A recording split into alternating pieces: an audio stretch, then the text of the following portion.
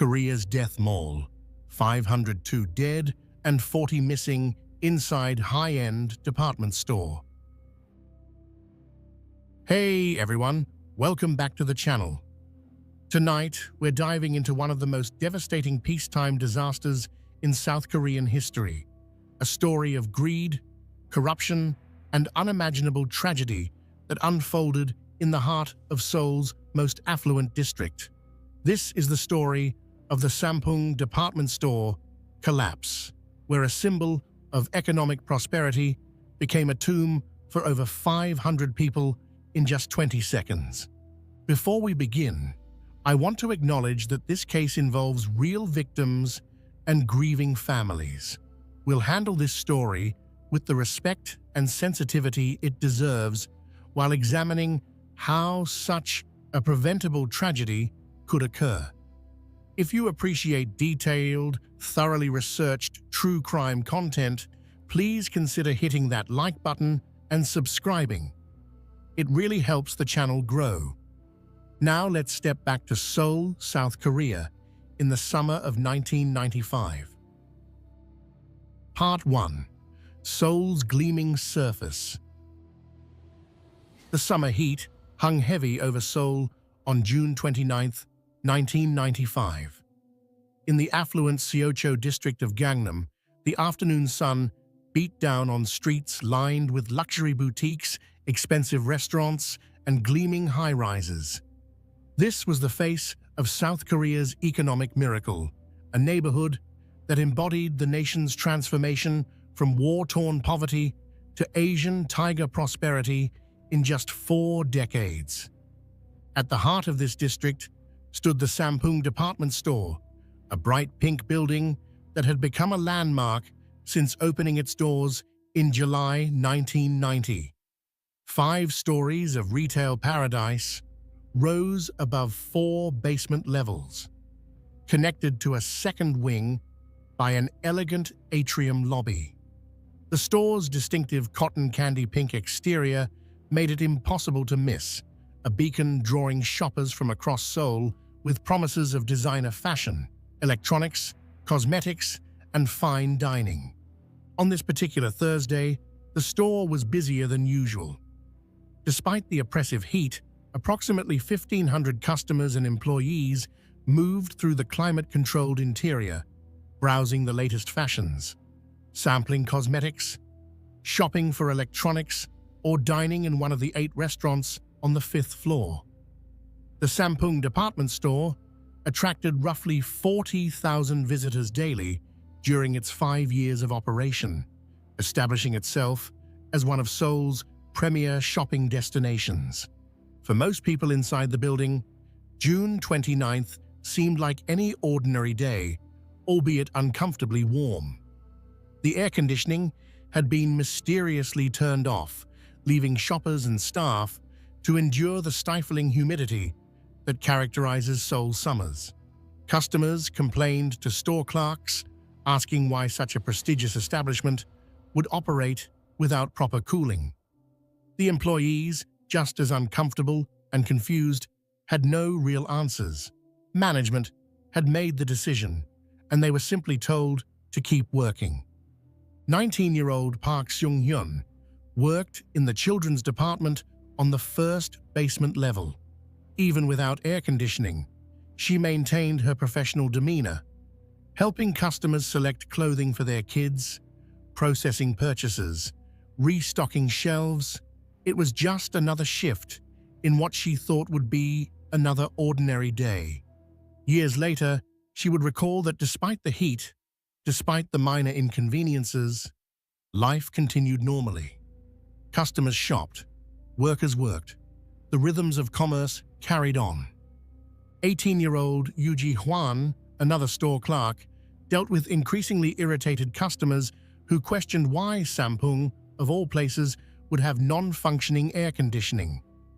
Based on later testimony, employees working the floor that day weren't informed about the building's structural issues. The deliberate shutdown of the cooling units on the roof and management's attempts to reduce stress on the failing ceiling remained known only to upper management. Above her head, cracks were spreading like spider webs across concrete that could no longer bear its burden. On the fifth floor, where 8 traditional Korean restaurants attracted crowds with their ondol floor heating and authentic cuisine, diners sat cross-legged on warm floors, enjoying bibimbap and bulgogi, completely unaware that the floor beneath them was slowly giving way.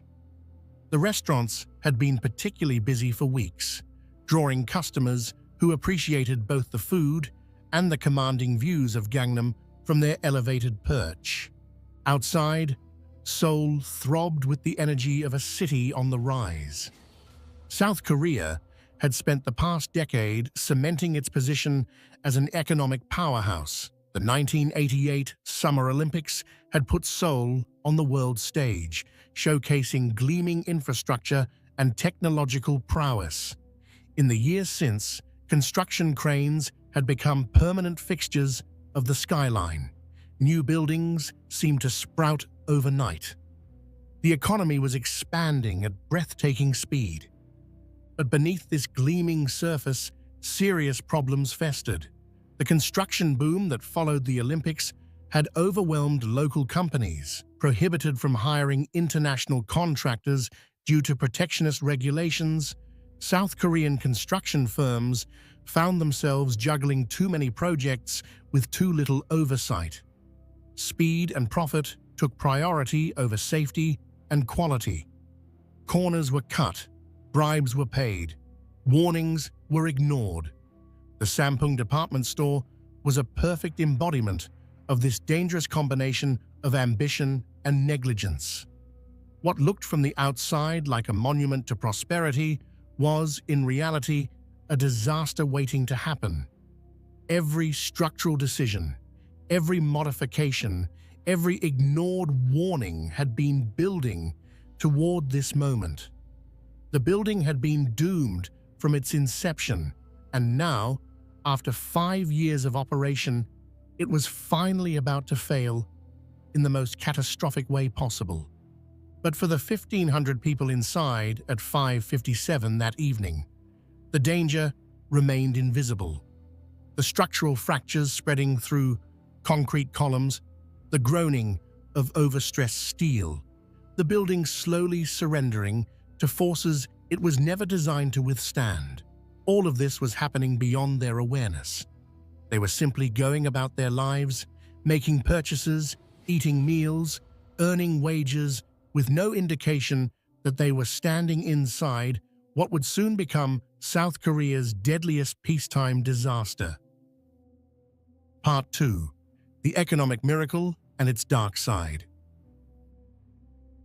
To understand how the Sampoong department store collapse could happen, we need to understand the context of South Korea's explosive growth in the decades leading up to 1995. This wasn't just a story about one corrupt developer or one poorly constructed building. It was a systemic failure born from a culture that prioritized rapid development over public safety, that valued economic growth above human life.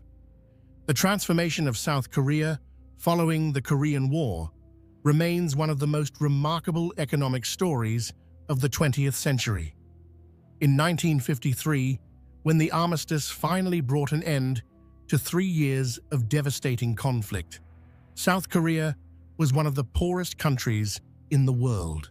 The war had destroyed much of the nation's infrastructure. Seoul lay in ruins.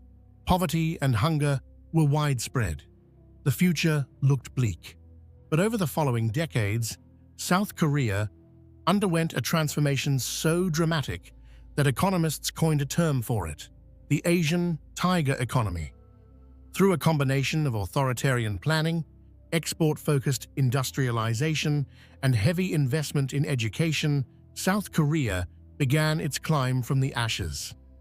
By the 1980s, this once devastated nation had become a global manufacturing powerhouse, producing everything from ships to semiconductors to automobiles.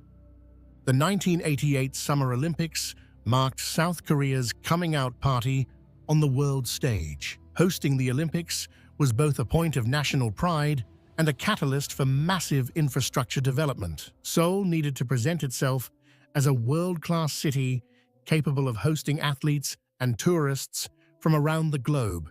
This meant new stadiums, new hotels, new roads, new everything. The construction boom that preceded the Olympics was staggering in scale. Cranes filled the skyline. Entire neighborhoods were demolished and rebuilt. New commercial districts rose where farmland had been only years before. The government poured resources into making Seoul shine, and private developers rushed to capitalize on the opportunity. But this breakneck pace of development came with serious costs. South Korean law at the time prohibited foreign construction companies from signing contracts for projects in Seoul. This protectionist policy was intended to benefit local firms, but it had unintended consequences. Domestic construction companies suddenly found themselves overwhelmed with more projects than they could properly manage. The results were predictable. Quality suffered. Safety standards were ignored. Buildings were erected quickly and cheaply to meet impossible deadlines. Corners were cut at every stage of construction. Inferior materials were used. Structural specifications were ignored. Building codes existed on paper but were rarely enforced in practice. Corruption became endemic in the construction industry. City officials, responsible for inspections and code enforcement, found themselves in a position to demand bribes in exchange for looking the other way. Developers, eager to cut costs and speed timelines, were more than willing to pay.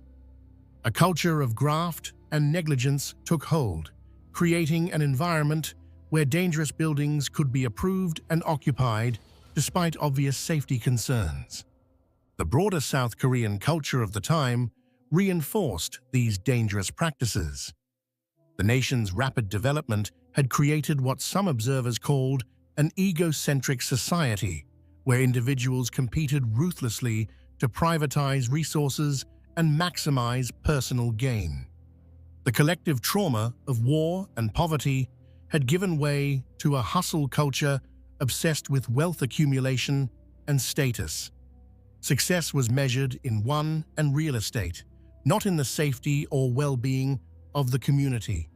This was the environment into which Lee Jun entered when he decided to build what would become the Sampoong department store.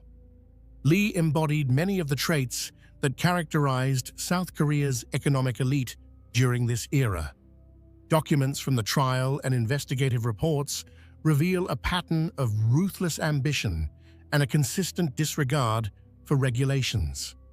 When he looked at a plot of land in the Seocho district of Seoul, the evidence suggests he saw past the site's history as a former landfill with questionable soil stability. What mattered was its prime location in one of Seoul's most affluent neighborhoods, a place where a luxury department store could generate enormous profits. Lee Jun was the chairman of the Sampoong Group's construction division, a position that gave him significant resources and connections.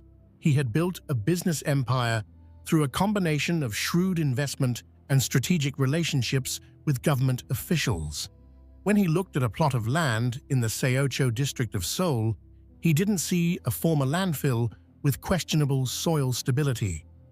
He saw a prime location in one of Seoul's most affluent neighborhoods, a place where a luxury department store could generate enormous profits. The site had previously been used as a landfill, which engineering standards would typically flag as requiring extensive soil analysis and reinforced foundations. In the freewheeling construction culture of 1980s Seoul, however, such technical concerns could be, and often were, dismissed when financial incentives and political connections aligned. Lee Jun had the capital, the connections, and the determination to build something impressive on this spot, and the available evidence suggests he wasn't inclined to let geological complications interfere with his plans. The broader economic context made projects like Sampoong particularly attractive. South Korea's middle and upper classes were growing rapidly, and they had disposable income to spend on consumer goods. Department stores represented a relatively new retail format in Korea, offering a more upscale shopping experience than traditional markets. The success of early department stores had proven there was demand for this type of shopping environment, especially in wealthy areas like Gangnam. Gangnam itself was emblematic of the new South Korea. The area south of the Han River had been transformed from agricultural land into the most expensive real estate in the country. Luxury apartments, designer boutiques, and high-end restaurants catered to Seoul's newly wealthy. A large, prestigious department store in the heart of this district seemed like a can't-miss proposition. But the same forces that made the project attractive also made it dangerous. The pressure to build quickly and cheaply, the culture of cutting corners, the corrupt relationships between developers and officials, the prioritization of profit over safety. All of these factors would come together in the construction of Sampoong, creating a building that looked impressive from the outside, but was fundamentally unsound. The Sampoong story is often framed as the result of one man's greed and negligence, and while Lee Jun certainly bears enormous responsibility for what happened, the disaster was also a product of its time and place. It was the inevitable result of a construction culture that had lost sight of basic safety principles in the rush to build bigger, faster, and cheaper. It was the culmination of years of ignoring warning signs, of prioritizing economic growth over human life, of valuing appearance over substance. Other disasters had already provided warnings that something was seriously wrong with South Korea's construction practices. The Seongsu Bridge, which connected Seoul's Gangnam district to the rest of the city, had collapsed in October 1994, only 8 months before the Sampoong disaster. 32 people died and 17 were injured when a section of the bridge suddenly gave way during morning rush hour, sending vehicles plunging into the Han River below. The bridge collapse had sparked public outcry and prompted some discussion of construction safety, but not enough to prevent what was coming. The underlying issues, the corrupt relationships between developers and officials, the culture of cutting corners, the lack of meaningful oversight, all of these problems remained unaddressed. And so when Lee Jun began construction on his department store in 1987, all of the conditions were in place for another catastrophic failure. Part 3. A building doomed from the start. The story of the Sampoong department store's construction is a masterclass in how not to build anything, let alone a large commercial structure that would house thousands of people daily. From the initial planning stages through to the building's completion in 1989, virtually every decision made was wrong, and virtually every warning was ignored. Construction began in 1987, with the Sampoong Group breaking ground on what was originally planned as a 4-story residential apartment building.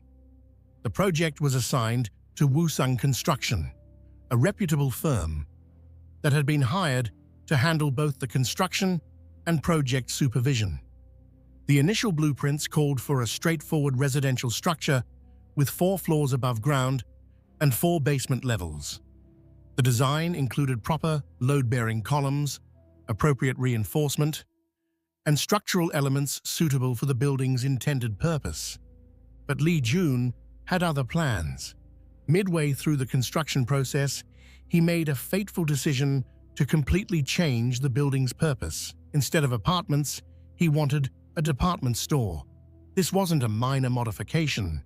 It was a fundamental transformation that would require extensive changes to the building's structural design. Apartment buildings and department stores have very different requirements in terms of open floor space, load distribution, and structural support.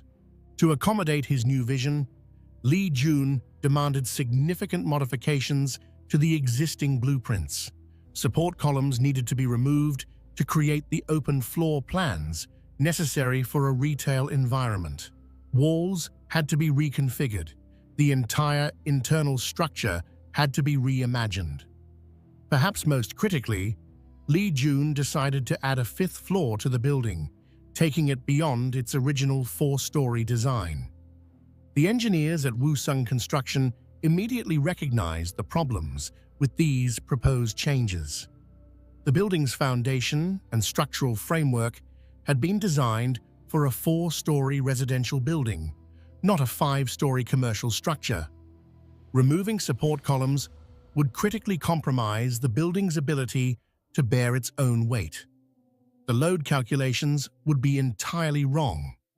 The whole plan was structurally unsound and potentially catastrophic. When the Woosung engineers raised these concerns and refused to implement the dangerous modifications, Lee Jun's response was swift and decisive. He fired Woosung Construction and hired his own company to complete the project. This move allowed him to circumvent the professional concerns of qualified engineers and instead impose his will on the construction process. Anyone who disagreed with his plans would simply be removed and replaced with someone more compliant. The new construction company proceeded to implement all of Lee Jun's modifications, despite their obvious structural problems. Support columns were removed to make way for escalators. The fifth floor was added, and it didn't stop there. Lee Jun continued to make changes as construction progressed, each one further compromising the building's integrity. The fifth floor itself underwent multiple transformations. Initially, it was supposed to be a roller skating rink. This designation was partly a way to circumvent zoning regulations that restricted pure retail development in the area. By classifying the fifth floor as recreational rather than commercial, Lee Jun could sidestep certain restrictions. But he later changed his mind again, deciding instead to install 8 traditional Korean restaurants on the top floor. This final change had serious structural implications. Traditional Korean restaurants use a floor heating system called ondol, which involves hot water pipes running through a thick concrete base. To accommodate this heating system, the fifth floor needed an unusually thick concrete foundation. Instead of a standard floor, the restaurants sat on concrete that was 1.2 meters thick, roughly 4 feet. This massively increased the weight that the building's structure would need to support. But the problems went far beyond just adding weight. The entire building was designed using what's called a flat slab structure. This type of construction doesn't use the crossbeams or steel skeleton that would normally help distribute loads across the building. Instead, each floor is essentially a flat concrete slab supported directly by columns. This can work if the columns are properly sized and spaced, but it leaves little margin for error.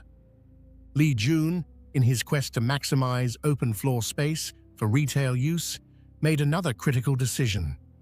He ordered that the diameter of the building's support columns be reduced from 80 centimeters to just 60 centimeters. That's a reduction from about 31 inches to 24 inches.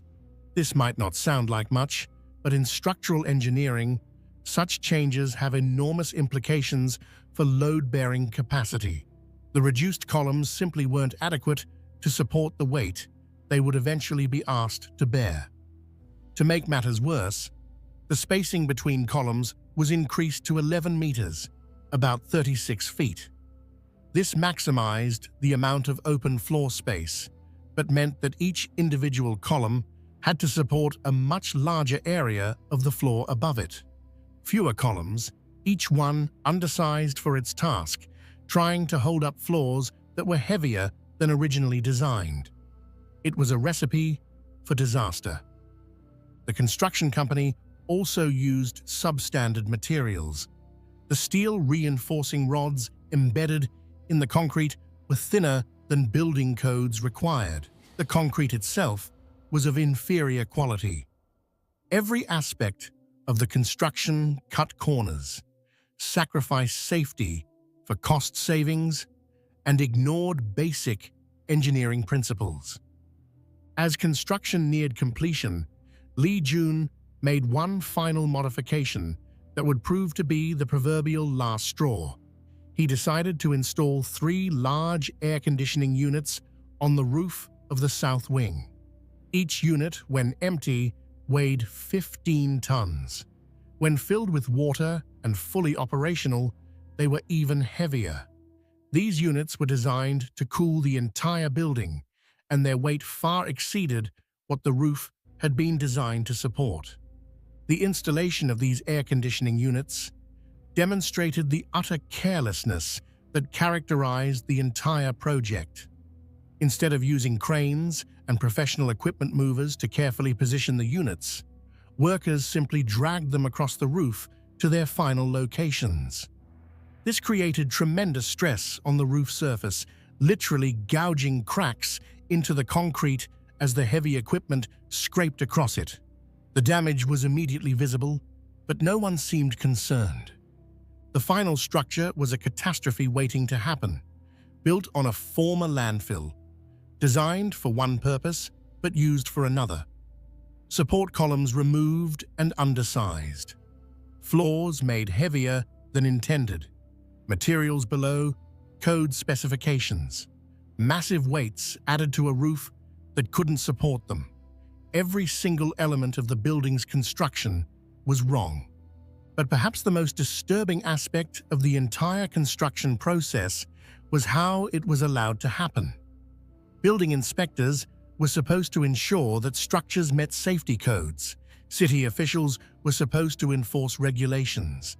Engineers were supposed to refuse to sign off on dangerous designs. But at every step, these safeguards failed. Corruption played a central role in this failure.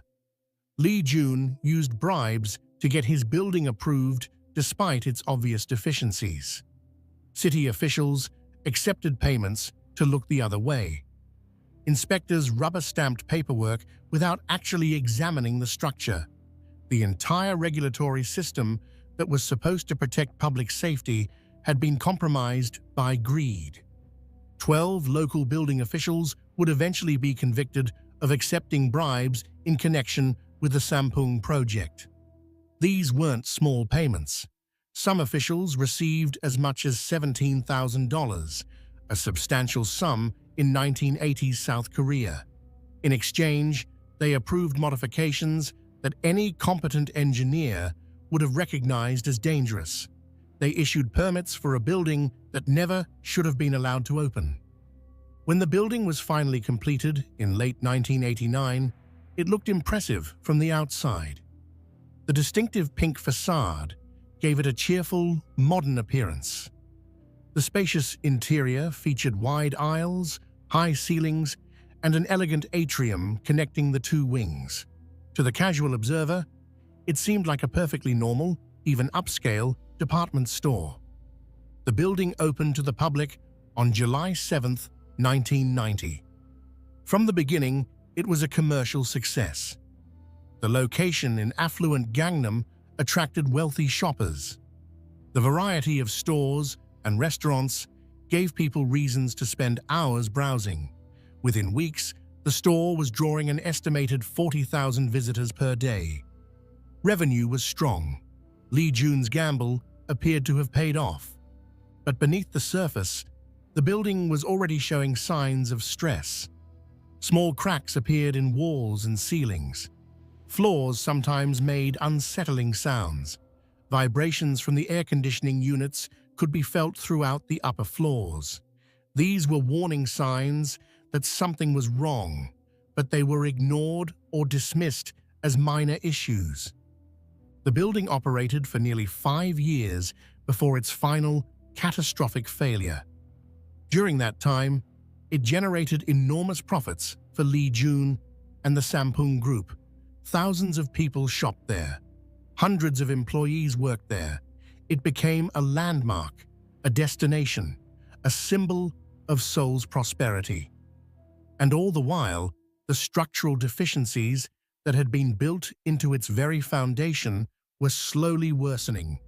Cracks spreading, columns weakening, the building inexorably moving toward collapse. Part 4. The Warning Signs. The Sampoong department store didn't collapse without warning. In the months and weeks leading up to June 29, 1995, the building practically screamed that it was in distress.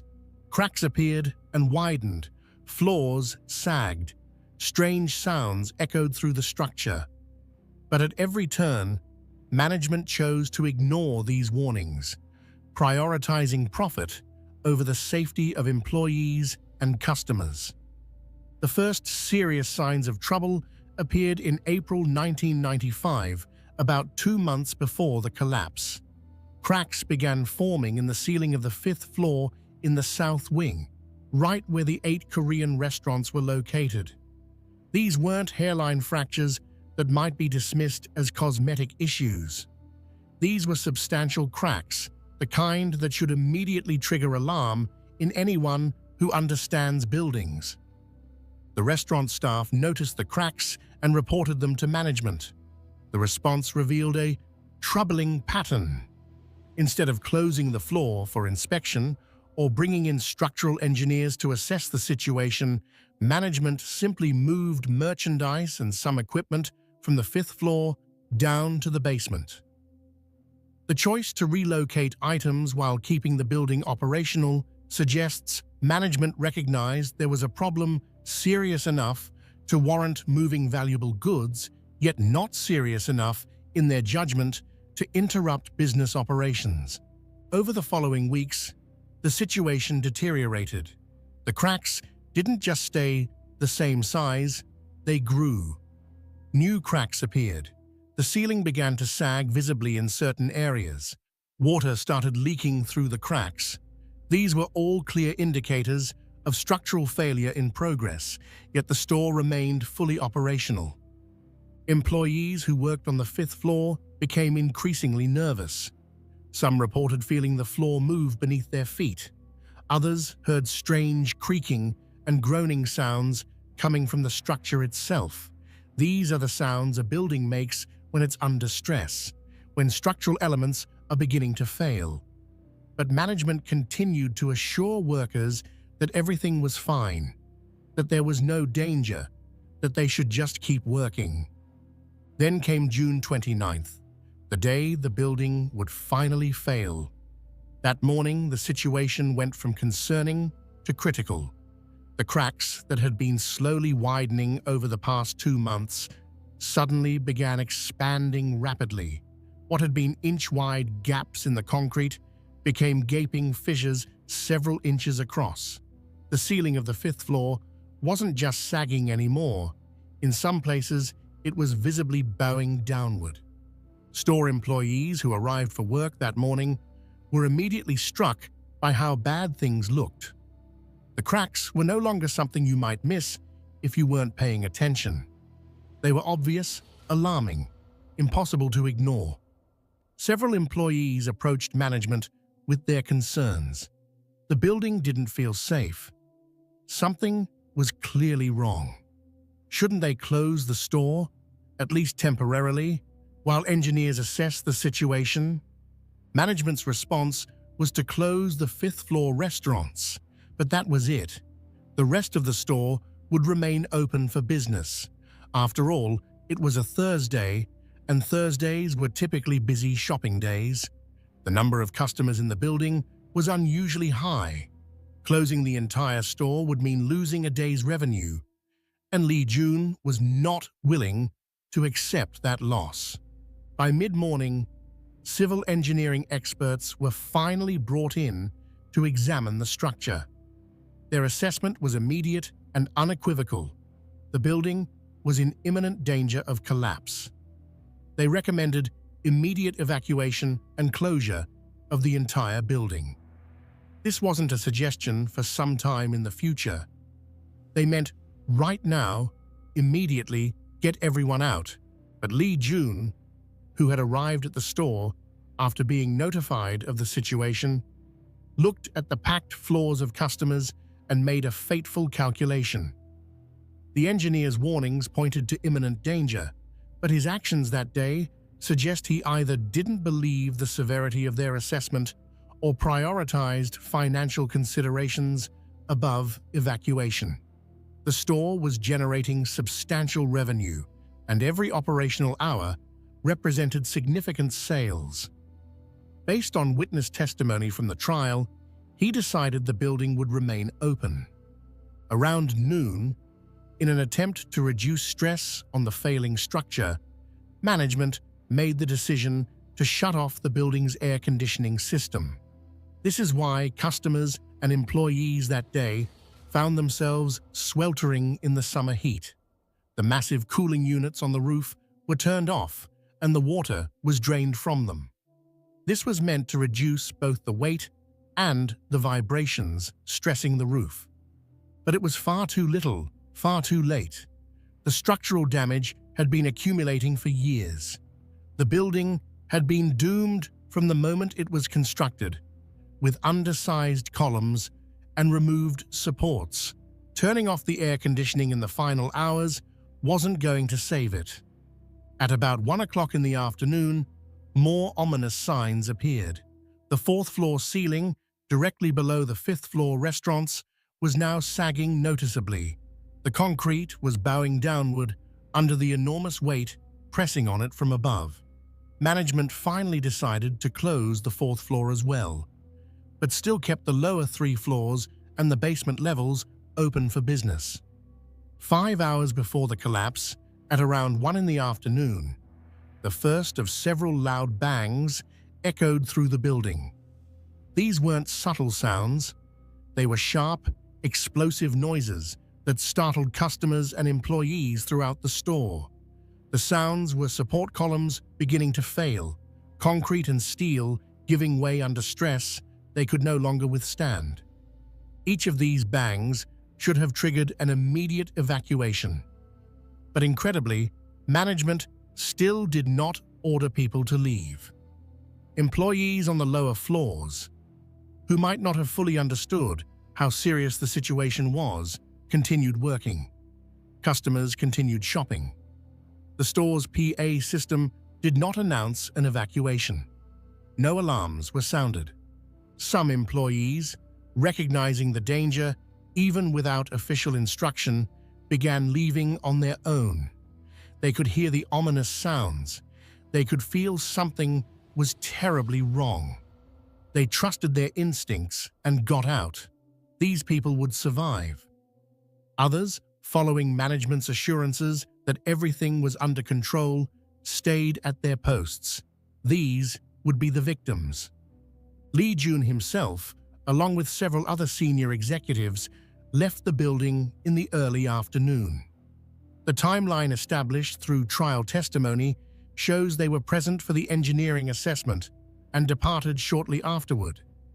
Yet no evacuation order was issued to employees or customers. The contrast between their departure and the continued operation of the store below became one of the most disturbing aspects of the disaster. Those with the authority to order an evacuation and ensure everyone's safe exit instead chose to leave without doing so. At 5 o'clock in the afternoon, the building was still operating. The lower floors were still full of customers. Employees were still at their registers and departments, and the structure was entering its final hour of existence.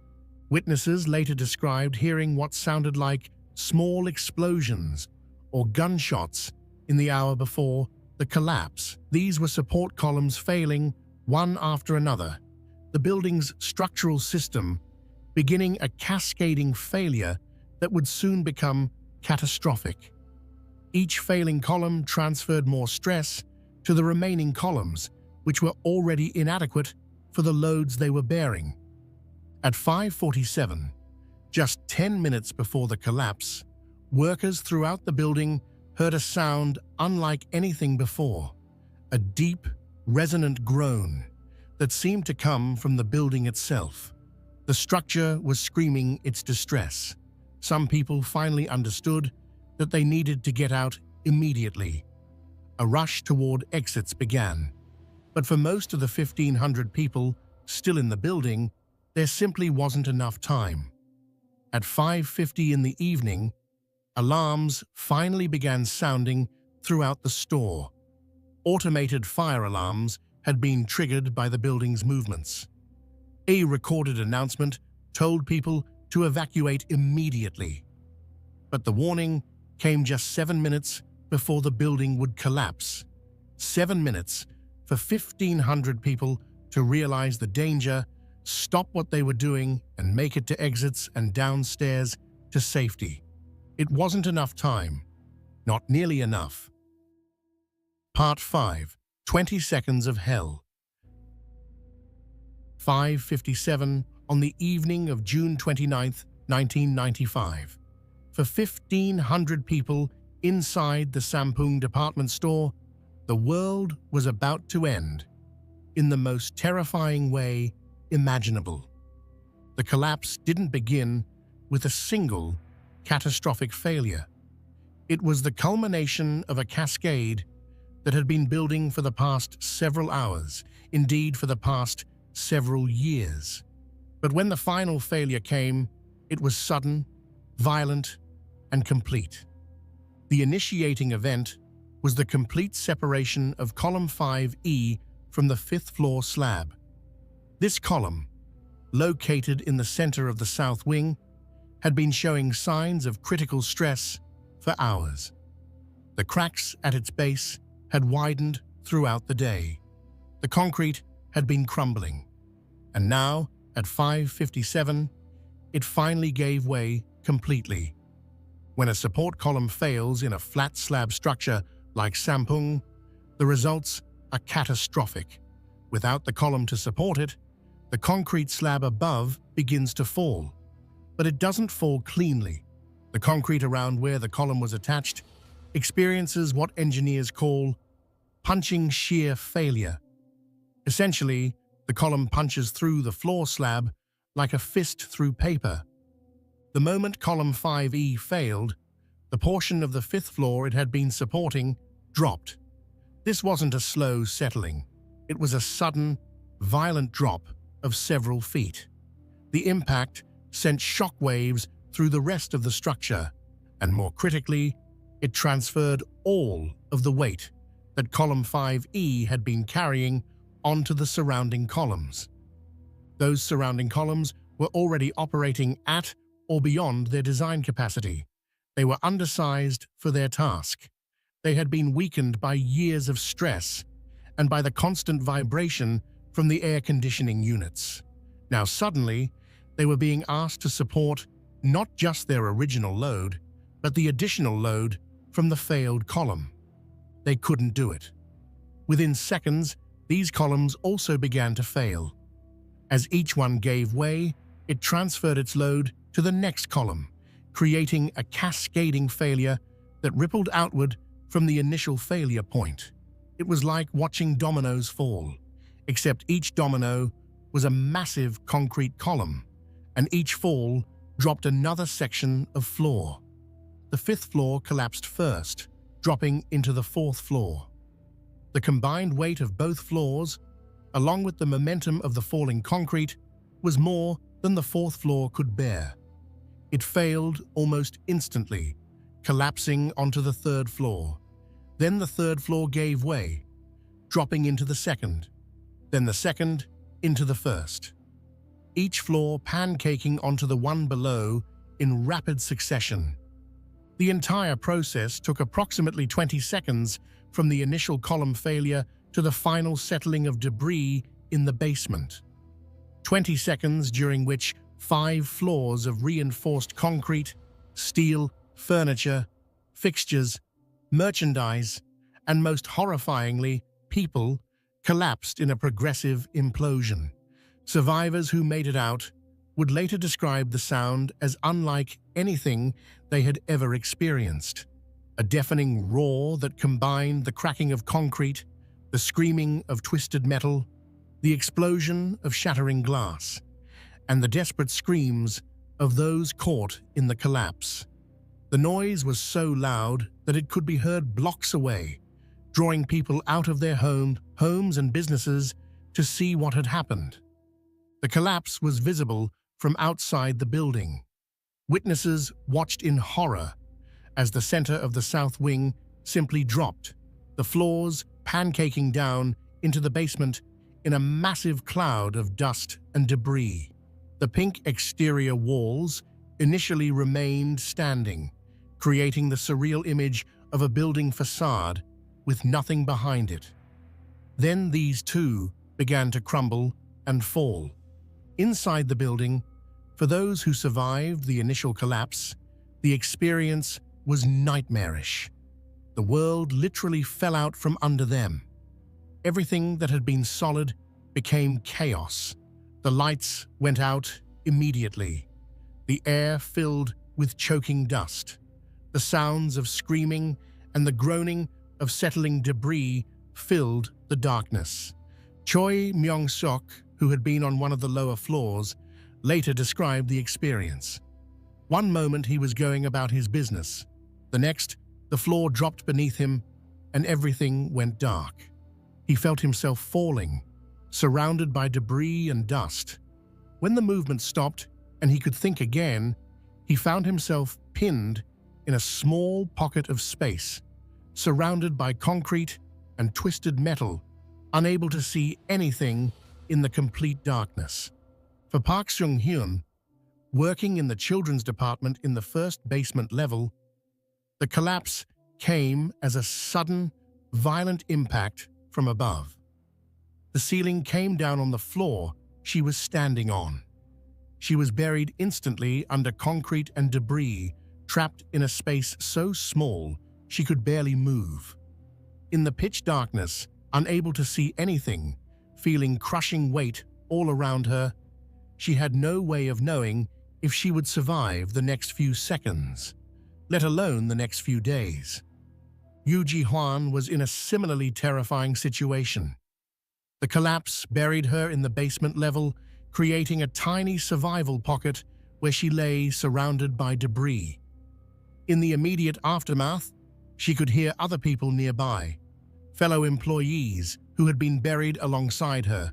They called out to each other in the darkness, trying to maintain hope, trying to stay calm, trying to believe that rescue would come. Outside, in the minutes immediately following the collapse, there was initially stunned silence from the crowds that had gathered. People couldn't quite process what they were seeing. A major building, a landmark, a place where thousands shopped daily, had simply ceased to exist. In its place was a massive pile of rubble and dust, a crater where the south wing had been. Then the screaming started. Not from inside the rubble, though there was certainly plenty of that, but from the crowds outside. People who had family members shopping in the store, employees' relatives waiting to pick them up after their shifts, passers-by who realized they were witnessing a major catastrophe with hundreds of people buried alive. The first emergency calls went out within a minute of the collapse. The Seoul Fire Department received multiple simultaneous reports of a building collapse at the Sampoong department store. The scale wasn't immediately clear from these initial reports. A building collapse could mean anything from a partial wall failure to what actually occurred. But as more calls came in, all describing the same massive collapse, dispatchers began to understand they were dealing with a major disaster.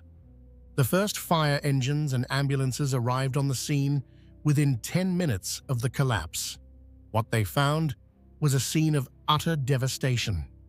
The entire center section of the south wing had collapsed into the basement, creating a crater roughly 100 meters long and spanning all 5 floors.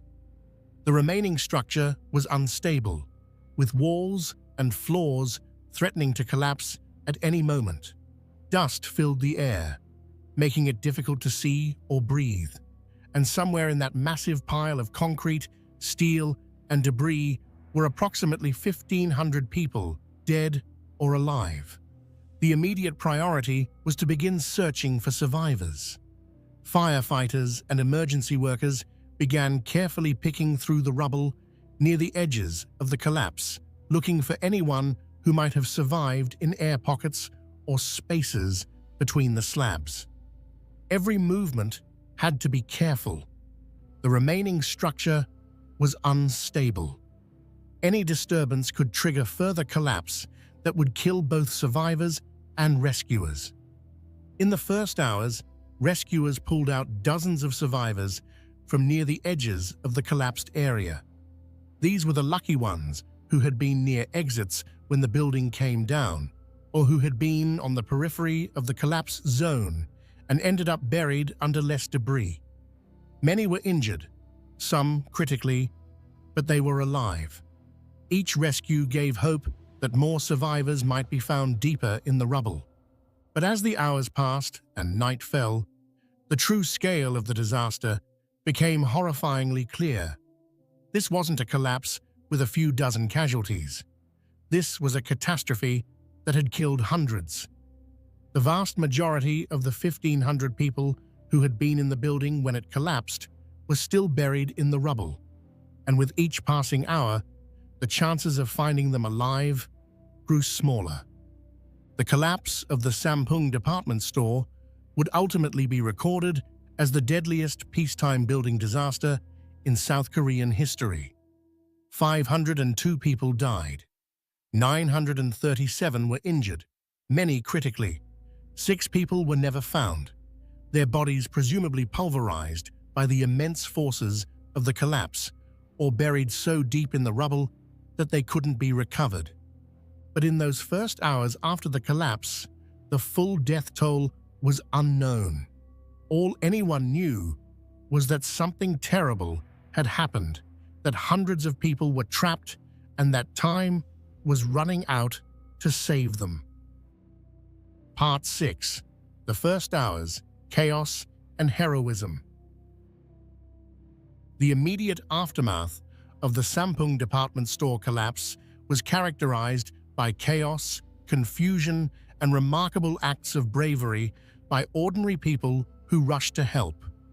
In the hours before organized rescue operations could be fully established, it was these volunteers, neighbors, and passers-by who saved many of the lives that would be saved. The collapse occurred at 5:57 in the evening, during the busy hours when many people were still out and about in Gangnam. The sound of the collapse, that terrible roar of failing concrete and steel, drew people from blocks around. Within minutes, hundreds of civilians had gathered at the site, and many immediately began trying to help. These early volunteers didn't have proper equipment, training, or coordination. What they had was courage and desperation. Many had family members or friends who worked at or shopped at Sampung. Others were simply moved by the cries for help coming from the rubble. They began pulling away chunks of concrete and twisted metal with their bare hands, calling out to anyone who might be buried and listening for responses. The scene was incredibly dangerous. The remaining structure was unstable, with portions of walls and floors threatening to collapse at any moment. Electrical wires hung loose and live from the wreckage, posing electrocution hazards. Gas leaks created the risk of explosion. Sharp edges of broken concrete and twisted rebar were everywhere. But none of this deterred the volunteers who climbed over and into the rubble despite the dangers.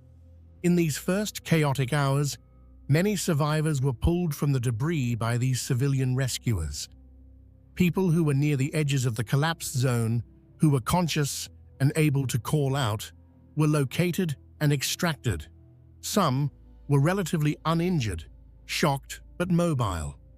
Others had been crushed or trapped by debris and needed multiple people working together to free them. The volunteers formed human chains, passing chunks of concrete hand to hand to clear paths to trapped survivors. One particularly dramatic rescue involved a woman who was trapped under a large concrete slab with only her head and one arm visible. Volunteers worked frantically to dig around her, removing smaller pieces of debris while trying to figure out how to lift or break the slab that pinned her. They knew that moving the slab wrong could shift other debris and kill her or others who might be nearby. After nearly an hour of careful work, they managed to create enough space to pull her free. She had multiple broken bones and internal injuries, but was alive. The first emergency responders, fire trucks and ambulances from nearby stations, began arriving within 10 to 15 minutes of the collapse, but they faced immediate challenges. The narrow streets of the Gangnam district were quickly clogged with traffic as people tried to flee the area or come to help. Emergency vehicles struggled to get through. When they did arrive, they found a scene that was overwhelming in scale. The Seoul Fire Department was equipped to handle normal emergencies, apartment fires, car accidents, the occasional industrial incident. They were not prepared for a disaster of this magnitude. They didn't have enough equipment, enough personnel, or established protocols for something like this. The reality was that South Korea in 1995 had never experienced a building collapse on this scale and simply wasn't ready for it. In the first hours, rescue efforts were uncoordinated. Different fire stations and police precincts responded, but there was no unified command structure directing the overall effort. Multiple groups of rescuers worked in different areas of the collapse zone, sometimes getting in each other's way. There was no clear system for marking areas that had been searched or for tracking who had been rescued and where they had been taken. The lack of proper equipment was also a critical problem. Rescuers needed heavy machinery, cranes to lift large pieces of concrete, excavators to dig through debris, cutting equipment to get through steel reinforcement. But bringing such equipment to the site took time. It had to be transported from construction sites or equipment yards. Operators had to be located and brought to the scene. And even when the equipment arrived, it had to be used carefully because of the risk of causing further collapse or crushing survivors who might be buried nearby. Medical response was similarly chaotic. Injured survivors pulled from the rubble needed immediate medical attention, but the sheer number of casualties overwhelmed the available ambulances and nearby hospitals. There was no established triage system to prioritize the most critical cases. Injured people were taken to whichever hospital was closest or had the first available ambulance, rather than being distributed based on the severity of their injuries and the capabilities of different hospitals. Family members of people who had been in the store began arriving at the scene, desperately seeking information about their loved ones.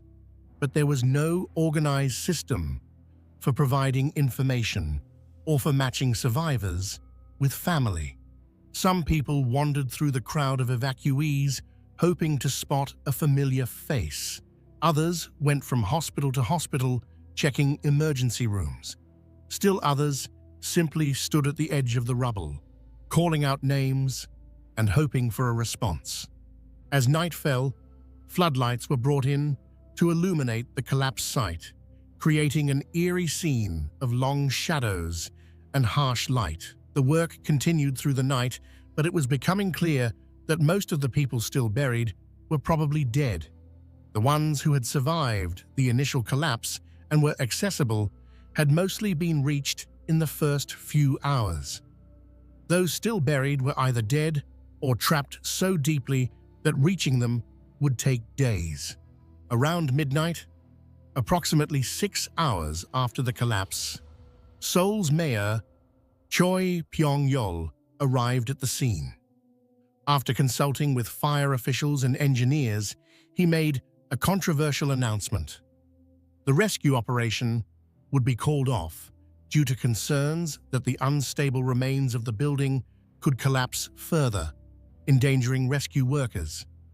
The announcement triggered immediate and intense backlash. Family members of the missing surrounded the mayor and city officials, demanding that rescue efforts continue. How could they give up when there might still be people alive in the rubble? The mayor tried to explain the safety concerns, that the risk of the remaining structure collapsing was very real, and that continuing rescue efforts could result in rescue workers being killed. But to the desperate families, this sounded like the authorities were abandoning their loved ones. The protest grew larger and more heated.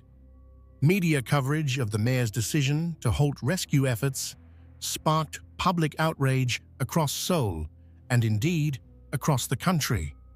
Protesters began gathering at the site, refusing to leave, demanding that rescue operations continue regardless of the danger. The combination of media pressure and public anger forced city officials to reverse the decision. After several hours of protests, the mayor announced that rescue efforts would continue, but with extra precautions to try to stabilize the remaining structure. Engineering teams worked through the night to assess the stability of what was left standing and to devise ways to stabilize it. They brought in steel cables and supports to brace unstable walls. They carefully removed portions of the structure that seemed most likely to collapse, trying to make the site safer for rescue workers to operate in. By dawn on June 30th, a more organized rescue operation was beginning to take shape. Additional heavy equipment had arrived. A command structure had been established with clear chains of authority. Search areas were being systematically mapped and assigned to different rescue teams. Medical triage was being set up at the site so the most critical patients could be prioritized for transport. The chaos of the first night was being replaced with something more organized, though the scale of the disaster meant conditions were still far from ideal. But the hard reality was setting in. Most of the people who were going to be found alive had already been found. Those still buried were almost certainly dead, or buried so deep that they wouldn't be reached for days or even weeks. The operation was shifting from rescue to recovery, though no one was ready to admit it yet. As long as there was any possibility of finding someone alive, the workers would keep searching.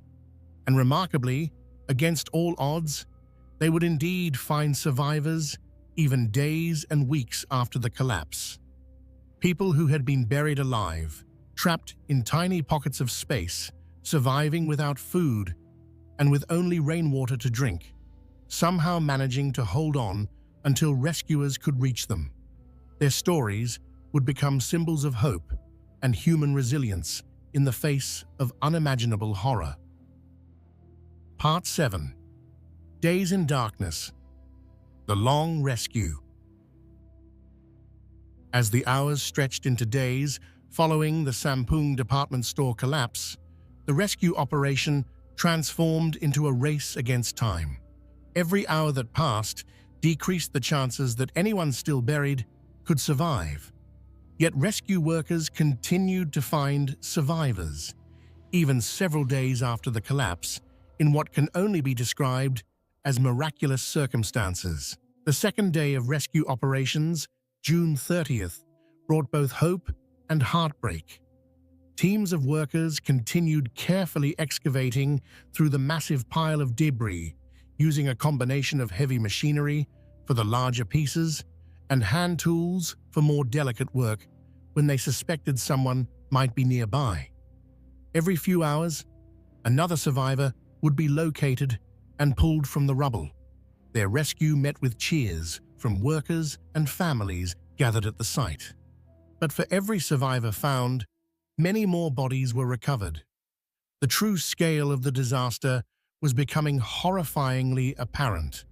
Entire sections of the building had pancaked so completely that there were no survival spaces, just layers of compressed concrete with the crushed remains of what had been on each floor. Rescue workers, many of whom were volunteers with no training for dealing with such gruesome scenes, were traumatized by what they found. The heat was oppressive. Seoul in late June is hot and humid, and the sun beat down mercilessly on the rescue workers as they labored in heavy protective gear. The smell from the rubble was becoming increasingly unbearable, a combination of building materials, leaking chemicals, and decomposing bodies. Workers had to take frequent breaks to avoid heat exhaustion and to cope with the emotional toll of the recovery effort. One of the significant challenges facing rescuers was the sheer instability of the rubble pile. The collapsed structure wasn't a stable mass. It was a chaotic assemblage of concrete slabs, steel beams, and other building materials delicately balanced against each other. Moving one piece could trigger a cascade that would bury survivors or kill rescue workers. Engineers had to constantly assess the stability and direct where excavation could safely proceed. On July 1st, 3 days after the collapse, rescue workers made contact with a group of survivors trapped together in a pocket of space in the basement. Through a small opening, they could communicate with the trapped people, who were alive but in bad condition.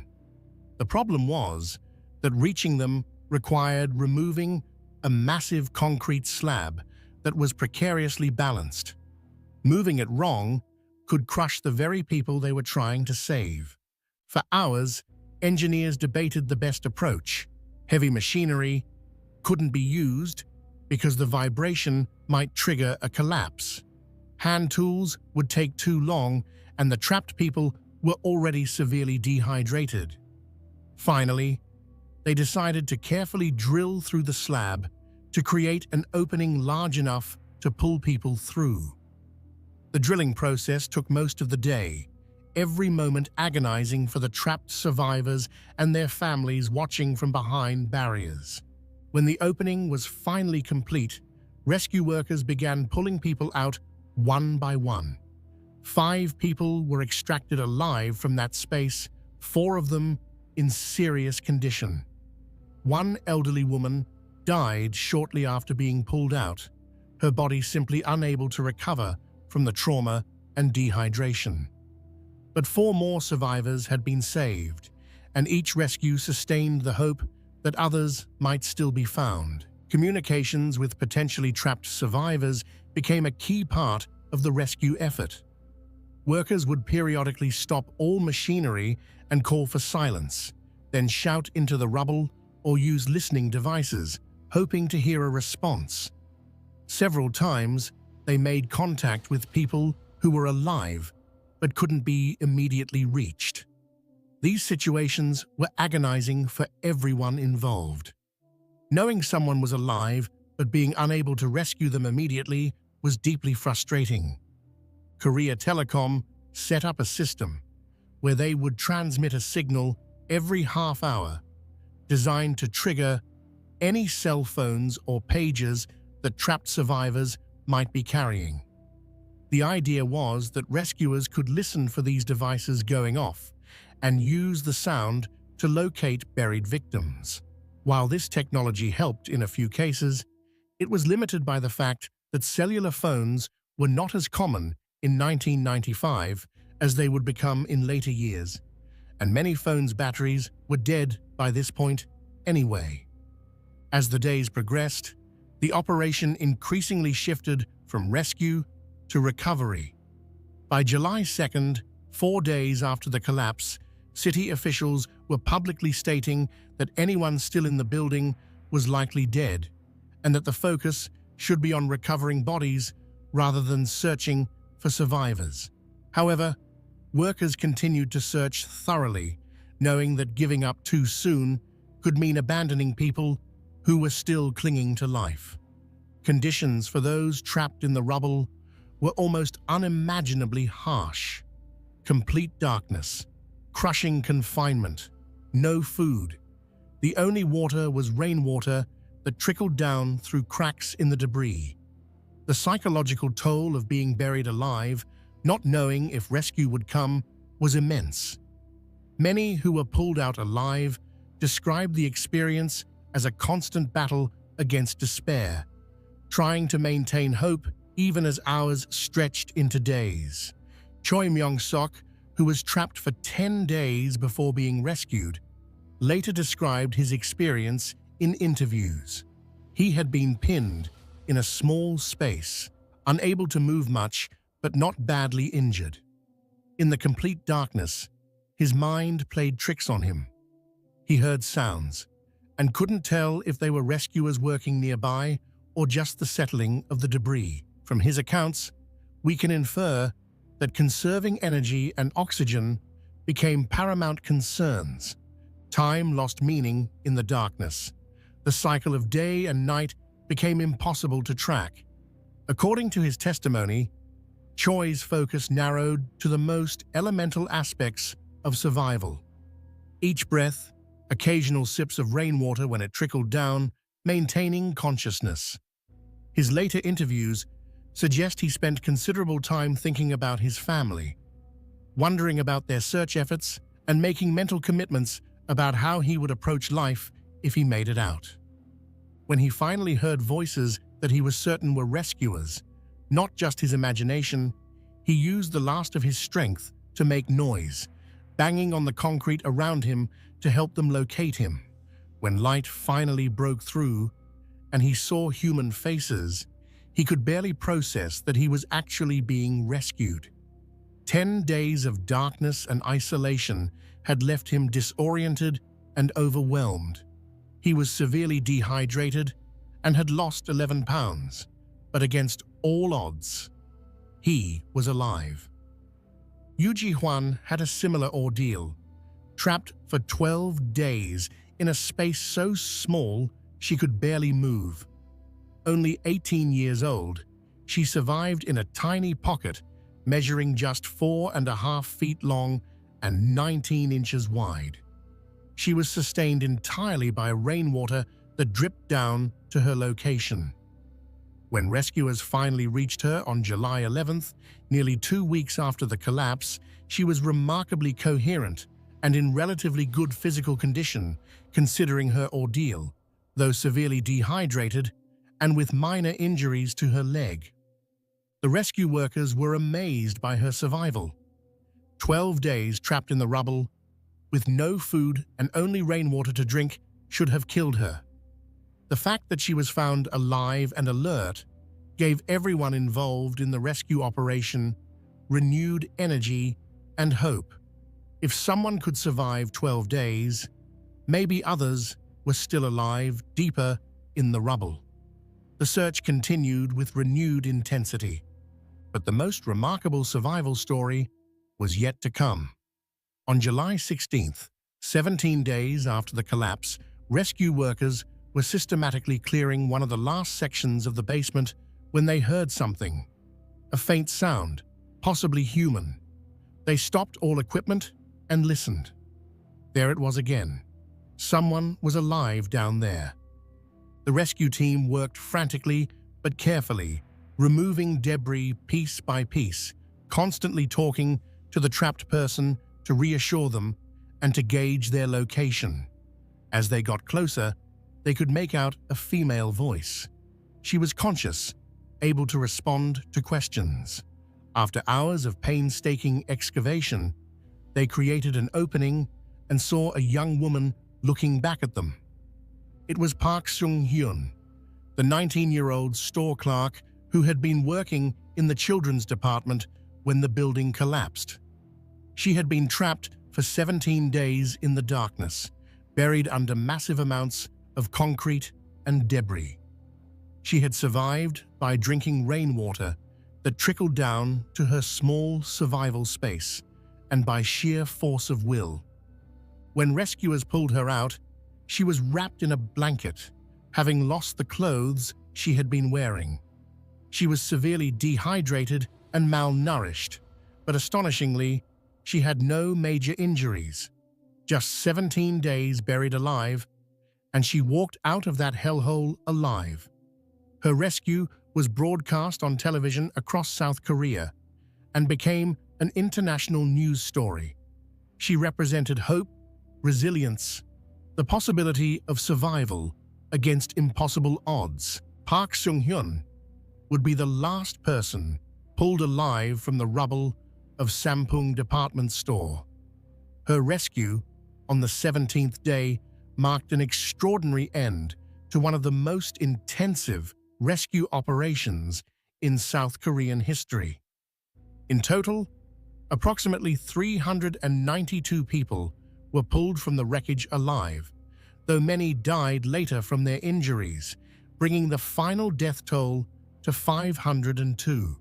The stories of the long-term survivors like Choi, Yoo, and Park captured public imagination and provided some measure of hope and redemption in an otherwise horrific disaster. Their survival demonstrated the resilience of the human body and spirit, but their experiences also highlighted the randomness and cruelty of the disaster.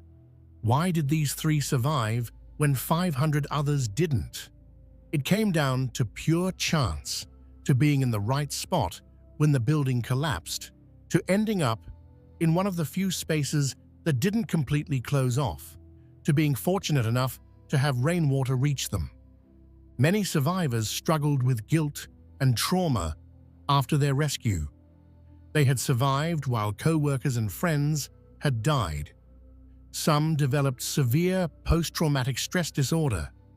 The psychological toll of being buried alive, of believing you were going to die, of hearing others around you dying, was immense and lasting. Support systems for disaster survivors were limited in South Korea at the time, and many victims received inadequate mental health care in the aftermath. The rescue operation formally concluded in late July. More than 3 weeks after the collapse, the recovery of bodies continued for weeks beyond that.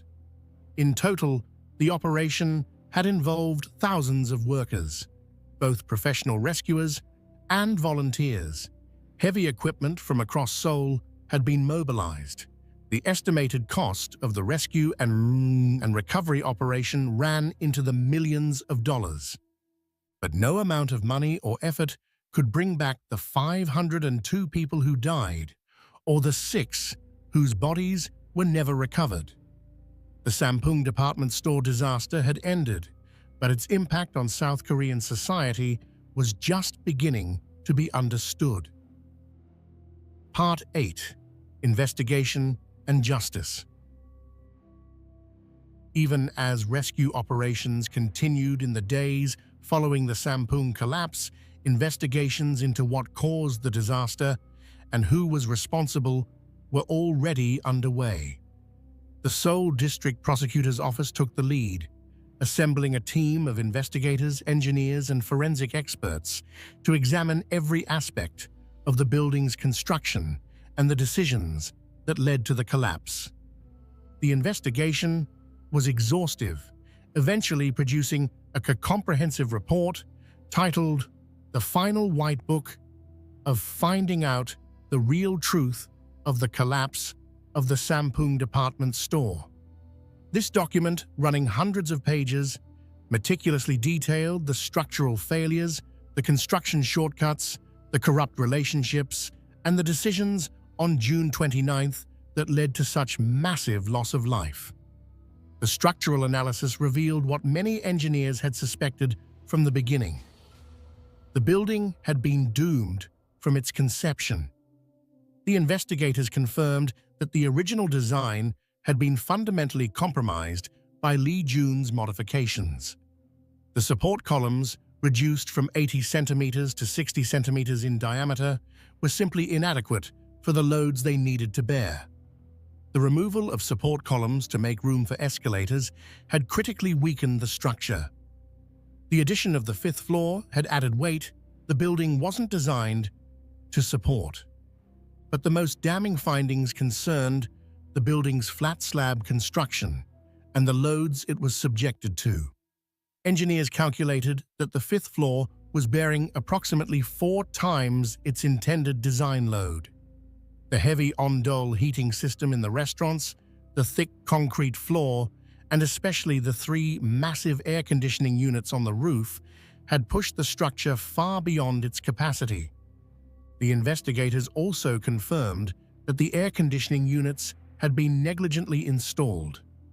Instead of being properly lifted into place by cranes, they had been dragged across the roof, creating significant damage. The vibrations from these units, when operational, had transmitted stress throughout the building, gradually widening existing cracks and weakening already compromised columns. Turning off the air conditioning on the day of the collapse was an attempt to reduce this stress, but by then, the damage was far too extensive for such a measure to matter. The forensic analysis of the rubble provided detailed information about the collapse sequence.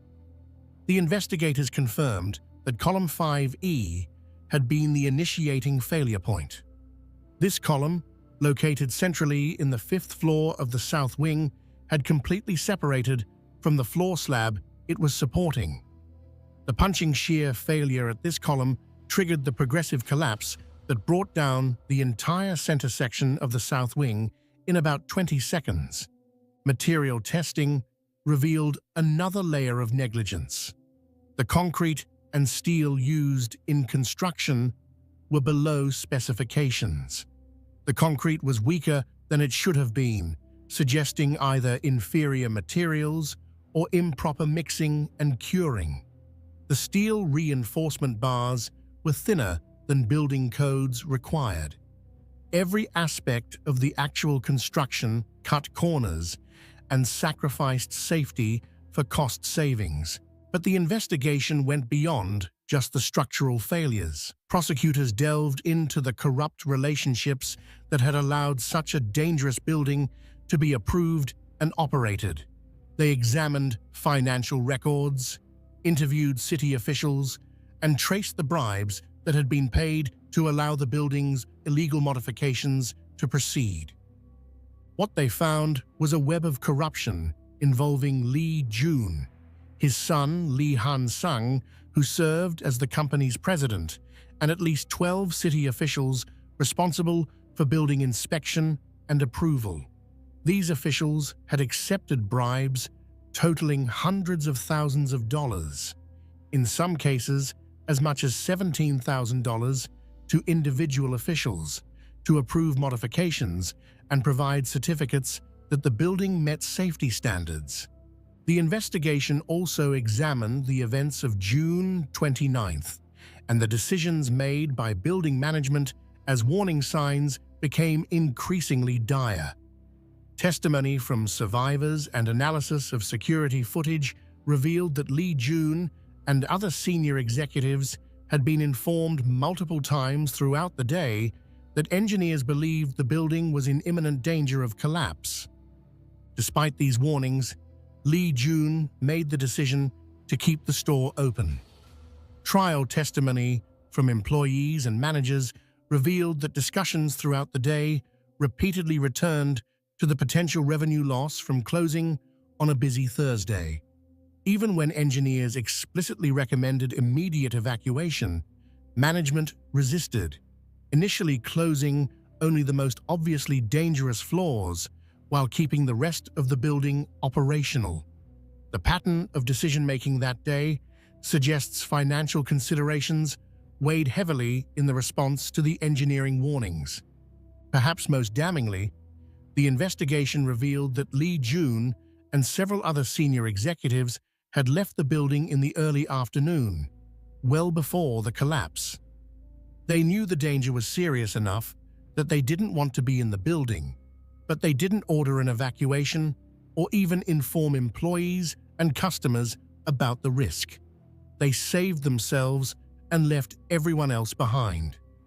This revelation caused enormous public outrage when it became known. The image of wealthy executives fleeing a building they knew was about to collapse, while leaving 1,500 other people inside, became a symbol of the callous greed and disregard for human life that characterized the disaster. The public response to the investigation's findings was swift and furious. Mass protests erupted across Seoul, with thousands of people taking to the streets demanding justice for the victims. The disaster had shaken public confidence, not just in the Sampoong Group, but in the entire construction industry and the government officials responsible for oversight. A broader investigation into construction practices across Seoul revealed just how widespread the problems were. A government survey of high-rise buildings in the city found that 14% were structurally unsafe and needed to be completely rebuilt. 84% required significant repairs to meet basic safety standards. Only 2% of buildings surveyed were found to fully meet codes and government safety standards. These findings were shocking, but not entirely surprising. The construction boom of the 80s and early 90s had prioritized speed and profit over safety. The results were buildings that might look impressive from the outside, but were fundamentally unsound. The Sampoong collapse had been the most dramatic failure, but investigators now understood it was just the most visible example of systemic problems. On December 27, 1995, 6 months after the collapse, the first verdicts came down. Lee Jun was convicted of criminal negligence and sentenced to 10 years and 6 months in prison. This would later be reduced, on appeal, to 7 years and 6 months. His son, Lee Han-sang, was convicted of corruption and accidental homicide and sentenced to 7 years. The 12 city officials who had accepted bribes were also convicted and sentenced to various terms. These sentences ranged from 3 to 7 years, depending on the extent of their involvement and the amounts of money they had accepted. Several were also ordered to pay substantial fines. Public reaction to the sentences was mixed. Many felt that even the longest sentences were inadequate given the scale of the tragedy. 7.5 years in prison for 502 deaths seemed woefully insufficient. Others noted that at least in this case, unlike many cases of corporate malfeasance, those responsible were actually being held accountable and sent to prison. In addition to the criminal proceedings, civil cases were filed by victims' families and survivors seeking compensation.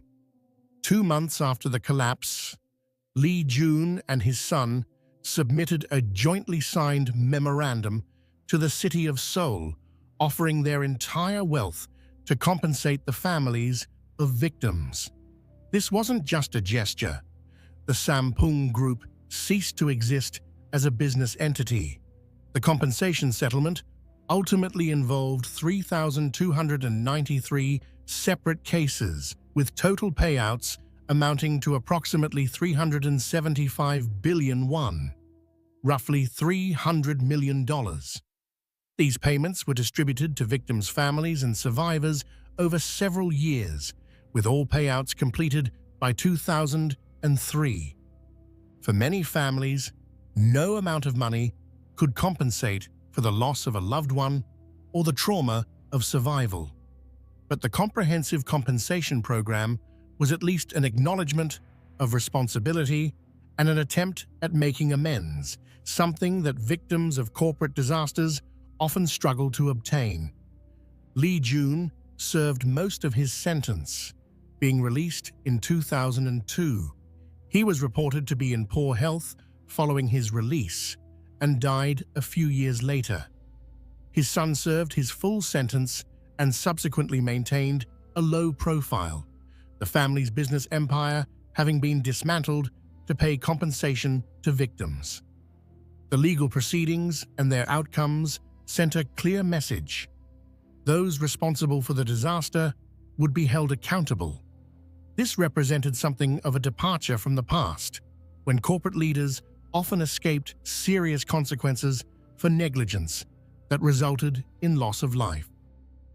Part 9. Reform and Legacy. The Sampoong department store collapse served as a catalyst for sweeping changes in South Korea's construction industry, building codes, and disaster response capabilities. The disaster had exposed such fundamental failures in the system that the status quo was no longer tenable. Public pressure and governmental embarrassment combined to force genuine reforms.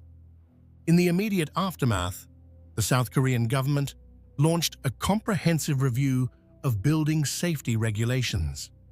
A special task force was assembled to examine existing building codes, identify gaps and weaknesses, and propose strengthened standards. The goal was to ensure that another disaster on the scale of Sampoong could never happen again. The resulting reforms touched every aspect of building design, construction, and oversight. New regulations required independent structural reviews whenever significant design changes were proposed during construction. No longer could a developer simply fire one construction company and hire another, more compliant one to implement dangerous modifications. Any major changes to approved plans now required re-evaluation by independent engineers who had no financial relationship with the project. Column specifications and load-bearing requirements were strengthened, particularly for flat slab structures like Sampoong. The new codes required larger columns with more spacing restrictions to ensure adequate support. The use of flat slab construction without proper reinforcement was essentially banned for large commercial structures. Building inspection procedures were overhauled. Instead of relying primarily on initial approval with minimal ongoing oversight, the new system required periodic inspections throughout construction and random audits of completed buildings. Inspectors were given more training and resources, and penalties for accepting bribes or falsifying inspection reports were dramatically increased. The government also established new disaster response protocols. The chaos of the first hours after the Sampoong collapse, with no unified command structure and inadequate equipment, had demonstrated the need for better preparation. New emergency management systems were developed specifically for large-scale disasters, with clear chains of command, pre-designated staging areas, and stockpiles of specialized rescue equipment. The disaster also revealed deficiencies in emergency medical response. The lack of triage systems and the chaotic distribution of injured patients to hospitals had hampered effective medical care. In response, South Korea developed one of the world's most advanced disaster medicine protocols, including specialized trauma centers, helicopter transport systems, and comprehensive triage procedures. Beyond the technical reforms, the Sampoong disaster prompted a broader cultural reckoning about the costs of rapid development. The notion that economic growth should take precedence over safety and human welfare was increasingly questioned. The disaster became a cautionary tale used in business schools, engineering programs, and government training to illustrate the consequences of prioritizing profit over responsibility. The construction industry itself underwent significant changes. Many companies that had been operating with questionable safety practices found themselves under increased scrutiny. Some were forced out of business when their buildings were found to be structurally unsound. Others reformed their practices to comply with the new, stricter standards. The industry as a whole became more professional and safety-conscious, though problems certainly didn't disappear entirely. The question of memorializing the disaster and remembering its victims became controversial. Families of the deceased wanted a memorial built on the site where Sampung had stood, a place where they could gather to honor their loved ones. However, this proposal faced opposition from local politicians and real estate interests who argued that the land, located in one of Seoul's most expensive districts, was too valuable to be used for a memorial. This dispute revealed continuing tensions between commercial interests and public memory. After extended negotiations, a compromise was reached. A memorial would be built, but not on the Sampung site itself. Instead, the memorial was erected in Yangjae Citizens Forest, a park located approximately 4 kilometers from where the disaster occurred. The memorial, designed by Ewha Women's University professor and sculptor Kim Bong-gu, stands 12 meters high and is made of marble. It was funded by the Sampung Group as part of their compensation to victims. The design incorporates symbolic elements representing both the tragedy and the hope for prevention of future disasters. Each year on June 29th, bereaved families gather at this memorial for a ceremony remembering those who died. The land where Sampung Department Store once stood was sold to a private developer. In 2001, construction began on a luxury apartment complex called Acrovista, which was completed in 2004. Walking through the area today, there is no visible sign that a disaster killing over 500 people occurred here. The gleaming apartment towers, home to some of Seoul's wealthiest residents, have completely erased the physical traces of the tragedy. This erasure has been criticized by some as emblematic of a broader tendency to forget uncomfortable aspects of the past in favor of presenting an image of progress and prosperity. The fact that a former president of South Korea, Yoon Suk Yeol, lived in one of these apartments before moving to the presidential residence only reinforced this sense that the tragedy had been paved over and forgotten by those in power. But for the families of victims and survivors, the memory remains vivid and painful. Studies conducted years after the disaster found that many survivors continued to struggle with post-traumatic stress disorder, depression, and anxiety. A survey done on the 30th anniversary of the collapse found that 19 of 30 bereaved family members surveyed were still suffering from what psychologists categorized as post-traumatic embitterment disorder, a pathological reaction to negative life events characterized by feelings of injustice and helplessness. The psychological impact of the disaster extended beyond direct victims and their families. The collapse had inflicted collective trauma on South Korean society. Coming just 8 months after the Seongsu Bridge collapse, Sampung seemed to confirm fears that the rapid development of the previous decades had been built on dangerously shaky foundations. People began to question whether the buildings they worked in, the bridges they drove over, the stores they shopped in, were actually safe. This broader loss of trust in institutions and infrastructure was perhaps one of the disaster's most significant social impacts. It represented a coming of age for South Korean society, a recognition that economic prosperity meant nothing if it came at the cost of basic safety and human life. The hustle culture that had driven the nation's remarkable development was increasingly seen as having a dark side that needed to be acknowledged and addressed.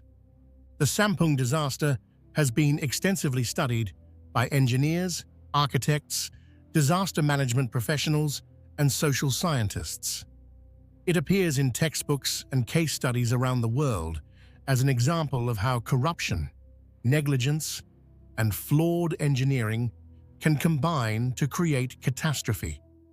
The technical details of the collapse have been analyzed to understand failure modes and improve building design. The social and organizational failures have been examined to improve oversight systems and corporate governance. In South Korea itself, the disaster lives on in popular culture. Songs, films, novels, and television programs have explored the tragedy from various angles. Rock band NEXT released a song in 1995 called The World We Made that reflected on the disaster and the society that produced it. The lyrics asked who should be blamed and suggested that everyone was complicit in creating a world where such disasters could occur. More recently, documentaries and dramatic series have revisited the disaster, interviewing survivors and examining the circumstances that led to the collapse. These cultural productions serve to keep the memory alive and to remind new generations of the costs of negligence and corruption. They ensure that Sampung remains a living memory rather than just a historical footnote. The reforms prompted by the Sampung disaster have undoubtedly saved lives. South Korea's building codes are now among the most stringent in the world. The country's disaster response capabilities are highly developed. While problems certainly still exist in the construction industry, nothing on the scale of Sampung has occurred in the 3 decades since. Yet questions remain about whether the lessons have been fully learned. Periodic scandals involving shoddy construction, bribery of building inspectors, and inadequate safety enforcement suggest that some of the underlying problems persist. Rapid development continues to be valued, and economic pressures can still lead to corner cutting. The challenge is maintaining vigilance and commitment to safety, even as the memory of the disaster fades. Part 10: The Human Cost. Beyond the statistics of 502 dead and 937 injured, the Sampung department store collapse represents hundreds of individual tragedies, each one a life cut short or forever changed by negligence and greed. To understand the true impact of the disaster, we need to remember that these weren't just numbers. They were people with families, dreams, and futures that were stolen from them. Among the dead were store clerks, many of them young women in their late teens or early 20s working their first jobs. They were saving money for college, helping support their families, learning about responsibility and independence. They showed up for work on June 29th like any other day, expecting to spend their shift helping customers, restocking shelves, processing sales. They never went home. Restaurant workers on the 5th floor, many of them skilled cooks and servers who took pride in their craft, were going about their preparations for the evening dinner service when the building collapsed. Some were cooking, others were setting tables, preparing for the customers who would never arrive. The 8 restaurants on that floor were completely destroyed, their staff buried under the massive weight of the roof and air conditioning units that crashed down on them. Shoppers who had come to browse or make purchases were trapped mid-transaction. Families who had brought their children to look at toys in the children's department. Office workers stopping by after work to pick up something on their way home. Elderly shoppers who had been loyal customers since the store opened 5 years earlier. All of them became victims through the simple bad luck of being in the wrong place when a greedy developer's shortcuts finally caught up with him. The families left behind faced not just grief, but often severe financial hardship. Many victims had been breadwinners for their families. Their deaths meant not just emotional devastation, but economic catastrophe. Widows and widowers suddenly found themselves single parents struggling to make ends meet. Parents who had lost adult children faced futures without the support those children would have provided in their old age. The compensation provided by the Sampung Group, while substantial in total, was distributed among thousands of claimants and took years to fully process. In the meantime, families struggled. Some lost their homes. Children had to drop out of school, The ripple effects of the disaster extended far beyond the immediate casualties. Survivors faced their own challenges. Many suffered permanent physical injuries, crushed limbs, spinal damage, traumatic brain injuries, organ damage from crushing injuries. Some would never fully recover, facing lives of chronic pain and disability. The young store clerk, who had been excited about her first job, now faced years of painful physical therapy and reconstructed bones. The psychological trauma was equally severe and often less visible. Survivors frequently developed severe anxiety, particularly claustrophobia and fear of buildings. Simple things like entering an elevator or standing in a crowded room could trigger panic attacks. Many experienced recurring nightmares about being trapped in darkness, unable to move, feeling crushing weight all around them. Choi Myung-seok, the survivor trapped for 9 days, struggled significantly after his rescue despite being physically relatively unharmed.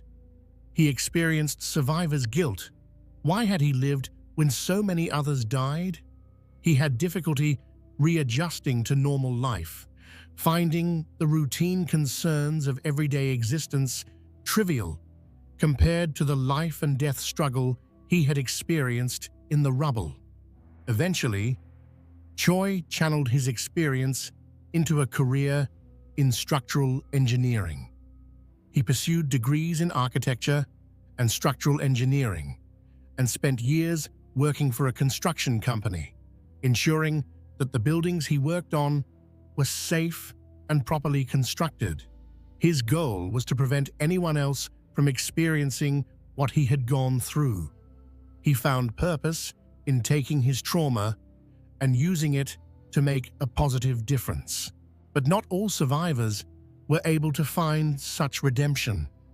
Some struggled with depression and substance abuse. The trauma of the experience was simply too much to process and integrate into a normal life.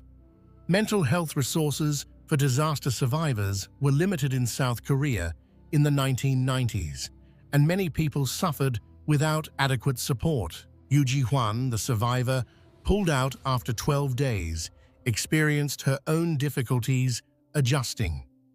The media attention following her rescue was initially overwhelming. She was invited to television interviews and talk shows, asked to recount her ordeal again and again. At first, she handled it with grace, even making light-hearted comments about wanting to date one of her rescuers and drinking iced coffee after being deprived for so long. But constantly reliving the trauma through these interviews took its toll. She began to withdraw, struggling with the expectation that she should feel lucky to be alive when the experience had been so horrific and when so many others had died. Eventually, she largely removed herself from public view, focusing on building a normal life away from media scrutiny.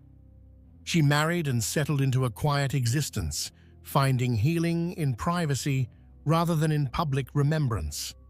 Park Seung-hyun, the last person rescued after 17 days, became the most famous survivor due to the miraculous nature of her rescue. Her story was covered extensively by international media. She represented hope, the idea that survival was possible even in the most dire circumstances. But this fame came with its own burdens. She too found the constant media attention difficult to manage. The trauma of being buried for 17 days wasn't something that could be neatly packaged into a feel-good story about human resilience. The reality was dark, painful, and traumatic in ways that didn't fit the narrative people wanted from her.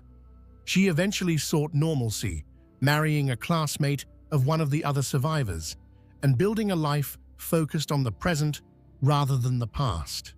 The rescue workers and first responders who worked the site also experienced lasting trauma.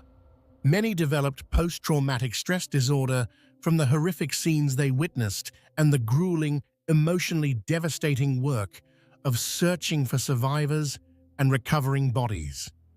Firefighters and police officers who thought they had seen everything in their careers found the scale and horror of Sampung overwhelming.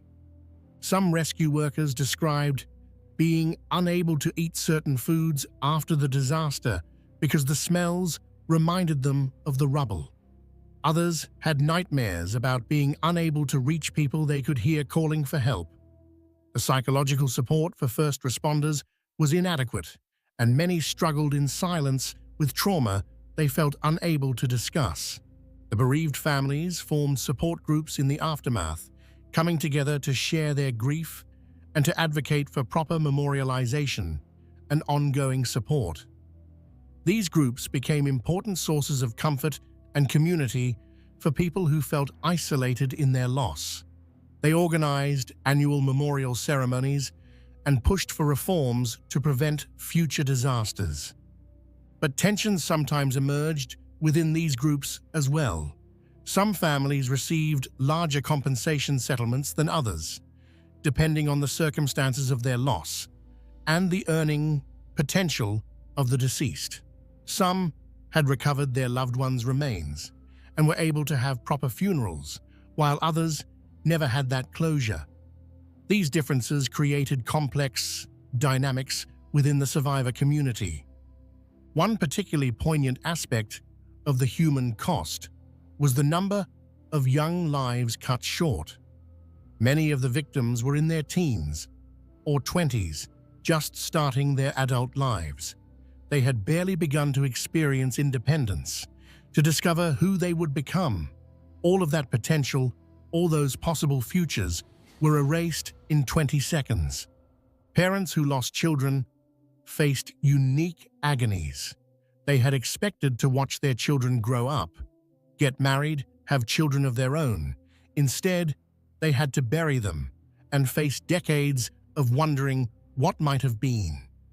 Some parents reported that the hardest moments came during what would have been major milestones. The year their child would have graduated college, the age when they likely would have married, the time when they might have become grandparents. The disaster also claimed entire families in some cases. Instances where parents and children shopping together were all killed, where multiple siblings working in the store all perished. These losses left extended families devastated, sometimes leaving elderly grandparents without any direct descendants. The compensation settlement, while financially significant, could never truly compensate for these losses. How do you put a price on a child's life? How do you calculate the value of a future that will never exist? The money helped with practical matters, preventing financial destitution on top of emotional devastation, but it couldn't fill the fundamental void left by the deaths of loved ones. 30 years later, as bereaved families gather annually at the memorial in Yangtze Citizens Forest, the pain remains fresh for many. Time doesn't heal all wounds, it just teaches people to carry them differently. The annual memorial services are filled with tears, with offerings to the dead, with prayers and remembrances. Time has passed, and yet every year we honor those who died in the collapse.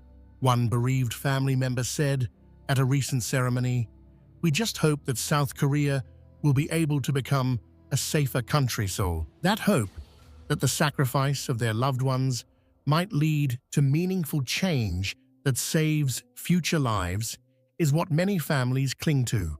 The reforms that followed the disaster, the improved building codes, the better emergency response, all of these represent a kind of legacy for the victims. Their deaths, while senseless and preventable, at least prompted action that has likely prevented other disasters. But for the families and survivors, these policy changes remain abstract compared to the concrete, daily reality of absence and trauma. The person who isn't there for family dinners, the voice that will never be heard again, the presence that's felt only through its absence. These are the real human costs of the Sampung department store collapse, costs that can never be fully tallied or compensated. Conclusion. The Sampung department store collapse stands as one of the most preventable disasters in modern history, a catastrophe that resulted from a perfect storm of greed, corruption, negligence, and systemic failure. 502 people died not because of an earthquake, a war, or an unavoidable natural disaster, but because a developer wanted to maximize profit, because city officials accepted bribes, because warnings were ignored, and because a society prioritized rapid economic growth over basic safety. Every single death at Sampung was preventable if Lee Jun had not made dangerous modifications to the building design, if Woosung Construction had not been fired for raising safety concerns, if the support columns had been properly sized, if the building had been constructed with materials meeting code specifications, if the heavy air conditioning units had not been added to the roof, if city officials had not accepted bribes and falsified inspections, if management had evacuated the building when warned it was about to collapse. If any of these failures had been prevented, the disaster would not have occurred. The tragedy of Sampung is that everyone involved knew better. Engineers warned that the design was unsafe. Construction professionals raised concerns that were ignored. On the day of the collapse, structural engineers explicitly told management the building was in imminent danger. Yet at every decision point, the wrong choice was made, the safe option rejected in favor of saving money or maintaining profit. The disaster revealed the dark underside of South Korea's economic miracle. The gleaming towers and prosperous surface concealed systemic corruption and dangerous practices. The construction boom had been built partly on shoddy workmanship, inadequate oversight, and bribes. Sampung was the most dramatic failure, but the post-collapse survey revealing that only 2% of Seoul's buildings fully met safety codes showed it was far from the only dangerous structure. In the aftermath, South Korea did implement meaningful reforms. Building codes were strengthened, inspection procedures were improved, disaster response capabilities were developed, the construction industry became more professional. These changes have undoubtedly saved lives over the past 3 decades, making the disaster a catalyst for positive change despite its horrific cost. But the question remains, have the lessons truly been learned, or have they simply faded from memory as time passes and the urgency of the disaster recedes? The families of victims worry that as Seoul's skyline continues to reach higher, as development pressures remain intense, as memories fade, the temptations that led to Sampung, the shortcuts, the bribes, the prioritization of profit over safety, might return. The memorial in Yangjae Citizens Forest exists to ensure these lessons are not forgotten. The 502 names inscribed there represent not just lives lost, but a collective commitment to remember, to learn, and to do better. Each year, as families gather to honor their dead, they remind South Korean society that the price of negligence is measured in human lives, in families destroyed, in futures stolen. For those of us watching from outside South Korea, the Sampung disaster offers its own lessons. It reminds us that regulation exists for a reason, that building codes are written in blood, that oversight and inspection are not bureaucratic hindrances, but essential safeguards. It shows us how corruption corrodes not just government efficiency, but public safety. It demonstrates that rapid development without adequate regard for safety carries enormous risks, The story of Sampung is ultimately a story about what happens when greed is allowed to operate without constraint, when profit is valued above human life, when those in power prioritize personal gain over public welfare. It's a cautionary tale that remains relevant not just in construction, but in any field where cutting corners can lead to catastrophic consequences. As we conclude this examination of the Sampung department store collapse, let us remember Park Seung-hyun trapped for 17 days in darkness, Yu Ji-hwan surviving 12 days in a space barely large enough for her body, Choi Myung-sok's 10 days of isolation and fear.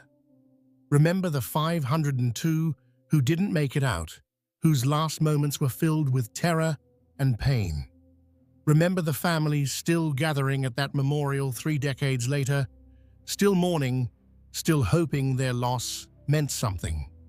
And let us commit to learning from their suffering, to demanding accountability from those in power, to supporting strong regulations and rigorous enforcement, to choosing safety over profit, to valuing human life above economic growth.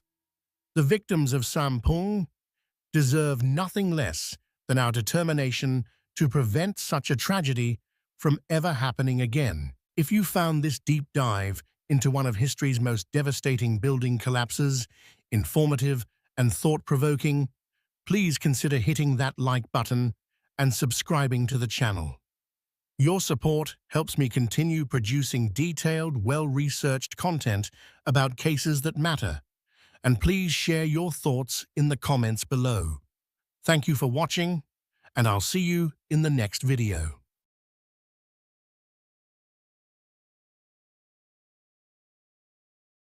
Mystery on the High Seas, when vacation turns into horror. Introduction: The Dark Side of Paradise. Picture this.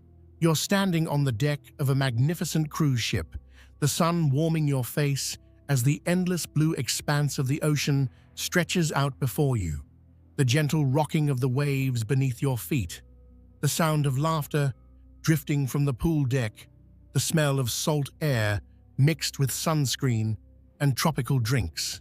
This is the dream, isn't it? The promise of a cruise vacation, a floating paradise where all your worries melt away, where every need is anticipated, where adventure and relaxation exist in perfect harmony. For millions of people every year, this dream becomes reality. The cruise industry has exploded into a global phenomenon, with an estimated 31.7 million passengers embarking on voyages in 2023 alone. That number is expected to climb even higher, reaching approximately 35 million by the end of 2024. These floating cities can accommodate thousands of people at once, offering everything from gourmet dining to Broadway-caliber entertainment, from rock-climbing walls to ice skating rinks. They promise to whisk you away to exotic ports of call, to show you the world in comfort and style.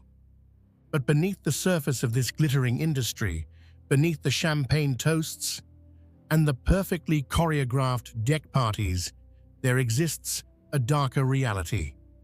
A reality that cruise lines would prefer you never discover.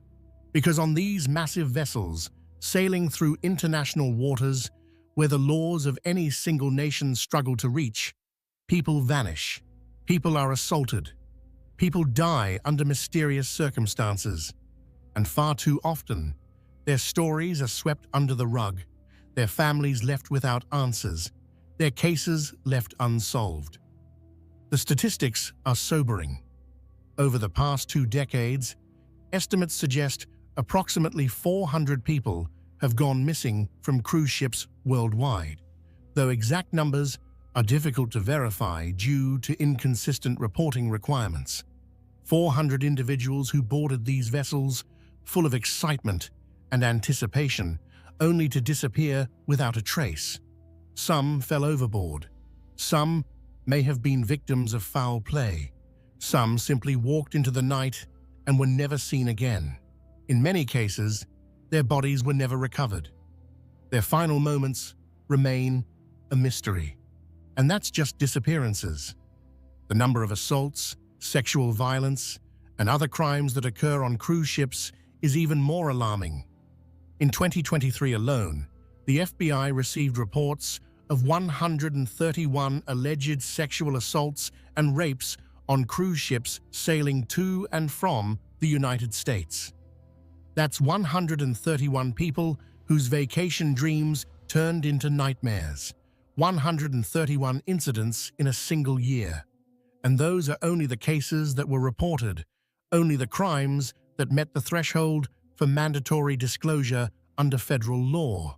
The actual number is almost certainly higher, much higher.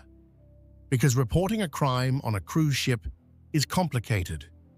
Victims often face pressure from cruise line security to keep quiet.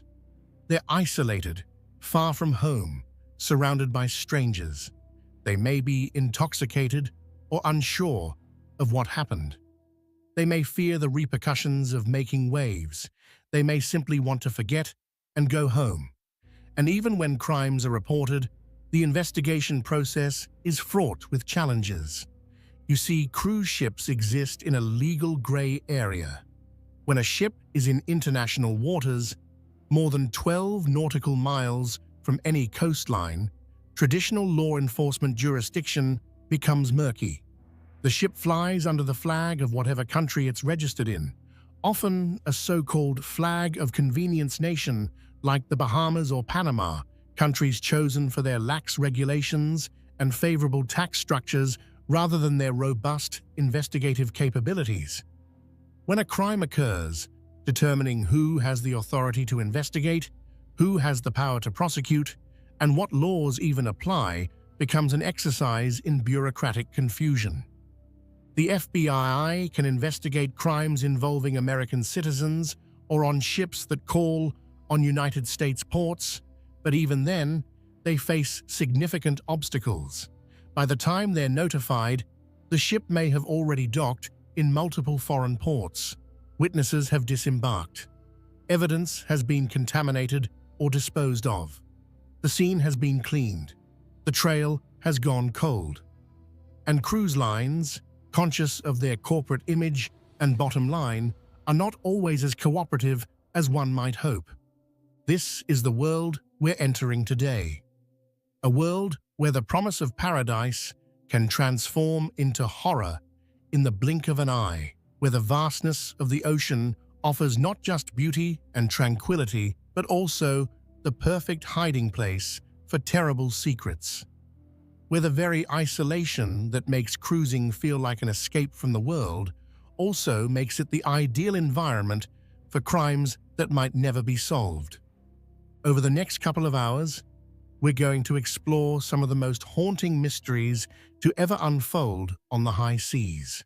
We'll examine cases that have captured international attention, that have sparked legislative reform, that have left families desperately seeking answers that may never come. We'll look at the systemic issues that allow these crimes to occur and often go unpunished. We'll dive into the complex web of maritime law and international jurisdiction. And we'll confront the uncomfortable truth that the cruise industry, despite its carefully cultivated image of safety and luxury, has a dark underbelly that it works very hard to keep hidden from the traveling public. These are stories of ordinary people who embarked on what should have been the vacation of a lifetime. People like Amy Lynn Bradley, a vivacious 23-year-old who disappeared from her family's cruise in 1998 and has never been found. People like George Smith IV, a newlywed who vanished from his honeymoon cruise under suspicious circumstances that his family believes involved foul play. People like Rebecca Corium, a Disney cruise worker whose disappearance sparked allegations of inadequate investigation. People like Marion Carver, whose case launched a crusade for cruise ship safety reform. Each of these individuals had hopes and dreams. They had families who loved them. They had entire lives ahead of them. And then they stepped aboard a cruise ship and everything changed. Their stories are tragic. They're frustrating. They're infuriating. But they're also important. Because by bringing these cases to light, by refusing to let them fade into obscurity, we honor the victims and we fight for the changes that might prevent future tragedies. So, settle in, get comfortable, and prepare yourself for a journey into the dark heart of the cruise ship industry. This is Mystery on the High Seas, when vacation turns into horror. The disappearance of Amy Lynn Bradley. Let's begin with a case that has become perhaps the most infamous cruise ship disappearance in history, the case of Amy Lynn Bradley. It was March 1998, and the Bradley family was living their best life. Ron and Iva Bradley, along with their two adult children, Brad and Amy, had boarded the Royal Caribbean cruise ship Rhapsody of the Seas for a week-long Caribbean voyage. It was supposed to be a fun family vacation, a chance to relax and bond and create lasting memories together. The Rhapsody of the Seas was practically brand new at the time, having just been launched a year earlier. It was state-of-the-art, luxurious, promising the kind of experience that cruise lines love to advertise in their glossy brochures. Amy Lynn Bradley was 23 years old, a recent college graduate with her entire future stretching out before her. She was described by everyone who knew her as vivacious, independent, and full of life. She had a distinctive appearance with several tattoos, including a Tasmanian devil on her shoulder, a sun on her lower back, and a gecko lizard on her left ankle. She was attractive, outgoing, the kind of person who made friends easily and lit up a room when she walked in. The cruise had been wonderful. The family had visited Aruba, one of the stops on their Caribbean itinerary, and everyone was having a great time. On the evening of March 23rd, the ship docked in Curaçao, and Amy spent the evening enjoying the nightlife aboard the ship. She went to the disco, she danced, she had some drinks. She was seen interacting with members of the ship's band, a group called Blue Orchid. According to one of the band members, Amy shared a drink with them after their set ended, and they chatted for a while. Then, around 1 in the morning, on March 24th, Amy said she was heading off on her own. The ship's door lock system recorded Amy returning to her family's cabin at 3:40 in the morning. Her father, Ron, woke up around 5:30 and stepped out onto the balcony for some fresh air. He looked over and saw Amy sleeping on a deck chair on the balcony, apparently having chosen to sleep outside rather than in her bed. He didn't disturb her. It was early. She was clearly tired, and there was no reason to worry. She was safe. She was right there, just a few feet away. He went back inside and went back to sleep himself. But when Iva Bradley woke up at 6 in the morning and went to check on Amy, she was gone. The deck chair was empty. Amy was nowhere to be found. At first, the family assumed she must have gotten up and gone somewhere on the ship. Maybe she couldn't sleep and went to get breakfast. Maybe she went to the gym. Maybe she just wanted to watch the sunrise from a different vantage point. But as the morning wore on, and Amy didn't return, and didn't answer when they called her name, the family's concern grew into alarm. They alerted the ship's crew. They asked if an announcement could be made over the ship's PA system, asking Amy Bradley to report to a specific location. But the purser's office told them it was too early to make such an announcement that it would disturb the other passengers. They were told to wait until 7:50 in the morning, after most passengers had disembarked for their excursions in Curaçao. The family waited, increasingly frantic, watching precious minutes tick by. When the announcement was finally made, it simply said, "Will Amy Bradley please come to the purser's desk?" There was no response, no sign of Amy anywhere. Between 12:15 and 1 in the afternoon, the cruise staff conducted a thorough search of the ship. They checked every public area, every accessible space. Nothing. Amy Lynn Bradley had vanished. The Netherlands Antilles Coast Guard was notified and began a 4-day search of the surrounding waters. Royal Caribbean even chartered a boat to continue searching after the Coast Guard suspended their efforts. Helicopters scoured the area. A radar plane assisted in the search. But Amy was never found. Not a trace of her. Not a piece of clothing. Not a personal belonging. Nothing. In the immediate aftermath, authorities speculated that Amy had either fallen overboard accidentally or had died by suicide, but her family vehemently rejected both theories. Amy was a trained lifeguard, a strong swimmer. She had no reason to be suicidal. She was happy, excited about her future, close to her family. The idea that she would take her own life made no sense to those who knew her. And if she had fallen overboard, surely there would have been some sign of it. A splash loud enough to wake nearby passengers, security footage of her going over the rail. Something. But there was nothing. Nothing except a series of increasingly disturbing events that would unfold in the years to come. Events that suggested Amy's disappearance might not have been an accident at all. The first strange occurrence happened soon after Amy vanished. A man named Brad, Amy's brother, reported that one of the members of Blue Orchid, the ship's band, approached him shortly after Amy's disappearance became known. The band member, whose name was Alistair Douglas, known as Yellow, said something along the lines of, "Hey man, I'm sorry to hear about your sister." But here's the thing. No announcement about Amy being missing had been made at that point. No one outside the immediate family and ship staff should have known. So how did Douglas know? When Brad pointed this out, Douglas's explanation was vague and unsatisfying.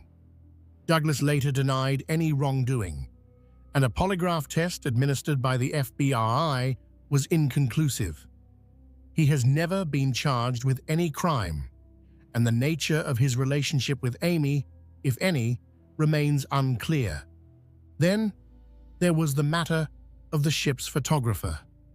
Throughout a cruise, professional photographers take countless pictures of passengers, which are then printed out and displayed in a gallery for passengers to purchase as souvenirs.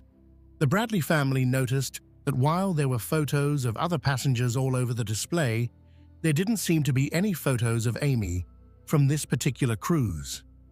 Every photo that might have captured Amy appeared to be missing.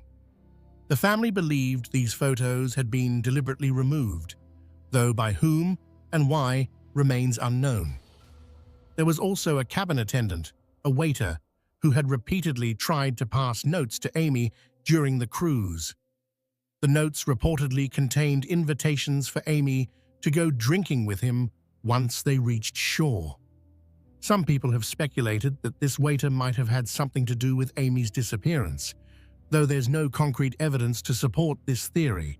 But the most disturbing development came in the form of reported sightings. In the months and years following Amy's disappearance, multiple people claimed to have seen her in various locations around the Caribbean. About a month after she vanished, the Bradley family traveled to Curaçao to continue searching for Amy. While they were there, they were approached by a cab driver who said he had seen Amy on March 24th, the day she went missing. He claimed she was in the area where the cruise ship had docked, that she appeared to be running through a parking lot looking for a phone. He said he specifically remembered her green eyes and recognized her from the reward posters the family had put up. The cab driver also claimed to have seen Amy in other locations on the island after that initial sighting, always with men who seemed to be controlling her movements. His descriptions were detailed and specific, and he seemed genuinely concerned about what he had witnessed. But despite these reports, no physical evidence of Amy's presence in Curaçao was ever found. Then, in January 1999, more than 9 months after Amy disappeared, a Navy sailor named David Carmichael reported an encounter that would send chills through anyone following the case. Carmichael was on shore leave in Curaçao when, he claimed, he was approached by a woman in a brothel who said her name was Amy Bradley and that she was from Virginia. The woman reportedly told Carmichael that she needed help, that she was being held against her will. Before he could react or get more information, she was pulled away by men who appeared to be her handlers. Carmichael didn't immediately report this encounter because he was in a compromising situation himself, being in a brothel while on duty. But when he finally did come forward years later, his story matched many of the known details about Amy. The woman he described had the right age, the right appearance, even some of the distinctive tattoos that Amy had. The FBI investigated his claims but was unable to corroborate his story or locate the woman he described. In March 2005, a woman named Judy Mora claimed to have seen a woman resembling Amy in a department store restroom in Bridgetown, Barbados. Mora, a Canadian tourist, said she approached the woman and asked if she needed help. The woman reportedly whispered yes, but then men quickly appeared and escorted her away before any further interaction could take place. Perhaps most intriguingly, in 2004, a member of the United States military reported seeing a woman resembling Amy in a photograph on an adult website. The FBI investigated and found that the photos in question had been taken in the Caribbean region and showed a woman with similar physical characteristics to Amy, including what appeared to be similar tattoos. But the photos were too blurry and had been manipulated in ways that made positive identification impossible. The website where the photos appeared was traced back to the Caribbean, but the trail went cold there. Over the years, the FBI has continued to investigate Amy's disappearance, treating it as a possible abduction and human trafficking case. The agency has offered rewards for information leading to Amy's whereabouts, and the case has been featured on numerous television programs, including Unsolved Mysteries and America's Most Wanted. In July 2025, a 3-part documentary series titled Amy Bradley is Missing was released on Netflix, bringing renewed attention to the case. Shortly after, podcast host Ethan Klein announced on the H3 podcast that he would offer a $1 million reward for any information or actions leading to Amy being safely returned home. But despite all this attention, all these investigations, all these reported sightings, Amy Lynn Bradley has never been found. The question of what happened to her remains unanswered. Based on what we know, several scenarios remain possible. While she was a strong swimmer, an accidental fall can't be entirely ruled out, though her swimming ability makes this less probable. The FBI has stated there's no evidence suggesting suicide, and those who knew her well say she had no apparent reason to take her own life. This leads investigators toward more disturbing possibilities: abduction, potentially by someone connected to the cruise ship's crew, or perhaps being forced into human trafficking, as some of the sightings might suggest. The human trafficking theory is particularly disturbing to consider. The Caribbean has long been identified as a region where sex trafficking operations exist, and the islands that serve as cruise ship ports are not immune to this criminal activity. When we examine the pattern of sightings, a woman appearing to be controlled by men, the reported encounter in a brothel, the alleged photos on adult websites, these details have led investigators to consider the possibility that Amy may have been abducted from the ship and forced into trafficking. The FBI's continued treatment of this as a potential abduction case suggests they find this theory credible, even without definitive proof. The logistics of such an abduction raise difficult questions. If members of the ship's crew were involved, as the Bradley family suspects, we can infer it would have required careful planning. The family's cabin was not isolated. There were other cabins nearby, other passengers who might have heard something unusual. If Amy was taken off the ship in Curaçao, the abductors would have needed to bypass crew members, security protocols, and the general vigilance of other passengers. The apparent success of such an operation, if it occurred, suggests either remarkable luck or inside knowledge of the ship's security gaps. These questions have tormented the Bradley family for more than 2.5 decades. Ron and Iva Bradley have spent hundreds of thousands of dollars on private investigators, on reward money, on keeping Amy's case in the public eye. They've endured countless false leads and dead ends. They've had to live with the horrifying possibility that their daughter might still be alive somewhere, trapped in circumstances too awful to fully contemplate. Brad Bradley has spoken publicly about the trauma of not knowing, of having hope continually dangled in front of him only to be snatched away. The FBI has stated that there is no evidence to suggest Amy fell overboard or died by suicide. They've said that while they can't definitively prove she was abducted, the circumstances of her disappearance and the subsequent sightings suggest that abduction is a viable theory. The case remains open and active, but as the years pass, as Amy would now be approaching 50 years old, if she's still alive, the likelihood of ever finding answers grows dimmer. The Bradley family has never given up hope. They continue to maintain a website with information about Amy's case, continue to share her story, continue to plead for anyone with information to come forward. They want to know what happened to their daughter. They want to be able to lay her to rest, whether literally or figuratively. They want justice for Amy. They want closure. But more than that, they want to ensure that what happened to Amy doesn't happen to anyone else. They've been vocal critics of the cruise industry's handling of disappearances and crimes. They've pointed out the delays in the ship's response to Amy's disappearance.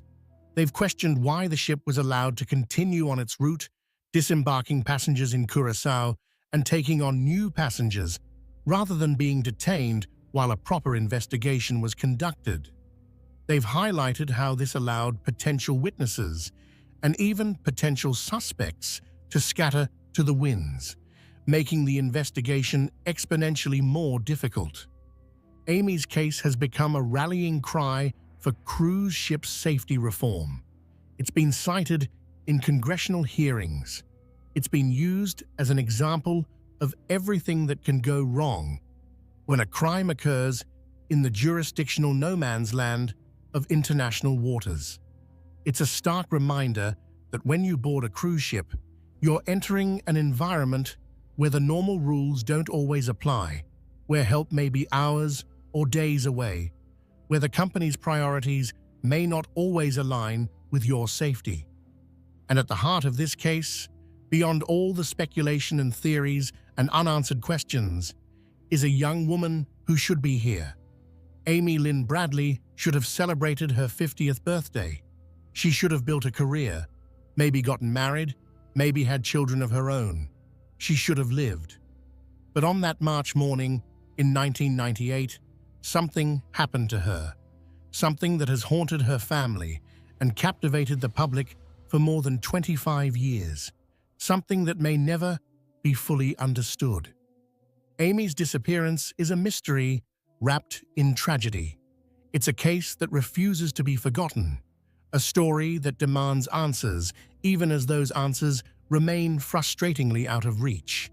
And it's just one of many such cases that have unfolded on cruise ships over the years.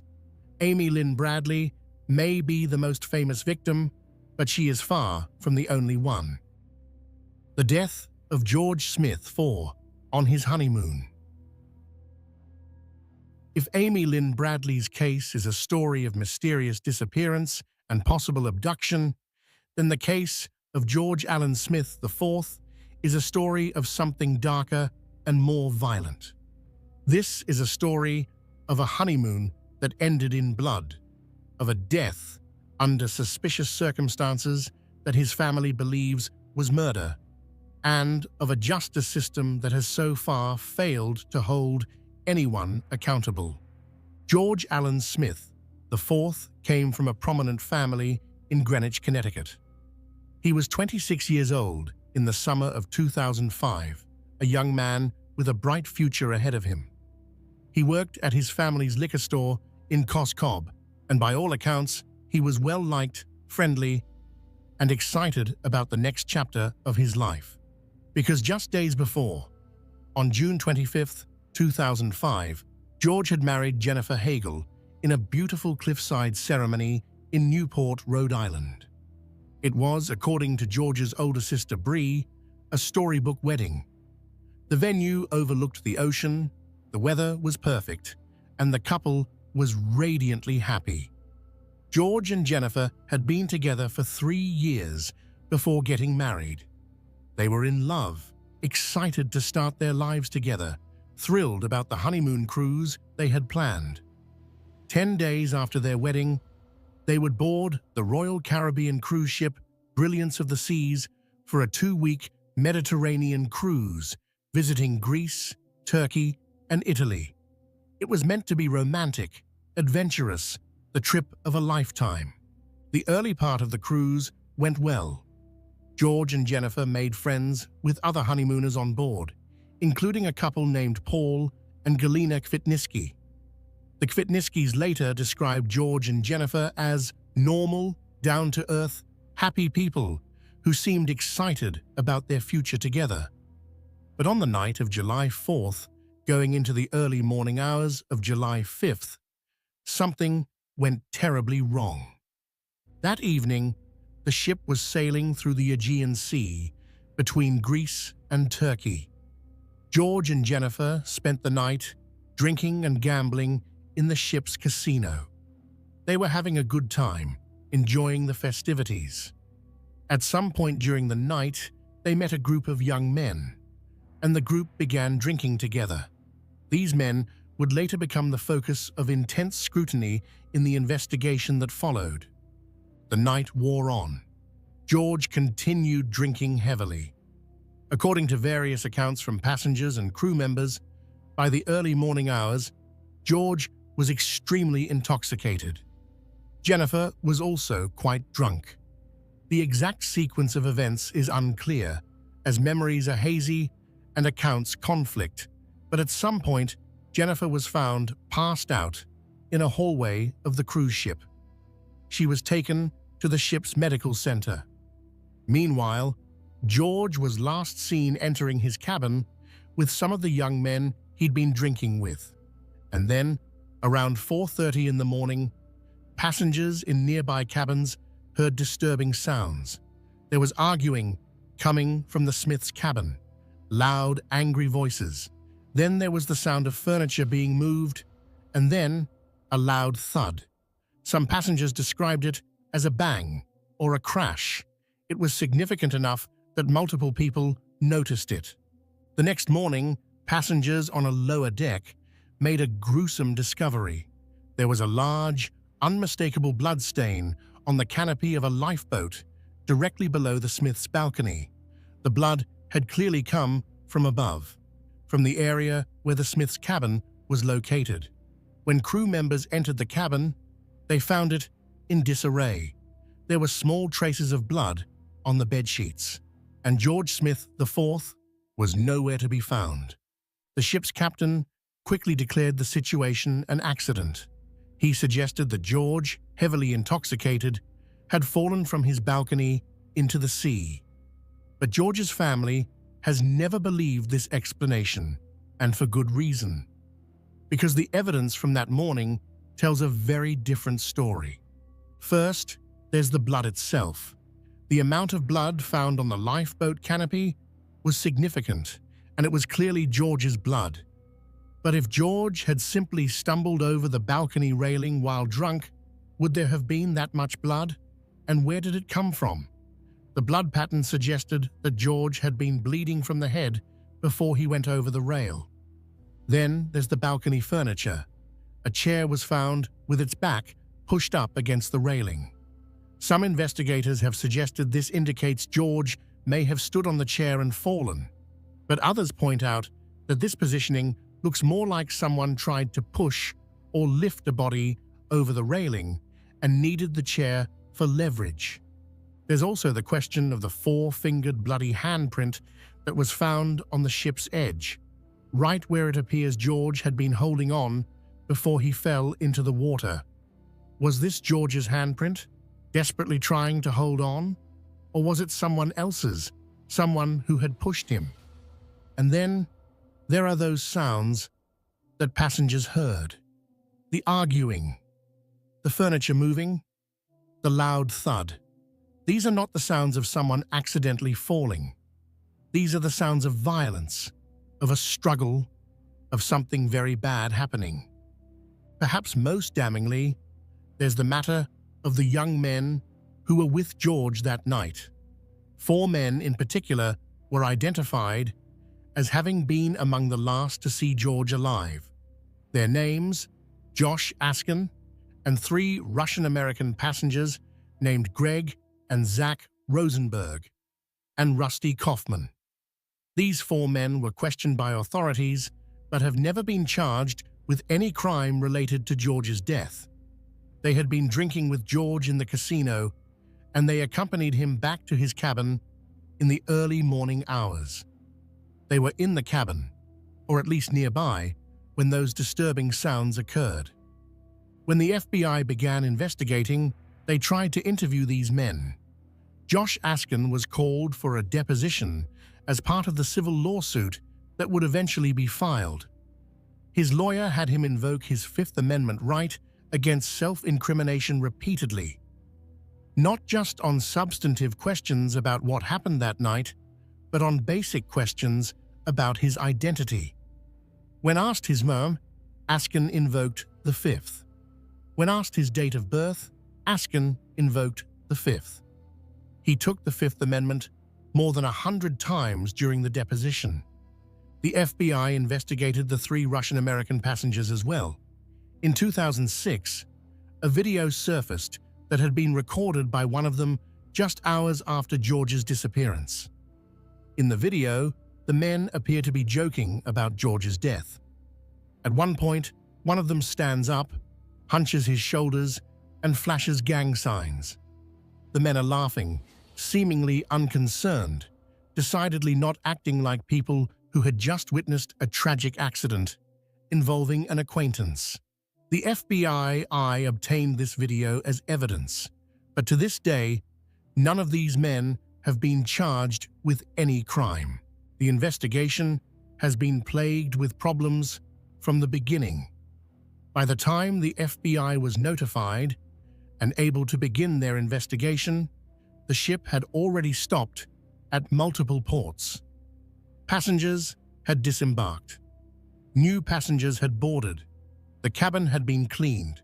Potential evidence had been lost or contaminated. Crucial interviews that should have been conducted immediately were delayed by days. The jurisdictional issues complicated everything. Because the ship was in international waters when George disappeared, and because the brilliance of the seas is registered in the Bahamas, the Bahamian authorities technically had jurisdiction. But they showed little interest in conducting a thorough investigation. The FBI eventually took over, But by then, the trail had gone cold. They investigated the case for nearly a decade, but in January 2015, they announced they were closing the investigation. They told the Smith family that there was not enough evidence to prove George had been murdered, and that his death may have been the result of an accident. The Smiths were outraged and disgusted. They continued to believe, based on the evidence, that their son was murdered, and they have never stopped fighting for justice. George's widow, Jennifer, has been a controversial figure in the aftermath. Some people, particularly George's family, have criticized her conduct on the night of his disappearance and in the days that followed.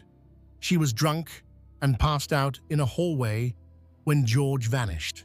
She later couldn't account for her whereabouts during a crucial period of time.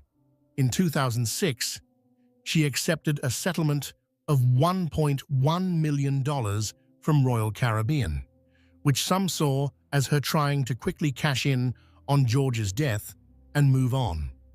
The settlement was later increased to $1.3 million, with the additional funds split between Jennifer and the Smith family. Jennifer has consistently maintained that she had no involvement in George's death and believes it was a tragic accident. She has since remarried and has been reluctant to discuss the case publicly. Jennifer has maintained that she believes George's death was an accident caused by his intoxication. She's suggested that the Smith family refuses to acknowledge George's alcohol and prescription drug use, which may have impaired his judgment and coordination. But George's family points out that even if George was drunk, that doesn't explain the blood in the cabin, the sounds of fighting, the suspicious behavior of the 4 men who were with him. It doesn't explain why those men have refused to cooperate with investigators. It doesn't explain the video of them joking about his death. The Smith family has offered a $100,000 reward for information leading directly to an arrest and conviction in George's case. They've appeared on numerous television programs, including 48 Hours and Dateline NBC. They've testified before Congress about the need for better safety regulations and investigative procedures for crimes on cruise ships. They've sued Royal Caribbean, though that case was eventually settled. They've done everything in their power to keep George's case in the public eye and to push for answers. George's mother, Maureen Smith, has said she has no doubt in her mind that her son was murdered. She points to all the evidence, all the inconsistencies in the cruise line's account, all the suspicious behavior from the key witnesses. She refuses to accept the idea that what happened was simply a tragic accident. And when you look at the totality of the evidence, it's hard not to agree with her. Think about it. George was in his cabin with 4 men. There was arguing, there was a struggle, there was blood, and then George was gone. His body never recovered from the Mediterranean Sea. Those 4 men won't talk about what happened. They invoke the Fifth Amendment. They joke on video about his death. This doesn't sound like innocent bystanders to a tragedy. This sounds like people with something to hide. So what really happened that night? Based on the evidence available, we can piece together several possibilities. The drinking and gambling could have turned into an argument that escalated beyond anyone's control. Given the forensic evidence and witness accounts, this scenario suggests one or more of these men may have assaulted George.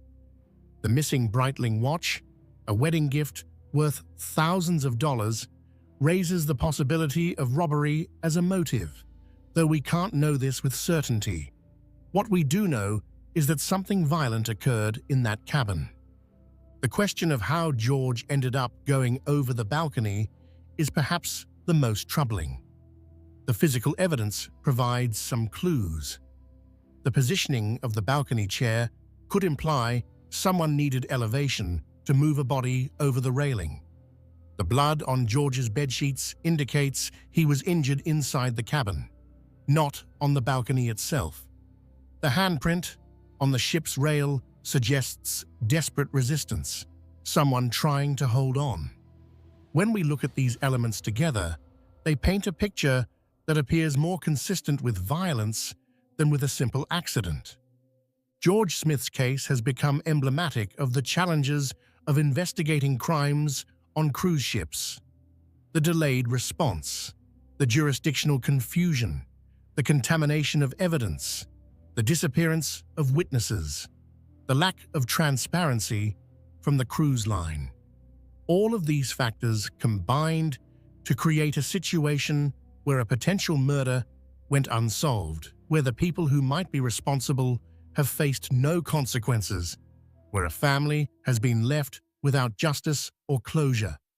The case also led to congressional hearings and was instrumental in the passage of the Cruise Vessel Security and Safety Act of 2010, which we'll talk about more later. But that legislative victory, as important as it was, doesn't bring George back. It doesn't give his family the answers they deserve.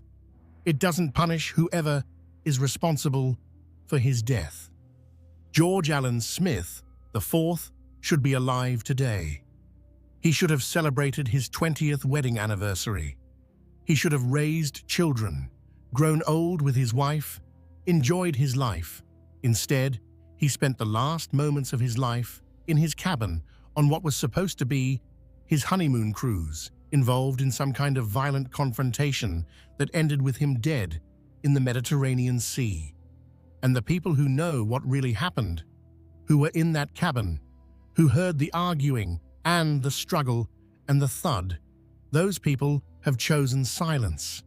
They've chosen to protect themselves rather than tell the truth about what happened to George Smith. It's a betrayal of justice. It's a failure of the system. And it's a tragedy that continues to haunt George's family more than 20 years after that terrible night. The case remains officially unsolved, though in the minds of those who have studied the evidence, there's little doubt that what happened to George Smith IV was murder. The only question is whether anyone will ever be held accountable for it. The mysterious disappearance of Rebecca Corriam. While the cases of Amy Lynn Bradley and George Smith IV involved passengers, our next case centers on a crew member, and it raises disturbing questions about how cruise lines handle the disappearances of their own employees.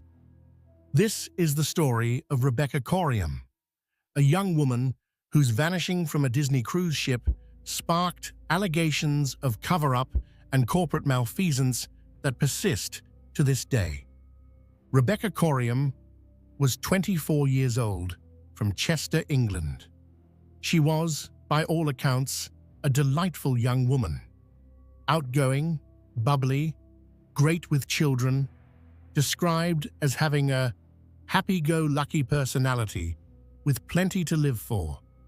She had studied childhood studies, psychology and philosophy at Liverpool Hope University, and her dream was to work for Disney.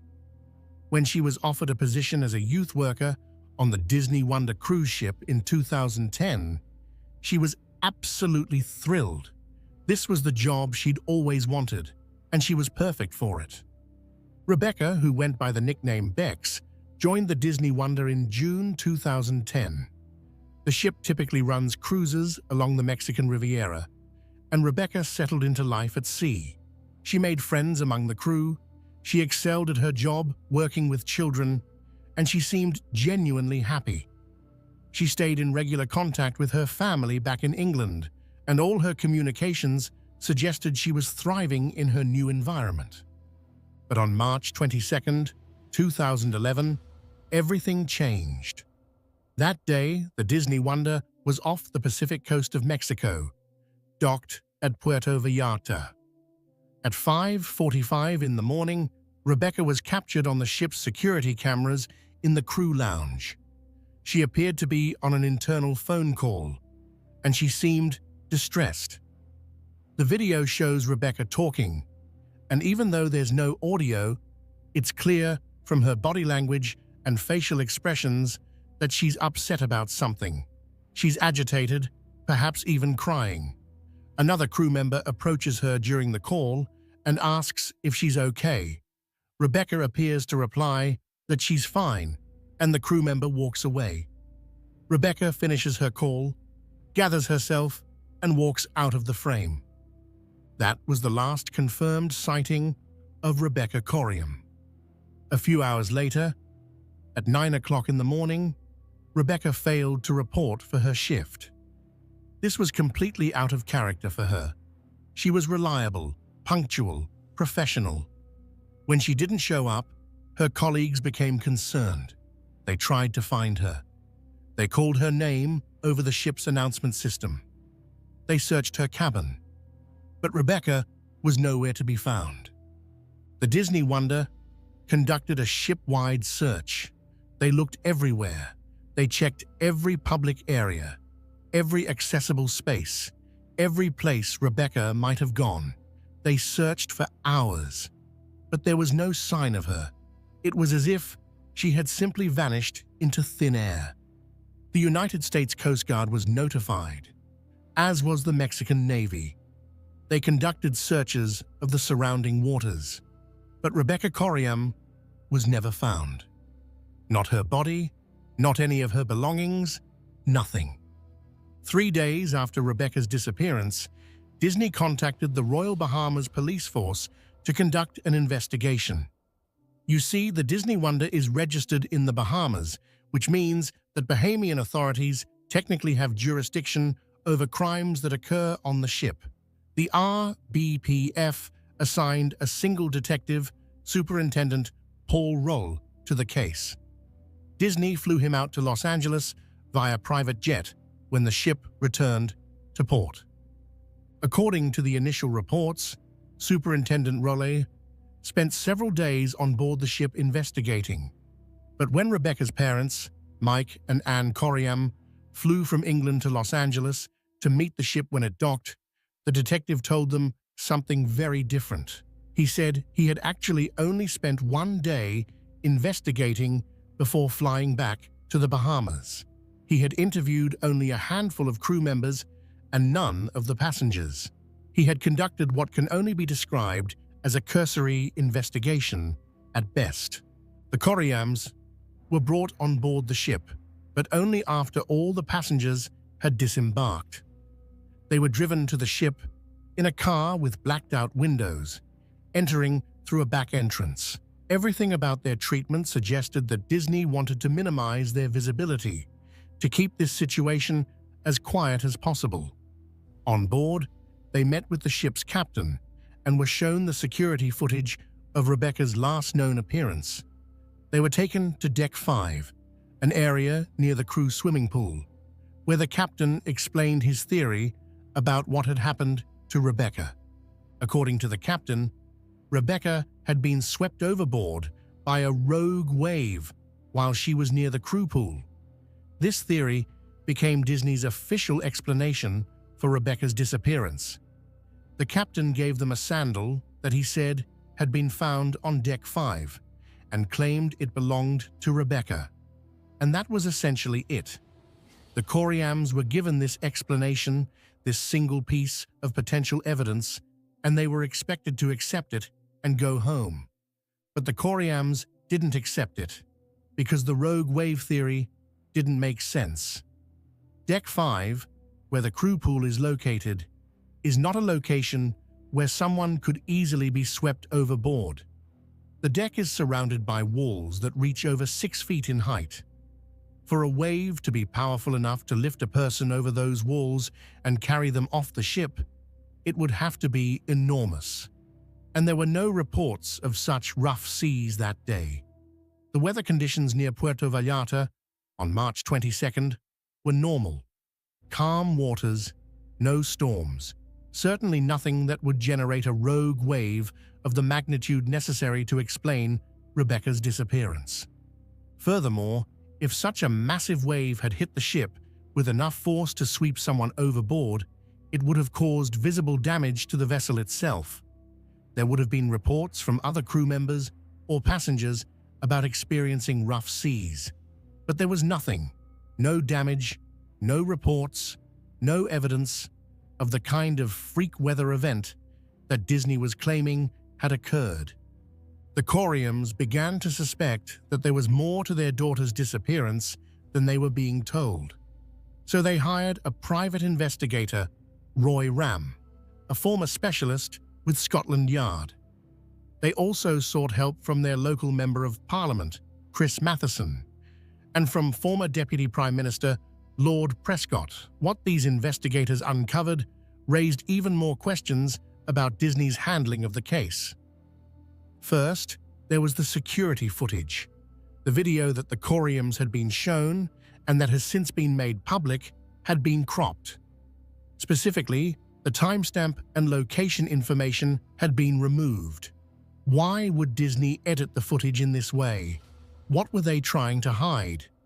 Investigators discovered that the video was actually from Deck 1, not Deck 5, where Disney claimed Rebecca had been swept overboard. This meant that Rebecca would have had to travel from Deck 1 to Deck 5 after her phone call, with no security camera capturing her journey. Investigators also found it suspicious that there appeared to be no security footage of Rebecca anywhere else on the ship that morning, despite the fact that Disney claimed to have extensive camera coverage. Then there was the matter of Rebecca's clothing. In the security video, Rebecca appears to be wearing oversized clothes that don't fit her properly. Some investigators have suggested these might not have been her clothes at all, but rather belonging to someone else. This detail could imply several things. Perhaps she had dressed hastily, or the clothing might indicate she'd been in circumstances where her own clothes were unavailable. Without more context, we can only note this as an unusual detail that adds to the overall questions surrounding her final hours. There were also questions about the phone call Rebecca was having in the video. Who was she talking to? What was the conversation about? Why was she so upset? Disney claimed they didn't know who was on the other end of the call and refused to provide any information about it.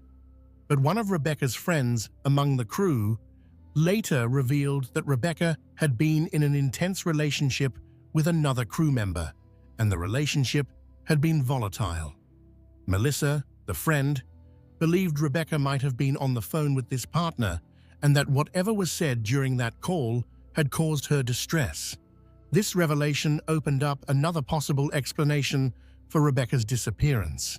Had she been involved in a domestic dispute? Had her partner done something to her? Some investigators, including British MP Chris Matheson, have suggested that Rebecca may have been murdered, possibly by someone she knew.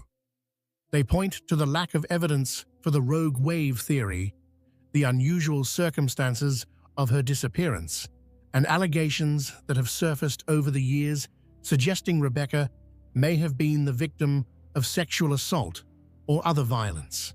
Adding to the family's frustration was Disney's response to their attempts to get answers. The Coriums have repeatedly said that Disney has stonewalled their investigation, has failed to provide promised information, has been more interested in avoiding bad publicity than in finding out what happened to Rebecca. Disney conducted a memorial service for Rebecca on Deck 5, while the ship was still in port in Los Angeles, laying flowers at the site of the alleged rogue wave accident, even though the investigation was supposedly still ongoing. It seemed like the company wanted to close the case as quickly as possible, to put it behind them and move on. In March 2014, the Coriums sued Disney for failing in their duty of care to keep their daughter safe. They claimed Disney had waited 4 hours to notify the Coast Guard and almost 7 hours to notify the Bahamian police, crucial delays that made the search for Rebecca much less effective. Disney denied these allegations and said the claims had no merit. The case was eventually settled out of court in 2016, with the terms of the settlement remaining confidential. But even with the lawsuit resolved, the Coriums have never stopped pushing for answers. British government officials have been highly critical of both Disney and the Bahamian authorities. In November 2011, Rebecca's MP, Stephen Mosley, brought the case up in the House of Commons, telling the Minister for Shipping that the investigation into Rebecca's disappearance was appalling. He stated that the Bahamian authorities made virtually no attempt to investigate and said the RBPF was internationally recognized as almost toothless. He pointed out that many passengers don't realize how poorly protected they are when they board cruise ships registered in flag of convenience countries. This criticism led to some legislative changes in the United Kingdom. The government announced that the Marine Accident Investigation Branch would investigate all deaths or disappearances of British citizens from vessels anywhere in the world. This mirrored similar legislation in the United States that gives the FBI jurisdiction in cases involving American citizens. But these legal changes, while important, don't bring Rebecca back. They don't answer what happened to her on that March morning in 2011. They don't address why Disney's explanation doesn't fit the evidence. They don't explain why a simple disappearance investigation seems to have so many holes in it, so many unanswered questions. Lord Prescott, the former Deputy Prime Minister, has stated publicly that he believes Rebecca was thrown over the side of the Disney Wonder. He thinks she was murdered. Chris Matheson, who has continued to investigate the case, has said that there's a real possibility Rebecca was murdered and that there is sufficient evidence to indicate a crime took place. These are serious allegations from serious people, not conspiracy theorists or attention seekers. So what really happened to Rebecca Corium? The official explanation suggests she was swept overboard by a freak wave. Yet this theory raises several questions given the lack of supporting evidence. Looking at the circumstances, we can consider several possibilities. If the distressed phone call and concerns raised by her colleagues are indicators something may have been troubling her in the hours before she vanished.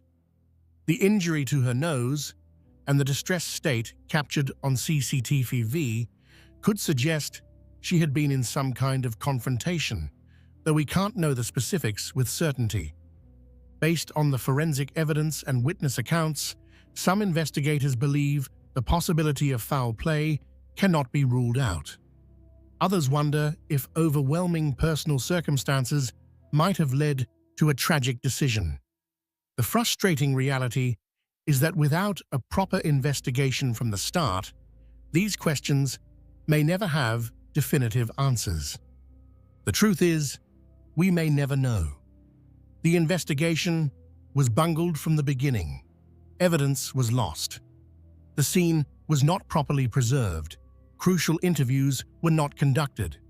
And Disney, whether through incompetence or deliberate obfuscation, has failed to provide the kind of transparency and cooperation that might have led to answers. What we do know is that Rebecca Corium was 24 years old when she vanished. She had her whole life ahead of her. She had a job she loved, a family that adored her, friends who cared about her, and in the space of a few hours, she went from being a happy, productive member of society to being gone without a trace. Her family has been left with nothing but questions and suspicions, grieving for a daughter they may never be able to properly lay to rest. Rebecca's case has become a rallying point for critics of the cruise industry's handling of crew member welfare. It's been pointed out that crew members, who often come from developing countries and work long hours for relatively little pay, are particularly vulnerable. They're far from home, working in an isolated environment with limited legal protections. If something happens to them, Who will advocate for them? Who will demand answers? In Rebecca's case, it took her family flying halfway around the world and hiring private investigators just to get basic information about what might have happened. The case also highlights the problems with flag of convenience ship registration. The Disney Wonder flies a Bahamian flag, which means Bahamian law applies and Bahamian authorities have jurisdiction. But the Bahamas, like many countries that offer flag of convenience registrations, doesn't have the resources or perhaps the motivation to conduct thorough investigations into incidents on these ships. The result is that crimes can occur in what amounts to a legal dead zone, where no one has a clear responsibility to investigate and no one can be held truly accountable. Rebecca Corriam deserved better. She deserved a thorough investigation. She deserved transparency from her employer. She deserved to have her case taken seriously. But instead, her disappearance was quickly written off as an accident, despite evidence suggesting otherwise. Her family was given the runaround, and years later, we're no closer to knowing the truth about what happened to her than we were the day she vanished. The disappearance of Marion Carver and her father's crusade. Our next case is particularly heartbreaking, not just because of the mysterious disappearance at its center, but because of the cruise line's stunning failure to report it in a timely manner, and because of one father's determination to turn his tragedy into meaningful change for others. This is the story of Marion Lynn Carver and her father, Kendall Carver.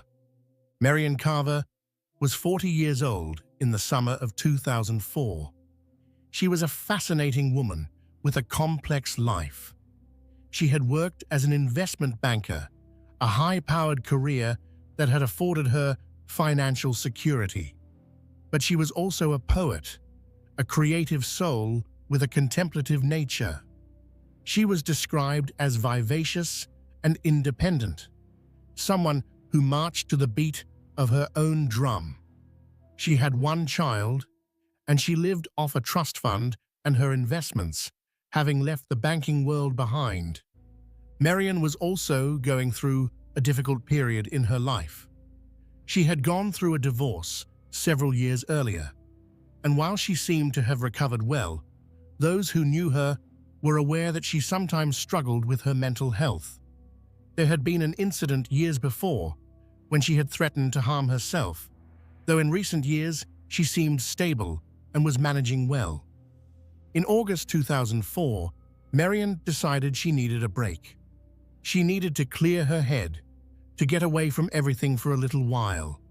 So, without telling anyone in her family, she booked herself on a cruise. This wasn't entirely out of character for her.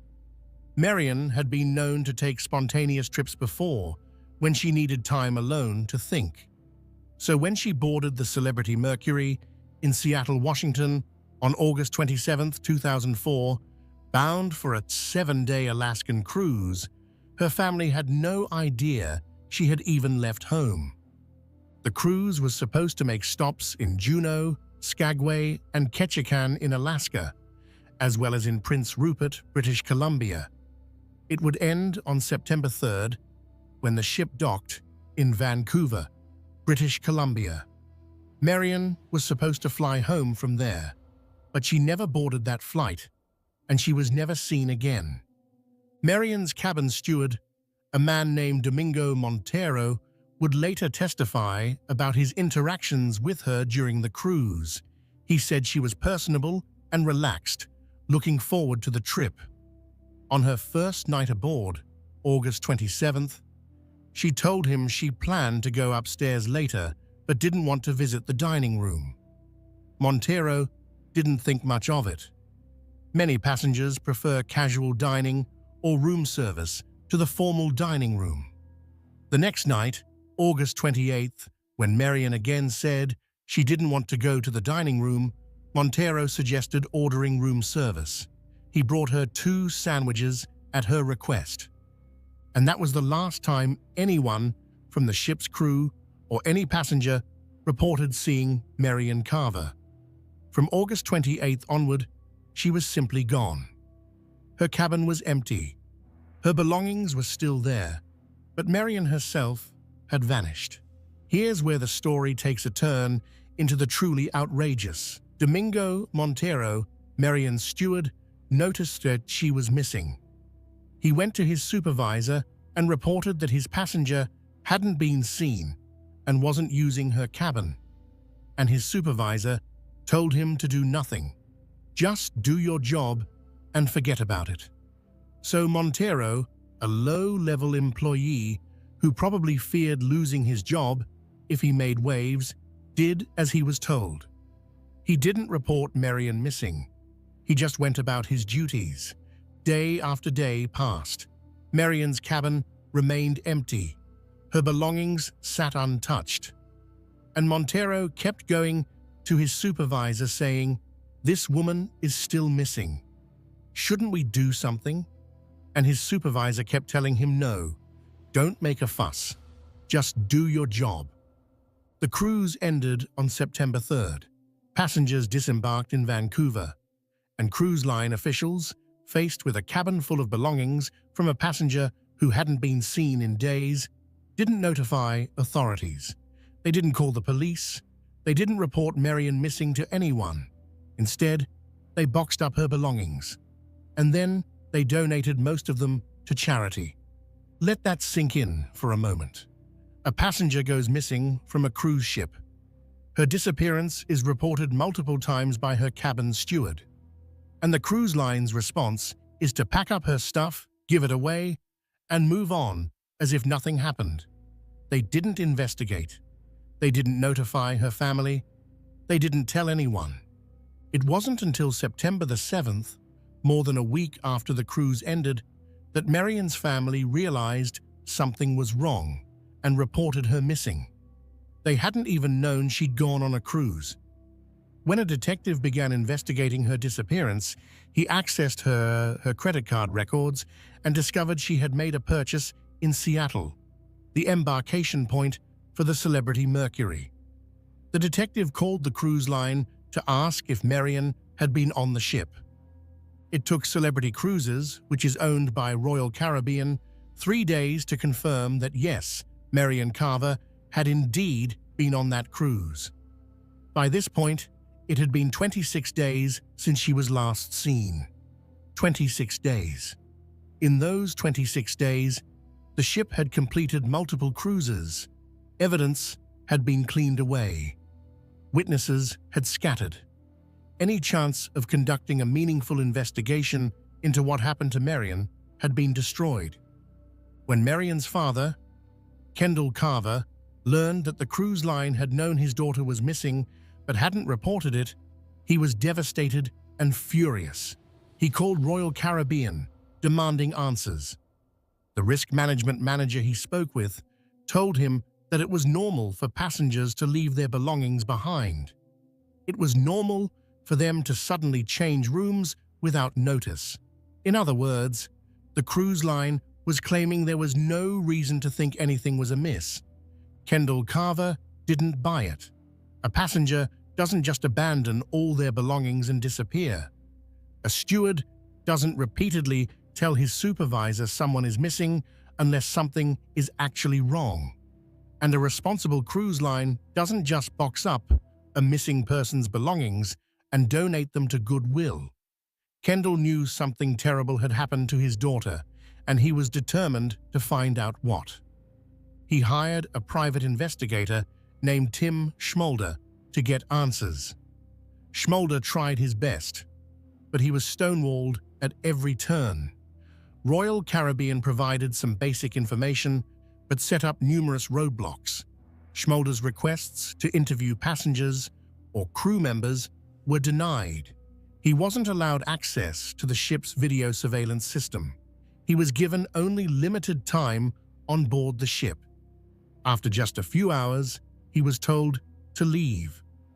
His investigation report ended up, in his own words, kind of empty of content but full of questions.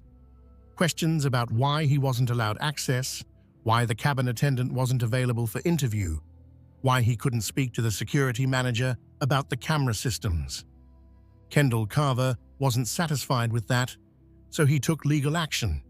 He filed a lawsuit against Royal Caribbean, and as part of that lawsuit, he was able to obtain subpoenas for information. The subpoenas produced a passenger manifest with 2,000 names but no contact information, making it useless for conducting interviews. They also produced a poor-quality photograph of Marion boarding the ship, but little else. The real bombshell came when Carver's attorneys forced Royal Caribbean to make Domingo Montero, Marion's cabin steward, available for deposition. That's when the full extent of the cruise line's negligence came to light. Montero testified that he had reported Marion missing to his supervisor daily for 5 consecutive days. Every day he told his boss that this passenger was missing, that her cabin was unused, that something was wrong. And every day his supervisor told him to forget about it. At the end of the cruise, when Marion's belongings were still sitting in her cabin, Montero asked his supervisor if they should report this to authorities. The supervisor said no. He told Montero to pack up all the belongings, put them in his locker, and he would take care of it. But he didn't take care of it. Or rather, he took care of it in the worst possible way. He had those belongings donated or disposed of, destroying potential evidence. And then, once the Carvers started asking questions and making noise, Royal Caribbean held an internal hearing and fired that supervisor. He was quietly ushered off the ship before the FBI could interview him. He has never been named publicly and has never been located, though many believe he simply found work on another cruise ship. During the litigation process, Kendall Carver also learned that a manila envelope containing money that Marion had left in her room had disappeared along with other personal belongings. He discovered that Royal Caribbean had lied about their video retention policy. They had told him that surveillance footage was only kept for 2 or 3 weeks, and that therefore there was no video of Marion. But documents produced during discovery showed that the cruise line had actually reviewed videos concerning Marion on the 26th day after her disappearance, and that videos were kept on a 30-day cycle. This meant there should have been footage of Marion, but Royal Caribbean claimed it didn't exist. In 2005, Royal Caribbean issued a press release stating that Marion appears to have committed suicide on our ship. This infuriated the Carver family. How could the cruise line make such a definitive statement about what happened when they had conducted no real investigation? Kendall Carver has acknowledged that suicide is a possibility. Marion had struggled with mental health issues in the past, but without a proper investigation, without a body, without any real evidence, claiming she died by suicide felt like the cruise line was just trying to close the case and avoid liability. The truth is, we don't know what happened to Marion Carver. Based on the limited evidence available, several scenarios remain possible. She could have fallen overboard accidentally, perhaps while on deck late at night. Given her past mental health struggles, as her father has acknowledged, the possibility of suicide cannot be entirely dismissed, though there's no conclusive evidence to support this. The lack of any witnesses or physical evidence also means we can't rule out the possibility of foul play, or perhaps a medical emergency in an area of the ship where she wasn't immediately discovered. Without the proper investigation that should have been conducted in those critical first hours and days, these questions will likely remain unanswered. But what Kendall Carver did know was that his daughter's case represented a massive failure by the cruise industry, and he was determined that what happened to Marion would not happen to others. So in 2006, Kendall Carver did something extraordinary. He founded the International Cruise Victims Association, a non-profit organization dedicated to advocating for victims of crimes on cruise ships and their families. The ICFIE, as it's known, brought together families who had lost loved ones on cruises under suspicious or unexplained circumstances. Together, they became a powerful lobbying force. They testified before Congress. They worked with lawmakers to draft legislation. They raised public awareness about the dark side of the cruise industry. And they pushed for reforms that would make cruising safer and would ensure that when crimes did occur, they would be properly investigated and reported. Kendall Carver personally testified before Congress multiple times. He shared Marion's story. He detailed the cruise line's failures. He explained how the lack of regulation and oversight allowed cruise companies to essentially police themselves with predictable results.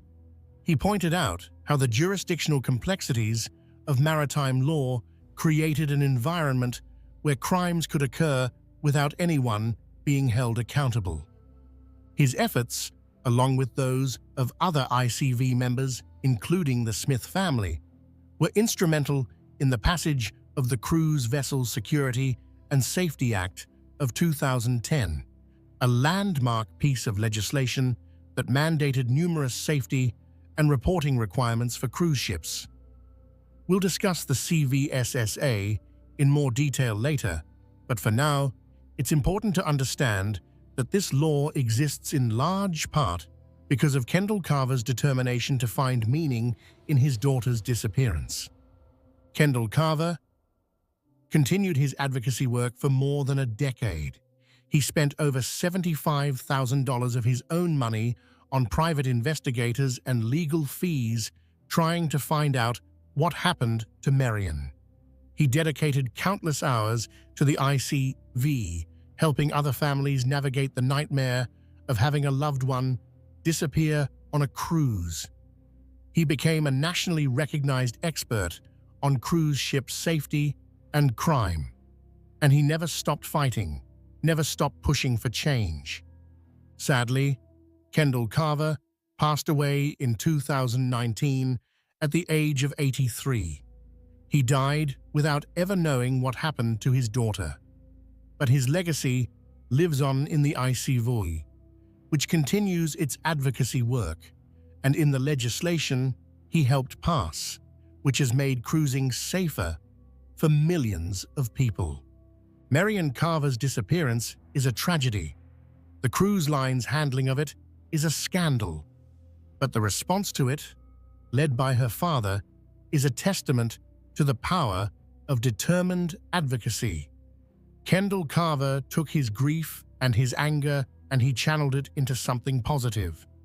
He turned his personal tragedy into a force for change, and while nothing can bring Marion back, the work her father did has undoubtedly saved lives and has helped other families avoid some of the obstacles he faced.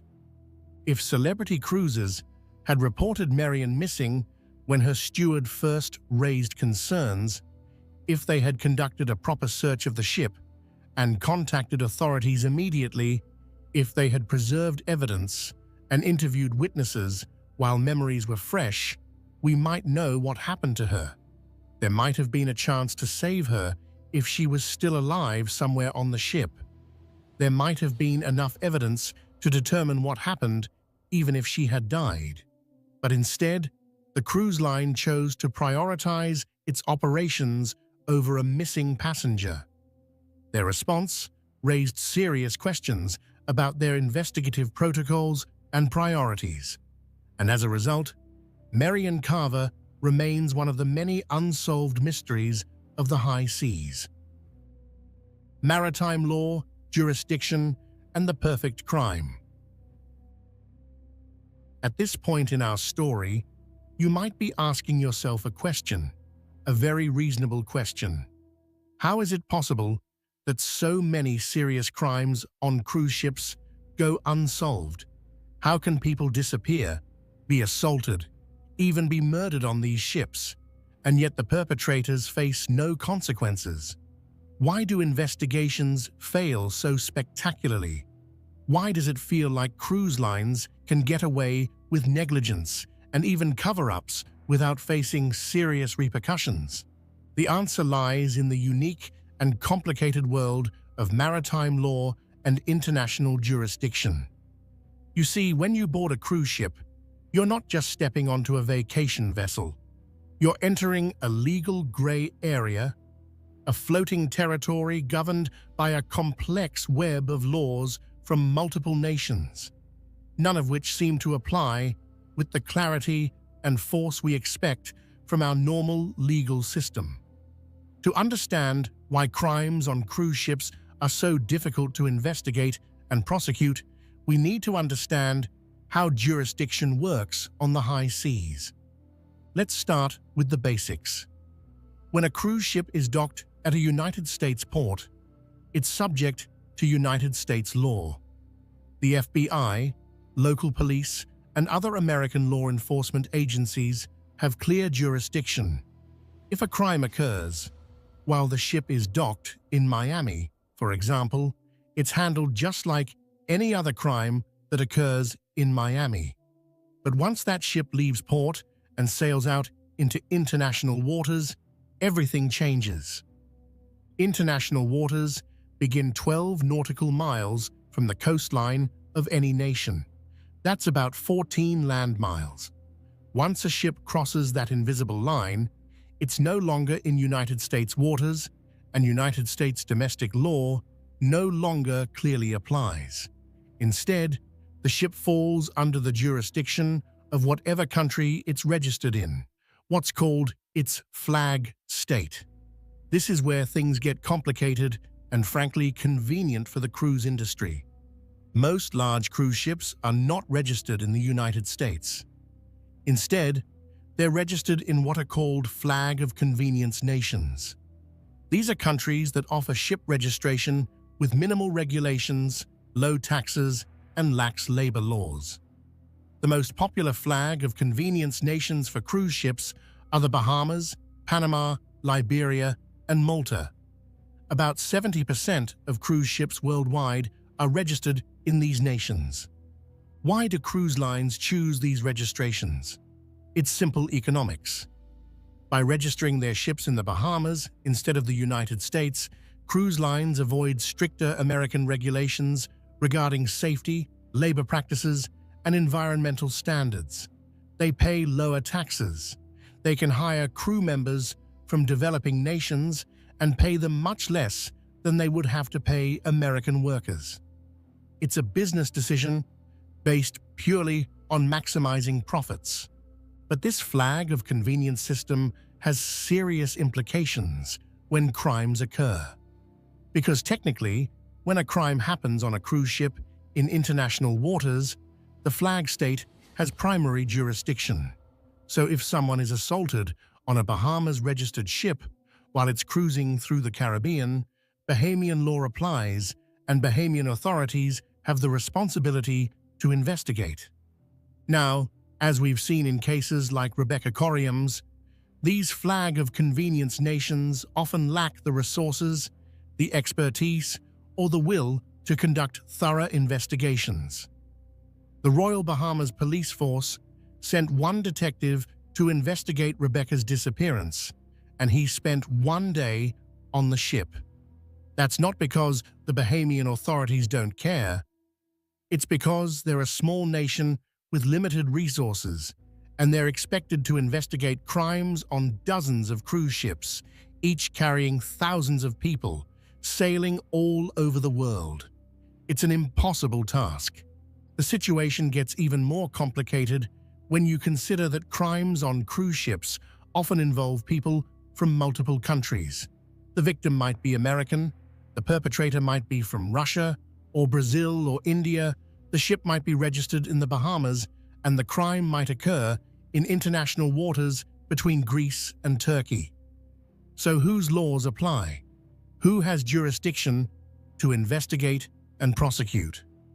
These questions don't have simple answers. In recognition of these challenges, the United States has asserted some level of jurisdiction over crimes involving American citizens on cruise ships, even when those ships are registered in other countries. The FBI can investigate if the victim or perpetrator is a United States national, if the ship departed from or is arriving at a United States port, or if the ship is owned wholly or partially by a United States person or corporation. This is why we see FBI involvement in many cruise ship cases. But even with the FBI's involvement, investigations face enormous challenges. By the time the FBI is notified of a crime, the ship is often still at sea or has already docked at a foreign port. The ship is a mobile crime scene, constantly on the move. Passengers and crew disembark. New passengers and crew come aboard. The scene gets contaminated. Evidence is cleaned away. Witnesses scatter to the four winds, returning to their homes in dozens of different countries. And cruise lines, while they're required to report certain crimes, are not always as cooperative as they should be. Their first concern is often protecting their brand and their bottom line. A major criminal investigation is bad publicity. It disrupts their operations. It might lead to negative media coverage that scares off future passengers. So there's an incentive, whether explicit or implicit, to downplay incidents, to quickly clean up and move on, to present any crime as an isolated incident that has been resolved. This is not to say that all cruise lines deliberately obstruct justice. Many do cooperate with law enforcement, but the structure of the industry and the legal framework governing it create a situation where even well-meaning cruise lines can fail to adequately preserve evidence or facilitate investigations, and cruise lines that are less scrupulous can take advantage of the legal ambiguities to avoid accountability. Consider what happens when a disappearance occurs. Let's say a passenger goes missing in the middle of the night. By the time they're reported missing and a search begins, hours have passed. The ship has traveled dozens of miles. If the person went overboard, their body could be anywhere in a vast search area. The longer the delay, the less likely a successful search becomes. And if the person disappeared due to foul play, the delay gives the perpetrator time to clean up, to dispose of evidence, to get their story straight. Now factor in the jurisdictional issues. Who leads the investigation? The ship's security, which is employed by the cruise line? The FBI, if they can establish jurisdiction? The police from the flag state? The authorities from whatever port the ship next docks at? In practice, there's often confusion and lack of coordination. Different agencies with different priorities and different levels of expertise try to work together, often unsuccessfully. And then there's the question of where a prosecution would take place, assuming investigators even identify a perpetrator. If an American is murdered by a Russian on a Bahamas-registered ship in international waters, which country prosecutes? The United States could assert jurisdiction based on the victim's nationality. Russia could claim jurisdiction based on the perpetrator's nationality. The Bahamas has jurisdiction as the flag state. In practice, these jurisdictional conflicts often result in no prosecution at all. No country wants to take on the expense and complexity of prosecuting a case that occurred outside their territory and involves foreign nationals. This jurisdictional chaos creates what some have called a perfect crime scenario. A perpetrator who commits a crime on a cruise ship in international waters, especially if they're crew member from a developing nation, faces very little risk of being caught or punished. The investigation will be delayed and hampered by jurisdictional issues. Evidence will be lost. Witnesses will disappear. And even if they're identified as a suspect, it's unclear which country would have the authority or the will to prosecute them. For victims, this system is a nightmare. If you're assaulted on a cruise ship, you can't just call 911 and have local police respond. You have to report it to the ship's security, which is employed by the cruise line and may not have your best interests at heart. The security personnel are not trained law enforcement officers. They're private security guards with limited training and limited authority. Their priority is managing the situation in a way that minimizes disruption to the ship's operations and protects the cruise line's interests. If the ship is in international waters, the security team will document the incident and report it to their shoreside management, who will then determine whether it needs to be reported to law enforcement. But which law enforcement? The FBI? The flag state? The police in whatever port they're heading to? The answer depends on the nature of the crime, the nationalities of those involved, and the location of the ship. And even once law enforcement is notified, they may not be able to respond immediately. They might not be able to board the ship until it returns to port, which could be days away. Meanwhile, the victim is stuck on the ship, possibly in close proximity to their attacker. If the perpetrator is another passenger, the cruise line might separate them. But there's no brig on most cruise ships. No way to truly detain someone. If the perpetrator is a crew member, the cruise line might confine them to quarters, but enforcement is difficult. And in some cases, shockingly, victims have reported that cruise line security personnel discourage them from reporting crimes, suggesting they would face retaliation or that nothing could be done anyway. This is the dark reality of maritime law and cruise ship jurisdiction. It's a system that benefits cruise lines by allowing them to operate with minimal regulation while shifting the burden of law enforcement onto countries that may lack the resources or incentive to effectively police these floating cities. It's a system that makes it very difficult for victims to get justice and very easy for perpetrators to escape consequences. The good news is that there has been some progress in recent years. The Cruise Vessel Security and Safety Act of 2010 was a significant step forward.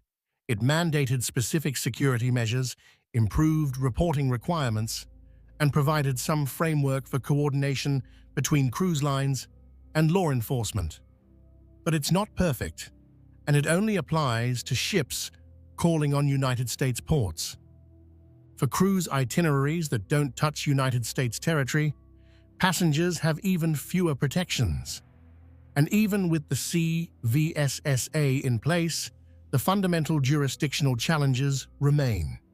The Act improves reporting and mandates some safety measures, but it doesn't solve the underlying problem of how to effectively police and prosecute crimes that occur in the unique environment of international waters on ships registered in foreign countries. The reality is that when you board a cruise ship, you're entering a world where your usual legal protections are diminished. You're traveling through international waters where no single nation's laws fully apply. You're on a ship registered in a country whose legal system you may not be familiar with and which may not prioritize your safety.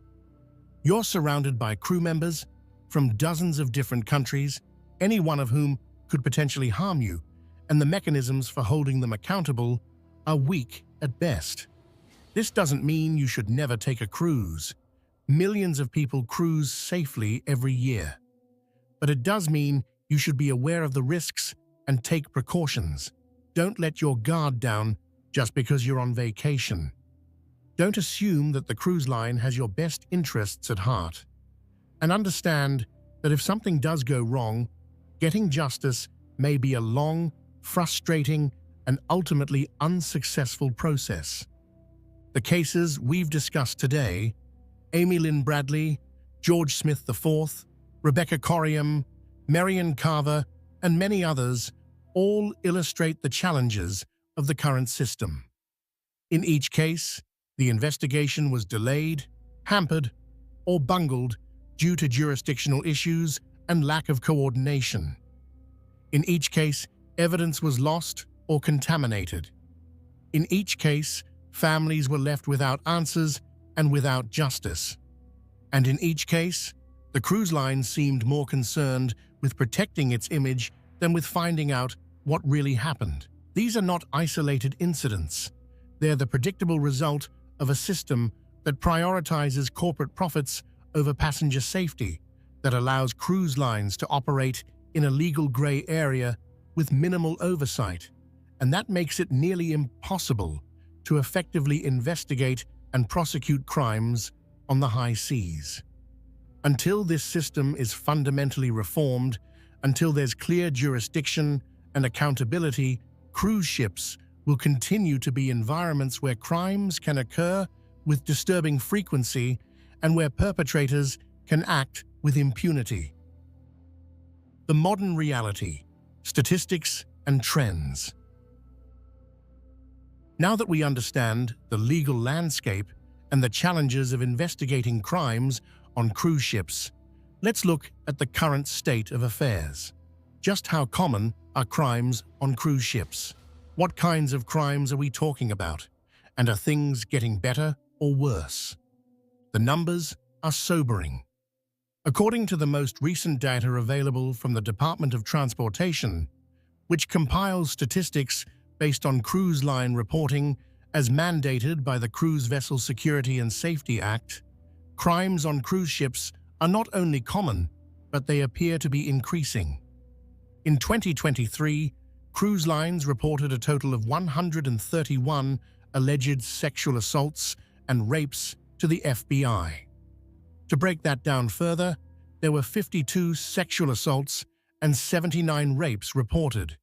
This represented a significant increase from the previous year. In 2022, there were 89 reported sex crimes total, with no distinction made between sexual assault and rape. The 2023 numbers show a nearly 50% increase in reported sexual violence.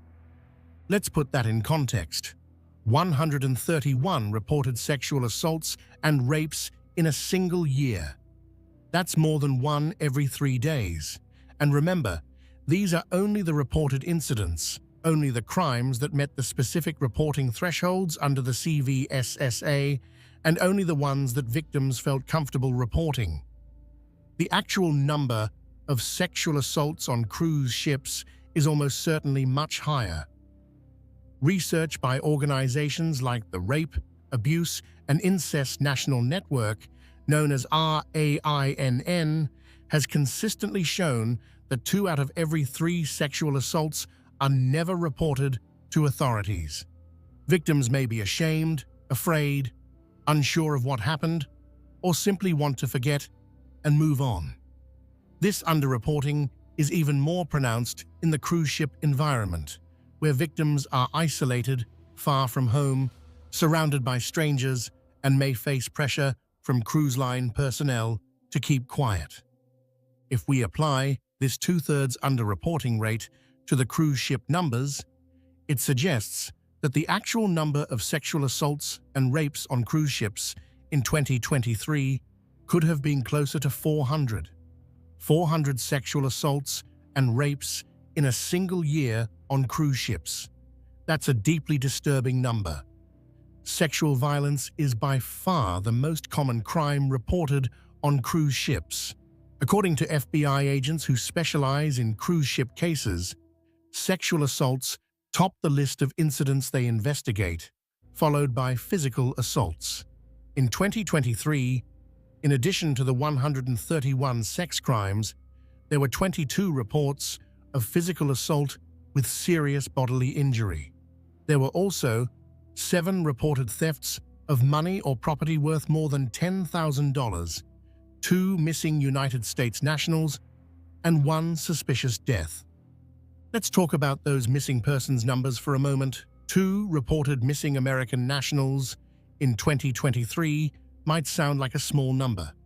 But remember, this is only for that 1 year, and it only counts American citizens. When you look at the broader data, over the past 2 decades, approximately 400 people have gone missing from cruise ships worldwide.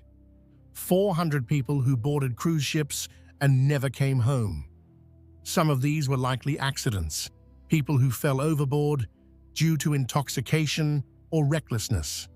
Some were probably suicides, but many remain complete mysteries, with no explanation for how or why they vanished.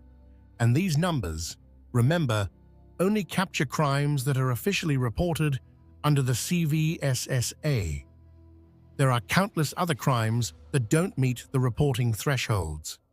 Minor thefts, simple assaults that don't cause serious injury, drug offenses, domestic violence between passengers. All of these occur on cruise ships with some regularity, but they're not captured in the official statistics that the public sees.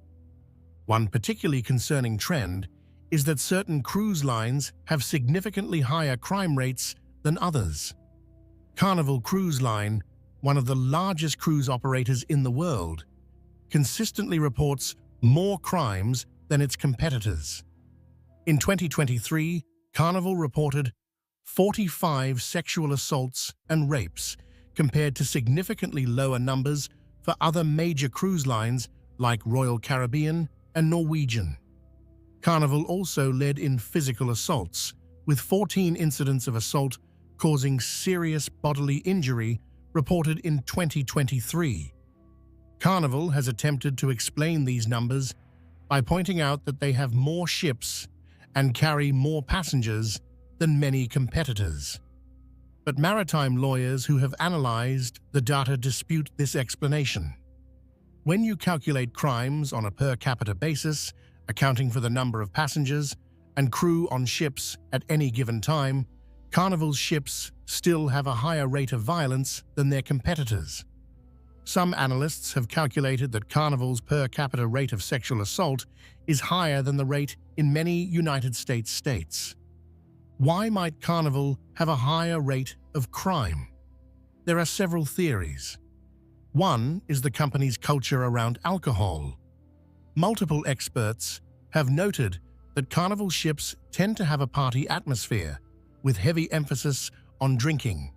Alcohol is aggressively marketed to passengers, and bartenders and servers work on commission, giving them an incentive to serve as many drinks as possible. We know that alcohol is a major factor in both sexual assault and physical violence. The more people drink, especially in an environment where social norms are relaxed and people feel like they can let loose, the more likely violent incidents become. Another factor may be Carnival's customer base. Carnival markets itself as a fun, affordable option, attracting younger passengers and those looking for a party atmosphere. This demographic may engage in riskier behavior and be more likely to both commit and be victims of crimes. Royal Caribbean and Norwegian, by contrast, tend to attract a somewhat older, more affluent demographic, which correlates with lower crime rates. It's also worth noting that Disney Cruise Line, which markets itself as family-friendly and caters to families with children, has seen a disturbing increase in sexual assault reports in recent years. In the 5 years between 2019 and 2024, Disney went from reporting between 1 and 3 sexual assaults per year to reporting 15 in 2023 and 18 in 2024. This dramatic increase is concerning and suggests that even on cruise lines that pride themselves on safety and family friendliness, sexual violence is a growing problem. What about the first half of 2024? The data we have shows that crimes continue at a troubling rate. From January to June 2024, there were 25 reports of sexual assault, 32 reports of rape, 16 reports of physical assault with serious bodily injury, 1 suspicious death, 7 thefts, and 2 missing United States nationals. If this rate continues for the full year, 2024 will see similar or even higher numbers than 2023. One area where there has been some improvement is in the first quarter of 2025. From January to March 2025, there were 48 crimes reported, down from previous quarters. But this is still 48 serious crimes in just 3 months, and the composition of these crimes is disturbing. Of the 48 incidents, 23 were reported as rapes, 10 as sexual assaults, and 7 as physical assaults. So sexual violence still dominates the statistics. These numbers represent real people, real victims. Behind each statistic is a person whose vacation turned into a nightmare. A woman who was raped by a crew member who entered her cabin. A man who was assaulted after an argument in a bar. A teenager who was sexually assaulted by another passenger. A person who vanished without a trace, leaving their family to wonder forever what happened. And these numbers, troubling as they are, still likely understate the true extent of crime on cruise ships. Because as we've discussed, many crimes go unreported. Victims may not feel safe reporting to cruise line security. They may not know they have the right to contact the FBI directly. They may simply want to finish their cruise and go home and try to forget what happened. And even when crimes are reported, cruise lines may find ways to avoid counting them in the official statistics. For example, the CVSSA only requires reporting of crimes that involve United States nationals or that occur on ships departing from or arriving at United States ports. Crimes involving passengers of other nationalities or crimes that occur on cruises that never touch United States territory don't have to be reported in these statistics. This means the data we see is inherently incomplete, capturing only a subset of the crimes that occur fleet-wide across the global cruise industry.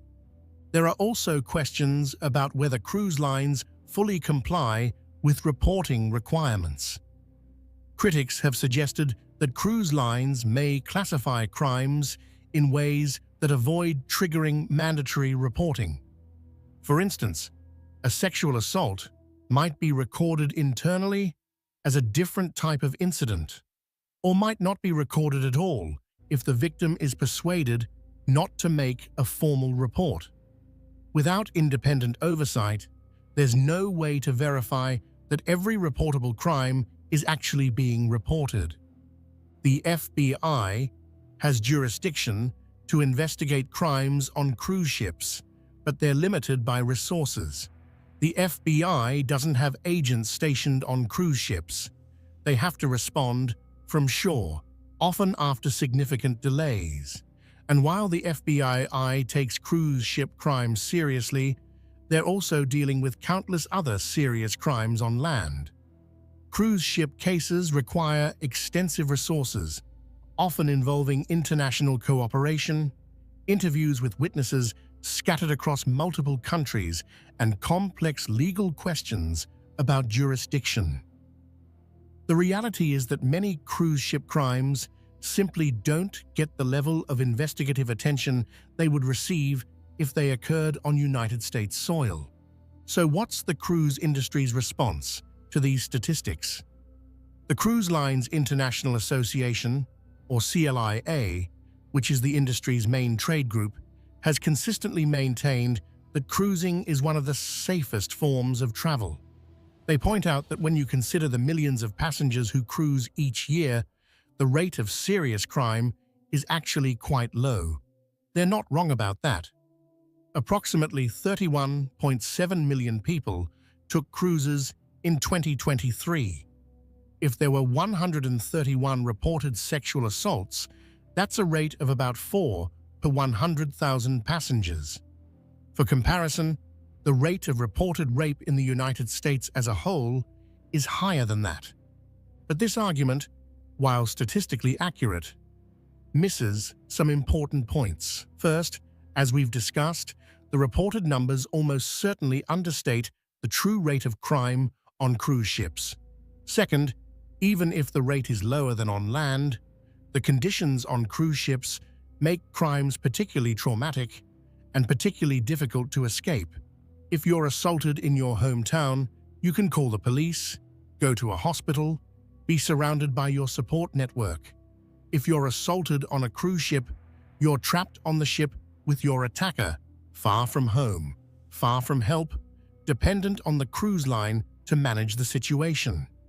The isolation and vulnerability of cruise ship victims makes these crimes especially heinous. The cruise industry has made some improvements in response to the CVSSA and public pressure. Most cruise lines now have better security protocols. They've improved lighting in isolated areas. They've implemented better surveillance systems. They've trained crew members on how to respond to reports of sexual assault. They've provided victims with access to resources like the National Sexual Assault Hotline. These are positive steps. But many advocates for cruise ship victims argue that the industry could and should do more. They point to the continued high rates of sexual violence, the ongoing problems with underreporting, and the cruise line's tendency to minimize and downplay crimes as evidence that the current measures are insufficient. They call for independent oversight of cruise ship security, stronger penalties for cruise lines that fail to properly report or investigate crimes, and better protections for crew members who report misconduct. The bottom line is this: cruise ships are not the safe havens that the glossy brochures suggest. Crimes happen on these ships with disturbing regularity. Sexual violence is a particular problem, affecting hundreds of passengers every year. People go missing under suspicious circumstances. Assaults occur. And the unique environment of cruise ships, the legal gray areas, the jurisdictional complications, the power dynamics between passengers and crew, all of these factors make crimes on cruise ships particularly difficult to prevent, investigate, and prosecute. If you're considering taking a cruise, you need to go into it with your eyes open. Be aware of the risks. Take precautions. Don't let your guard down just because you're on vacation. Watch your alcohol intake. Don't leave your drink unattended. Don't go off alone with people you don't know well. Lock your cabin door at night. Be aware of your surroundings. And if something does happen, report it immediately, not just to ship security, but directly to the FBI if it's a serious crime. The victims we've discussed in this video, Amy, George, Rebecca, Marion, and the countless others whose stories we haven't had time to tell, deserve better. They deserve to be safe. They deserved to have their cases properly investigated. They deserved justice. And the best way to honor them is to demand that the cruise industry do better, that lawmakers strengthen protections for passengers, and that the traveling public understand the real risks they face when they board these floating cities. Conclusion and call to action. We've covered a lot of ground today. We've explored some of the most haunting mysteries and tragic crimes to unfold on cruise ships. We've met families who have been left without answers, who have dedicated years of their lives to fighting for truth and justice. We've examined the legal complexities that make cruise ships such challenging environments for law enforcement. And we've confronted the uncomfortable reality that despite the cruise industry's carefully crafted image of safety and luxury, these floating vacation paradises can become scenes of terrible crimes. Amy Lynn Bradley vanished in 1998 and has never been found, despite tantalizing reports that she might have been trafficked. George Smith IV died in suspicious circumstances on his honeymoon, with evidence suggesting murder and with key witnesses refusing to cooperate.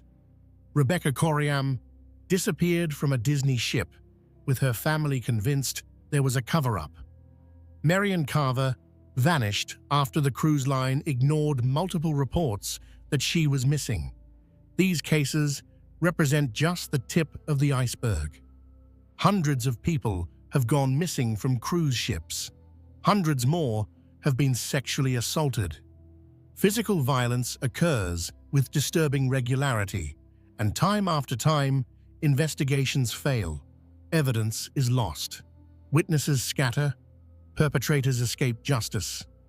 Families are left to grieve without closure, without understanding, without anyone being held accountable. Why does this keep happening? We've explored the reasons. The jurisdictional complexities of maritime law. The flag of convenience system that allows cruise ships to avoid stringent oversight.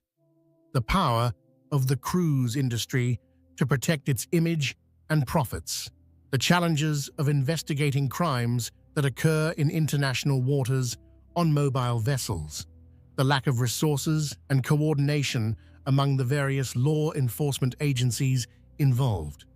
All of these factors combine to create an environment where crimes can occur and go unsolved.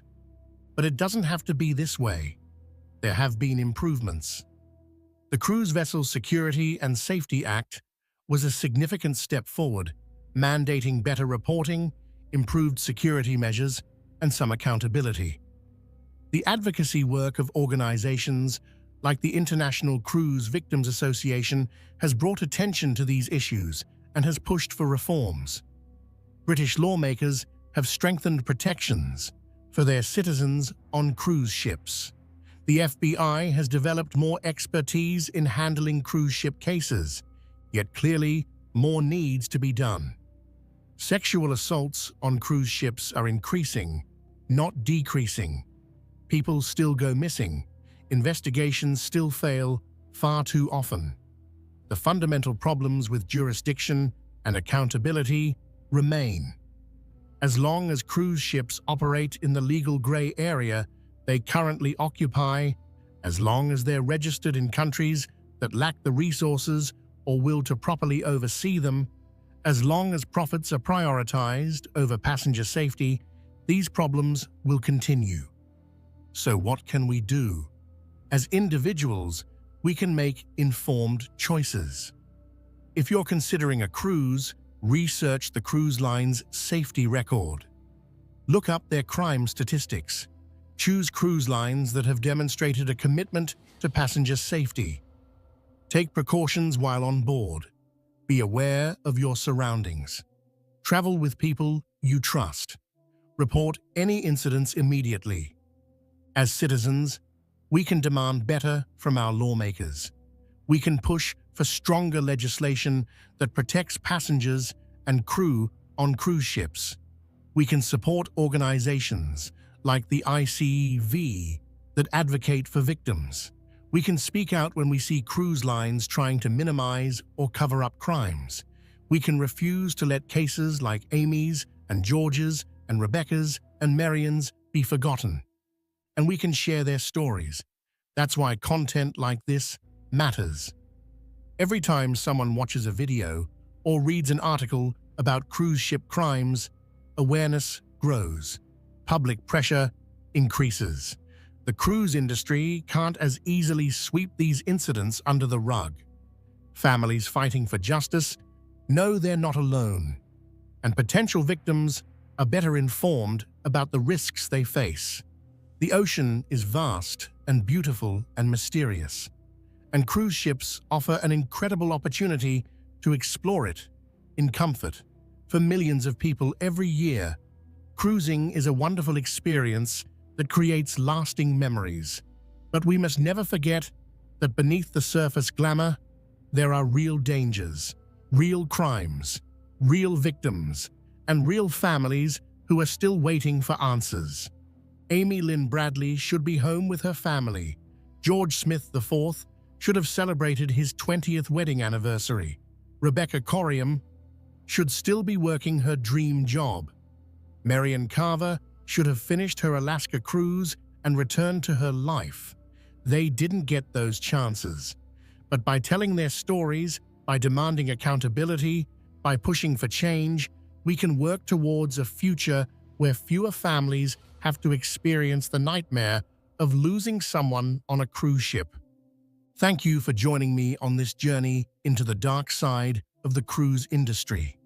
It's been a long and sometimes difficult exploration, but it's an important one.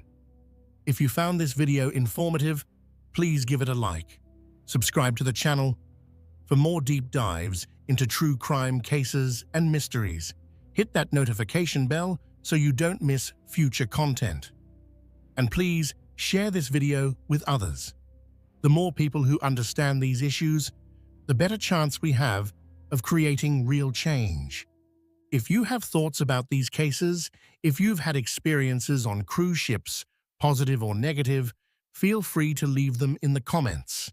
I read them all, and I'd love to hear your perspectives. And if you want to learn more about cruise ship safety and advocacy, check out the International Cruise Victims Association.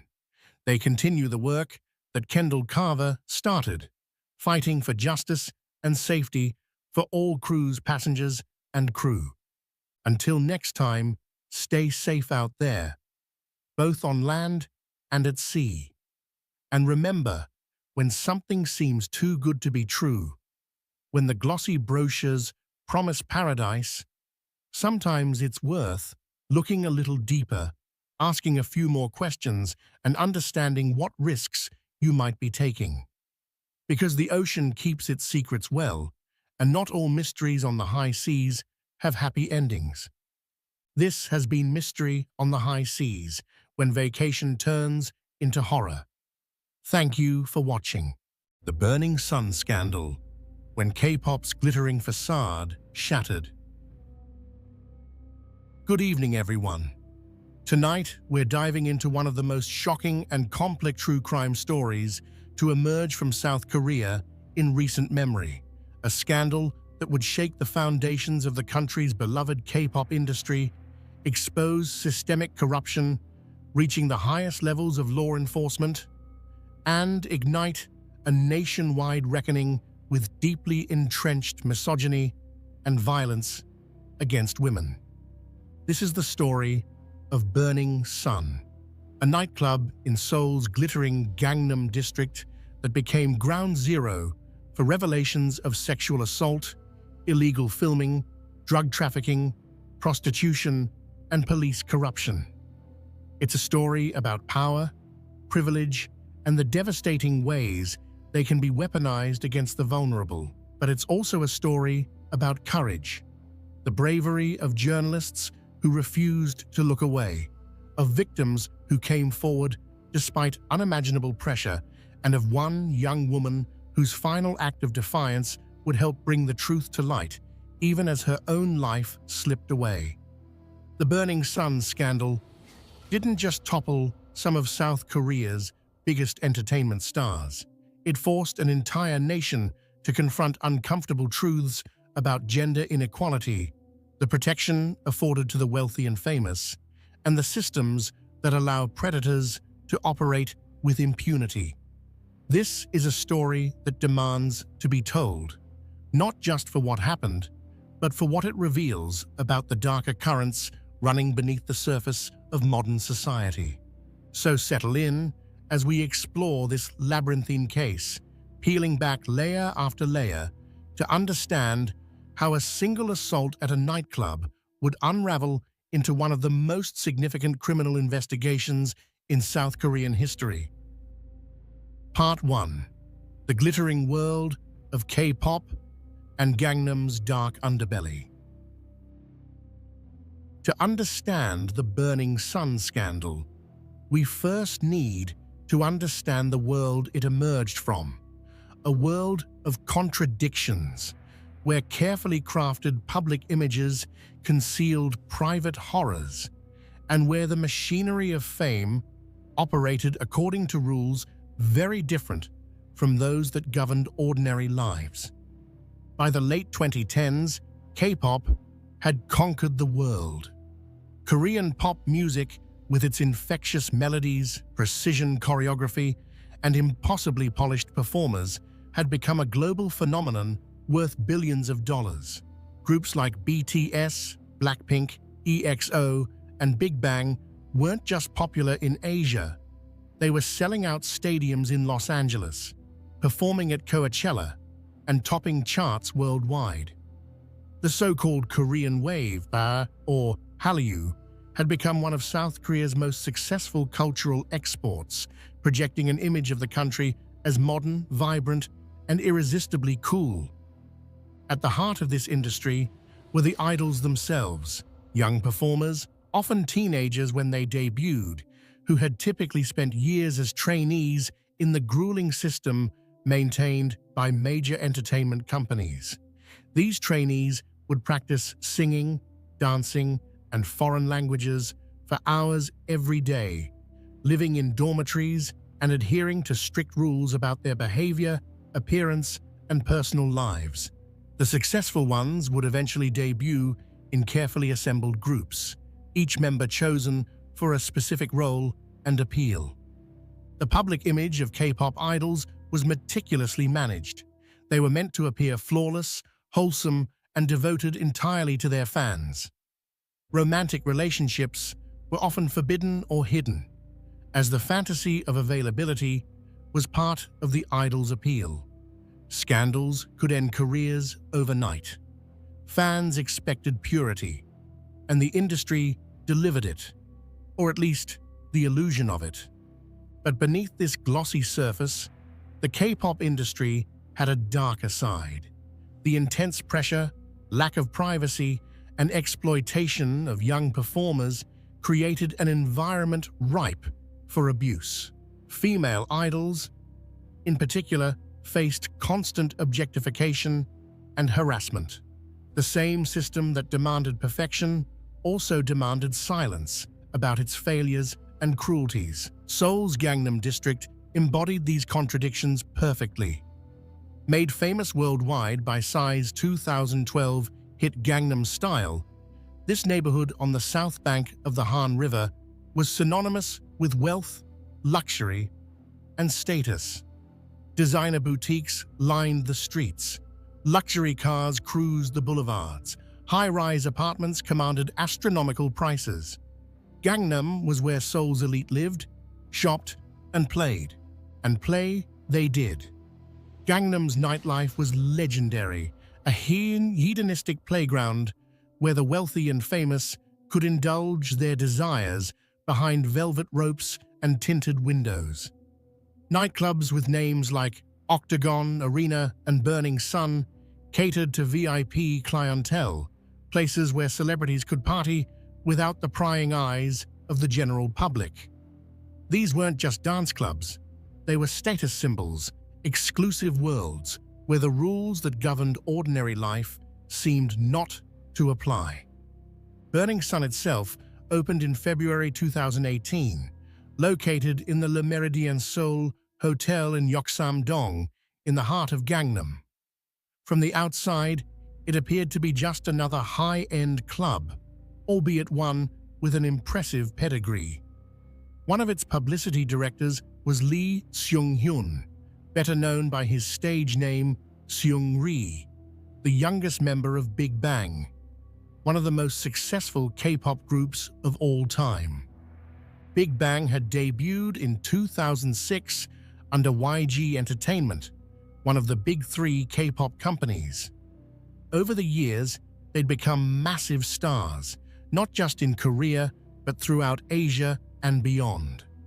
Forbes magazine reported that in 2015, the group had made $44 million in pre-tax earnings.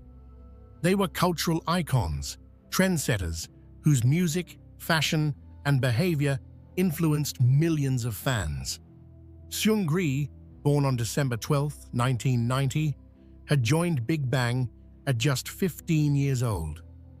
As the youngest member, or McNee, he'd sometimes struggled to stand out among his more prominent bandmates.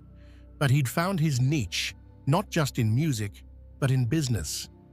Seungri positioned himself as an entrepreneur, opening restaurants, launching a dance academy, investing in various ventures. He was multilingual, charismatic, and networked extensively. The media dubbed him Korea's Great Gatsby, a reference that would prove eerily prescient, like F. Scott Fitzgerald's J. Gatsby. Seungri's glittering parties and business success masked illicit activities carried out in the pursuit of wealth and status. In the summer of 2018, Seungri released his first solo Korean-language studio album and embarked on his first solo tour, aptly titled The Great Seungri. He was filling the void left by his Big Bang bandmates, who were completing their mandatory military service. Everything seemed to be going Seungri's way. He was successful, famous, wealthy, and positioned to become even more influential. But Seungri's world, and the world of Burning Sun, was built on foundations far more sinister than anyone outside could have imagined. Behind the pulsing music and bottle service, behind the VIP rooms and celebrity clientele, a culture of violence and exploitation flourished. Women were drugged and assaulted. Illegal videos were filmed and shared. Police officers looked the other way, their silence purchased with bribes and favors. It was a system that depended on the silence and complicity of many, the vulnerability of victims who had no voice, and the confidence of perpetrators who believed themselves untouchable. That confidence would prove to be their downfall. Because in November 2018, on a Saturday night at Burning Sun, an incident occurred that would set in motion a series of events exposing everything. A man named Kim Sang-kyo would file a complaint about what happened that night, a complaint that would ultimately trigger one of the most significant criminal investigations in South Korean entertainment history. His name was Kim Sang-kyo, and his decision to speak out would change everything, though his story, like so much about this case, would prove far more complicated than it first appeared. Part 2. The night that started it all. The date was November 24th, 2018. It was a Saturday night, and Kim Sang-kyo, a 28-year-old man, had come to Burning Sun with friends to celebrate a birthday. By his account, they'd reserved a table and were drinking champagne when around 7 in the morning, as the long night was winding down, he witnessed something that disturbed him. According to Kim's later testimony, he saw a woman at a nearby table who appeared to be in distress. A man was grabbing at her, trying to pull her back to the table. The woman broke free and hid behind Kim, grabbing onto his shoulder. Kim claimed he intervened, holding the man's arms back and asking security for help. Instead of assistance, Kim said, the man punched him. What happened next would become the subject of intense dispute and investigation. According to Kim's account, he was dragged outside the club by multiple staff members, including managers and security guards. Once outside, in an area without CCTV coverage, he was beaten severely. He managed to call the police at around 7:02 in the morning, but rather than stopping the assault, the beating continued. When police arrived at the scene, what happened next shocked Kim and would eventually shock the nation. Rather than arresting the Burning Sun employees who'd assaulted him, the police arrested Kim himself. He was taken to the Gangnam police station, where he claimed officers continued to abuse him. He was held for nearly 8 hours before being released to seek medical treatment. At the hospital, Doctors documented extensive injuries. Kim had 4 fractured ribs, a condition called rhabdomyolysis, where muscle tissue breaks down and can cause kidney damage, paralysis in his right finger, and severe bruising throughout his body. These weren't minor injuries from a scuffle. They were the result of a sustained, brutal beating. But Kim's ordeal was far from over. In the days and weeks that followed, rather than investigating his assault, authorities seemed intent on building a case against him. Burning Sun staff claimed Kim had been the aggressor, that he'd been causing trouble in the club and sexually harassing women. The police, rather than treating Kim as a victim, treated him as a suspect. Frustrated and injured, Kim did something that would prove crucial. He went public. In late January 2019, he filed a petition with the Blue House, South Korea's presidential office, detailing what had happened to him. The petition described his assault in vivid detail, including his claims that police had colluded with Burning Sun staff to cover up the incident and falsify evidence. The petition quickly gained traction. Within days, over 200,000 people had signed it, demanding an investigation. Media outlets picked up the story. CCTV footage from outside Burning Sun began to circulate, showing Kim being beaten by multiple men while on the ground. Additional footage from inside the police station showed officers handling Kim roughly, contradicting their claims that they'd treated him appropriately. The public was outraged. Here was clear evidence of excessive force by both private security and police officers, yet the victim was the one facing charges. Questions arose. Why had police arrested the victim rather than his attackers? Why had they tried to suppress the CCTV footage? What were they trying to hide? Kim's case struck a nerve because it exemplified something many Koreans suspected but couldn't prove, that the wealthy and well-connected could literally get away with assault, with police serving as their protectors rather than enforcers of justice. Burning Sun was owned and operated by people with connections. Surely, many thought, those connections explained why Kim had been treated not as a victim, but as a problem to be dealt with. President Moon Jae-in himself weighed in, ordering a thorough investigation, not just into the Burning Sun assault, but into potential police corruption. The Seoul Metropolitan Police Agency announced they would examine the conduct of officers who'd responded to Kim's call and handled his detention. But as investigators began looking into Burning Sun, they discovered something unexpected. Kim's assault, serious as it was, turned out to be just the surface. Beneath it lay a world of criminality that went far beyond one nightclub beating. Investigators started hearing whispers about drugs, about women being assaulted, about illegal videos, about payments to police to look the other way. The more they dug, the more disturbing the picture became. It's important to note that Kim Sang-kyo's story would become more complex as events unfolded. While his initial complaint proved instrumental in launching the investigation that would expose the Burning Sun scandal, Kim himself would later face serious legal challenges. In the years following that November night, he was charged with more than 15 offenses stemming from events at Burning Sun. In November 2022, nearly 4 years after that fateful night, a court found Kim guilty of sexually harassing a woman at Burning Sun on the same evening he was assaulted, as well as obstruction of business and defamation.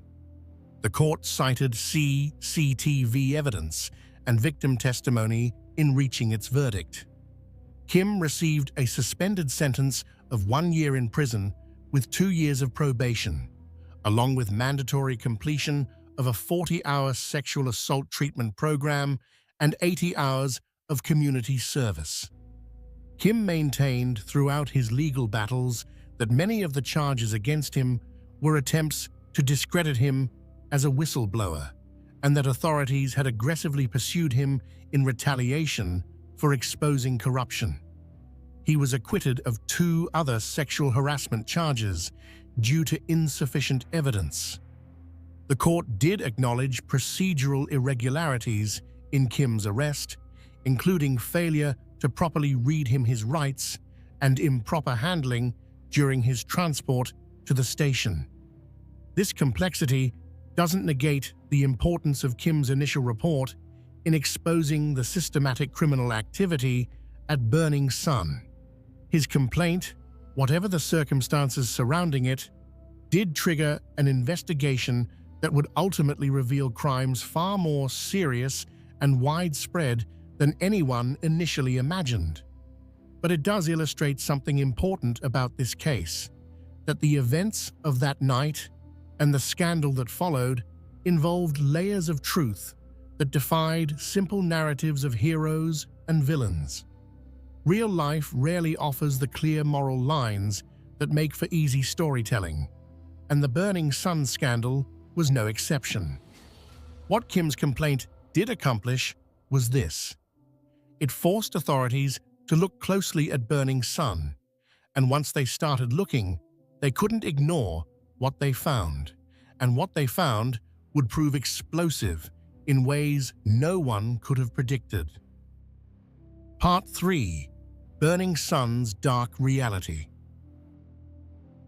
As investigators began examining Burning Sun in response to Kim Sang-kyo's complaint and the public outcry it generated, a picture emerged of a club where criminal activity wasn't an aberration but standard operating procedure.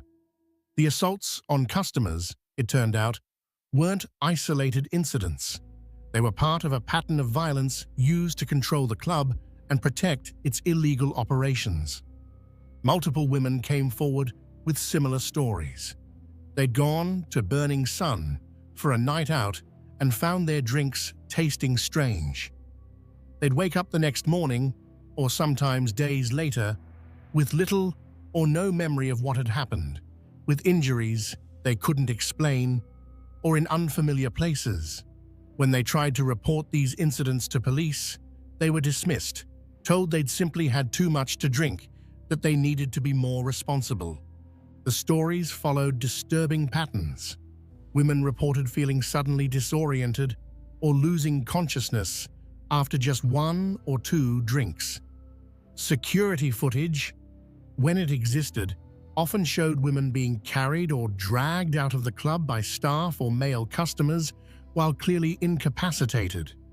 Club employees seemed not just indifferent to women in distress, but actively facilitating their removal from the premises. Investigators began testing for drugs commonly used to facilitate sexual assault. They found evidence of GHB gamma hydroxybutyrate, known colloquially as a date rape drug, and other substances designed to incapacitate victims. These drugs were being administered to club guests, particularly women, without their knowledge or consent. Once drugged, these women became vulnerable to assault, and the club's systems seemed designed to enable rather than prevent such assaults. The club's management structure also raised red flags. While Seungri was the most famous figure associated with Burning Sun, serving as a publicity director and business partner, the day-to-day operations involved a network of managers, promoters, and security personnel. Some of these individuals had connections to organized crime.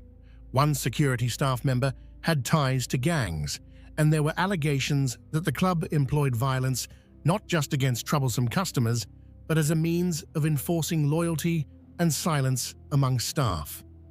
Lee Moon-ho, one of Burning Sun's CEOs, became a focal point of the drug investigation.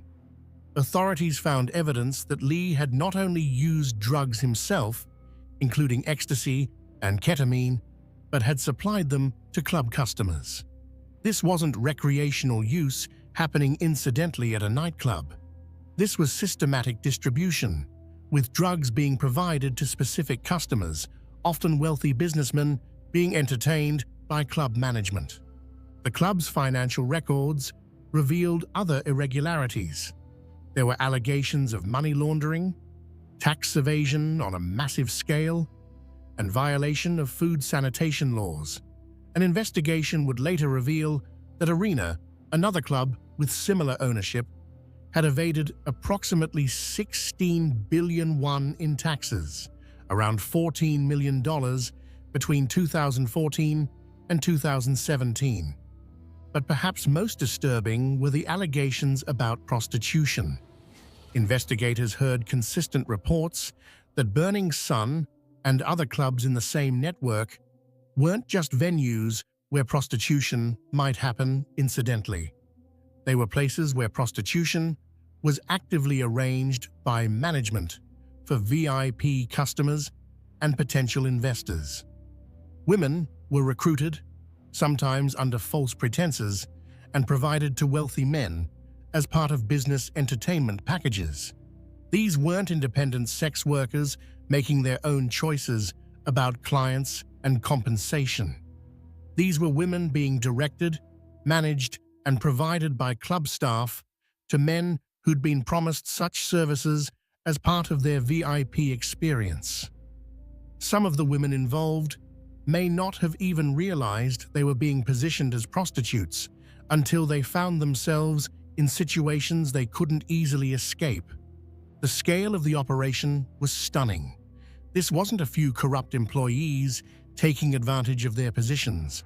This was systematic criminality woven into the club's business model. Burning Sun made money not just from bottle service and cover charges, but from facilitating illegal activities for customers willing to pay premium prices for experiences that existed outside legal boundaries. And none was more prominent than Seungri, whose name and image had been used to market Burning Sun to the young and wealthy. As a publicity director and business partner in the club, Seungri had benefited financially from Burning Sun's operations, but his involvement went deeper than many initially realized. As investigators dug into Seungri's business dealings and communications, they discovered something that would prove even more explosive than the revelations about Burning Sun itself. They found evidence of secret group chats on KakaoTalk, South Korea's most popular messaging app. And in these chats, Seungri and other prominent figures in the K-pop world had been discussing activities that would horrify the nation: prostitution arrangements, illegal hidden camera footage, and sexual assault.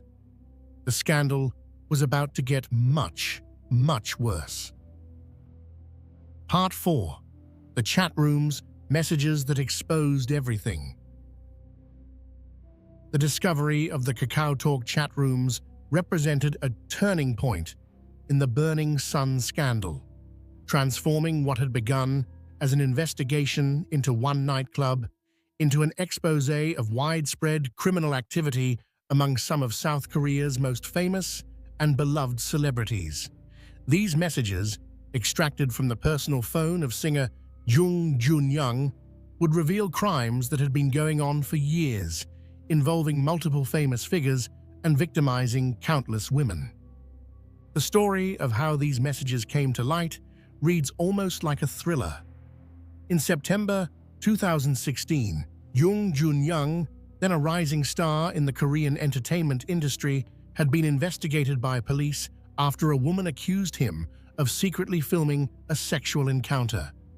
At the time, Jung's agency claimed the allegations were a misunderstanding, and in October 2016, after what the agency characterized as a thorough investigation, Jung was acquitted. The case was closed, and Jung's career continued uninterrupted. But someone knew the truth.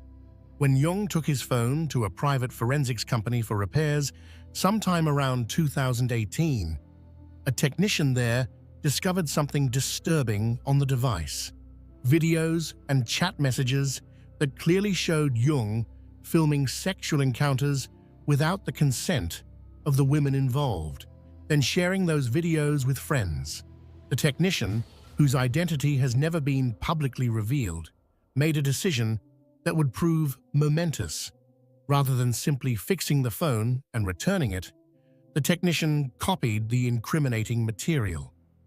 The technician then reached out to a lawyer named Bang Jung-hyun, sending him an email containing thousands of chat messages spanning an 8-month period from late 2015 through mid-2016.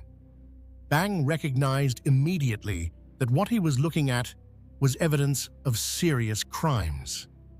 When the Burning Sun scandal began making headlines in early 2019, Bang forwarded these messages to SBS's investigative news program SBS Fun-E and to the Anti-Corruption and Civil Rights Commission. On February 26, 2019, SBS Fun-E published the contents of the first chat room. The revelations were explosive. The messages showed Seungri instructing staff at Burning Sun and his other business ventures to provide prostitutes to potential investors and wealthy businessmen.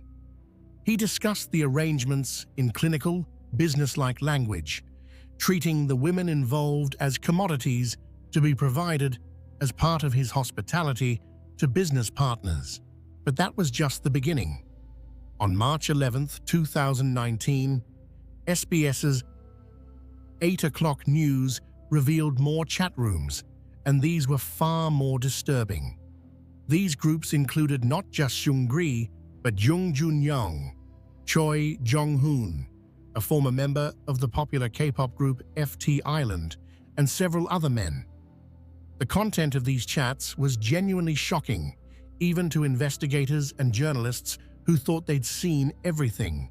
Jung Jun-young had been systematically filming sexual encounters with women without their knowledge or consent. The videos showed women who were clearly drunk or unconscious, unable to consent to being filmed or to the sexual acts themselves.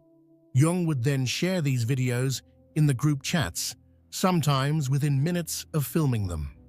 The other members would respond with messages cheering him on, requesting more videos, or sharing their own illegal footage. The messages weren't just evidence of crimes, they revealed the mindset of the perpetrators, their complete lack of respect for their victims, and their confidence that they would never face consequences. The men joked about drugging women. They discussed which victims were best and rated them. They shared tips on where to find vulnerable women and how to avoid getting caught.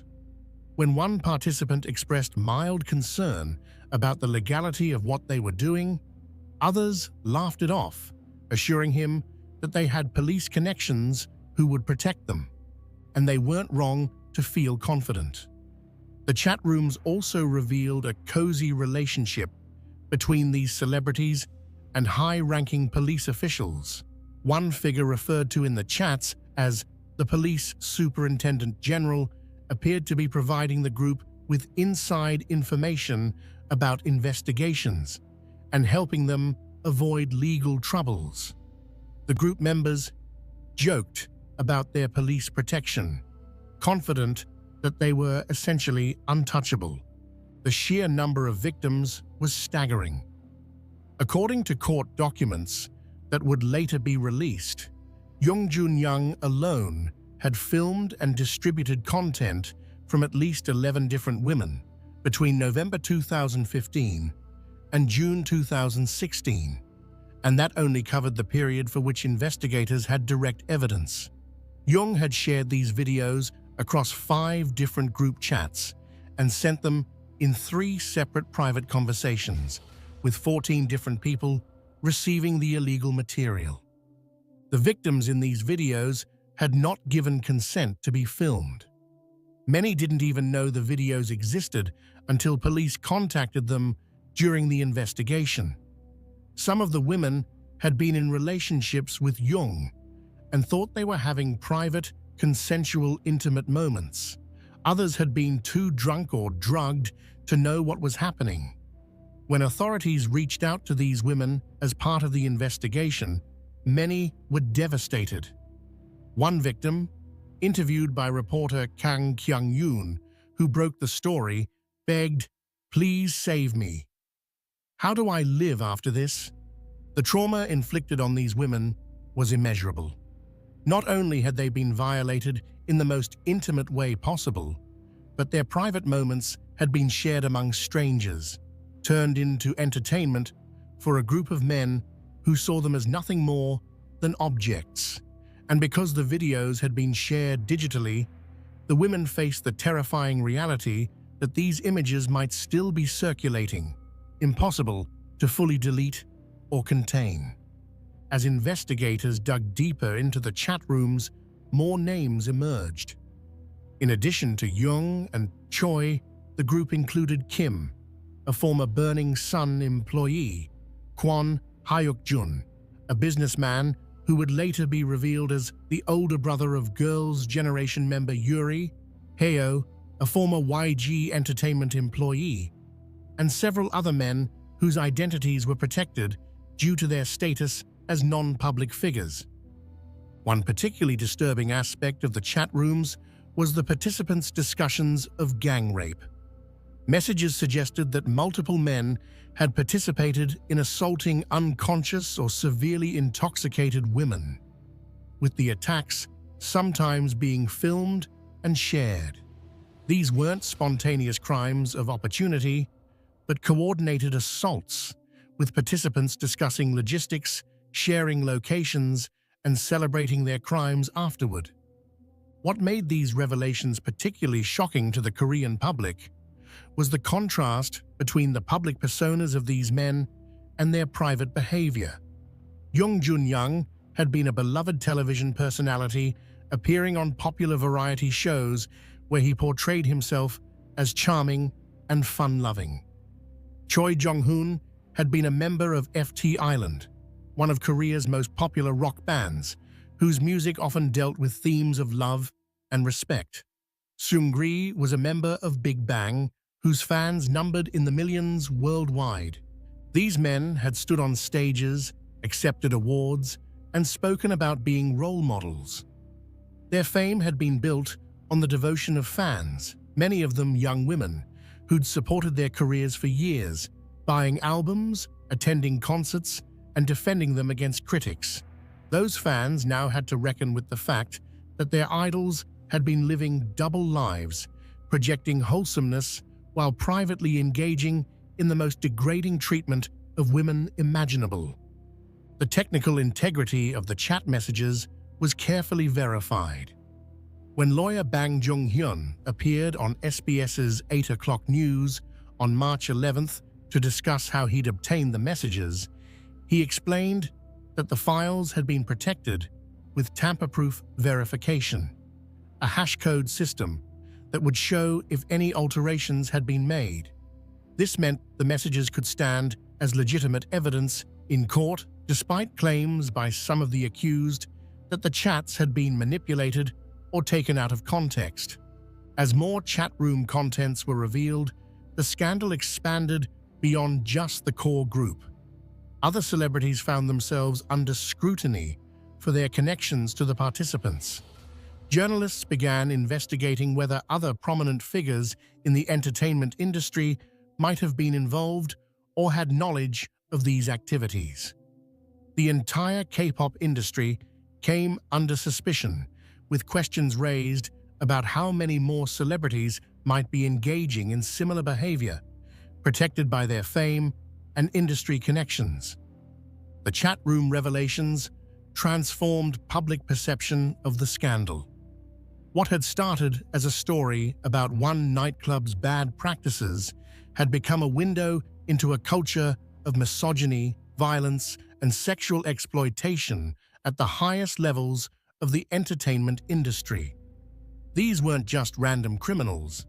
These were men who'd been role models, whose faces appeared on billboards and television screens, whose music played on the radio and in shopping malls across the nation. The discovery of these messages would lead to criminal charges, convictions, and prison sentences. But perhaps more importantly, they sparked a national conversation about the treatment of women in South Korea, the abuse of power by celebrities, and the systems that had allowed these crimes to continue for so long. The pretty facade of K-pop had been ripped away, revealing the ugliness that had been hidden behind it. Part 5. Goo Hara, the brave woman who helped expose the truth. Among the many tragic elements of the Burning Sun scandal, few are more heartbreaking than the story of Goo Hara. A former member of the popular girl group Kara, Hara would play a crucial role in exposing police corruption at the heart of the scandal. But the courage she showed would come at a devastating personal cost. Goo Hara was born on January 3, 1991. She debuted with Kara in 2008, and the group quickly became one of the most successful K-pop acts of the early 2010s. They were particularly popular in Japan, where they achieved mainstream success rare for Korean acts at the time. Hara was known for her bright personality, her dancing ability, and her dedication to her craft. But behind the scenes, Hara faced challenges that her public image didn't reflect. The pressure of idol life took its toll. The constant scrutiny, the impossible beauty standards, the grueling schedules, and the lack of privacy wore on her. Like many idols, she struggled with depression and anxiety, conditions that were often dismissed or stigmatized in an industry that demanded performers maintain cheerful, flawless public personas regardless of their internal suffering. In 2018, Hara's personal life became painfully public when her relationship with a hairdresser named Choi Jong-bum turned abusive. The couple had begun dating after meeting on the set of a beauty television program called My Mad Beauty Diary. Initially, the relationship seemed happy, but it deteriorated into violence and manipulation. On September 13, 2018, just 2 months before the Burning Sun incident, Choi broke into Hara's home while she was sleeping. According to Hara's account, a fight ensued, triggered by Choi's jealousy over Hara having lunch with a male acquaintance. The argument escalated into physical violence. Choi assaulted Hara, causing injuries including damage severe enough that she experienced uterine hemorrhaging. But the physical assault wasn't the worst of it. During the fight, Choi threatened Hara with something that would cause her even more terror than the violence itself. He told her that he had secretly filmed them having sex, and he would release the video to destroy her career if she didn't comply with his demands. This threat, the weaponization of intimate footage, would hang over Hara for the rest of her life. Both Hara and Choi filed assault complaints against each other. When the case went to court, the details that emerged painted a picture of a deeply abusive relationship. Choi had been controlling, jealous, and violent. The assault on September 13th was not an isolated incident, but part of a pattern. Evidence showed that Choi had indeed filmed intimate encounters and had threatened to release them. In August 2019, a court found Choi guilty of assault, making threats, property damage, and coercion. However, he was not convicted on the illegal filming charge. The court ruled that there wasn't sufficient evidence to prove the recording itself was illegal, though it acknowledged he'd used the threat of releasing the video as blackmail. Choi received a suspended sentence, 1.5 years in prison, suspended for 3 years. This meant he wouldn't serve jail time unless he committed another crime during the probation period. The sentence sparked outrage. Here was a man who had violently assaulted his girlfriend, caused her significant physical harm, and blackmailed her with threats to release intimate footage that would destroy her career. And he received no jail time. The message to victims of domestic abuse and revenge porn seemed clear. The justice system would not protect them adequately. For Hara, the sentence felt like a betrayal.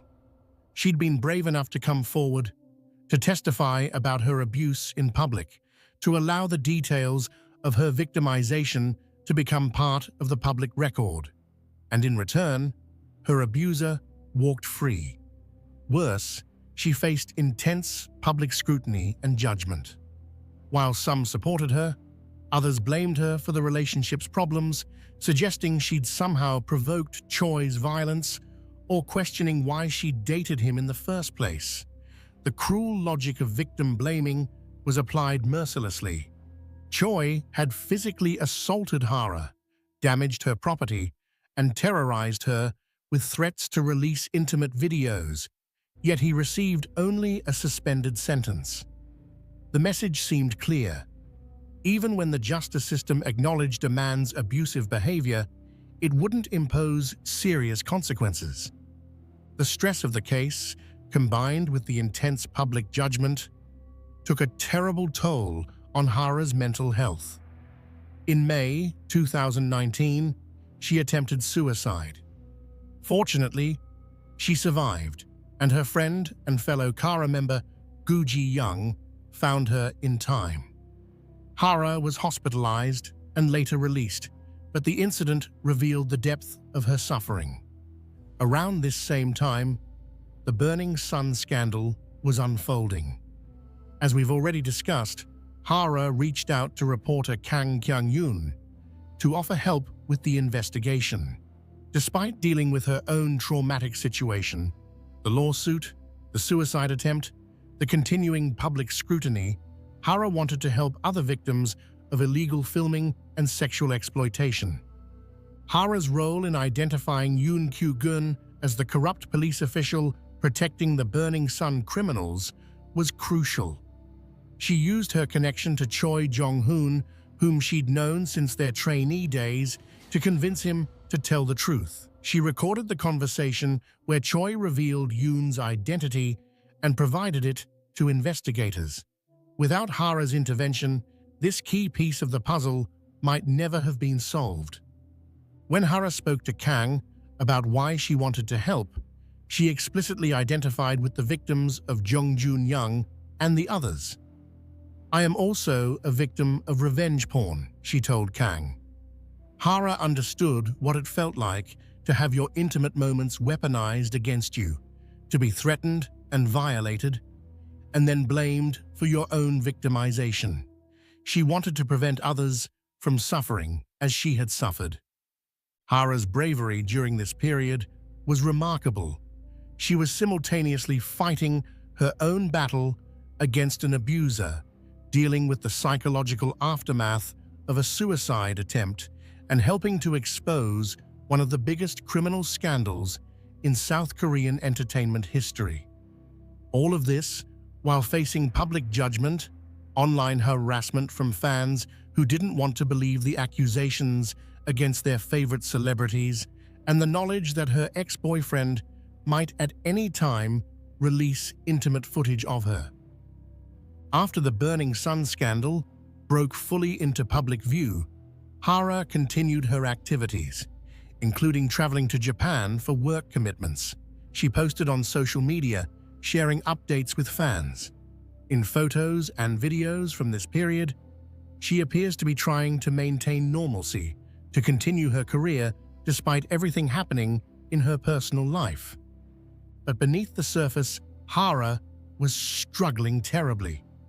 On November 24, 2019, exactly 1 year and 1 day after the incident that started the Burning Sun investigation, Hara was found dead in her home in the Cheongdam neighborhood of Seoul. She was 28 years old. Police investigated and ruled the death a suicide. There were no signs of foul play. In her final Instagram post, published just 2 days before her death, Hara had written simply, "Goodbye" in Korean. To those who'd been watching closely, who'd seen her struggles, who understood the crushing weight she'd been carrying, the message was heartbreakingly clear. Hara's death devastated her fans and the Korean public, coming just weeks after the suicide of another female K-pop idol, Sulli, who'd also faced intense online bullying and harassment. Hara's death forced Korea to confront the dark side of its celebrity culture. The pressure on idols, particularly female idols, was not just intense, it was sometimes deadly. In the aftermath of her death, over 200,000 people signed a petition calling for stronger punishments for revenge porn and illegal filming. Another petition demanded action against online bullying and hate comments. Hara's suffering and her courage in fighting back against her abuser became a catalyst for demands for legal reform. In 2024, 5 years after her death, it was revealed that Hara had played an even more crucial role in the Burning Sun investigation than had been publicly known. Reporter Kang Kyung-yoon disclosed the full extent of Hara's contribution, including how she'd helped identify Yoon Kyu-gun, Hara's brother, Gu Ho-in, who'd been present during the phone call with Choi Jong-hoon, confirmed his sister's involvement. Hara had known that helping with the investigation might bring more scrutiny to her own experiences with illegal filming threats. She'd known it might reignite public interest in her most traumatic experiences. She'd helped anyway, because she understood that staying silent protected perpetrators while speaking out protected potential future victims. Her final act of courage was trying to save others from the fate she'd experienced. The tragedy of Gu Hara's story lies not just in her death, but in the fact that the system failed her at every turn. When she reported her abuser, he received a sentence that felt like a slap on the wrist. When she faced public judgment, authorities did little to protect her from harassment and hate comments. When she tried to help expose corruption and sexual crimes, she had to carry that burden largely alone, without the support and protection she deserved. Hara's death remains one of the most painful chapters in the Burning Sun saga. She was a victim of the same culture that enabled the crimes at Burning Sun. A culture where women's pain was minimized, where abusers faced few real consequences, where speaking out often brought more suffering than silence. But she was also a hero, someone who refused to let her own victimization prevent her from helping others, who used her platform and her knowledge to fight for justice even when it cost her so much personally. In death, Hara became a symbol of what needed to change in Korea. Not just the laws around revenge porn and illegal filming, not just the treatment of abuse victims, but the entire culture that made women like her vulnerable and then blamed them for their vulnerability. Her memory became a rallying cry for reform, a reminder that behind every statistic about gender-based violence was a real person who'd suffered and deserved better. Part 6. Unraveling the Criminal Network. As the scope of the Burning Sun scandal became clear throughout early 2019, law enforcement agencies launched one of the most complex criminal investigations in South Korean history. What had begun as an inquiry into one nightclub assault had expanded into a multi-pronged investigation involving sexual assault, illegal filming, drug trafficking, prostitution, embezzlement, tax evasion, and police corruption. Dozens of suspects, hundreds of victims, and thousands of pieces of evidence had to be tracked, verified, and prosecuted. The investigation was, in many ways, a race against time. Once the scandal broke publicly, there was concern that evidence might be destroyed, witnesses might be intimidated, and suspects might flee the country. Prosecutors and police had to move quickly to secure phones, computers, and other devices that might contain incriminating material. They had to interview victims who were often traumatized and reluctant to come forward. They had to navigate complex digital forensics to recover deleted messages and videos. Jung Jun-young was one of the first to be arrested. On March 21, 2019, police took him into custody on charges of illegally filming and distributing sexual content. Jung's immediate admission of guilt was startling. In a statement to the press, he said, "I admit to all my crimes. I filmed women without their consent and shared it in a chat room. And while I was doing so, I didn't feel a great sense of guilt." His candor seemed to reflect not remorse so much as resignation. He knew the evidence against him was overwhelming. But as police dug deeper, they uncovered allegations even more serious than the illegal filming. Women came forward claiming that Jung, along with other men, including Choi Jong-hoon, had raped them while they were unconscious or too intoxicated to resist. One woman described being assaulted by 5 men, including Jung, in March 2016 at a hotel. She'd been drinking and lost consciousness, waking later with injuries and fragmented memories of the attack. When she learned that the assault had been filmed and shared in a group chat, she was devastated. Choi Jong-hoon, the former FT Island member, was also arrested. Initially, Choi denied all charges, claiming he hadn't assaulted anyone, but evidence from the chat rooms showed him discussing assaults, and testimony from victims contradicted his denials. Choi had also been involved in a separate scandal, bribing a police officer to cover up a drunk driving incident. That investigation, too, became part of the broader case. Seungri's case proved more complex. While the chat room messages clearly showed him arranging prostitution services for business associates and potential investors, Seungri maintained that he'd been unaware of the illegal nature of these arrangements. He claimed his business partners had handled the details without his knowledge or approval, and that messages showing his involvement had been taken out of context or misunderstood. But prosecutors built a strong case. They had messages where Seungri explicitly discussed providing women to investors. They had testimony from employees who'd arranged these services at his direction.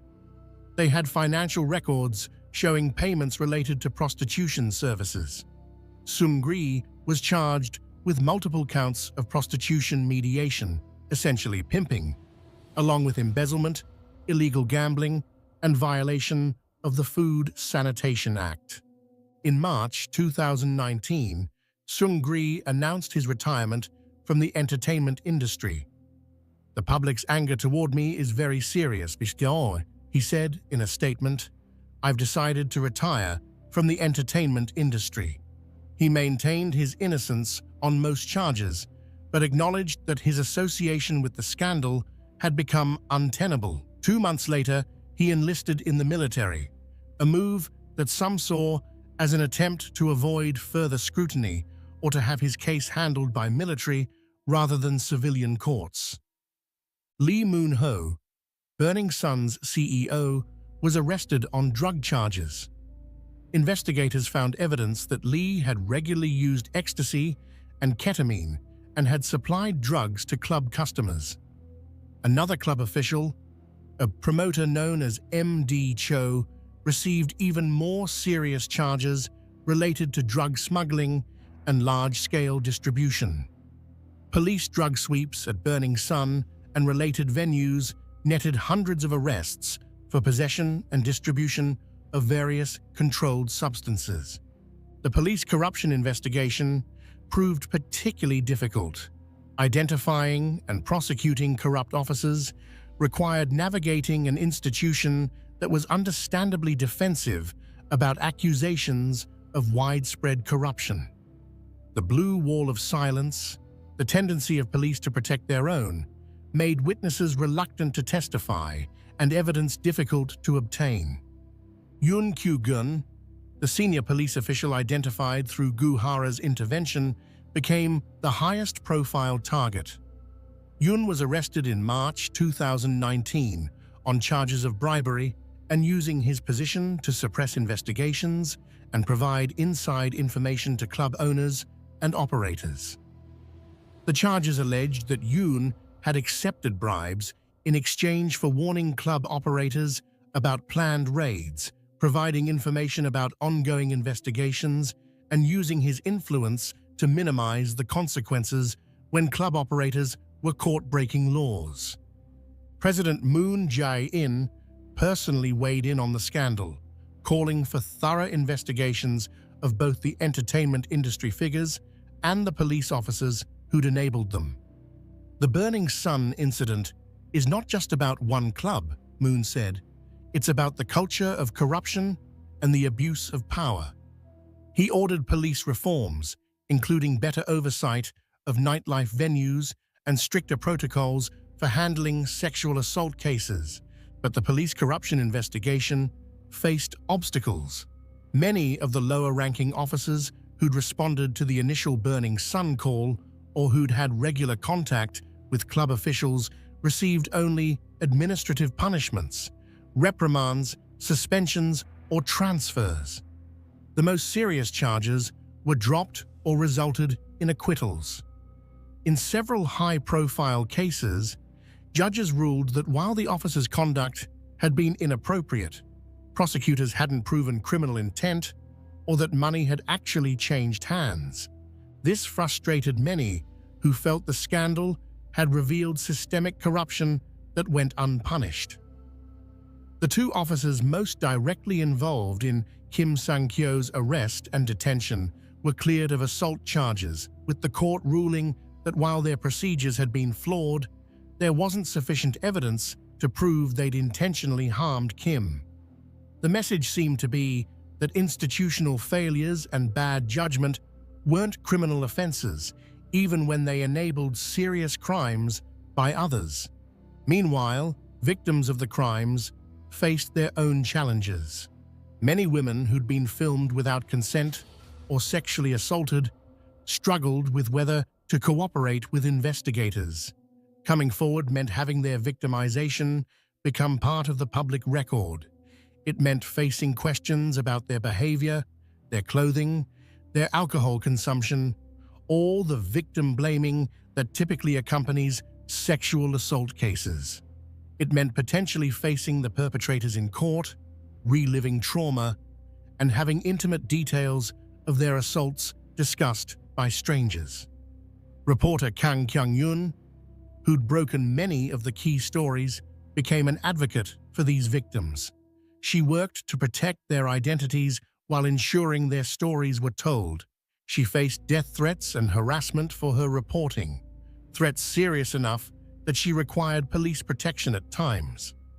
Other journalists investigating the scandal faced similar intimidation, highlighting how dangerous it could be to challenge powerful men and institutions. Some victims chose to settle their cases privately rather than go through criminal trials. Under Korean law, certain offenses can be settled through financial compensation and agreements not to pursue charges if the victim agrees. This created controversy.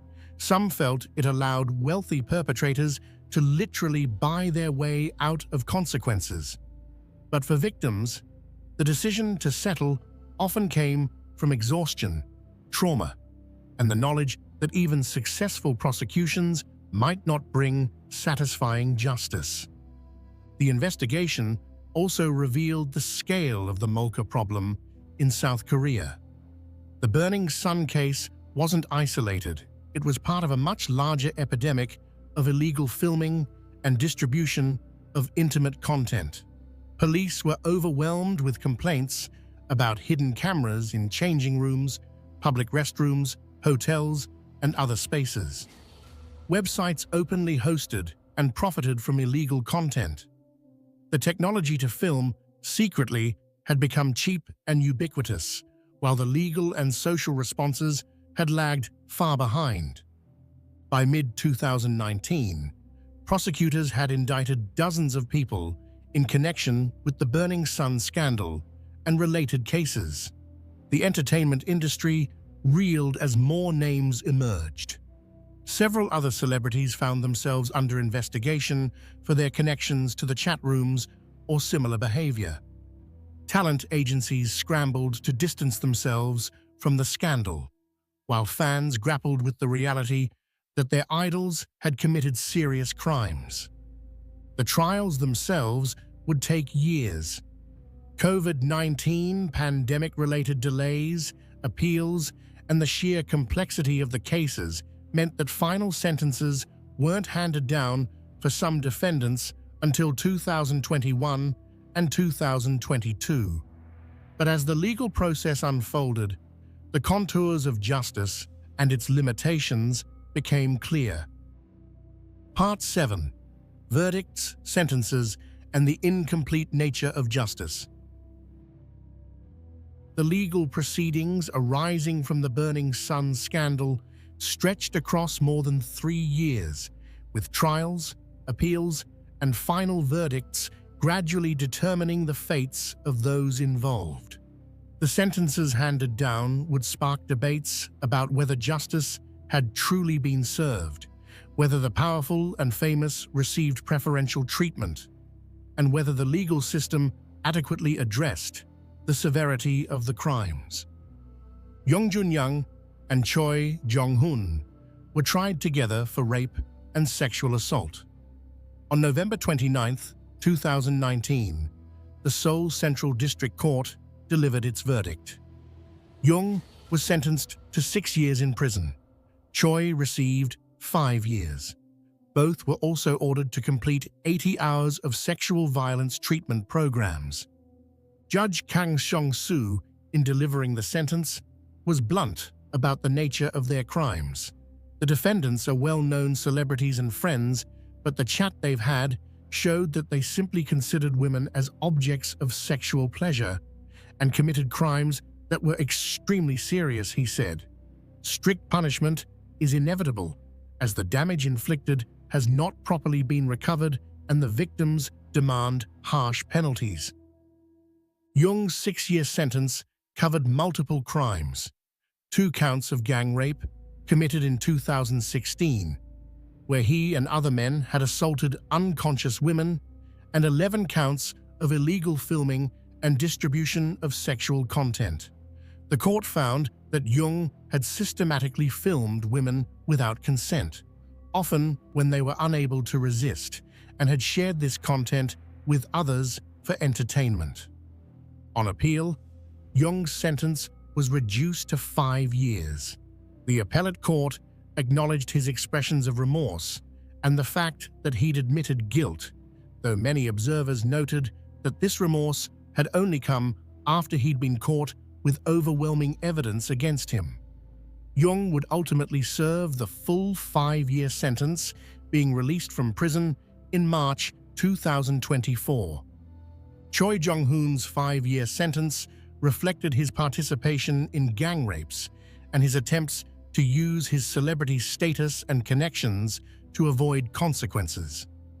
Evidence showed that after one assault, Choi had contacted police officials, asking them to suppress the investigation. This attempt to manipulate the justice system was considered an aggravating factor. Unlike Young, Choi had initially denied all charges before eventually pleading guilty during the trial process.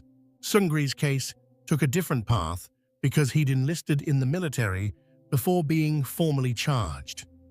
This meant his trial was conducted by a military court rather than a civilian court, following different procedures and potentially different standards. Critics argued this gave Seungri an advantage, as military courts were sometimes seen as more lenient. In August 2021, a military court found Seungri guilty on all 9 charges against him.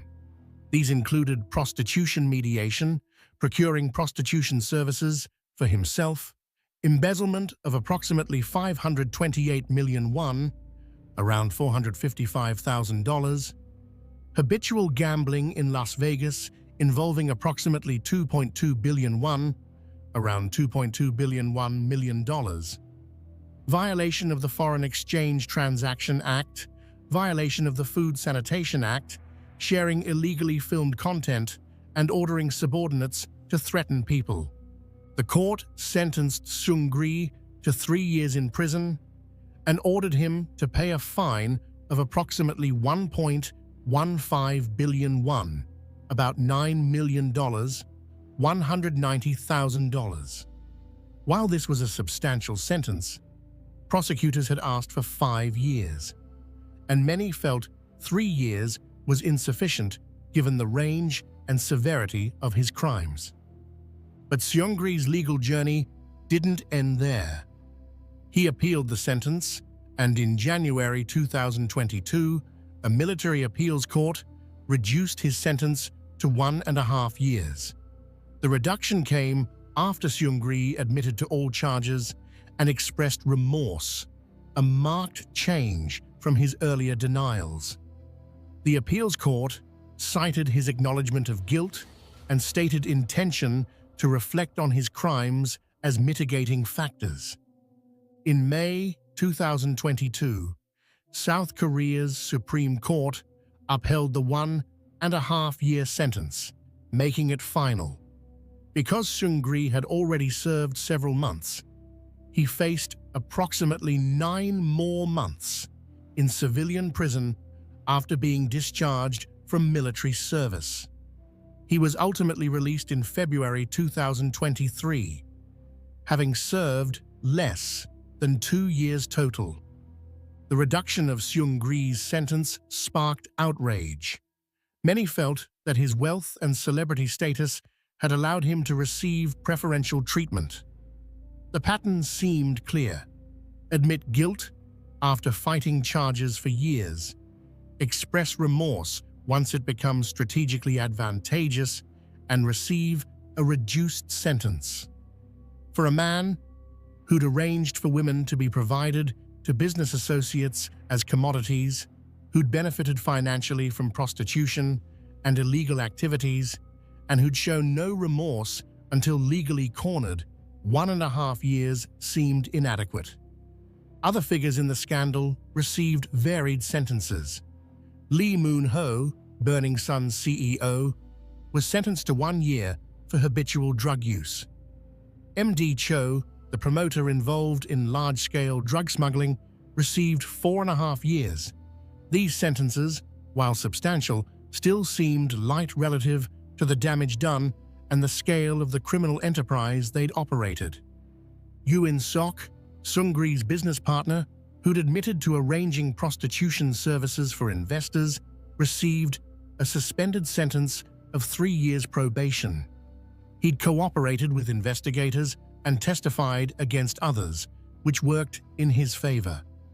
His willingness to provide information about how the prostitution arrangement worked and who had benefited from it was considered valuable to the prosecution's case.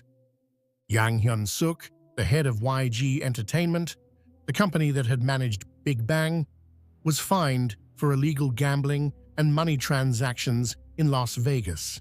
While the fine was substantial, the fact that a major entertainment company executive faced no jail time for activities that included covering up or being connected to criminal behavior disappointed many observers. The police corruption cases proved most frustrating for those seeking accountability. Yoon Kyu-gun, the senior officer accused of bribery and protecting Burning Sun, was ultimately acquitted at trial. The court ruled that while his conduct had been inappropriate and his relationship with club operators suspicious, prosecutors hadn't proven beyond a reasonable doubt that he'd accepted bribes or intentionally suppressed investigations.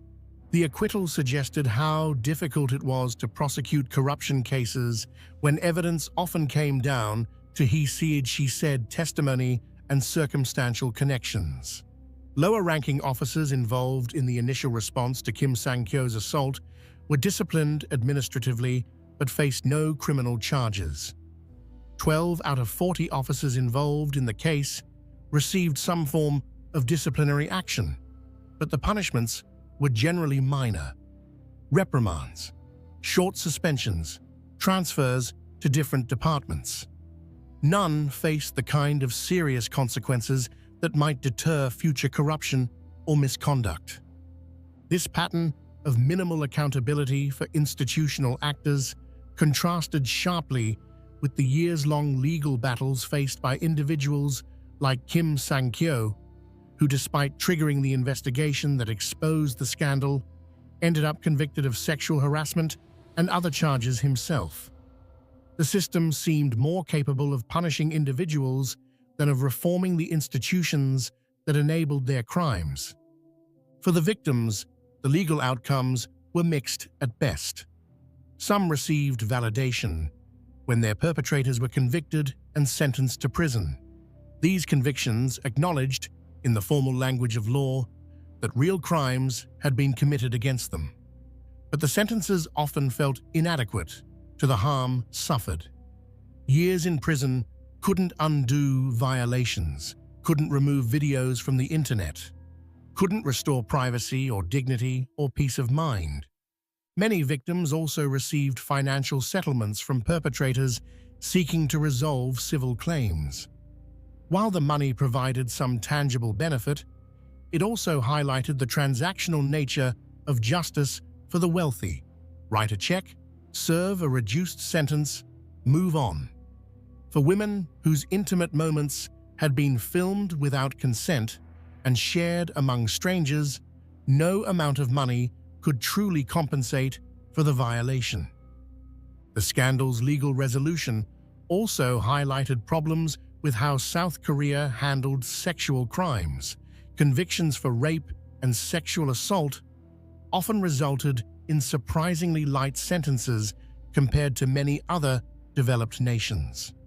The concept of quasi-rape, sexual assault of someone unable to consent due to intoxication or unconsciousness, sometimes received lesser punishment than forcible rape, as if taking advantage of an unconscious victim was somehow less serious than physically overpowering a conscious one.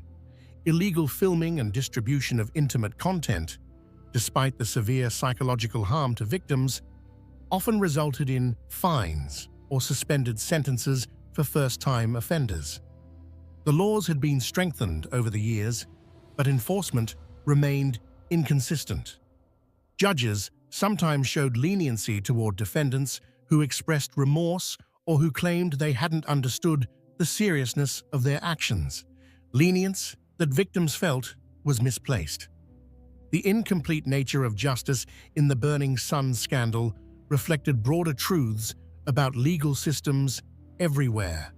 Perfect justice, outcomes that fully heal victims, adequately punish perpetrators, and prevent future crimes is perhaps impossible.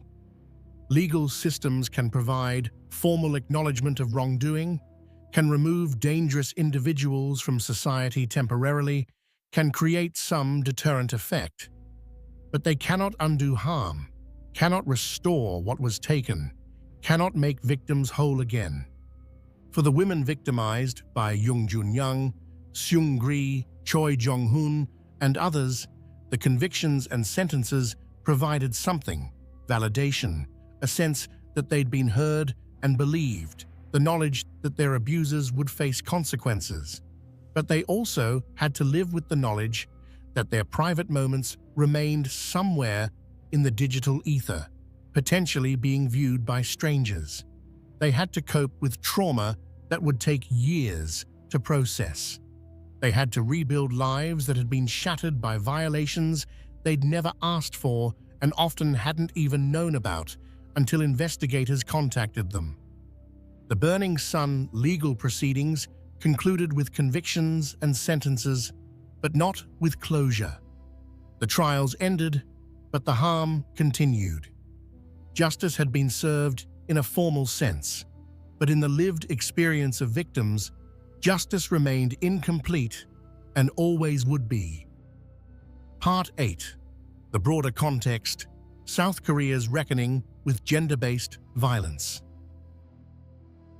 The Burning Sun scandal didn't occur in a vacuum. It emerged from and exposed broader patterns of gender-based violence in South Korean society, particularly the phenomenon of molka, illegal filming and distribution of intimate content. Understanding the scandal requires understanding this wider context and the women's movement that was fighting for change even before Burning Sun became headline news. The term molka is a Korean abbreviation meaning secret camera or hidden camera.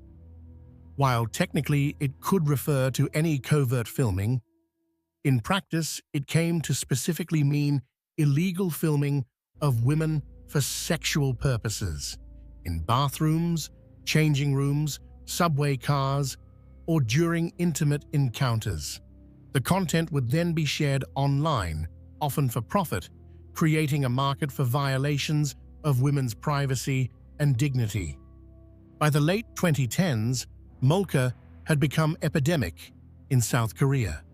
Hidden cameras were found in public bathrooms, hotel rooms, changing facilities, and even women's homes, installed by stalkers or former partners.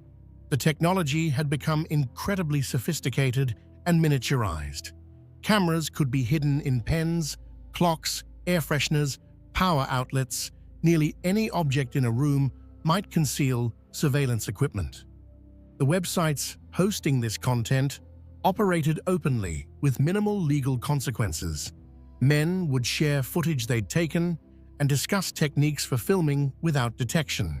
Some operated as sophisticated businesses, charging subscription fees for access to large libraries of illegally obtained content.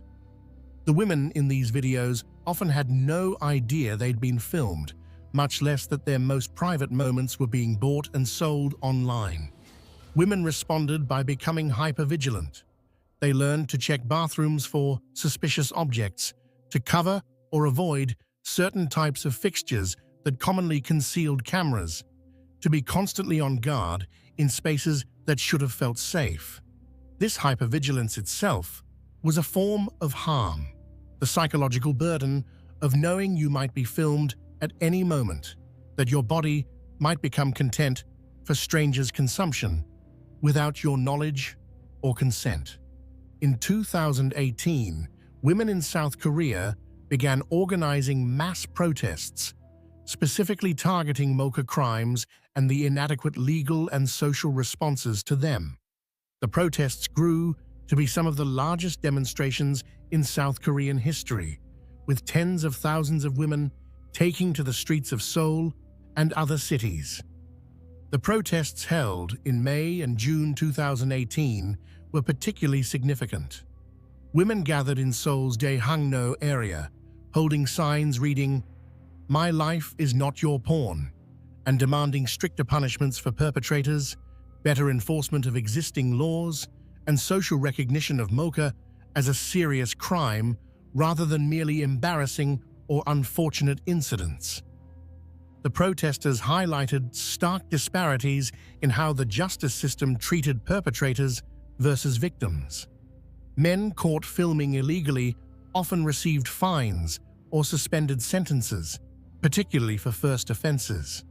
Meanwhile, the women who'd been filmed faced lifelong consequences: anxiety, trauma, the fear that videos of them might surface at any time, damage to relationships and careers if their victimization became known. The protests also drew attention to the common practice of blaming victims for molka crimes. When women were secretly filmed, they often faced questions about why they'd been in certain spaces, why they hadn't been more careful, whether they'd somehow invited the attention. This victim blaming deflected responsibility from perpetrators to victims, making women responsible for preventing men's crimes against them.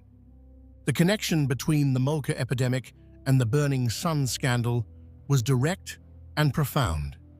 Young Jun Young's crimes weren't different in kind from the Mocha cases that had sparked the protests. They were different only in that he was famous, wealthy, and had felt so secure in his impunity that he'd shared his videos with friends rather than selling them anonymously online. The sense of entitlement, the objectification of women, the confidence that consequences would never come. These were the same elements that characterized Mocha crimes across Korean society. For the women who'd been protesting throughout 2018, the Burning Sun scandal validated everything they'd been saying. This wasn't a problem of a few deviant individuals. It was systematic, reaching to the highest levels of entertainment and business. The police corruption that had protected Burning Sun was the same corruption that allowed Mocha perpetrators to operate with minimal consequences. The victim blaming that survivors of sexual assault faced was the same victim blaming that made women afraid to report Mocha crimes. The protests continued throughout 2019, now explicitly connecting the Mocha epidemic, the Burning Sun scandal, and broader issues of gender inequality. At the protests, women held signs reading "Rape Cartel" and "Dismantle the Boys Club." They demanded prosecution not just of the celebrities directly involved in Burning Sun, but of the police officers who'd protected them, the executives who'd enabled them, and the industry structures that had allowed such behavior to flourish. The protests also highlighted how thoroughly women's concerns had been dismissed before, when women had been reporting strange incidents at clubs, suspicious drinks, waking up with no memory of the previous night. Their complaints had been ignored or minimized. They were told they just had too much to drink, that they needed to be more careful, that they were making mountains out of molehills. The revelation that these complaints had been accurate, that women really were being systematically drugged and assaulted at places like Burning Sun, underscored how completely the system had failed them. International attention focused on South Korea's gender issues. Reports noted that the country ranked near the bottom among developed nations for gender equality, with significant pay gaps, limited representation of women in leadership positions, and deeply entrenched cultural attitudes that viewed women as subordinate to men. The combination of the Mocha protests and the Burning Sun scandal put South Korea's treatment of women on the global stage, creating pressure for change from both domestic and international sources. But progress remained halting. Even as some reforms were implemented, new cases emerged. The Nth Room scandal, which broke in 2020, revealed another massive operation involving sexual exploitation and distribution of illegal content through Telegram chat rooms. It demonstrated that despite the awareness raised by Burning Sun, the fundamental problems remained. The women who'd led the protests understood that real change would require more than punishing individual perpetrators. It would require dismantling the cultural attitudes, power structures, and institutional failures that enable gender-based violence to flourish. The Burning Sun scandal was a symptom of much deeper issues, and addressing it properly meant confronting those issues directly. The movement for change included not just protests, but legislative efforts. Activists pushed for stronger penalties for illegal filming, for mandatory education programs about consent and respect, for better training of police and prosecutors handling sexual assault cases, for resources to help victims remove illegal content from the internet. Some reforms were enacted, though advocates argued they didn't go far enough.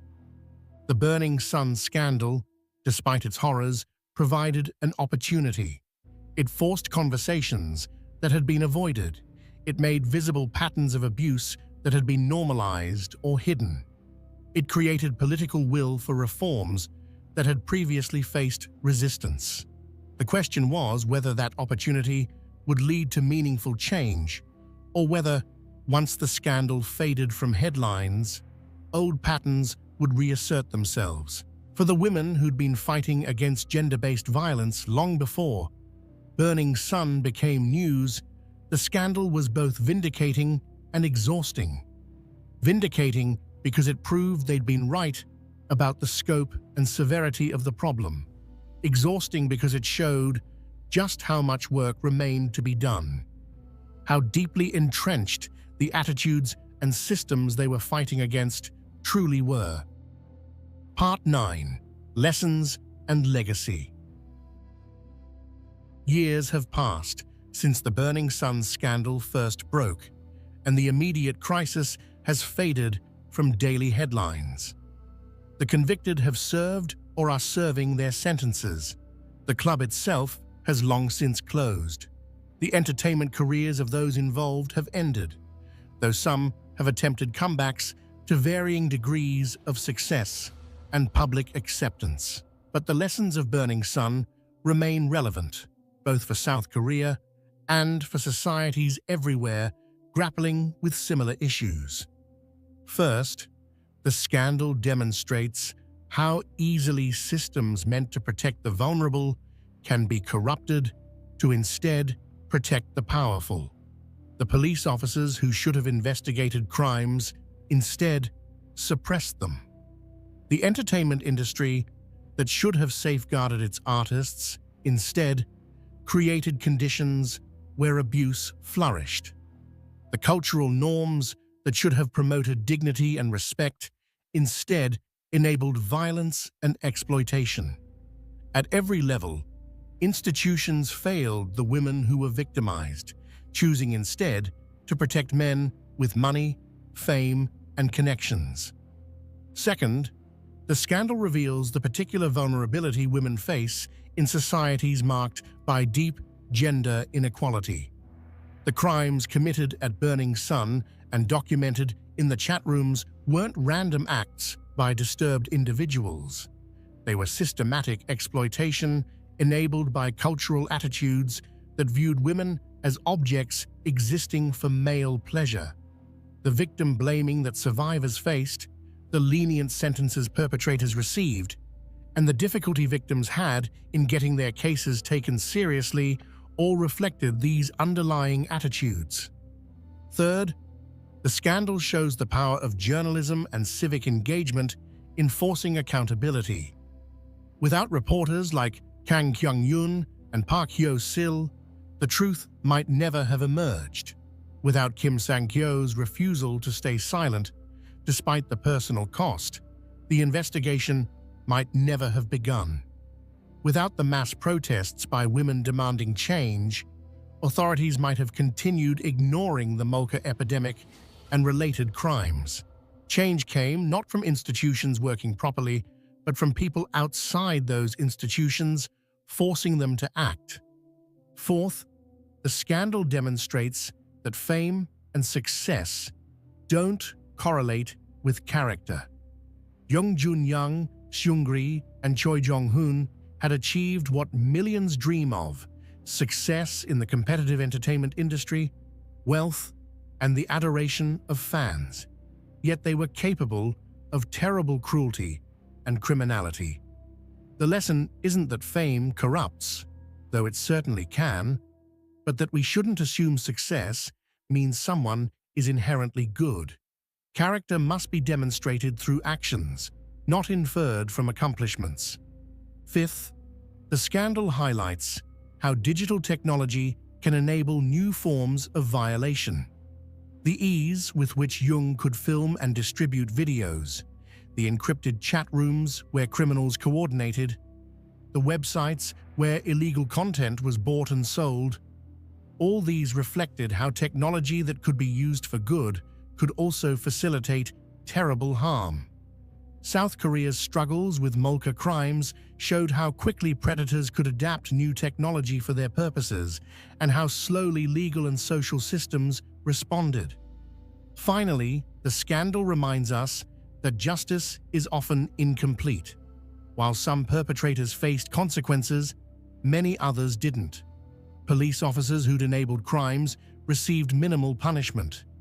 The cultural attitudes that enabled systematic abuse remained largely unchanged. Victims received some acknowledgement, but no real recompense for what they'd lost. Legal victories didn't erase trauma or restore violated privacy. Perfect justice was impossible, and survivors had to make peace with whatever imperfect justice the system provided. What then should be done? The answer is complex and multifaceted. Legal reforms must continue and deepen. Stronger penalties for sexual violence, illegal filming, and distribution of sexual content are necessary. Police corruption must face serious consequences. Victim protection mechanisms need strengthening. Digital sex crimes require specialized investigation units and courts equipped to handle the technical and psychological complexities these cases involve. Cultural change is perhaps more important than legal reform. Societies must actively combat misogyny, teaching boys and men to view women as full human beings deserving respect. Consent education must become standard. Victim blaming must be challenged whenever it appears. Celebrity culture needs reform, moving away from treating entertainers as products to be consumed and toward recognizing their humanity and agency. Institutional accountability must be enforced. Entertainment companies must face real consequences when they enable abuse. Police departments must be held accountable for corruption and failures to protect citizens. News media must maintain high standards of investigative journalism even when powerful interests pressure them to back off. Without institutional accountability, individual prosecutions ring hollow. Support systems for victims must expand dramatically.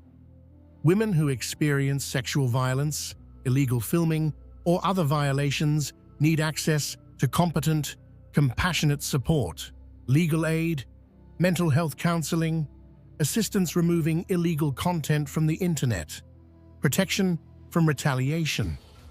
The burden of seeking justice shouldn't rest entirely on traumatized individuals navigating hostile systems alone. International pressure can play a constructive role. South Korea, like many countries, cares about its international reputation. Foreign attention to ongoing problems with digital sex crimes, gender inequality, and police corruption can create pressure for reform that domestic criticism alone might not achieve. However, this pressure must come from a place of genuine concern rather than cultural superiority. Every society struggles with gender-based violence and institutional corruption in various forms. The Burning Sun scandal will, in time, fade from headlines and public consciousness. The convicted will serve their sentences and attempt to rebuild their lives. New scandals will emerge to capture public attention. But the lessons of Burning Sun about power, privilege, gender, and justice remain relevant. The suffering of victims like Goo Hara, who paid the ultimate price for her bravery, must not be forgotten. The courage of journalists who faced death threats to expose the truth must be honored. The determination of women who protested under the banner, "My life is not your porn," must inspire continued activism and reform. Change is possible, but not inevitable.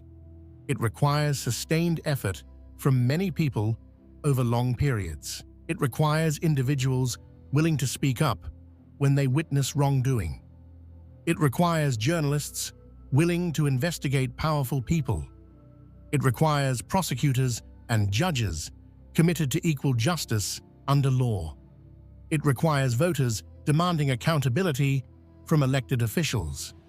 It requires parents raising children who understand respect and consent.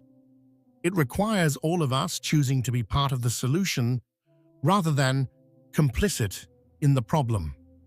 The story of Burning Sun is ultimately about choices. The choices made by predators to hurt others, the choices made by systems to protect the powerful rather than the vulnerable, but also the choices made by brave individuals to resist, to speak truth, to fight for justice. In telling this story, we honor those who made the hard choice to stand up, and we challenge ourselves to do the same when we encounter injustice in our own lives and communities. Thank you for staying with me through this difficult but important story. If you found this examination of the Burning Sun scandal informative, please consider subscribing to the channel. More importantly, if you or someone you know has experienced sexual violence or illegal filming, please reach out to appropriate support services in your area. You are not alone, and what happened to you was not your fault. Remember, silence protects perpetrators, while speaking out protects potential future victims.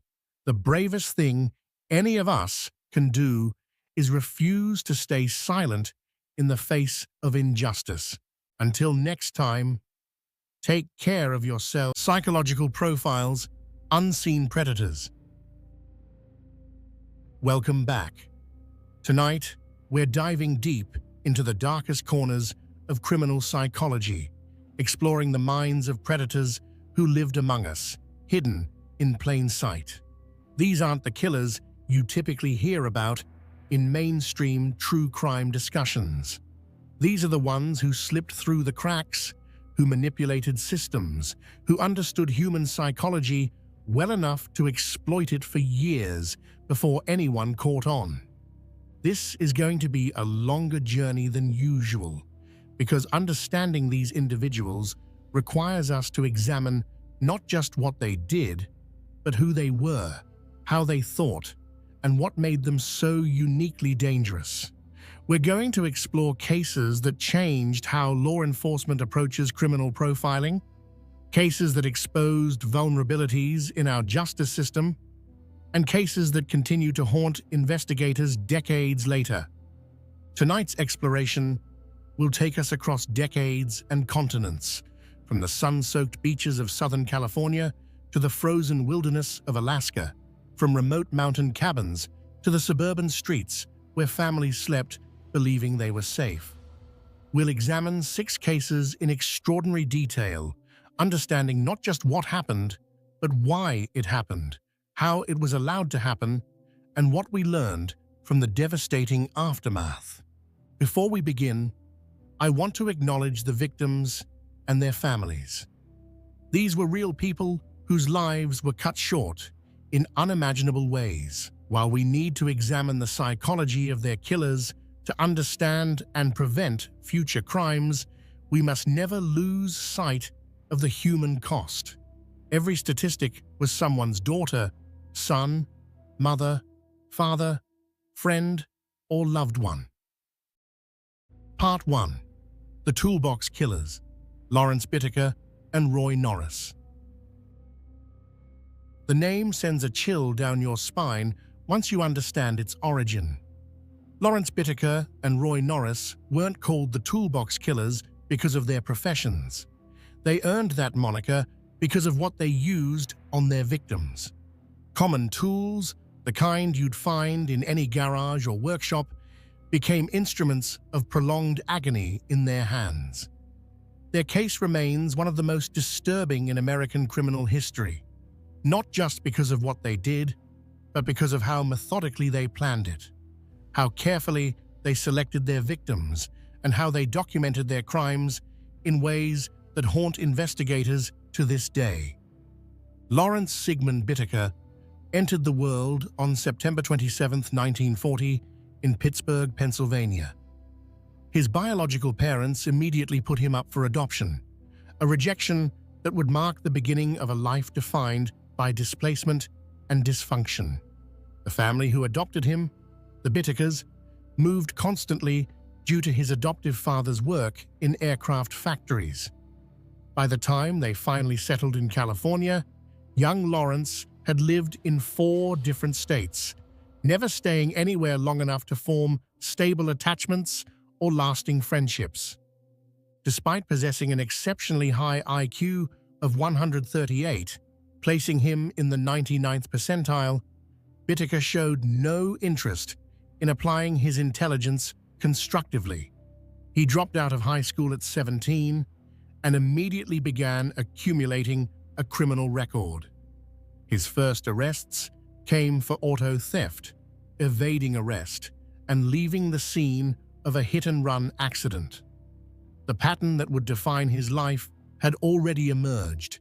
He would be arrested, serve time, be released, and immediately re-offend. In 1974, Bittaker's violence escalated dramatically.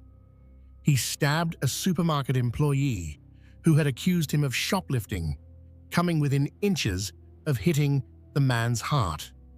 This near-fatal assault earned him a conviction for assault with a deadly weapon and a sentence to the California Men's Colony in San Luis Obispo. This imprisonment would prove catastrophic, though not for Bittaker. It was at this facility that he would meet Roy Norris, and together they would form one of the most sadistic partnerships in criminal history. Roy Lewis Norris was born on February 5, 1948, and his childhood was even more traumatic than Bittaker's. He bounced between his biological family and foster care, never finding stability anywhere. Multiple foster families neglected him, and at least one family sexually abused him. These early experiences warped his developing psyche, creating a deep-seated rage against the world, and particularly against women.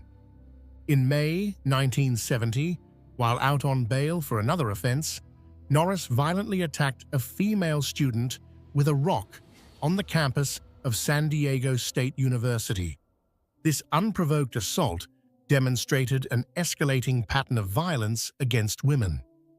He was charged and sent to Atascadero State Hospital, classified as a mentally disordered sex offender, where he spent nearly 5 years.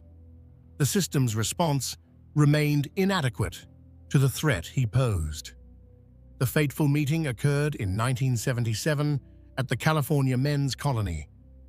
In the structured, all-male environment of prison, Bittaker and Norris discovered they shared disturbing fantasies about abducting, raping, torturing, and murdering young women. But rather than recoiling from each other's darkness, they encouraged it. They began planning in detail, analyzing what had led to their previous arrests and how they could avoid those mistakes. They made a pact. Once both were released, they would reunite and make their shared fantasies reality. Bittaker was paroled in November 1978. Norris followed in January 1979. Within months, they had reconnected and begun putting their plan into action. Their first major purchase was a silver 1977 GMC Vandura van, acquired in February 1979.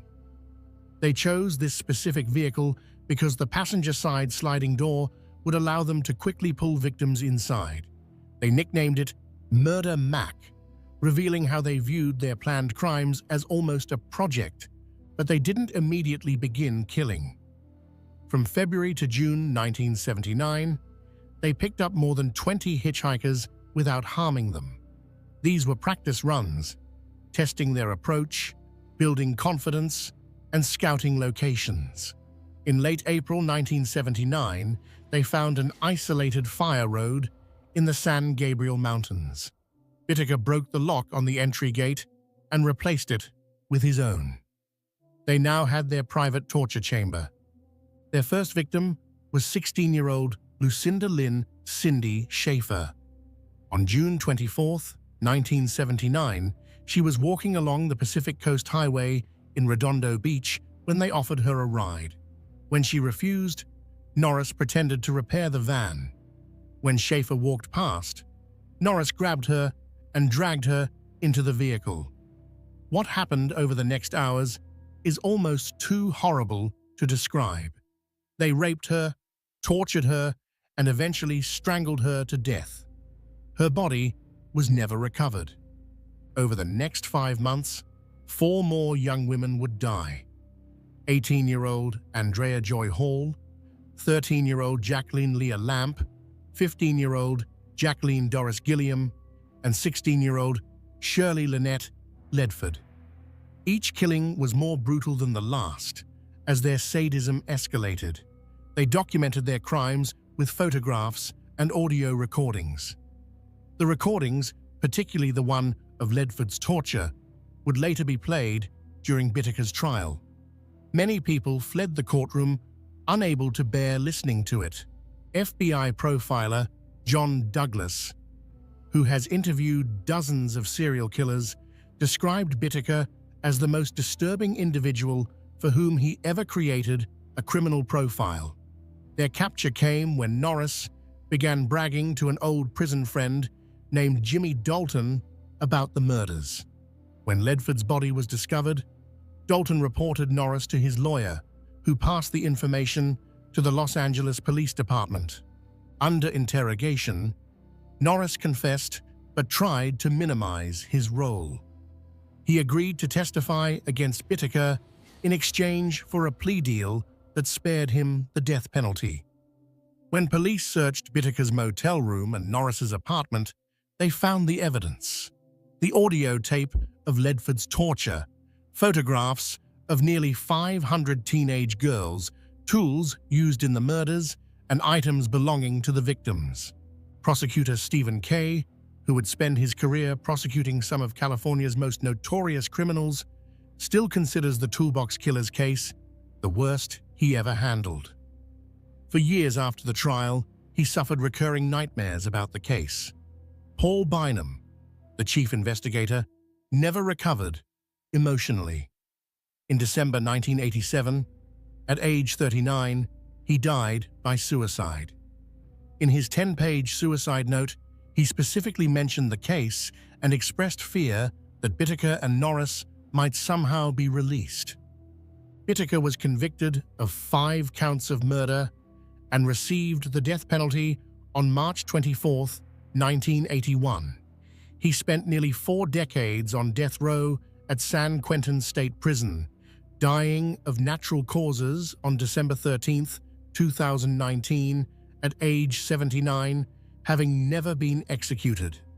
Roy Norris received life imprisonment with the possibility of parole after 30 years. He died of natural causes on February 24, 2020, at age 72, having been denied parole multiple times. Part 2: Operation Miranda, Leonard Lake, and Charles Ng. If the Toolbox Killers case seemed incomprehensibly evil, the story of Leonard Lake and Charles Ng demonstrates that depravity can reach even darker depths. Operating from a remote cabin in Wilseyville, California, during the mid-1980s, this survivalist duo tortured and murdered an estimated 11 to 25 victims. They called their operation Miranda, inspired by a novel about a man who kidnaps a woman and keeps her as a slave. Their crimes involved entire families, including infants, subjected to unimaginable horrors before being killed and buried on Lake's property. Leonard Thomas Lake was born on October 29, 1945, in San Francisco, California. His parents divorced when he was 6, and his childhood was marked by instability and dysfunction. He was primarily raised by his grandparents after his mother remarried. From an early age, Lake exhibited disturbing behaviors, including an obsession with pornography and violent sexual content. He also developed a fascination with survivalism and apocalyptic scenarios, believing that nuclear war was imminent and preparing for a post-apocalyptic world. Lake served in the Marines during the Vietnam era, but received a medical discharge in 1971 related to mental health issues. After his discharge, he drifted through various pursuits, including living on a hippie commune in California. He married twice, both marriages ending in divorce. His second wife, Claralyn Cricket Balaz, would later become entangled in his crimes through ownership of the property where many murders occurred. In his teenage years, Lake had read a 1963 John Fowles novel called The Collector, which tells the story of a man who captures a woman named Miranda and keeps her as a slave in the hopes she would eventually fall in love with him. Lake was fascinated by this novel and used the book as inspiration for what he called Operation Miranda, a plan to kidnap and enslave women for his sexual gratification and to populate his survivalist compound after the apocalypse. Charles Chai Tat Ng was born on December 24, 1960, in Hong Kong to an affluent family. His youth was marked by disciplinary problems and physical abuse from his father. He attended various schools but had persistent behavioral issues and was eventually expelled. In 1978, Ng came to the United States to attend college at Notre Dame. He lasted only one semester before dropping out. Using forged documents that falsely listed his birthplace as Bloomington, Indiana, Ng enlisted in the United States Marine Corps in October 1979. During his time in the Marines, Ng worked at the Kaneohe Bay Base Armory in Hawaii. In 1980, after less than a year of service, he was arrested by military police for stealing automatic weapons from the base armory. Facing court-martial, escaped military custody and fled to Northern California, where he would meet Leonard Lake. Their meeting would prove catastrophic for their future victims. Lake and Ng met through a mutual interest in survivalist magazines and gun culture. They quickly discovered they shared similar violent fantasies about women. In 1982, federal authorities raided a mobile home that Lake and Ng shared in Ukiah, California, seizing a large stash of illegal weapons and explosives. Lake was released on bond but jumped bail. Ng was returned to Marine custody, where he pleaded guilty to the theft charges and was sentenced to Leavenworth Federal Prison. He served his sentence and was released in 1984. After Ng's release, he rejoined Lake, who had relocated to a remote cabin in Wilseyville, California, in Calaveras County, located in the foothills of the Sierra Nevada. The property was owned by Lake's wife, Claralyn Balaz, though the couple was separated. The cabin sat on a half-acre lot, isolated from neighbors, perfect for Lake and Ng's plans. Next to the cabin, they constructed a cinder block bunker that would serve as their torture chamber and prison. The bunker was outfitted with soundproofing, chains, restraints, and various implements for torture. Lake maintained detailed journals documenting his crimes and filmed many of the assaults on videotape. These tapes would later become crucial evidence, showing the horrific abuse inflicted on victims before their deaths. On the tapes, Lake can be heard explaining to terrified women that they were now his property, that they would be his sex slaves, and that resistance was futile. Lake and Ng's first known collaborative victim was Charles Gunner, Lake's best man at his wedding. In May 1983, Lake invited Gunner on a road trip to Las Vegas. Several days later, Lake returned alone in Gunner's van, claiming Gunner had run off with a woman. Gunner was never seen again. Lake began using Gunner's identity and cashing his government checks. Their killing spree escalated in 1984 when Ng joined Lake at the Wilseyville property. They began targeting families, a particularly horrific aspect of their crimes. In one instance, they kidnapped Harvey Dubbs, his wife Deborah, and their infant son Sean from their San Francisco home. According to later testimony and evidence, Lake and Ng killed Harvey and baby Sean immediately. Deborah was kept alive for days, repeatedly raped and tortured, forced to perform sexual acts on camera while being told she would see her family again if she complied. Eventually, she too was murdered. Another family, Lonnie Bond, his girlfriend Brenda O'Connor, and their 2-year-old son, Lonnie Jr., lived just 50 yards from Lake's cabin, renting a house on the property. They vanished in 1985. According to the evidence, Bond and the infant were killed immediately, while O'Connor was subjected to prolonged sexual torture before being murdered. A friend of Bond's, Robin Scott Stapley, who had been staying at the house, was also killed. Lake maintained detailed journals about his crimes, referring to his victims by numbers rather than names, dehumanizing them completely. He documented the various ways he tortured them, his sexual assaults, and his methods of disposal. He and Ng would bury bodies on the property, burn remains, or dissolve them in chemicals. They kept a treasure map showing where they had hidden victims' belongings in barrels around the property. The case broke open on June 2, 1985, in a completely unexpected way. Ng was caught shoplifting a vice from a hardware store in South San Francisco. When security approached him, Ng fled. The store identified Lake as Ng's companion, and police pulled Lake over for questioning. During the traffic stop, officers found illegal weapons in Lake's vehicle and took him to the police station. At the station, Lake provided false identification and claimed to be Charles Gunner. During interrogation, Lake asked for a glass of water to take an aspirin. The aspirin was actually a cyanide pill that Lake had sewn into his clothing specifically for such a situation. Within minutes, Lake collapsed. He was rushed to the hospital but slipped into a coma. 4 days later, on June 6, 1985, Leonard Lake died without ever regaining consciousness. Meanwhile, police began investigating Lake's property in Wilseyville.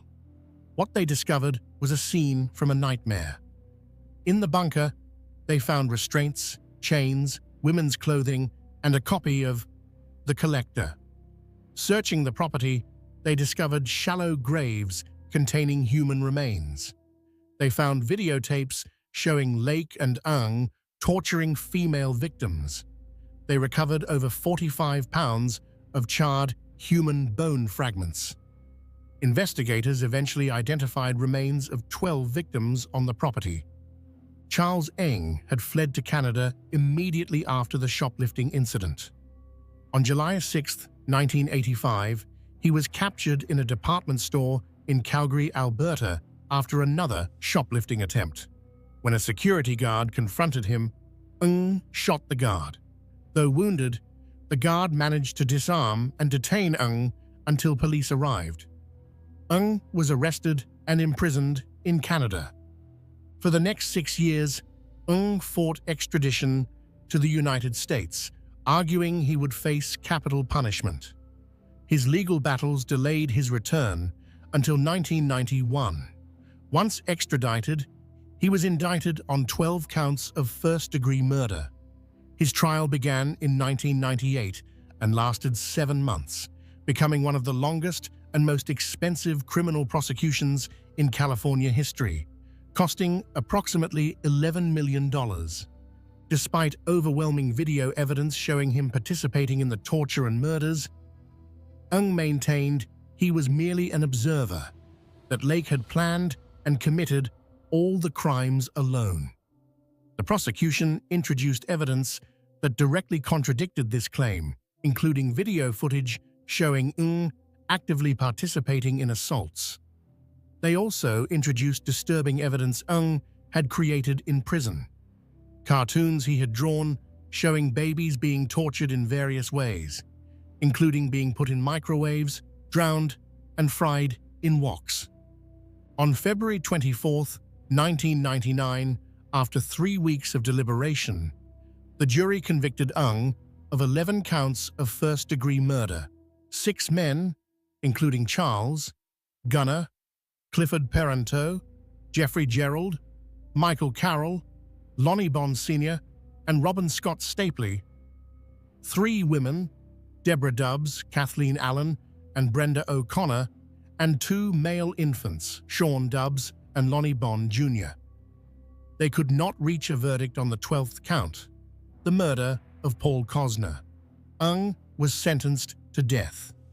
The presiding judge noted, "Mr. Ung was not under any duress, nor does the evidence support that he was under the domination of Leonard Lake." As of 2025, Ung remains on death row at San Quentin State Prison in California, where the last execution took place in 2006. Part 3. Edmund Kemper, the co-ed killer. If evil can be measured by both the brutality of crimes and the intelligence with which they're committed, then Edmund Emil Kemper III represents one of the most terrifying manifestations of human darkness.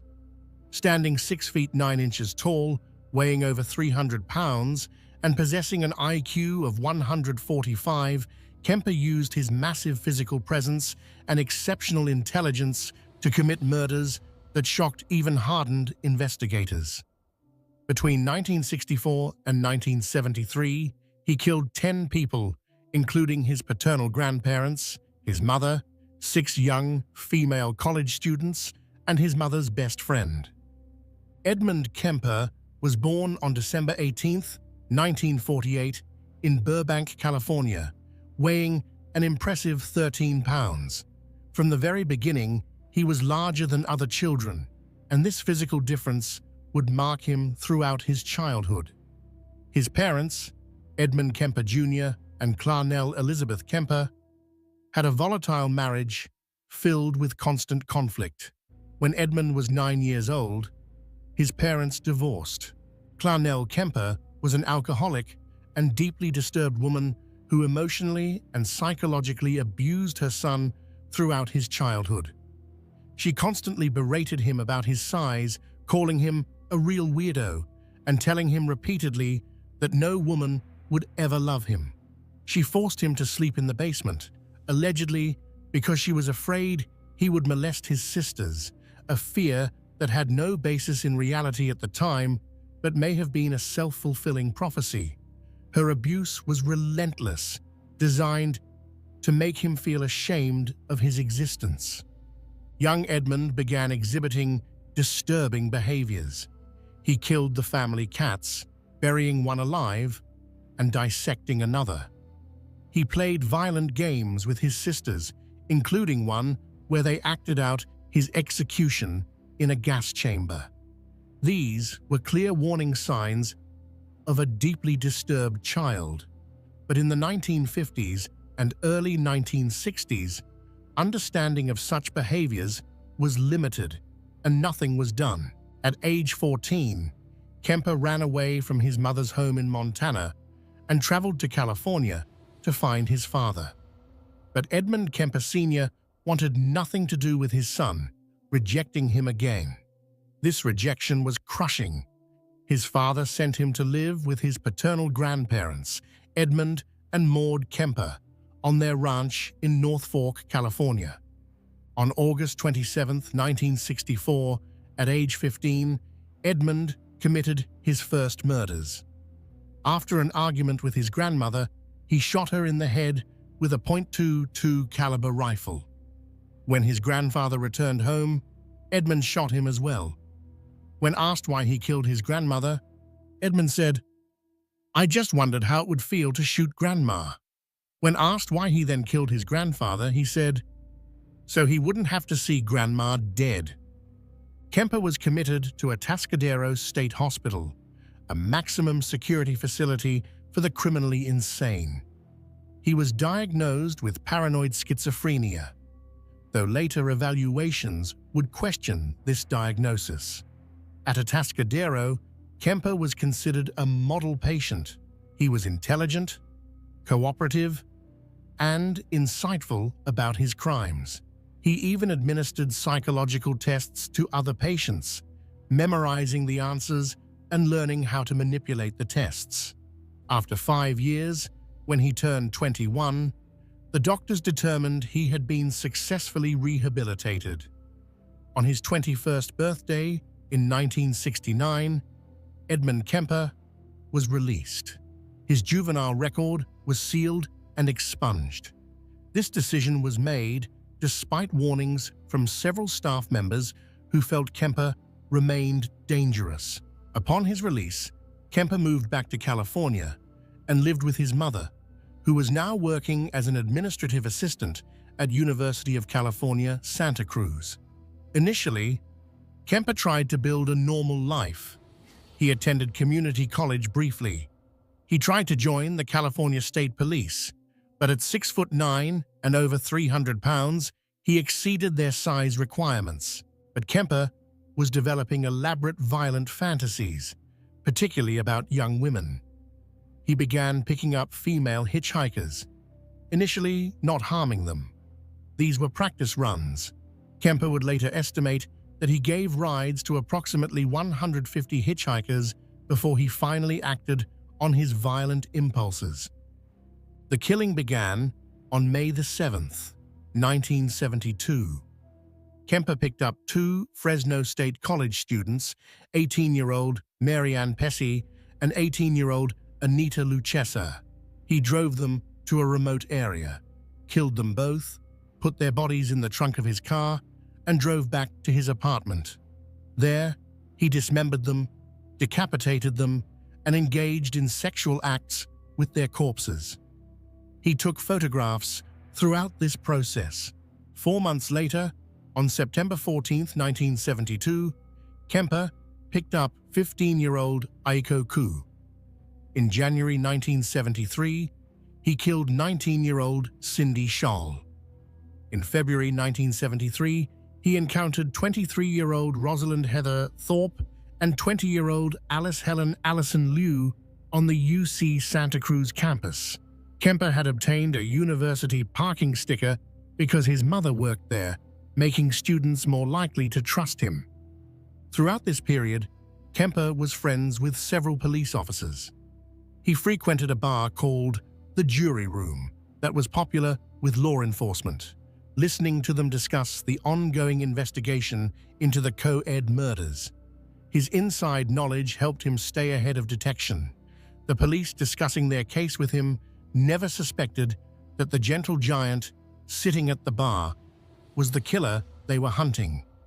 The end came on Good Friday, April 20th, 1973. Kemper had been drinking and dwelling on his rage toward his mother. In the early morning hours, he entered her bedroom while she slept and bludgeoned her to death with a claw hammer. He then cut off her head, raped her severed head, and removed her larynx, trying to feed it down the garbage disposal, later saying it seemed appropriate, given how much she had yelled at him over the years. That evening, Kemper invited his mother's best friend, 59-year-old Sarah Taylor Hallett, over to the house. When Hallett arrived, Kemper strangled her. The next morning, he took his mother's car and drove east. After driving for hours, he stopped in Pueblo, Colorado, and called the Santa Cruz Police Department from a payphone, confessing to being the co-ed killer. The police initially didn't believe him. He had to call back multiple times before they finally sent officers to arrest him. During his interrogation and trial, Kemper was extraordinarily cooperative and articulate. He provided detailed descriptions of all his crimes. He told investigators that he killed the young women because he wanted them for myself, like possessions. The jury didn't buy his insanity defense. On November 8, 1973, they declared Kemper sane and guilty on all counts. Kemper requested the death penalty, asking specifically for death by torture. However, California had placed a moratorium on capital punishment.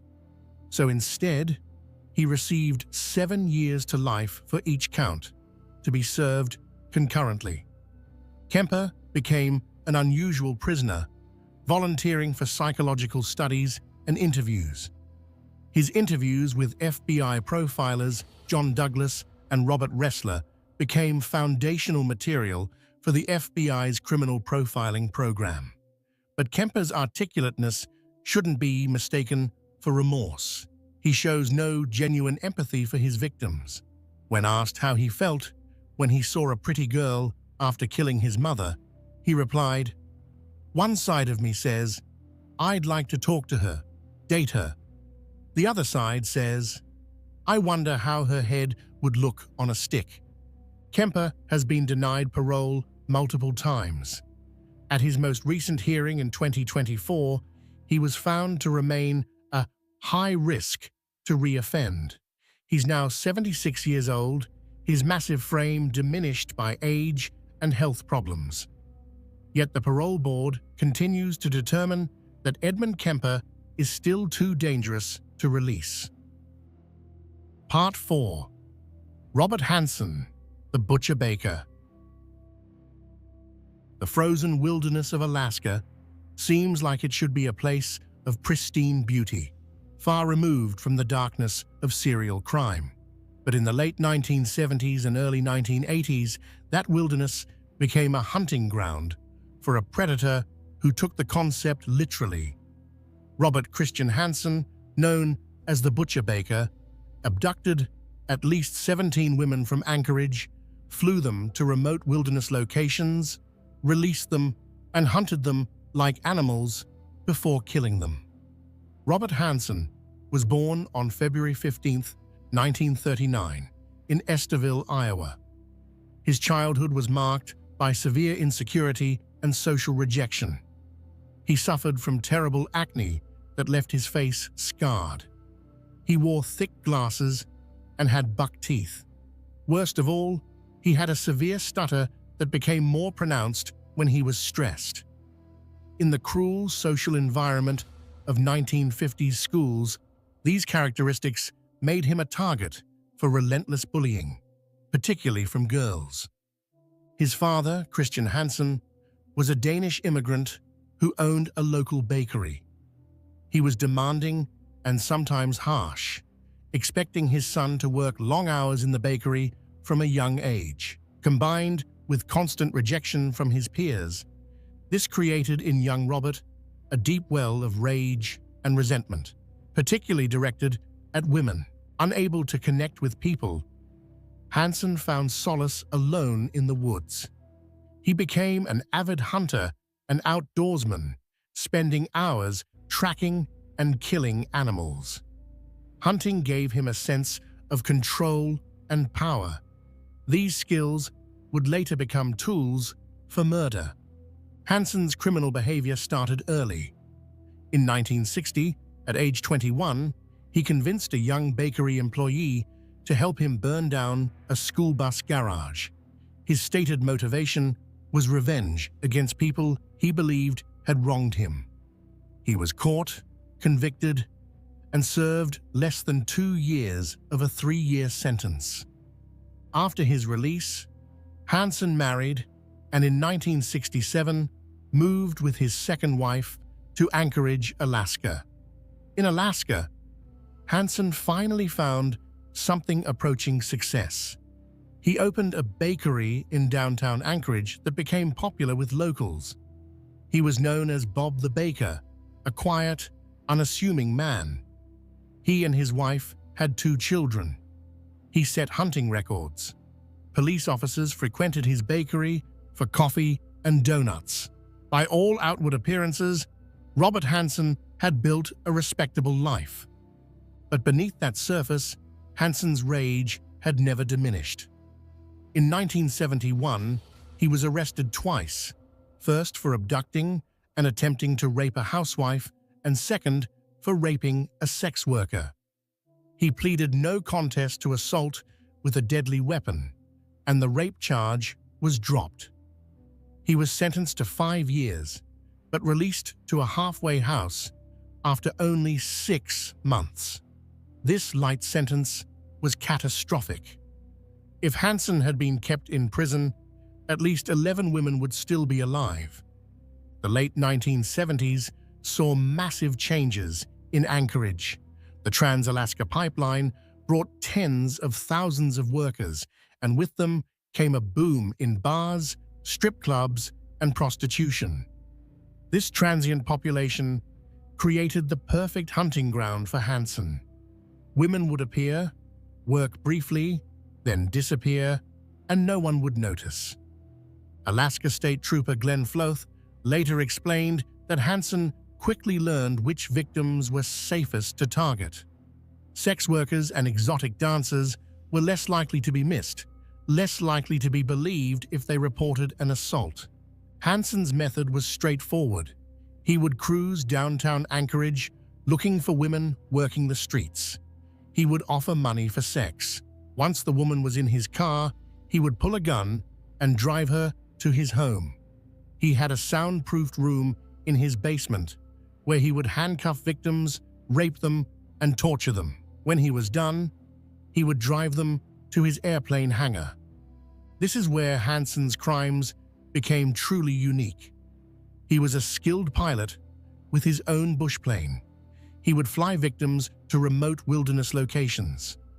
Once there, Hansen would release the woman and give her a head start. Then he would hunt her with his hunting rifle or bow and arrow, tracking her through the wilderness. Most victims were killed quickly, shot down as they ran. After the kill, Hansen would leave the bodies where they fell. The Alaskan wilderness is vast.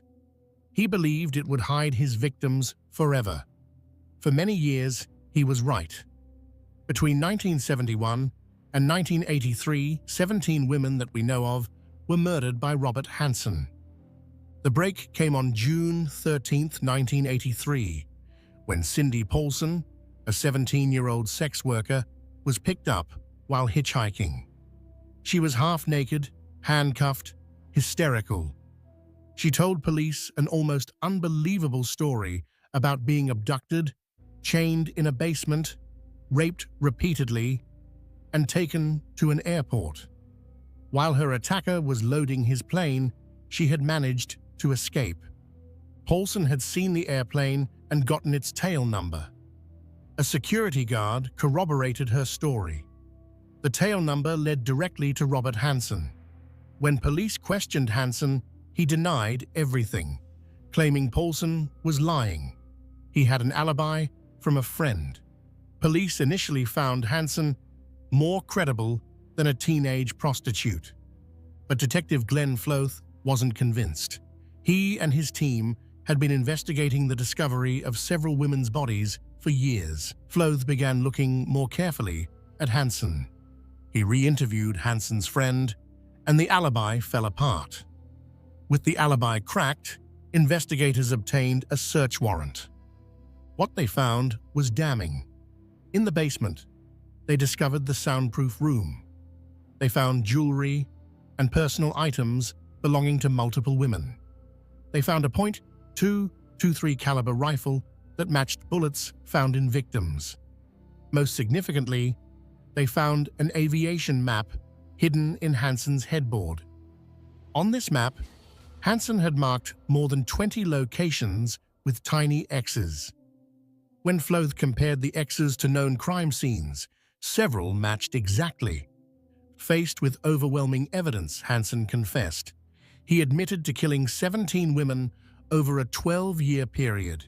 He agreed to fly with investigators and point out where he had left bodies. In 1984, Alaska State Troopers discovered the remains of 8 women. Only 12 of his 17 admitted victims have ever been found. 5 women remain lost in the Alaskan wilderness. In February 1984, Robert Hansen pleaded guilty to 4 counts of murder in exchange for the state not pursuing all 17 charges. He was sentenced to 461 years in prison plus life without the possibility of parole. He died of natural causes on August 21, 2014, at age 75. Part 5. The Toy Box Killer, David Parker Ray. Some predators work quickly, killing their victims within hours. Others draw out the torture over days or weeks. David Parker Ray turned prolonged torture into a grotesque art form, holding victims captive in a specially modified trailer he called his toy box for months at a time. Operating from Elephant Butte, New Mexico, Ray kidnapped, raped, and tortured an unknown number of women from the mid-1980s through 1999. He was suspected by authorities and his accomplices of murdering up to 60 of his victims, though no bodies were ever definitively recovered, preventing murder charges. David Parker Ray was born on November 6, 1939, in Belen, New Mexico. His parents abandoned him at a young age, and he was raised by his grandparents. His grandmother reportedly suffered from undiagnosed mental illness and had strange beliefs about David, thinking he was the reincarnation of her deceased son. She raised him in a heavily conservative and sheltered environment. David's father, when he was present, was an alcoholic and violent man who exposed young David to pornography depicting sadism and masochism. In high school, Ray was bullied for his shyness around girls, leading him to abuse alcohol and other substances. His sadistic sexual fantasies developed during his teenage years. His sister Peggy found some of his disturbing material and became alarmed, causing distance between the siblings. Ray served in the Army and received an honorable discharge. He worked as a mechanic throughout his adult life, eventually taking a job as a maintenance man for New Mexico State Parks. This position gave him access to Elephant Butte Lake and the surrounding area, which would later become crucial for disposing of evidence. Ray married 4 times, each marriage ending in divorce. He had 2 daughters. Around 1993, Ray met Cindy Hendy while she was performing community service at Elephant Butte State Park where he worked. They became romantically involved and quickly bonded over shared violent fantasies. Hendy would become Ray's primary accomplice, actively participating in the abduction and torture of multiple victims. Ray's obsession was creating the perfect torture chamber. He purchased a large cargo trailer and spent years and approximately $100,000 converting it into what he called his toy box. He soundproofed the interior, installed elaborate locks and restraints, and filled it with an extensive collection of torture implements: whips, chains, pulleys, straps, clamps, surgical instruments, electric shock devices, and various sexual devices. The centerpiece was a gynecological examination table to which he would strap his victims. A mirror was mounted on the ceiling above the table so victims could see what was being done to them. Ray constructed elaborate contraptions, including a fur-lined coffin and makeshift pillories to restrain captives. He even rigged the trailer with pulleys and mechanisms that would force victims into specific positions. One of the most disturbing aspects of Ray's crimes was his use of audio tapes. He recorded a lengthy tape specifically to play for victims when they first regained consciousness in the toy box. The tape, which ran approximately 30 minutes, explained to victims that they had been abducted, that they were now his sex slaves, that resistance was futile, and that they would be held captive for an extended period. The tape detailed the various tortures they would endure and explained that he would eventually drug them with powerful amnesiacs and release them, making it impossible for them to remember or report what had happened. According to accomplice Cindy Hendy's testimony, Ray would kidnap 4 or 5 women per year, holding each for approximately 2 to 3 months. During their captivity, victims would be repeatedly raped and tortured, sometimes multiple times per day. Ray would invite friends to participate. He even trained his dog to rape victims. He photographed and videotaped the assaults, creating an extensive library of his crimes. The victims Ray targeted were carefully selected. He primarily chose sex workers, drug addicts, and transient women who were less likely to be missed or believed if they reported crimes. He would approach them at bars near Elephant Butte, particularly a place called the Blue Waters Saloon, offering them money, drugs, or other inducements to come with him. Ray's daughter, Glenda Jean Jessie Ray, was involved in some of the abductions, using her presence to make potential victims feel safer. Another accomplice, Dennis Roy Yancey, participated in at least one murder. In July 1997, Yancey strangled 22-year-old Sylvia Marie Parker to death under Ray's orders. Yancey initially helped dispose of the body, but later led police to the location. However, when they returned, the body had been moved. Police suspect Ray came back to relocate it, fearing Yancey might eventually confess. On March 22, 1999, Ray made a critical mistake. He and Hendy abducted Cynthia Vigil, a 22-year-old sex worker. For 3 days, Vigil was held captive in the toy box, subjected to repeated sexual assault and torture. On the 3rd day, while Ray was at work, Vigil managed to convince Hendy to come close enough that she could grab the keys. When Hendy struck her with a lamp, Vigil fought back, stabbing Hendy in the neck with an ice pick from the floor. She unlocked her chains and fled. Vigil ran naked except for a dog collar and chains still attached to her body. She ran to a mobile home whose owner immediately let her in and called 911. Police had already been alerted because a 911 call had been made from Ray's property but been interrupted. When officers arrived at Ray's home, they discovered the toy box trailer. Inside the trailer, investigators found overwhelming evidence: the restraints, torture implements, videos, and photographs showing victims being tortured, and the audio tape Ray played for his captives.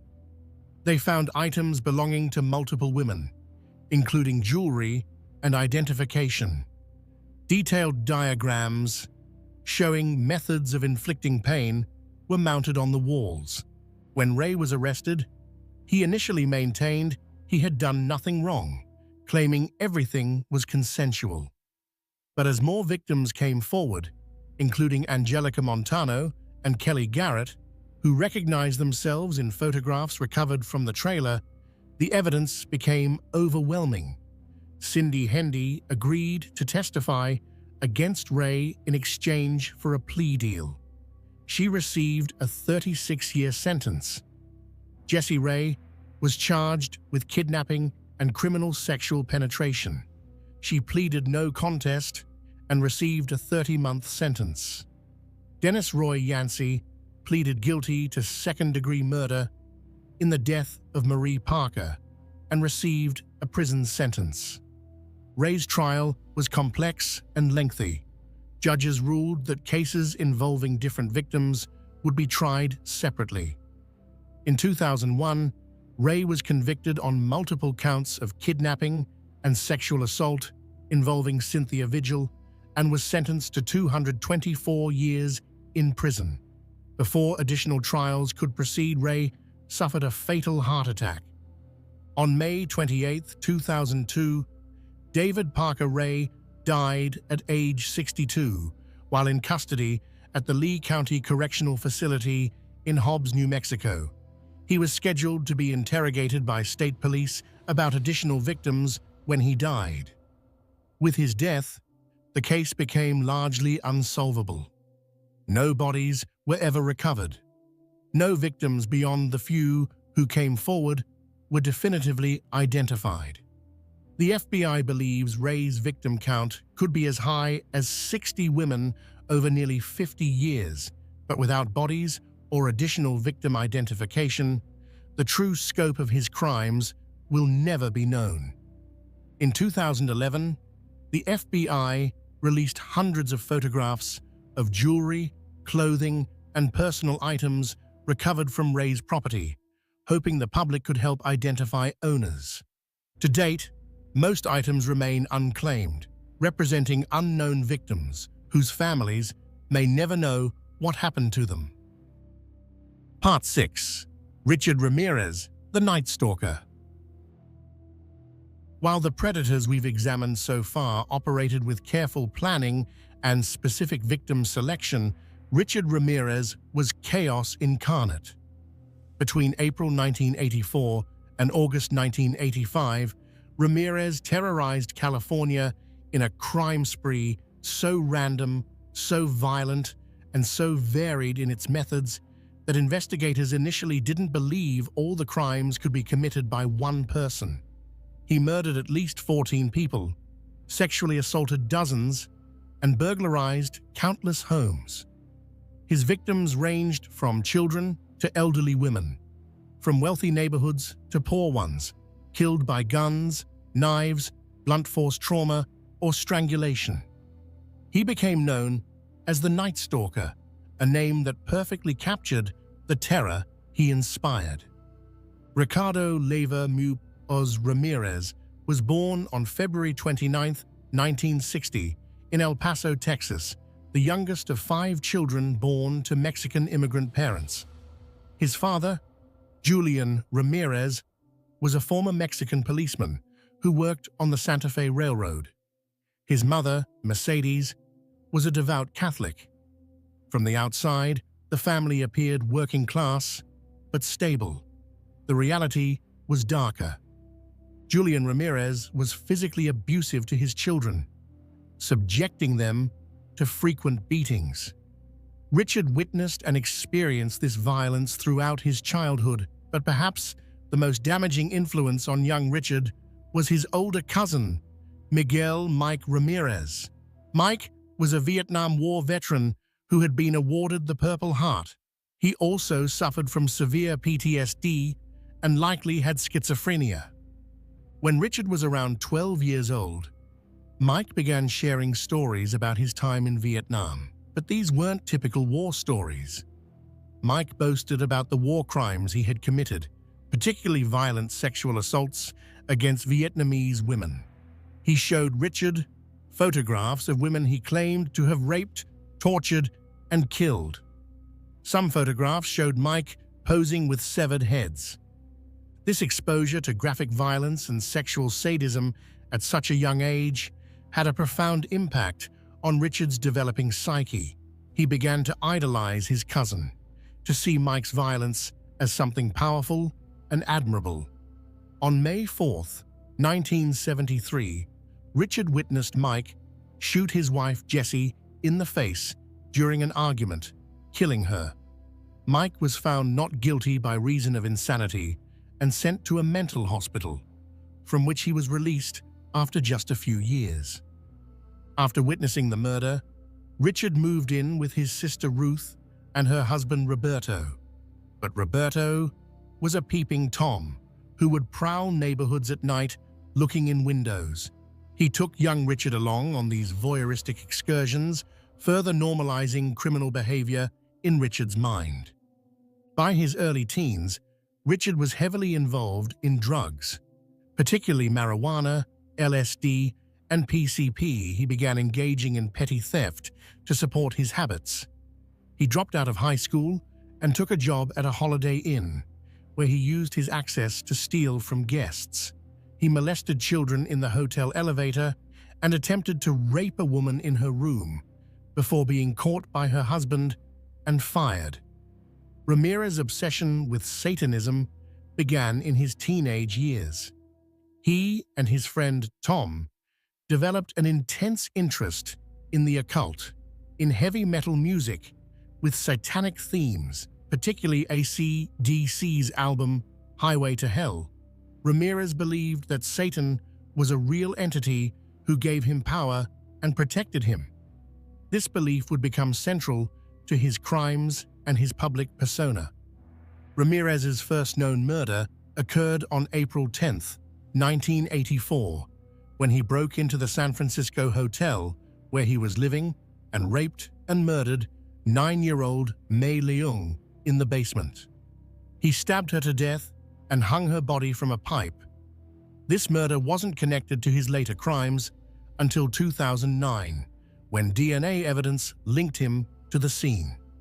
On June 28, 1984, Ramirez committed what was long thought to be his first murder. He broke into the Glassell Park apartment of 79-year-old Jenny Vinco. He stabbed her repeatedly, slashed her throat so deeply she was nearly decapitated, and sexually assaulted her corpse. A fingerprint was found on a window screen, but computerized fingerprint databases didn't exist yet, so the print couldn't be matched. After the Vinco murder, Ramirez apparently didn't kill again for 8 months, but in March 1985, he resumed with a vengeance. On March 17th, he shot and killed 34-year-old Dele Okazaki and shot Maria Hernandez, who survived when the bullet ricocheted off her keys. Within an hour, he murdered 30-year-old Tsai Lian Veronica Yu in Monterey Park. 10 days later, on March 27th, Ramirez murdered 64-year-old Vincent Zazara and his 44-year-old wife Maxine in their home. He shot Vincent first, then brutally assaulted Maxine before stabbing her multiple times. He gouged out her eyes, a level of savagery that shocked investigators. At the scene, he left distinctive Avia sneaker prints and drew a pentagram on the wall. The attacks escalated in frequency and brutality.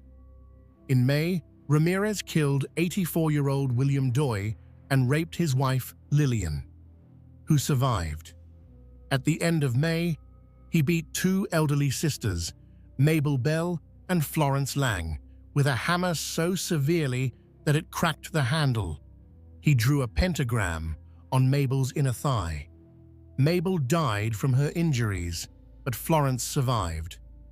In late June, Ramirez broke into the home of 6-year-old Anastasia Hronis and abducted her, molesting her before releasing her. The following night, he slit the throat of 32-year-old Patty Elaine Higgins, killing her. July 1985 was particularly horrific. On July 2nd, Ramirez killed 75-year-old Mary Louise Cannon by beating her to death.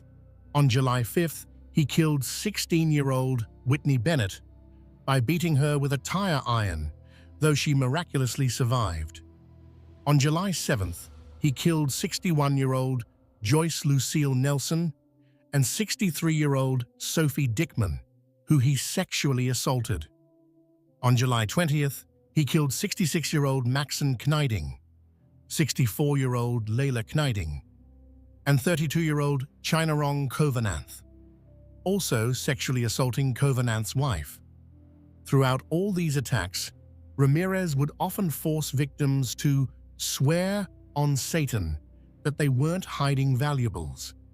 He would tell surviving victims to tell them the Night Stalker was here. He seemed to crave notoriety, wanting his crimes recognized. The investigation was massive. Los Angeles assembled a task force, and the FBI stepped in to assist.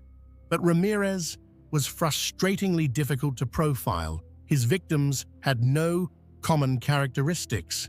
They were men, women, children, elderly, young, Asian, white, Latino, rich, poor. He used guns, knives, blunt objects, strangulation. Sometimes He committed burglary without violence. Sometimes he sexually assaulted. Sometimes he killed quickly.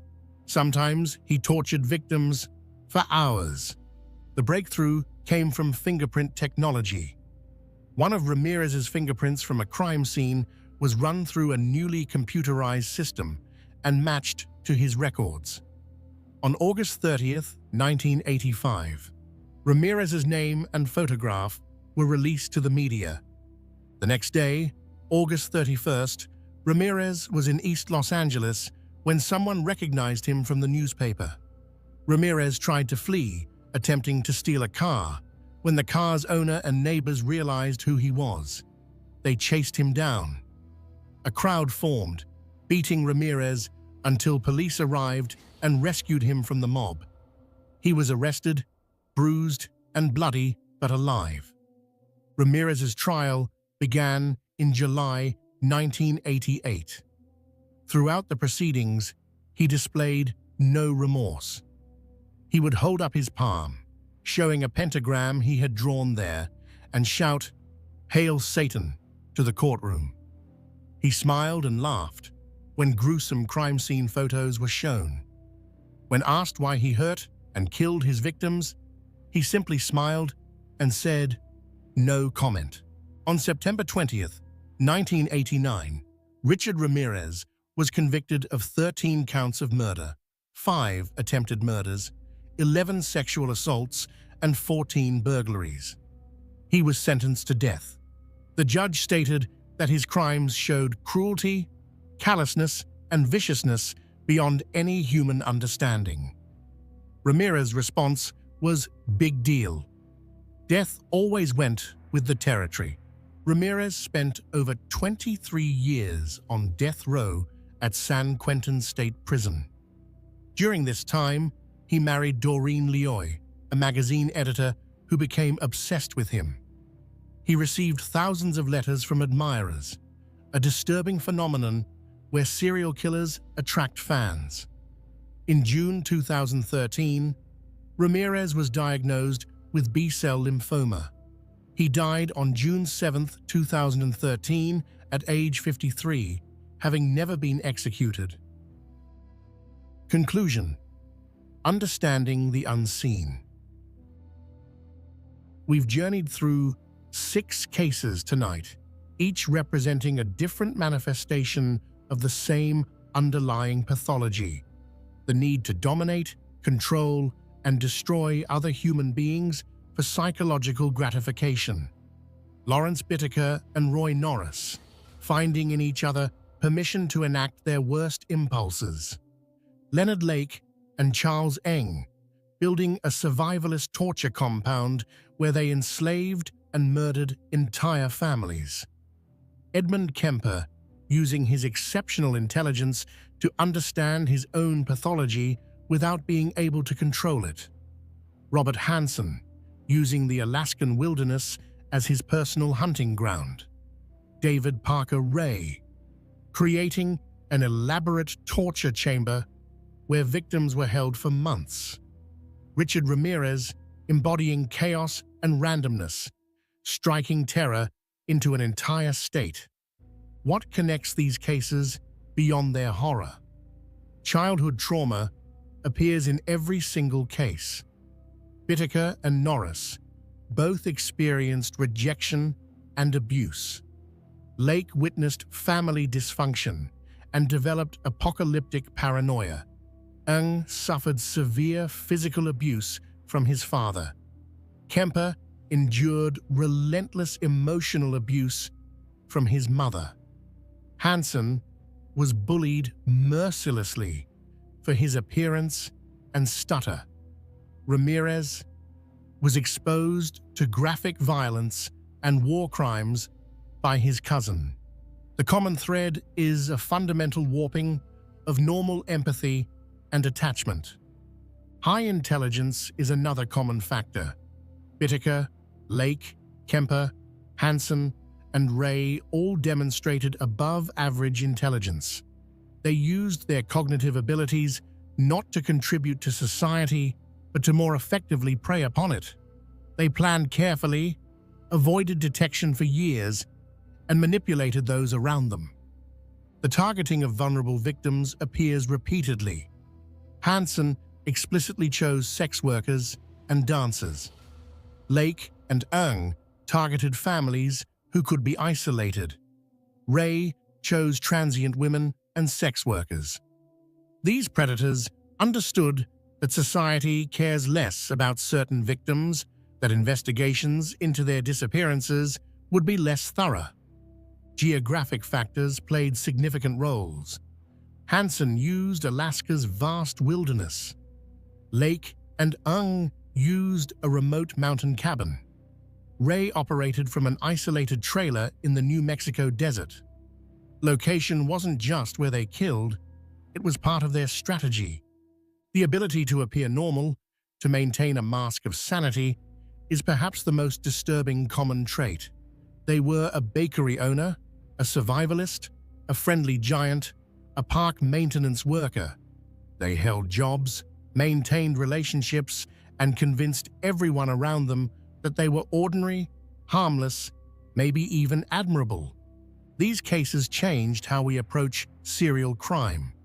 The FBI's Behavioral Science Unit was developed largely in response to cases like these. John Douglas and Robert Ressler's interviews with incarcerated killers, including Kemper, formed the foundation of modern criminal profiling. But we must also acknowledge the failures these cases represent. Warning signs were missed. Early crimes weren't pursued aggressively. Marginalized victims weren't taken seriously. Mental health interventions were inadequate. Parole decisions were catastrophically wrong. For survivors of these crimes, life after trauma is an ongoing struggle. For families of victims, particularly those whose loved ones' bodies were never recovered, the pain never fully resolves. 5 of Hansen's victims remain lost in the Alaskan wilderness. 2 of Lake and Ng's victims have never been found. Most of Ray's suspected victims have never been identified. The broader societal impact includes how we think about safety and trust. Teaching children about stranger danger, encouraging people to trust their instincts, promoting self-defense education. These are all responses to the reality that predators walk among us. We must be careful in how we consume and discuss these stories. True crime is a legitimate field of study with educational value. Understanding these cases helps us recognize warning signs, protect ourselves and others, support survivors, and advocate for justice. But we must never lose sight of the human cost. The question of rehabilitation remains contentious. Can individuals who have committed such extreme violence ever be truly rehabilitated? Current research suggests that psychopathy, particularly when combined with severe violence, has a very poor prognosis. This is why risk assessment in parole decisions is so crucial. Looking forward, there are reasons for cautious optimism. Advances in forensic science, particularly DNA analysis and digital forensics, make it harder for killers to avoid detection. Improved criminal databases allow cross-referencing of crimes across jurisdictions. Better understanding of psychological risk factors allows earlier intervention. But we must also acknowledge uncomfortable truths. Evil exists. Not everyone who experiences childhood trauma becomes violent. At some point, these individuals made choices. They chose to act on their darkest impulses rather than seeking help. Personal responsibility matters, even in the context of understanding psychological and environmental factors. The unseen predator walks among us. He might be the helpful neighbor, the successful businessman, the friendly baker, the maintenance worker. He's learned to mimic normalcy, but beneath the mask is something broken and dangerous. The key to protection is awareness, without paranoia, caution without fear, and recognition that intuition exists for a reason. We remember the victims tonight: Cindy Schaefer, Andrea Hall, Jacqueline Gilliam, Jacqueline Lamp, Shirley Ledford, Charles Gunner, Donald Lake, Harvey Dubbs, Deborah Dubbs, Baby Sean Dubbs, Lonnie Bond, Brenda O'Connor, Lonnie Bond Jr., Robin Stapley, and others whose names we may never know.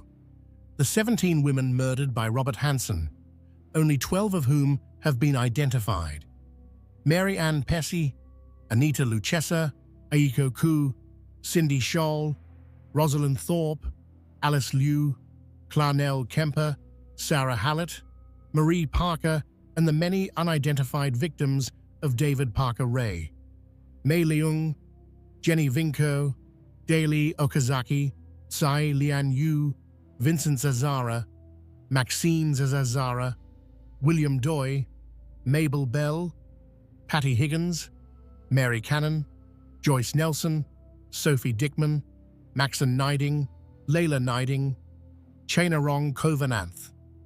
These were daughters and sons, mothers and fathers, sisters and brothers, friends and loved ones. They had dreams and plans and futures that were stolen. We honor them by learning from these tragedies, by working to prevent future ones, and by refusing to forget that these were real people whose lives mattered. Thank you for taking this difficult journey with me tonight. I know these cases are disturbing and emotionally challenging, but understanding them is important. It helps us recognize warning signs, protect ourselves and others, support survivors, and advocate for justice. If you or someone you know has been affected by violent crime, please reach out to victim support services in your area. You're not alone, and help is available. If you found this exploration valuable, please consider subscribing to the channel. Your support helps me continue producing detailed true crime content that honors victims while educating viewers. Leave a comment sharing your thoughts on these cases or any cases you would like to see covered in the future. Together, by shining light into the darkest corners, we make it harder for predators to remain unseen. Awareness is our best defense. Stay safe out there.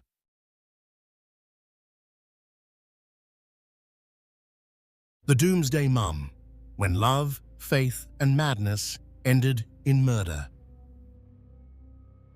Good evening, everyone. Tonight, we're going deep into one of the most disturbing and complex true crime cases in recent American history. This is a story that has everything you'd expect from a fictional thriller, except it's devastatingly, horrifyingly real. It's a story about a beauty pageant contestant turned mother who came to believe she was a goddess destined to lead people through the end times.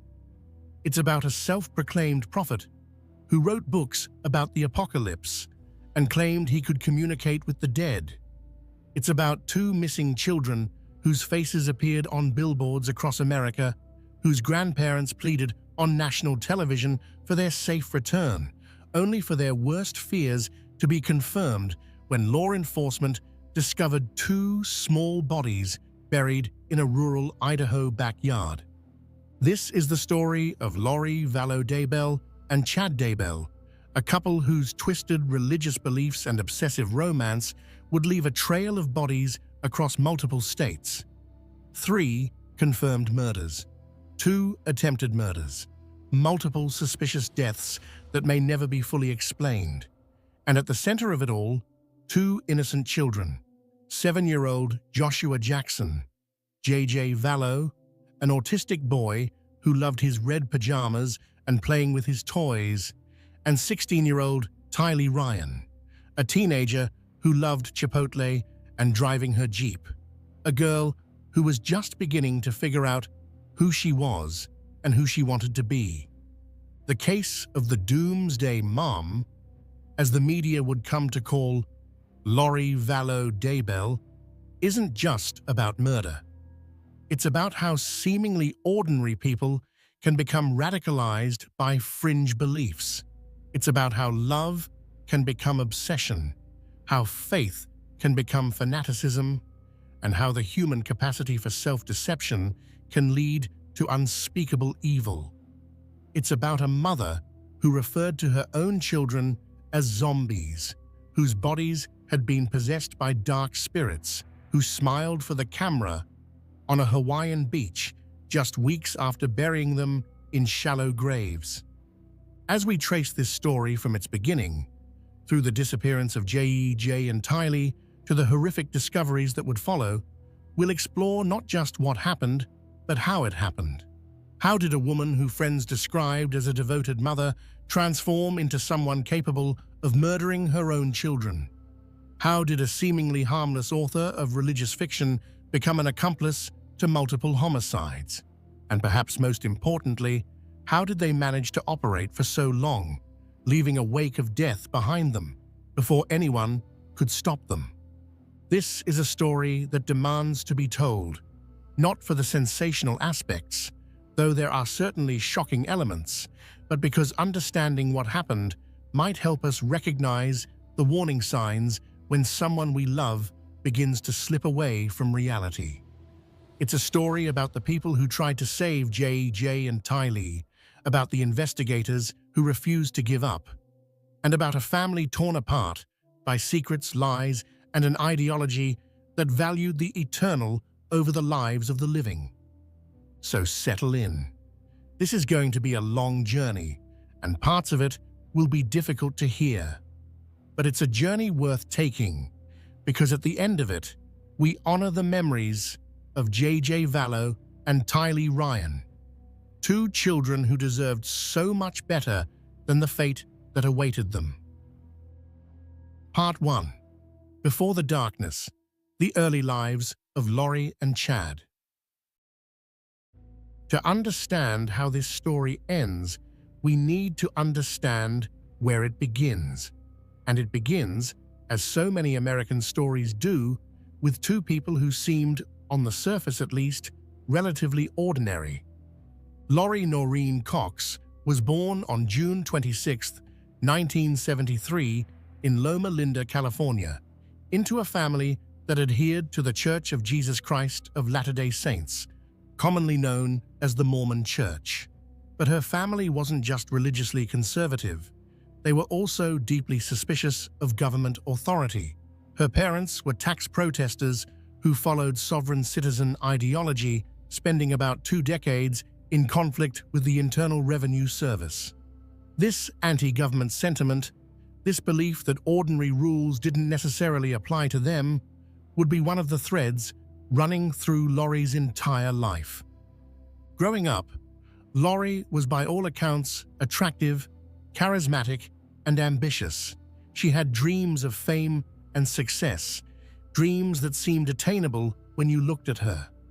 In 2004, she competed in the Mrs. Texas beauty pageant, standing on stage in evening gowns and swimsuits, smiling for judges who would assess her poise and personality. That same year, she appeared as a contestant on Wheel of Fortune, spinning the wheel and guessing letters, hoping to win cash and prizes. These weren't the actions of someone plotting murder. These were the actions of someone who wanted recognition, who wanted to be seen as special, who wanted to matter. But Lori's personal life was far less stable than her public image might suggest. Her romantic history was a series of beginnings and endings, marriages that started with hope and dissolved in acrimony. Her first marriage, in 1992 when she was just 19, was to her high school boyfriend. It ended quickly in divorce.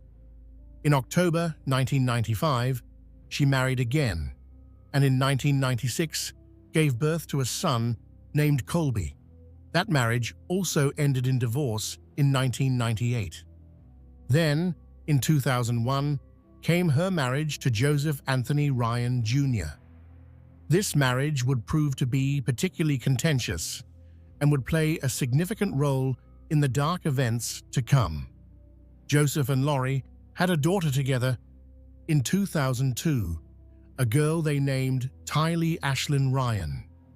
By all accounts, Tylee was a beautiful child who would grow into a teenager with a sharp wit and an independent spirit. But the marriage between Joseph and Lori was troubled from the start. The couple divorced in 2005, and what followed was a bitter custody battle over Tylee. Lori accused Joseph of sexually abusing both Tylee and her son Colby from a previous marriage.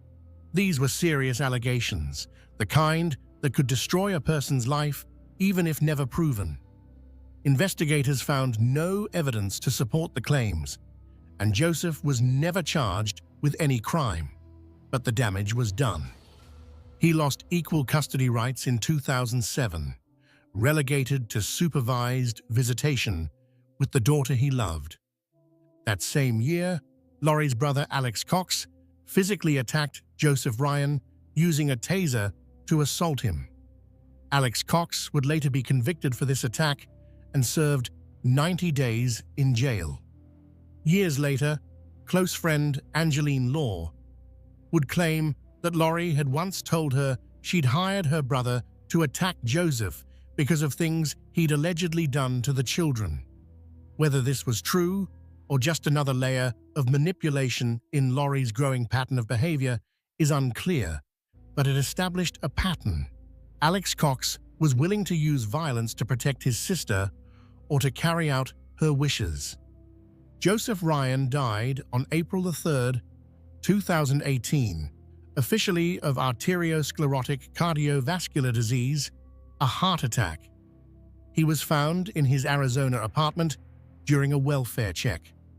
At the time, his death was thoroughly investigated and determined to be from natural causes. Years later, after Lori's arrest in 2020, police reviewed Joseph Ryan's death with fresh eyes. A recording surfaced in which Lori mentioned wanting to kill Ryan, like Nephi killed, a reference to a Book of Mormon figure who killed a man under divine instruction. Despite this disturbing statement and the renewed investigation, authorities found no evidence whatsoever of foul play in Joseph's death. The medical evidence clearly supported natural causes. While the timing may seem suspicious given subsequent events, there is no factual basis to suggest Joseph Ryan was murdered. He died of heart disease. In 2006, between her divorce from Joseph Ryan and his eventual death, Lori married for a fourth time. Her new husband was Leland Charles Anthony Vallow, who went by the name Charles. Charles was a businessman, relatively successful, and, by all accounts, a genuinely good person. Friends described him as generous, caring, and devoted to his family. This marriage appeared, for a time at least, to offer Lori the stability she'd been seeking. In 2013, Charles and Lori made a decision that would ultimately become one of the most heartbreaking elements of this entire story. They adopted Charles's grandnephew, a little boy named Joshua Jackson Vallow, known to everyone as JJ. JJ's biological parents struggled with substance abuse, and when JJ was born with drugs in his system, spending time in the neonatal intensive care unit, it became clear he couldn't stay with them. Charles's sister Kay and her husband Larry Woodcock initially cared for JJ for nearly his first year of life, but ultimately, Charles and Lori adopted him, giving him what everyone hoped would be a loving, stable home. JJ was diagnosed with autism, which meant he required extra care and attention. Friends and family members who knew Lori during this time consistently described her as a patient, devoted mother. April Raymond, who met Lori in 2015 in Hawaii, said Lori did everything for JJ, that he and Tylee were the center of her world. The Lori that people knew in the mid-2000s seemed like a woman who had finally found her calling in motherhood, who had put aside dreams of fame and recognition to focus on raising her children. But something was about to change. Something that would begin subtly, then accelerate with terrifying speed, transforming Laurie from a devoted mother into someone capable of unspeakable acts. Meanwhile, about 1,000 miles north, another life was unfolding. Chad Guy Daybell was born on August 11, 1968, in Provo, Utah, into a Mormon family. He grew up in the neighboring city of Springville, and by all accounts, had a relatively conventional Mormon upbringing. He was religious, studious, interested in both history and prophecy, interests that would eventually converge in his career as a writer. On March 9, 1990, Chad married Tammy Douglas in the Manti, Utah Temple, one of the sacred spaces where Mormons perform their most important religious ceremonies. This was Chad's first and, for many years, only marriage. Tammy was a school librarian, described by those who knew her as active, healthy, and devoted to her family and her community. Together, Chad and Tammy would have 5 children: Emma, Seth, Mark, Leah, and Garth. By all appearances, they were a solid family unit, raising their children in the Mormon faith and building a life together. In 2004, Chad and Tammy founded Spring Creek Book Company, a small publishing house focused on religious literature, particularly books aimed at Latter-day Saints readers. Tammy served as Chief Financial Officer and designed book covers, while Chad focused on writing and publishing. This was a modest operation, not making anyone rich, but providing a sense of purpose and a way to share Chad's increasing interest in apocalyptic prophecy and near-death experiences. In 2007, Chad published the first novel in his fictional series, Standing in Holy Places. These books weren't mainstream religious fiction. They were focused on the end times, on preparedness for catastrophic events, on the idea that believers needed to steel themselves for the coming apocalypse. As the years went on, Chad's writing became less clearly fictional and more focused on presenting his alleged visions as real prophecies. He began claiming he'd had a near-death experience that gave him the ability to receive direct messages from God. He asserted that the world would end on July 22, 2020, in a series of natural disasters that would usher in the second coming of Jesus Christ. By the mid-2000s, Chad had developed a following in certain corners of the Mormon community, particularly among those interested in preparedness culture, people stockpiling food and supplies for the end times. He positioned himself as a prophet, someone chosen by God to lead 144,000 people through the apocalypse, a number drawn from the Book of Revelation.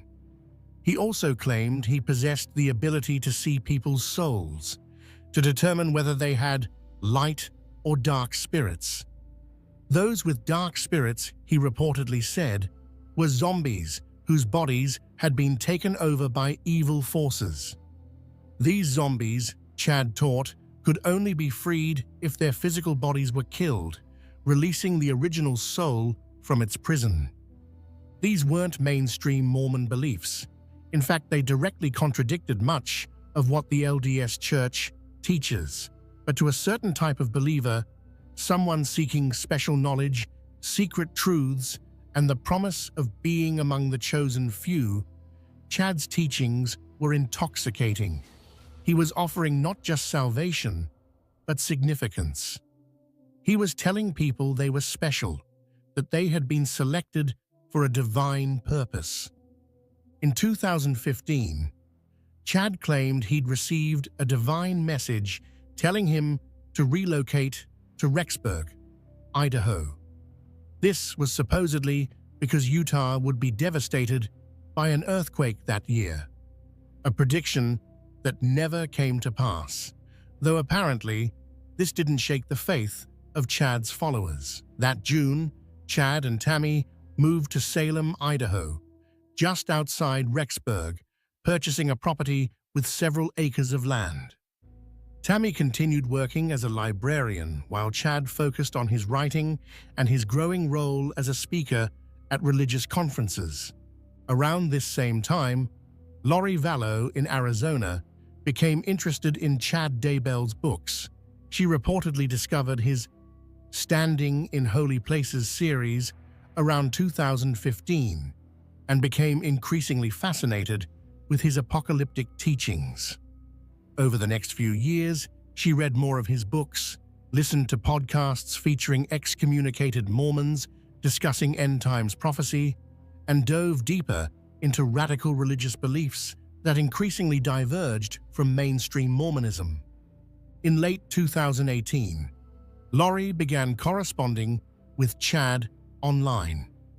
Here were two people, both in what appeared to be stable marriages, both raising families, who found in each other something they'd been missing. For Chad, perhaps it was adoration and validation from an attractive woman who hung on his every word. For Lori, perhaps it was the promise of special significance, the idea that she wasn't just another suburban mum, but rather a goddess with a divine mission. In October 2018, Lori attended a Preparing a People conference where Chad was speaking and signing books. This was where they met in person for the first time. According to later testimony from Lori's friend, Melanie Gibb, the connection between Lori and Chad was immediate and intense. They began communicating constantly, and Chad started telling Lori things that would fundamentally alter her perception of reality. He told her that they had been married to each other in multiple past lives. He said they were destined to be together for eternity and that they would lead the 144,000 chosen people through the end times. He told her that various people in their lives, including their own spouses, had become zombies possessed by dark spirits. Charles Vallow, Lori told Melanie Gibb, had been replaced by a demon named Ned or Hiplos. Tammy Daybell, according to texts between Chad and Lori, had been possessed by a spirit named Viola and was in limbo. And later, horrifyingly, Lori would tell people that her own children, Jay, and Tylee, had also become zombies.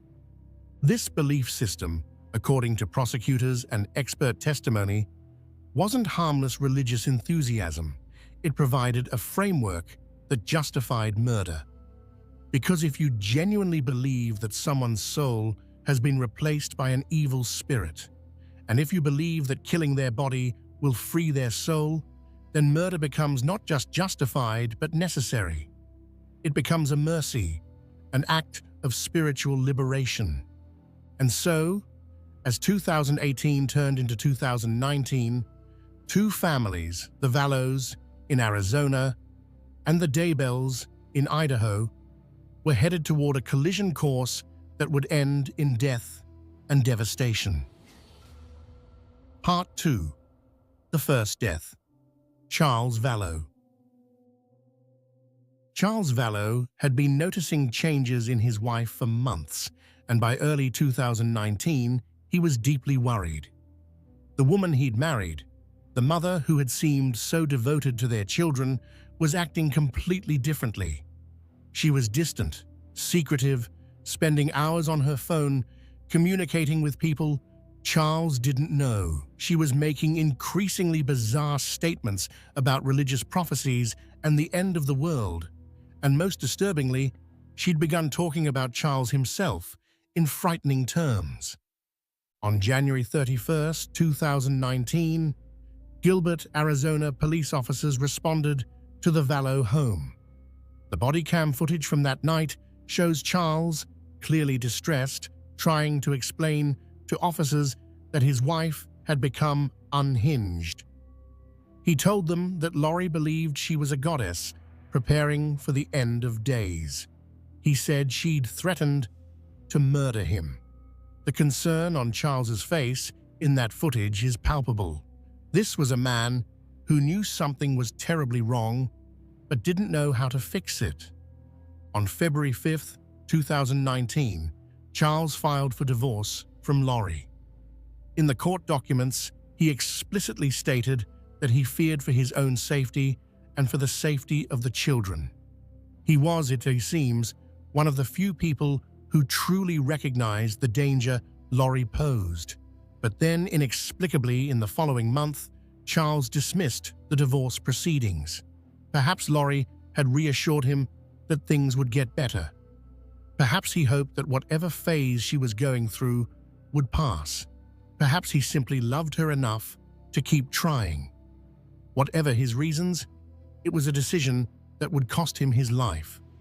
Later investigation would reveal that Charles had learned of Lori's infidelity with Chad Daybell 12 days before his death. On June 29, 2019, Charles sent an email to Tammy Daybell, Chad's wife, attempting to warn her about what was happening.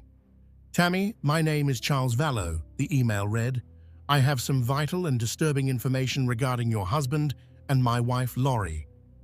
This is your work email, so I'll wait to send you the evidence. That is very disturbing. You may call or email me from the address where you can receive the information. I apologize to be the one sending this, but something has to be done." Evidence found during the investigation suggests that Tammy opened this email and then deleted it, blocking Charles's email address. Whether she showed it to Chad, whether they discussed it, whether she believed it or dismissed it as the ravings of a jealous husband, we don't know. But she knew. Tammy Daybell knew, more than 3 months before her own death, that her husband was involved with another woman, and that woman was planning something terrible. Police documents would later show that at this point, text messages between Chad and Lori were increasingly frequent and increasingly focused on the people they saw as obstacles. They texted about death percentages for Tammy. They discussed Charles being possessed. They talked about people being in limbo. And they communicated using burner phones, suggesting they knew what they were discussing needed to be kept secret. On July 1st, 2019, Charles informed Lori that he was planning to meet with Tammy Daybell in person to tell her about the affair. This appears to have been a tipping point. If Tammy knew and believed Charles, if she took action, divorced Chad, exposed the affair publicly, it would ruin everything. And so, investigators believe, Lori and her brother Alex Cox began planning Charles's murder. On the morning of July the 11th, 2019, Charles went to Lori's house in Chandler, Arizona, intending to pick up JJ for school. What happened next was captured in various ways, through witness statements, 911 calls, and police body cam footage, and the official story is that Charles Vallow died in an act of self-defense. But investigators would later conclude the evidence suggested something far more sinister.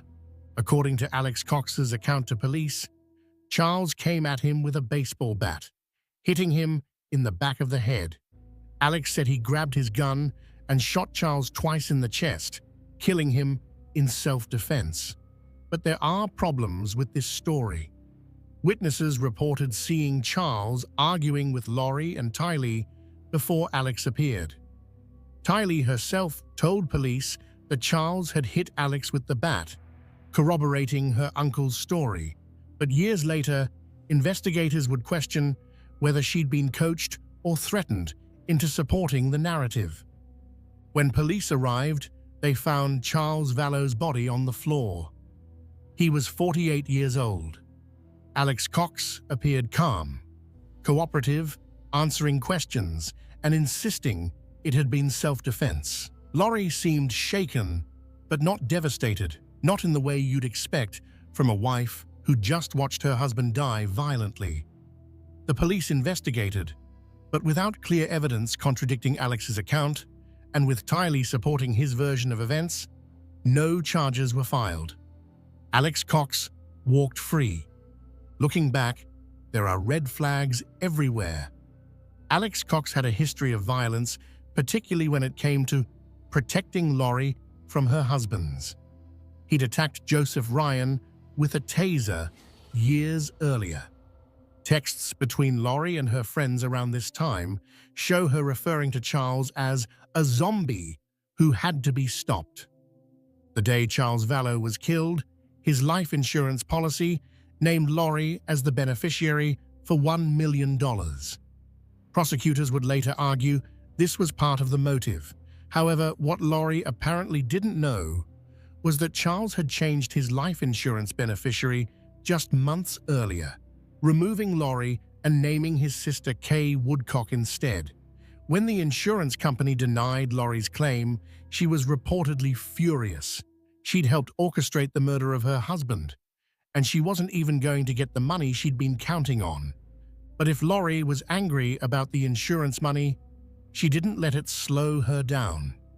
Less than 3 weeks after Charles's death, she moved Tylee and JJ from Arizona to Rexburg, Idaho. She rented an apartment in the same complex where Alex Cox conveniently also rented a unit. And perhaps most significantly, she was now living near Chad Daybell, the man who had convinced her she was a goddess, the man who told her they were meant to be together for eternity. The move to Idaho in late August 2019 would mark the beginning of the end for Tylee and JJ. Their faces would appear on missing persons posters. Their grandparents would plead for information on national news. And eventually, 9 months after they disappeared, their small bodies would be found buried in Chad Daybell's backyard, hidden beneath the Idaho soil.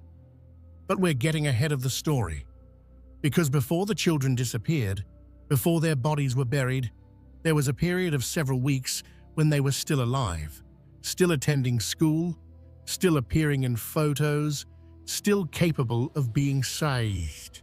If only someone had intervened, if only someone had seen what was happening and stopped it before it was too late. Part 3. The Last Days of Tylee and JJ.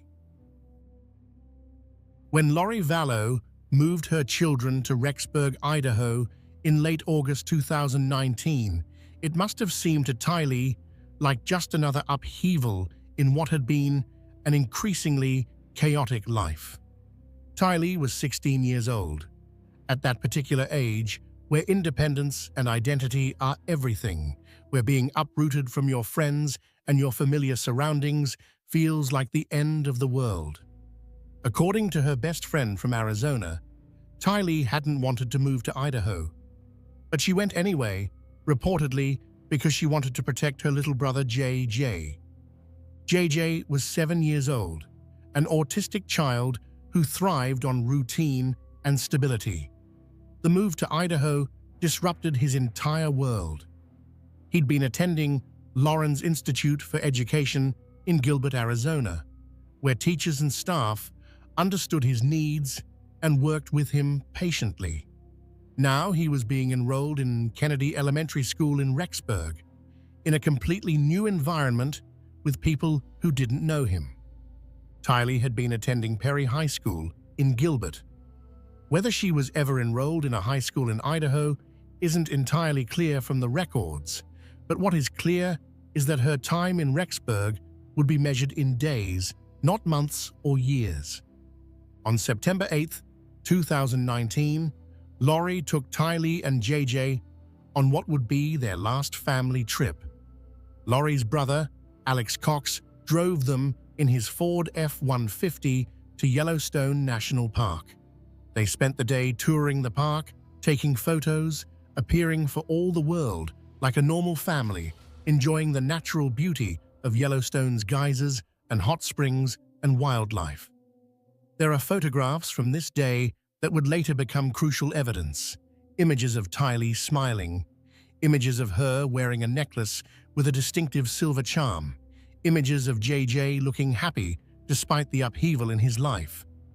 The last photo taken of Tylee shows her near a body of water at Yellowstone, her long hair blown by the wind, very much alive. The timestamp on that photo would later become significant because it established the last time anyone outside of Lori, Chad, and Alex definitely saw Tylee alive.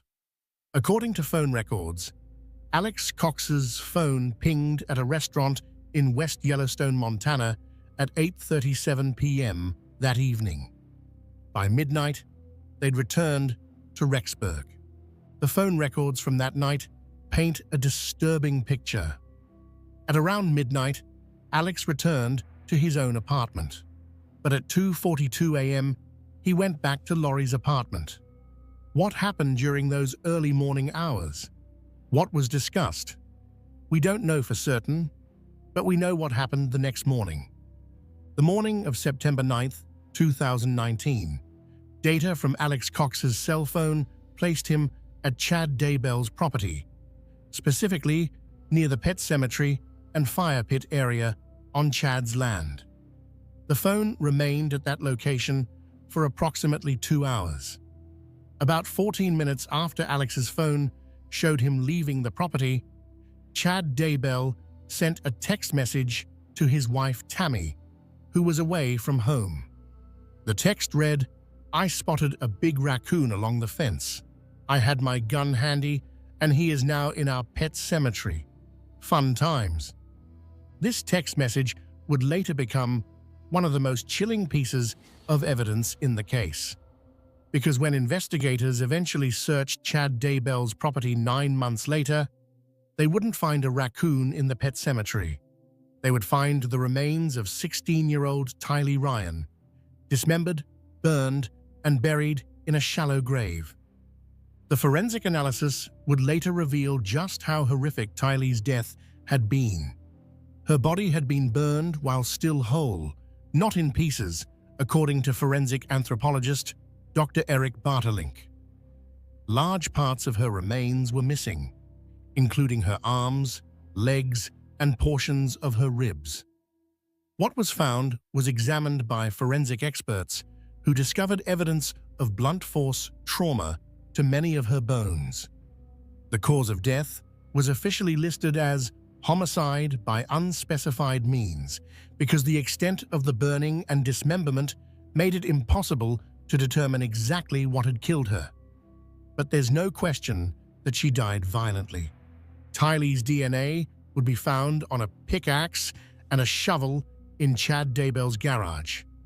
Surveillance footage would show Alex Cox and Lori visiting a storage unit on multiple occasions after Tylee's death, presumably disposing of evidence or moving belongings. But in the immediate aftermath, Lori said nothing. She didn't report Tylee missing. She didn't tell friends or family where Tylee had gone. She simply acted as if her teenage daughter had ceased to exist. When people asked about Tylee in the following weeks and months, Lori had various stories. Sometimes she said Tylee was at school. Sometimes she said she was with friends. Sometimes she said she'd gone to college, even though at 16, that would have been unusual.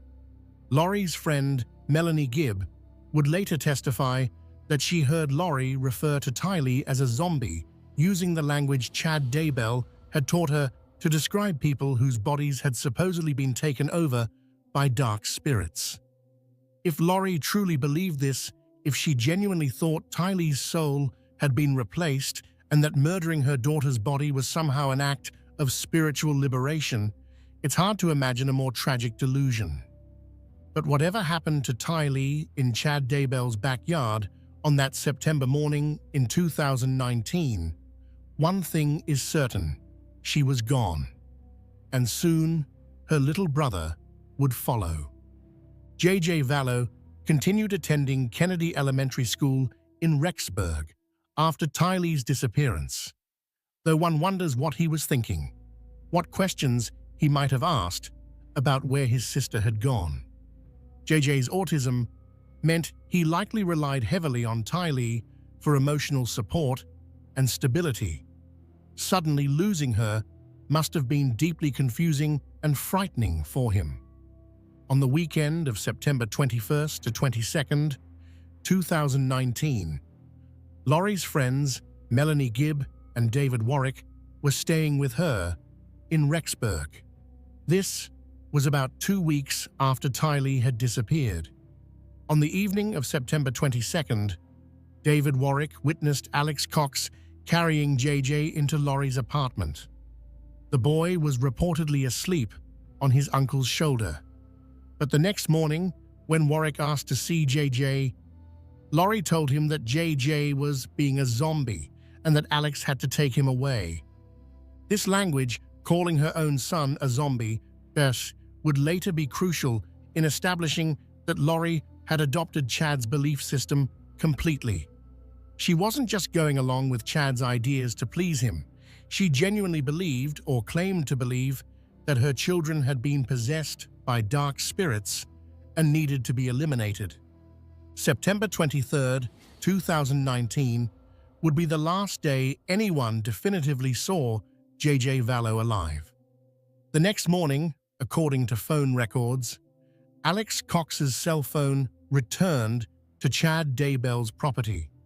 This time, Alex was there for only about 17 minutes. 17 minutes to kill a 7-year-old boy and hide his body. 17 minutes to end the life of a child who had been born into difficult circumstances, who had overcome challenges associated with his autism, who had been adopted into what he thought was a loving family, only to be murdered by the very people who were supposed to protect him. When investigators eventually found JJ's body, the condition in which he was discovered would break the hearts of everyone who saw the evidence. JJ had been wrapped tightly in black plastic bags, his hands and feet bound with grey duct tape. His mouth had duct tape over it. A white plastic bag had been placed over his head. The official cause of death was asphyxiation. He had essentially been suffocated, wrapped up like garbage, and buried near a tree on Chad Daybell's property. Dr. Garth Warren, the forensic pathologist who conducted JJ's autopsy, noted scratch marks on the plastic bag near where JJ's hands had been. Dr. Warren testified that these could suggest JJ had tried to scratch the bag off his head, that he might have been conscious and fighting for his life as he suffocated. JJ also had bruises on his wrists and ankles, consistent with the duct tape bindings, and an abrasion on his neck. There were no signs of disease or other trauma to his internal organs. A healthy 7-year-old boy killed for no reason other than his mother's twisted beliefs and her desire to be with a man who told her she was special. The last time anyone took a photo of JJ was at Yellowstone on September 8, 2019. In that photo, he's wearing his characteristic smile, his hair neatly combed, looking like any other little boy on vacation with his family. 2 weeks later, he would be dead, his body hidden beneath Idaho's soil, while his mother and her lover carried on as if he'd never existed. On October 29, 2019, Lori officially withdrew JJ from Kennedy Elementary School, telling administrators he would be homeschooled.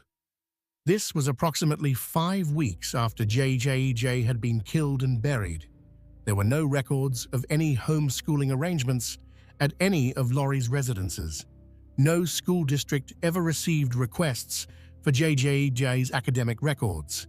It was a lie, one of many Lori would tell, as she tried to cover up what she'd done. But by late October 2019, Lori had bigger concerns than explaining where her children had gone, because Chad Daybell's wife Tammy was about to become the next victim.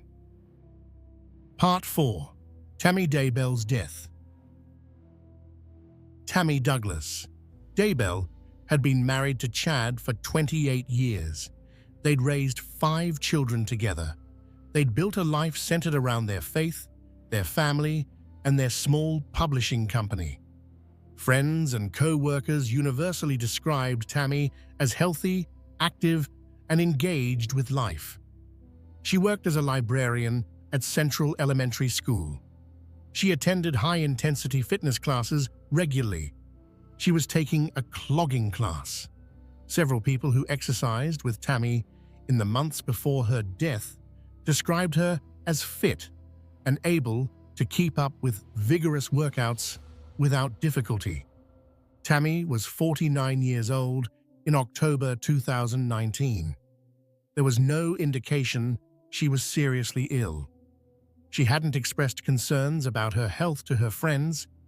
She seemed to have years ahead of her to watch her children grow up, to welcome grandchildren, to continue the life she'd built. But Chad Daybell and Lori Vallow had other plans, because as long as Tammy was alive, Chad couldn't marry Lori. And according to the belief system they'd constructed, being together for eternity required eliminating anyone who stood in their way. On October 9, 2019, Tammy called 911. The call was frightening. She reported that a masked man had approached her in her driveway and shot at her with what she thought was a paintball gun. She posted about the experience on Facebook afterward, saying she had no idea who the person was or why they would shoot at her. This incident was terrifying enough on its own, but court documents would later indicate that the masked man had been Alex Cox and that his paintball gun was actually a real firearm. The shot had missed. Whether deliberately or because Alex's aim was off, we don't know. But it was an assassination attempt, the first of what would turn out to be several efforts to kill Tammy. Cell phone records would later show that Alex Cox's phone was near the Daybell property on October 9, 2019. And text messages between Lori and Chad reveal that Lori called an unnamed individual that day and said he can't do anything right. Was she frustrated that Alex had failed to kill Tammy? It certainly seems possible. 10 days later, on October 19, 2019, Tammy Daybell died in her bed. Her son, Garth Daybell, said he and Chad had found her unresponsive that morning and called 911. The 911 call featured Chad sounding distressed, reporting that his wife had died. When Rexburg police officer Alyssa Greenhalgh arrived at the scene, she found Chad and Garth in the living room. She described Chad as distraught and crying.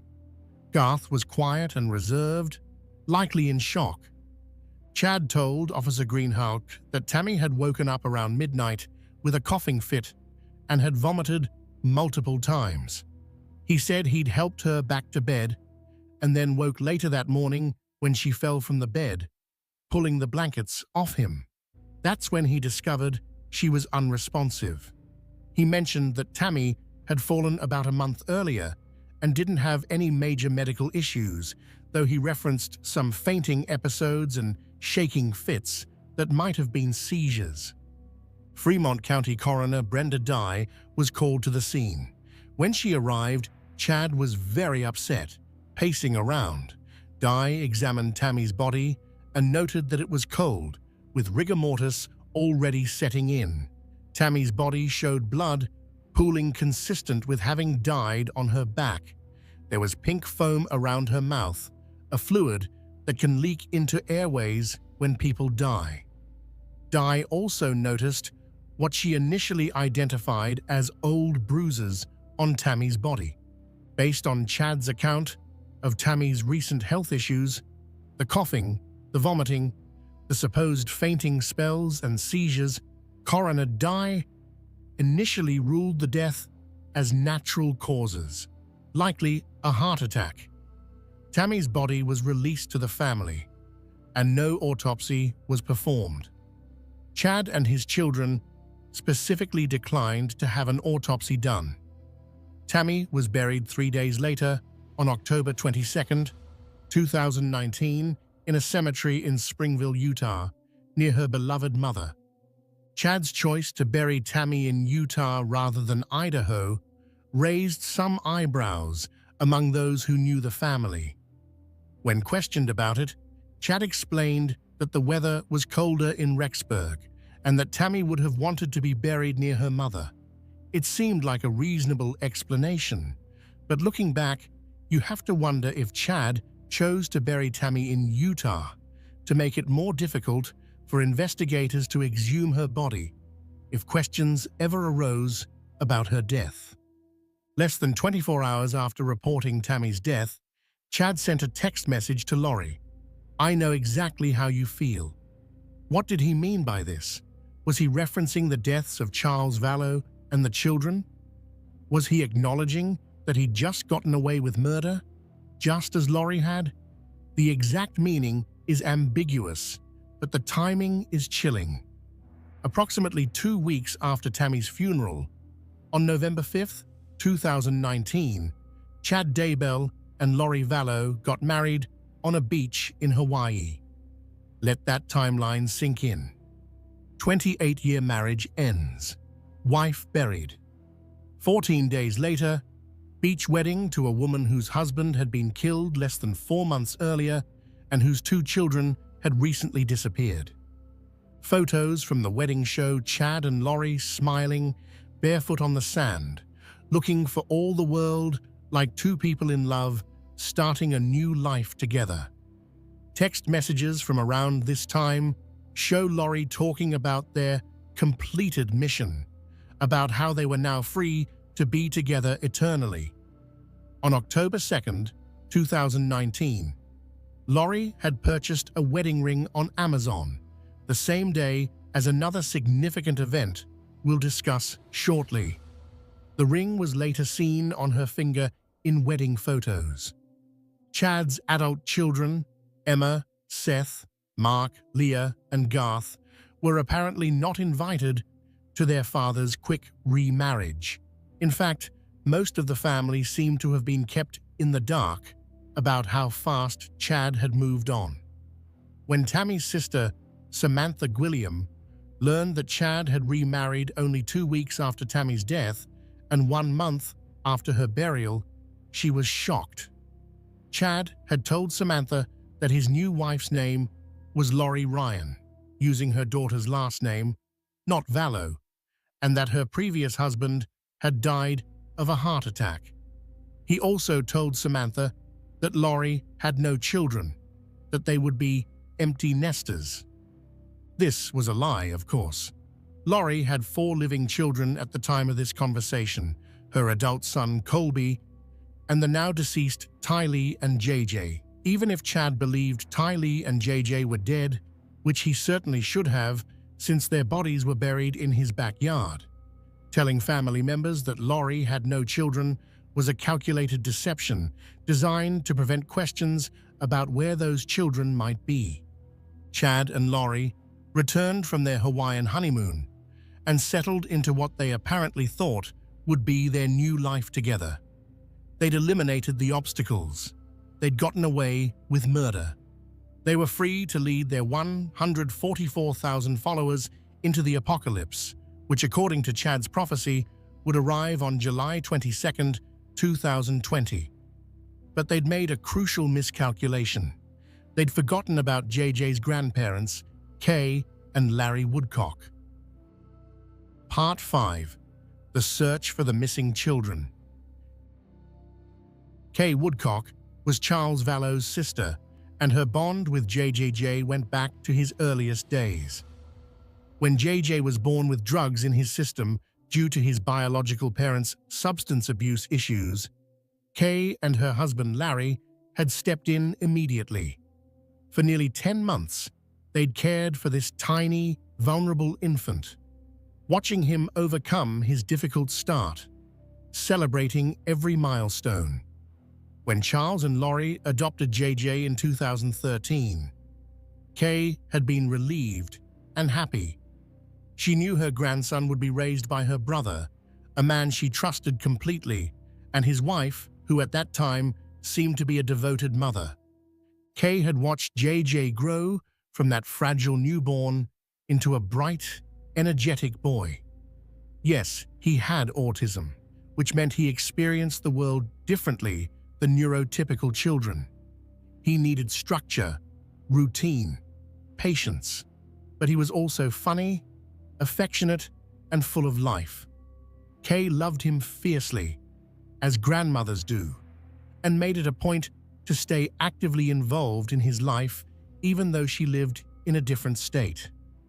After Charles's death, in July 2019, Kay's concern for JJ intensified. Charles had been JJ's advocate, his protector, the parent who truly understood how to care for him. With Charles gone, killed in circumstances that seemed suspicious even if the police had ruled it self-defense, Kay worried about whether JJ would continue to get the care and attention he needed.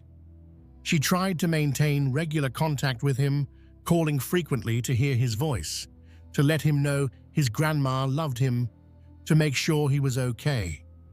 But in the months after Charles's death, something changed. Kay's phone calls with JJ became less and less frequent. At first, when Kay would call, Laurie would answer and explain that JJ wasn't available. He was at school, learning and playing with other children. He was sleeping, tired from a busy day. He was playing with his toys and couldn't come to the phone right now. These seemed like reasonable excuses. Children have routines, activities, nap times. Kay understood this, but as weeks turned into months, and Kay still couldn't actually speak to JJ, the excuses started seeming less reasonable and more like evasions. Why was JJ never available? Why couldn't Laurie schedule a time for Kay to call when JJ would be free? Why did every attempt to connect with her grandson result in another excuse, another delay, another promise that next time she'd be able to talk to him? Kay's worry transformed into alarm. Something was wrong. She couldn't quite articulate what, but her grandmother's instinct was screaming that JJ was in danger.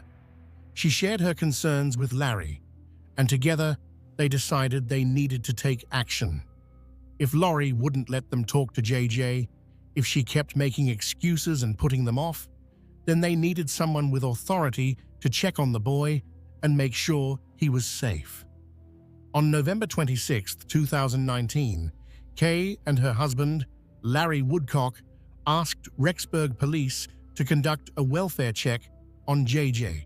This simple request, grandparents worried about their grandson, asking police to make sure he was okay, would set in motion a chain of events that would eventually expose the full scope of Laurie and Chad's crimes.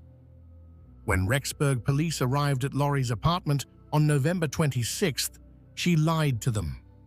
She told officers that JJ was in Arizona, staying with her friend Melanie Gibb. The officers had no reason not to believe her. They noted her statement and left, presumably intending to follow up with Melanie Gibb to confirm JJ's whereabouts.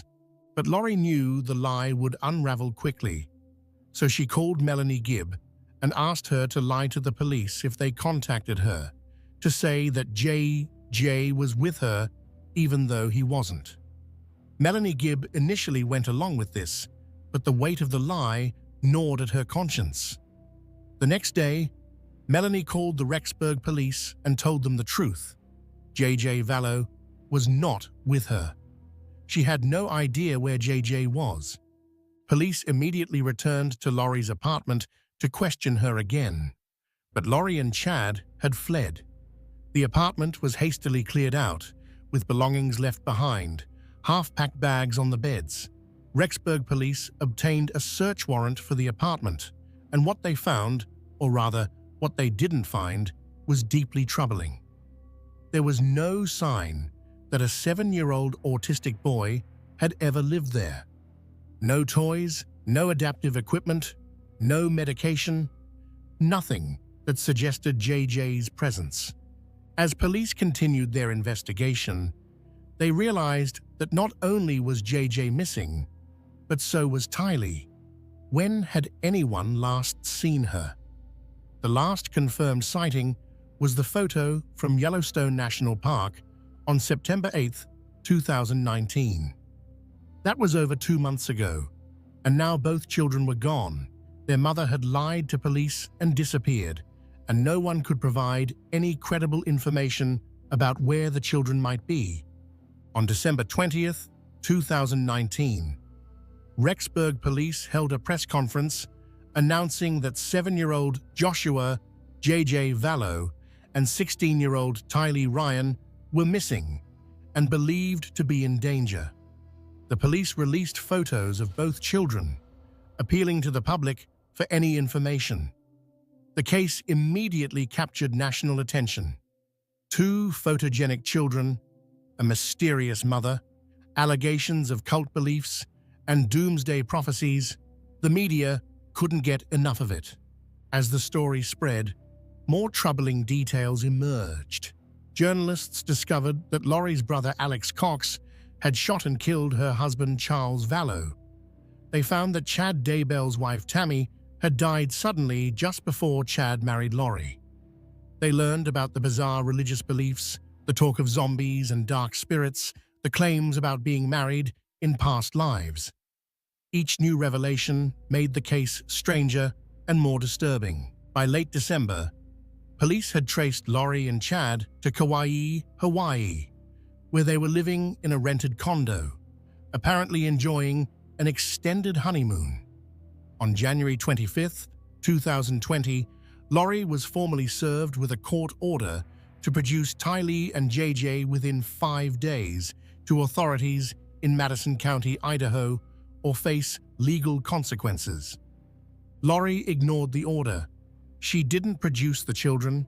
She didn't provide any information about where they might be. She simply continued her Hawaiian vacation as if nothing was wrong, as if 2 children weren't missing, as if their grandparents weren't sick with worry, as if the entire nation wasn't watching and waiting for answers.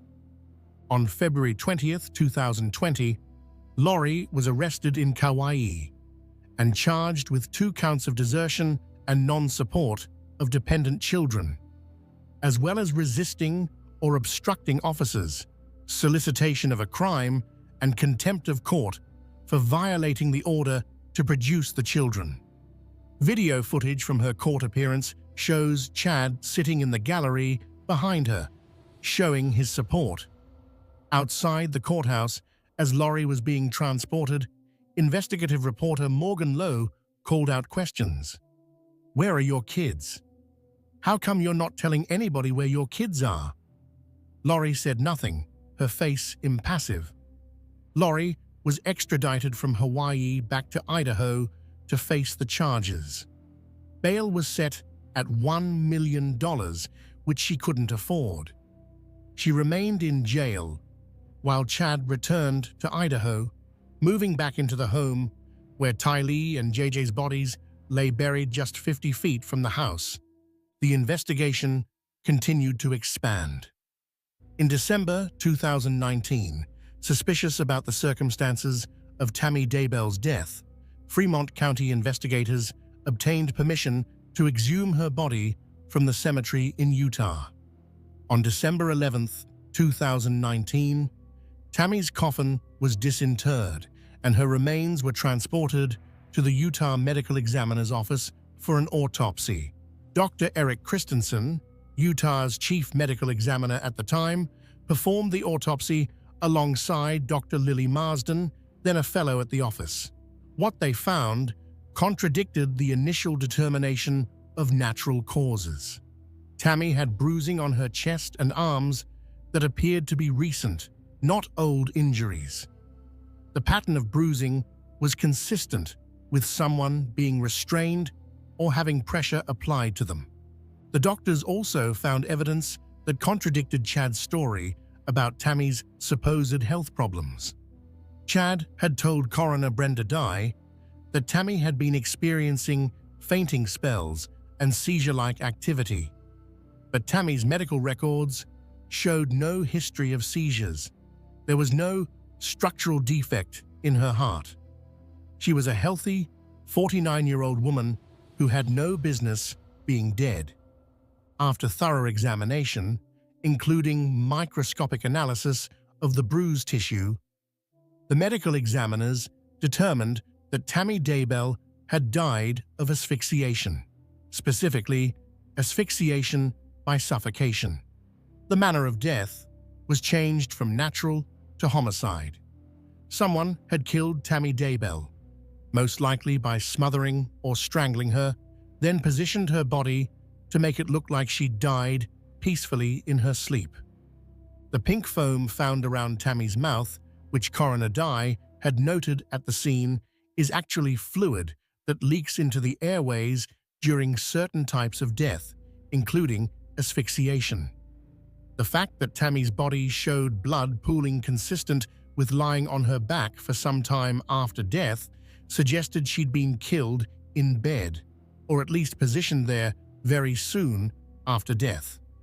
Chad's story about her falling out of bed was likely fabricated to explain why he supposedly discovered her body. All of this evidence pointed to one conclusion: Chad Daybell had murdered his wife of 28 years, smothering her in their bed while she slept, so that he could marry Lori Vallow and pursue their twisted vision of leading the faithful through the apocalypse. But while investigators now had strong evidence of Tammy's murder, they still didn't know where Tylee and JJ were. Were they alive somewhere? Hidden away? Were they dead? If they were dead, where were their bodies? These questions tormented everyone working the case, and they especially tormented Kay and Larry Woodcock, who clung to increasingly faint hope that their grandson might still be saved. The breakthrough came from cell phone data. Investigators had been meticulously tracking the locations of Alex Cox's phone through cell tower pings and GPS data, and they noticed something significant. On both September 9th and September 23rd, 2019, the days immediately after Tylee and JJ were last seen, Alex Cox's phone had pinged for extended periods from Chad Daybell's property in Salem, Idaho. This wasn't just a quick visit. On September 9th, Alex's phone was at Chad's property for approximately 2 hours. On September 23rd, it was there for about 17 minutes. These time periods and locations corresponded with suspicious activity that would make sense if someone were burying bodies. In early June 2020, investigators obtained a search warrant for Chad Daybell's property. The warrant was based on the cell phone evidence, the suspicious circumstances of Tammy's death, and the fact that 2 children had been missing for 9 months and had last been in the care of Chad's wife, Lori. On the morning of June 9, 2020, a large contingent of law enforcement officers descended on Chad Daybell's home in Salem. FBI agents, detectives from multiple jurisdictions, forensic specialists, and cadaver dogs all arrived to conduct what everyone feared would reveal the worst-case scenario. Chad Daybell was home when the search began. He asked to contact his attorney and then sat in his car, watching as investigators began marking off areas of interest in his backyard. He watched as they brought in equipment, as they carefully photographed every inch of the property, as they began the painstaking process of excavating areas where the cadaver dogs had indicated possible human remains. Detective Ray Hermosillo would later testify in chilling detail about what they found that day. The first discovery came near a tree in the backyard. They removed the top layer of earth, revealing grass that was shorter than the surrounding area, as if it had been recently disturbed. Beneath the sod and topsoil, they found 3 large, flat, white rocks. Under the rocks were thin pieces of wood paneling, and beneath that, a layer of black plastic. One of the crime scene investigators cut a hole in the black plastic. Beneath it was white plastic, like a bag, and inside that bag was the small body of a child. They could see brown human hair through the plastic. Carefully, methodically, they continued the excavation. The child was wrapped tightly in plastic, with duct tape binding the hands and feet. There was duct tape over the mouth, a white plastic bag over the head. It was J.J. Vallow. He was wearing red pajamas and black socks. His small body had been wrapped up like garbage and buried beneath rocks and wood paneling. The care taken to hide him, the layers of earth and stone and plastic, contrasted horrifically with the violence of how he'd been killed. His arms and legs were bound. He'd been suffocated, fighting for breath, scratching at the bag over his head, while his mother and her accomplices had snuffed out his young life.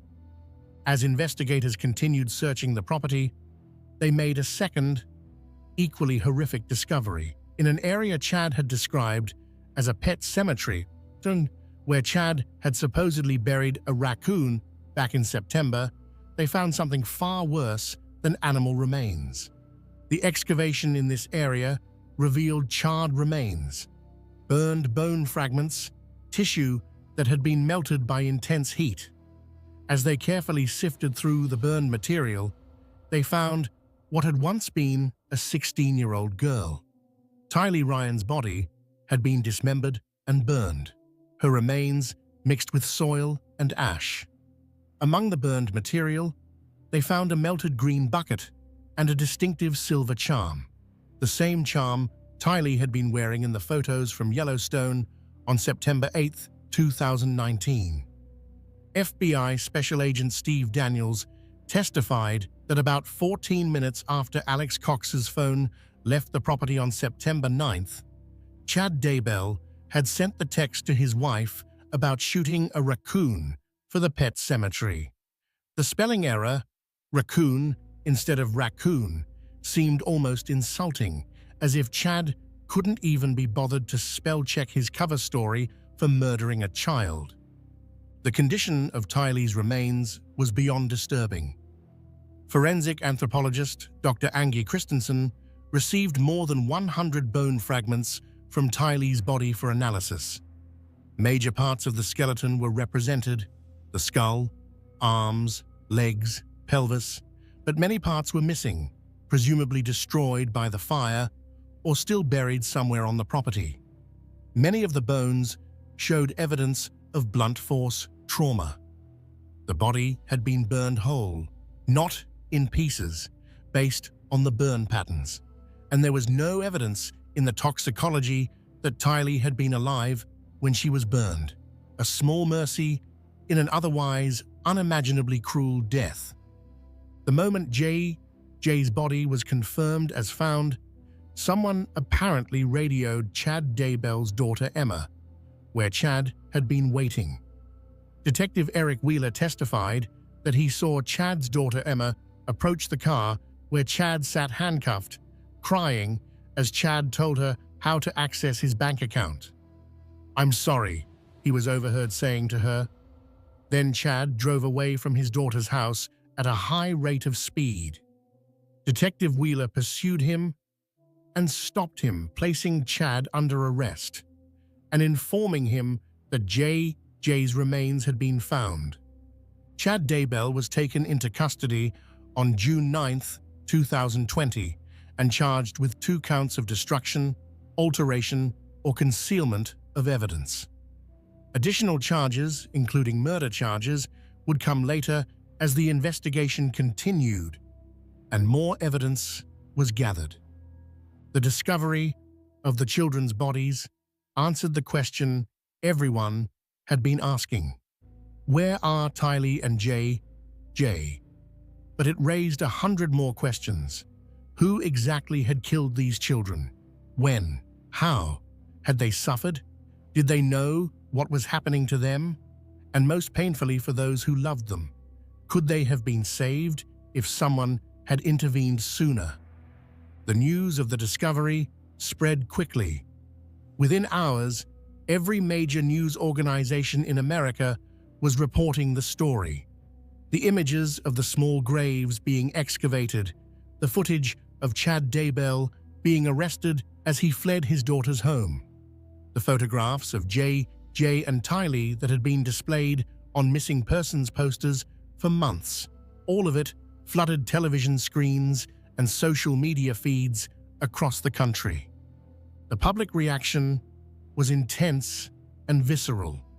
People who had followed the case from the beginning felt devastated but not surprised.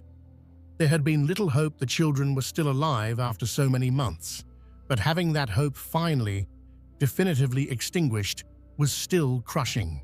Those who were learning about the case for the first time were horrified, struggling to comprehend how a mother could kill her own children and then go on vacation in Hawaii as if nothing had happened.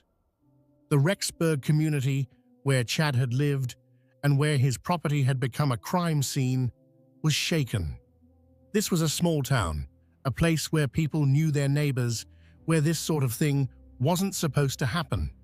Residents had to grapple with the fact that 2 children had been buried just yards from a home in their community for 9 months, while everyone went about their daily lives completely unaware of the horror that lay hidden beneath the Idaho soil. For law enforcement, the discovery was both vindicating and heartbreaking. The investigators who had worked tirelessly for months, following leads, analyzing phone records, building their case, had suspected all along that the children were dead. The cell phone evidence had pointed to Chad's property specifically, but suspecting something and confirming it are 2 different things. Finding the actual bodies, seeing the condition they were in, understanding the violence that had been inflicted on these innocent children. It affected even the most experienced officers. FBI Special Agent Steve Daniels, who had been part of the excavation team, would later testify about the process of uncovering the burial sites. The testimony was clinical, professional, necessary for the legal proceedings. But behind the clinical language, you could sense the emotional weight of what these investigators had experienced. They'd gone to work that morning hoping they wouldn't find what they suspected they'd find. And then they found it anyway. 2 children, murdered and buried, hidden away like they'd never mattered at all. Kay and Larry Woodcock received the news at their home. They'd known on some level that this was the likely outcome. As the months had passed with no sign of J.G., hope had faded. But knowing something intellectually and having it confirmed are 2 different experiences. When the official confirmation came that the remains were indeed their grandson and his sister, the grief that had been building for months finally crashed over them like a wave. Larry Woodcock would later describe the moment in interviews and court testimony. The sense of helplessness, of having tried everything to save JJ and failed. The rage at Lori for what she'd done. The questions that would haunt them forever about whether there was something more they could have done, some action they could have taken that might have changed the outcome. These are the burdens that victims' families carry, the what-ifs and if-onlys that can never be answered satisfactorily. Tammy Daybell's family also received confirmation that day that their worst fears were justified. Tammy's death, which had initially seemed natural, which they grieved as a tragic but ultimately unremarkable loss, had in fact been murder. Their father, son-in-law, brother-in-law, the man they'd known for decades, had killed her. And then he'd remarried so quickly, had carried on with his new life, while Tammy lay in her grave, had been living in a house just 50 yards from where 2 children's bodies were buried. The betrayal was unfathomable. In the days following June 9, 2020, more details about the condition of the remains began to leak out through court filings and law enforcement statements. The public learned that J had been bound and wrapped in plastic, his mouth taped shut. People learned that Tylee's remains had been burned and dismembered. These details, while necessary for the criminal cases, were agonizing for those who had cared about the children. It's one thing to know someone has been killed. It's another thing entirely to learn the specific, horrific details of how they died. The location of the burials on Chad's property also raised questions about who else might have known. Chad's adult children lived in the area and visited the property. Had they noticed anything suspicious? The pet cemetery where Tylee was buried? Had anyone questioned the story about the raccoon? The tree where JJ was found? Had anyone noticed the disturbed earth, the grass that was shorter than the surrounding area? Investigators would interview Chad's children extensively. The children maintained that they'd had no idea about the burials, that their father had kept them completely in the dark. Some of them initially defended Chad, insisting he was being framed, that there must be some explanation other than their father being a murderer. Over time, as more evidence emerged, some of the children would come to accept the reality of what Chad had done. Others would struggle with that acceptance for much longer. The property itself became a focal point for both media attention and criminal investigation. Aerial footage showed the entire layout: the house where Chad and Tammy had lived, the backyard where the children were buried, the outbuildings and grounds. Forensic teams would continue processing the scene for weeks after the initial discoveries, searching for additional evidence, documenting everything meticulously for the upcoming trials. Meanwhile, attention turned to Lori Vallow Daybell, who was still in jail in Idaho on the child desertion charges. She had now been in custody for about 4 months, having been arrested in February and extradited from Hawaii. The discovery of the bodies on her husband's property, while not immediately changing her charges, obviously pointed toward far more serious crimes. But building murder cases takes time. Prosecutors needed to analyze all the evidence, establish timelines, prove not just that the children were dead, but that Lori was criminally responsible for their deaths. Public sentiment toward Lori, which had already been largely negative, became even more hostile after the bodies were found. People who had given her the benefit of the doubt, who thought perhaps the children were alive somewhere, hidden away for reasons we didn't understand, now had to confront the reality that she'd been lying all along. She'd known exactly where the children were because she'd helped put them there. The smiling photos of Lori on the beach in Hawaii, taken while her children's bodies decomposed in an Idaho backyard, became symbols of her callousness and depravity. The legal process was moving forward, but slowly, as major criminal cases often do. Prosecutors were building their cases methodically. The evidence was complex: cell phone records, text messages, financial documents, witness statements, forensic analyses. Everything needed to be organized, authenticated, prepared for presentation at trial. And throughout this process, both Chad and Lori were being held in custody, unable to flee, unable to communicate with each other, waiting for the justice system to run its course. Part 6. More victims, more crimes. As investigators dug deeper into the history of Lori Vallow and Chad Daybell, they began to realize that the murders of Tylee, JJ, and Tammy were not isolated incidents. There were other suspicious deaths, other attempted murders, a whole constellation of violence orbiting around this couple and their twisted beliefs. On October 2nd, 2019, the same day Lori purchased a wedding ring on Amazon, approximately 17 days before Tammy Daybell's death, Brandon Boudreaux was driving home from the gym in Gilbert, Arizona, when someone shot at his vehicle. The bullet missed his head by mere inches, striking the car instead. Brandon was the ex-husband of Lori's niece, Melanie Pawlowski. The shooter was driving a Jeep registered to the now-deceased Charles Vallow. Brandon survived the assassination attempt, but it was terrifyingly close. Investigators believe Alex Cox was the shooter, following orders or suggestions from Lori as part of a broader pattern of eliminating people who were seen as obstacles or threats. Brandon had been going through a contentious divorce with Melanie Pawlowski, and prosecutors would later allege that Lori hoped to access Brandon's money through her niece Melanie if Brandon were dead. Then there's the death of Alex Cox himself.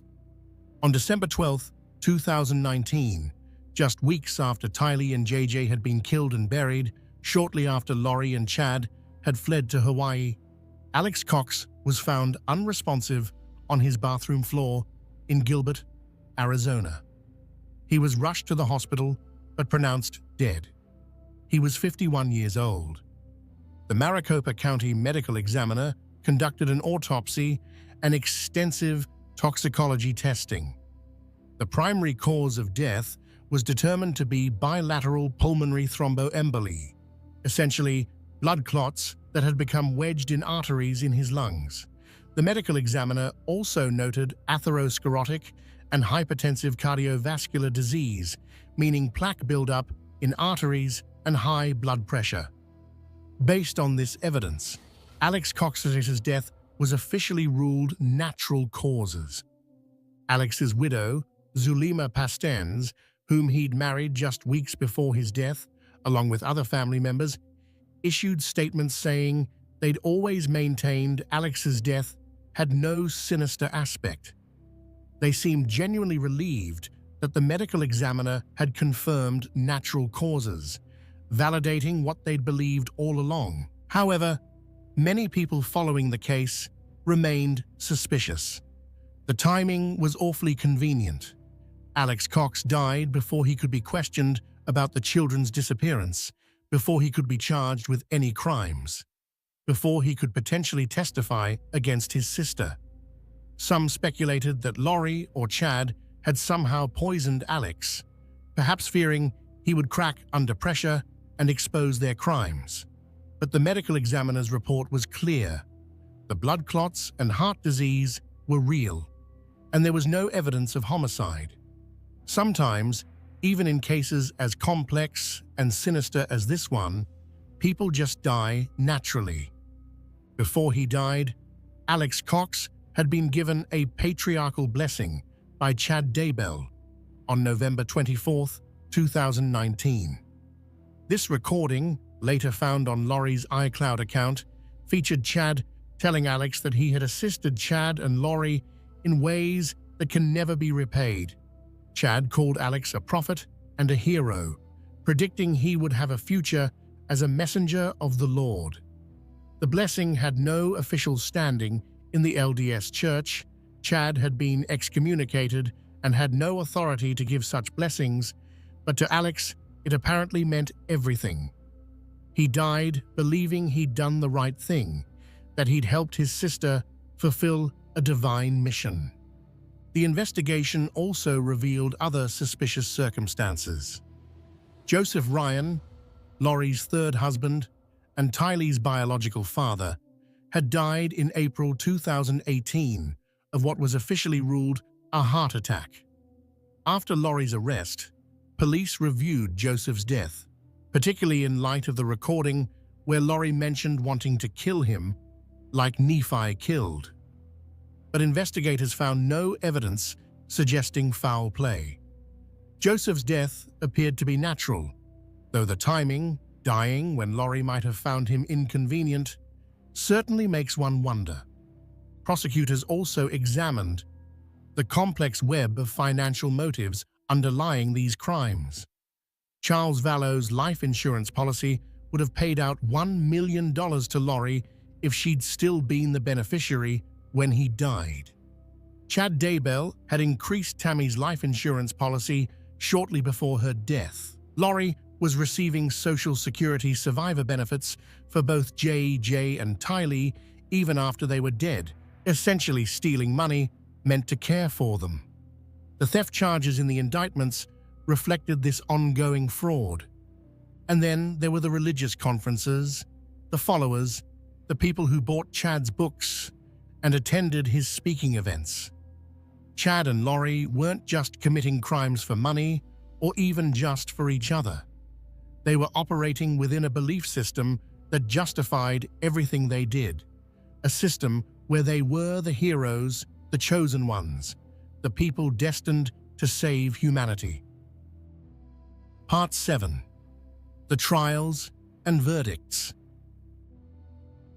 The legal proceedings against Lori Vallow Daybell and Chad Daybell would take years to unfold, involving multiple jurisdictions, complex legal maneuvering, and intense public interest. The sheer scope of the alleged crimes, 3 murders, conspiracy charges, insurance fraud, child desertion, meant the cases would be exceptionally complex. In May 2021, Chad and Lori were finally indicted together on multiple counts of conspiracy to commit murder and first-degree murder for the deaths of Tylee Ryan, J.J. Vallow, and Tammy Daybell. They were also charged with grand theft for fraudulently obtaining money meant for the children's care.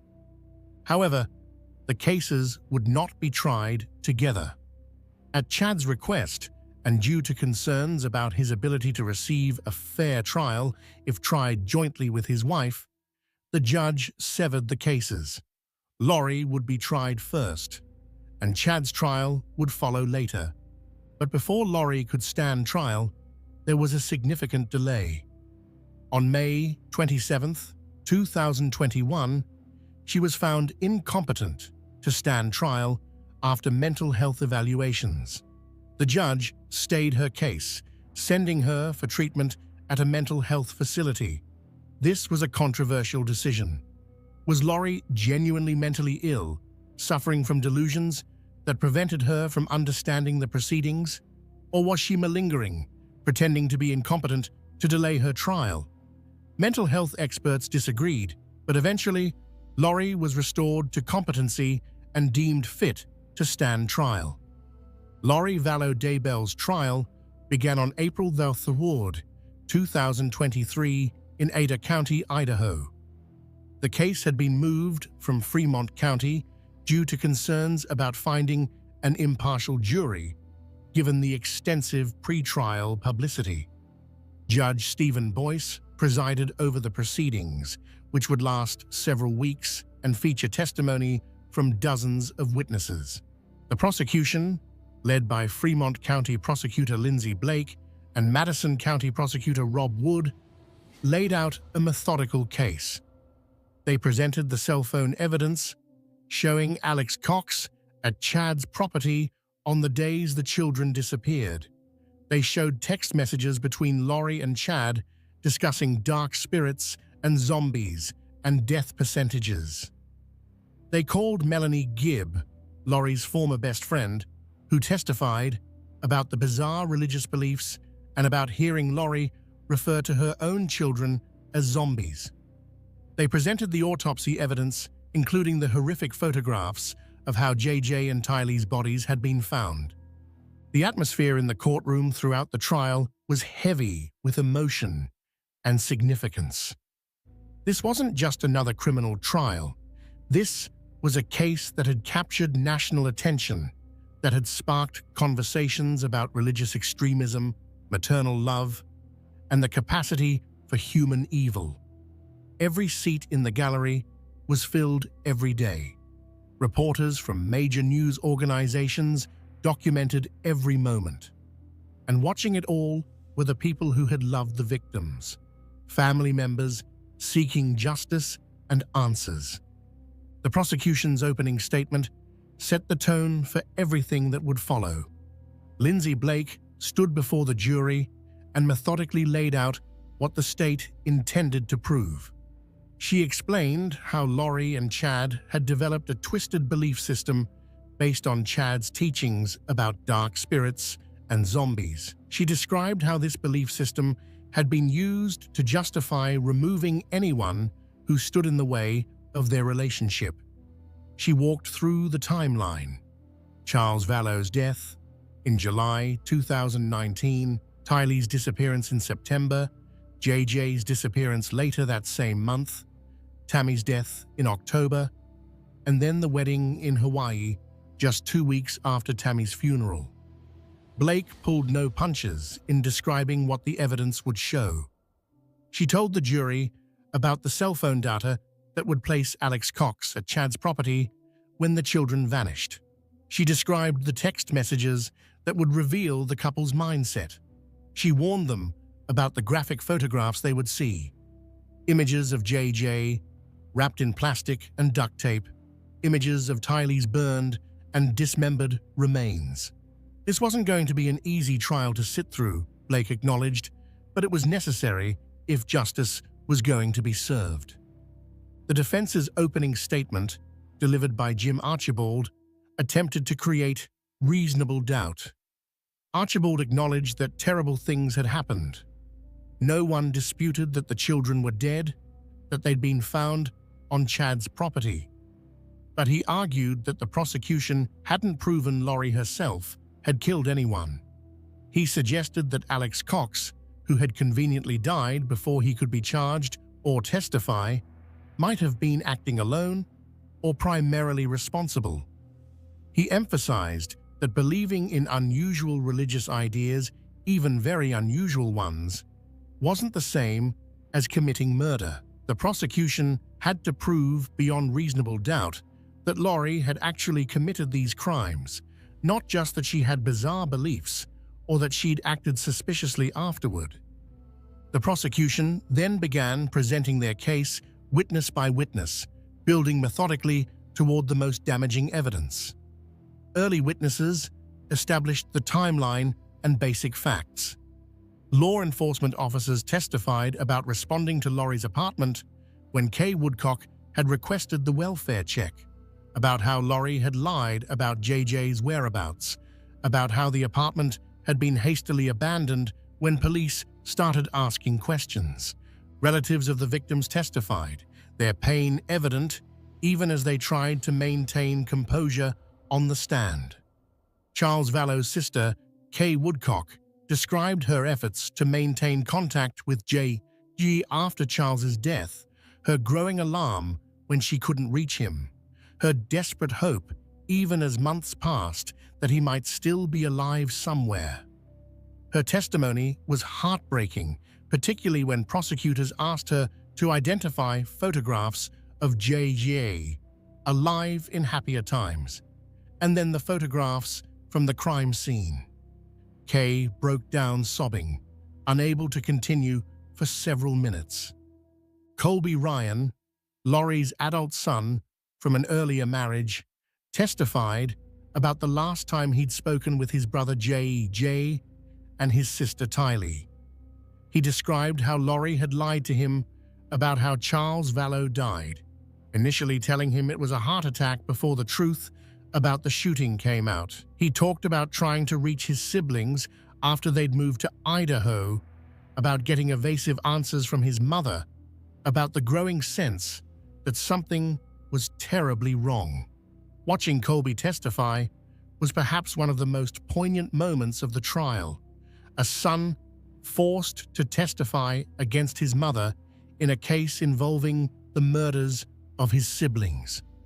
The complexity of his emotions was visible on his face throughout his testimony. April Raymond, who had been Lori's close friend in Hawaii before the move to Idaho, testified about how Lori had changed over time. April described the Lori she'd first met in 2015, a devoted mother who seemed to do everything for her children, who was patient with JJ despite the extra demands his autism placed on her, who appeared to love Tylee deeply. Then April described the transformation that began around 2018 to 2019 after Lori became involved with Chad Daybell's teachings. The increasingly bizarre conversations about zombies and dark spirits.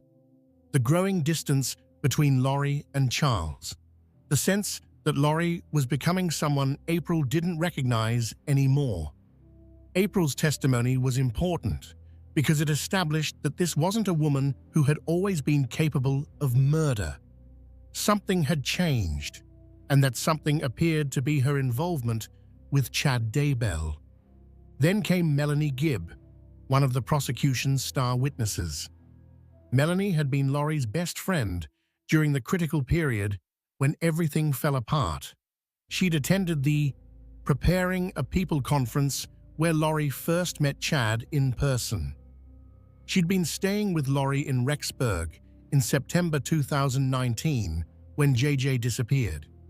She'd received the phone call from Laurie asking her to lie to police about JJ being with her. And crucially, Melanie had heard firsthand the language Laurie and Chad used to describe people, the references to zombies, to dark spirits, to people needing to be eliminated. Melanie's testimony spanned multiple days and covered extensive ground. She described the belief system that Chad had taught and that Laurie had embraced. Chad claimed he could see people's light or dark ratings on a numerical scale. People with higher dark ratings were supposedly possessed by evil spirits and had become zombies. Melanie testified that she heard Laurie refer to both Tylee and JJ as zombies, using Chad's language to describe her own children as no longer truly human. The defense aggressively cross-examined Melanie, trying to undermine her credibility.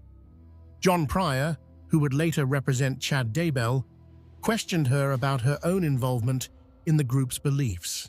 Hadn't she initially believed Chad's teachings?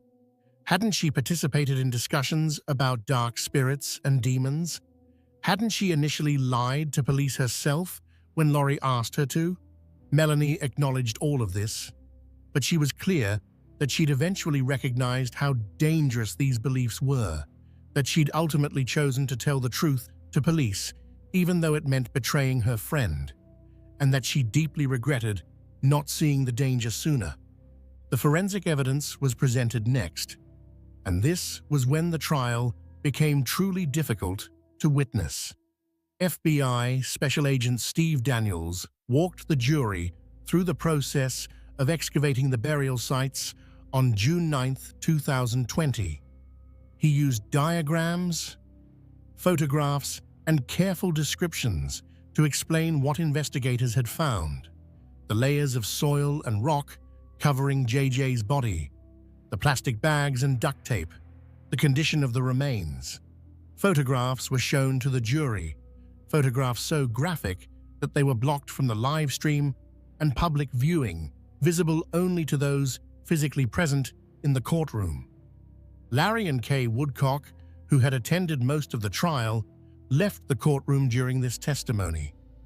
They couldn't bear to hear the detailed descriptions of how their grandson had been found. Other family members stayed, but were visibly distraught, some crying quietly, others staring straight ahead with expressions of devastation etched on their faces. Agent Daniels also described finding Tylee's remains in the pet cemetery area: the burned bone fragments, the melted green bucket, the silver charm from Tylee's necklace, the sheer violence evident in how her body had been treated even after death. The testimony was clinical and professional, as it needed to be for legal purposes, but the horror of what was being described hung heavy in the courtroom air.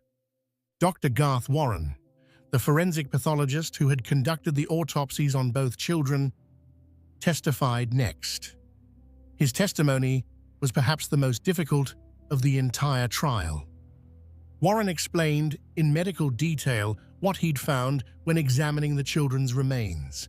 For JJ, he described the plastic bag over the head, the duct tape over the mouth, the bindings on the hands and feet. He explained how he'd determined the cause of death was asphyxiation. JJ had been suffocated. Warren pointed out the scratch marks on the plastic near where JJ's hands had been, suggesting the boy might have been conscious and fighting to remove the bag, trying desperately to breathe as he died. Warren also testified about JJ's bruises on his wrists and ankles from the duct tape bindings, on his arms, and abrasion on his neck. These weren't injuries from disease or accident. They were injuries consistent with someone restraining a struggling child. The implication was clear. JJ had known what was happening to him. He had fought, and his efforts to save himself had been futile because he was a 7-year-old boy being killed by adults who were supposed to protect him. For Tylee, Warren's testimony was different because the condition of her remains made determining an exact cause of death impossible. The burning and dismemberment had destroyed too much evidence. Warren explained that Tylee's death had been ruled homicide by unspecified means. They knew she'd been murdered, but they couldn't determine precisely what had killed her before her body was burned. The toxicology showed no evidence she'd been alive when burned, which Warren noted was at least a small mercy. She hadn't suffered the additional horror of being burned alive. Throughout Warren's testimony, Lori sat at the defense table, showing virtually no emotion. She took notes occasionally, conferred with her attorneys in whispers, but never showed visible distress at the descriptions of how her children had died. This lack of affect, this apparent absence of normal human emotion, was noted by many observers and seemed to harden the jury against her. How could a mother sit unmoved while hearing clinical descriptions of her children's violent deaths? The prosecution also presented evidence about Charles Vallow's death and Tammy Daybell's death, establishing the broader pattern of people dying when they became inconvenient to Lori and Chad. Detective David Stubbs from Chandler, Arizona, testified about the investigation into Charles's shooting. He described the scene, Alex Cox's claim of self-defense, Tylee's statement supporting her uncle's version of events.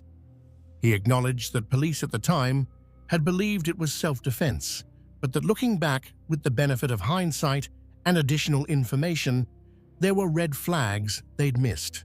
Dr. Eric Christensen, the medical examiner who'd performed Tammy Daybell's autopsy after her exhumation, testified about finding evidence of asphyxiation. The bruising on Tammy's arms and chest, the pattern suggesting she might have been restrained, the pink foam around her mouth consistent with asphyxiation, the absence of any medical condition that would have caused natural death. Christensen was clear. Tammy Daybell had been murdered, almost certainly smothered in her own bed. The cell phone evidence was presented through multiple witnesses.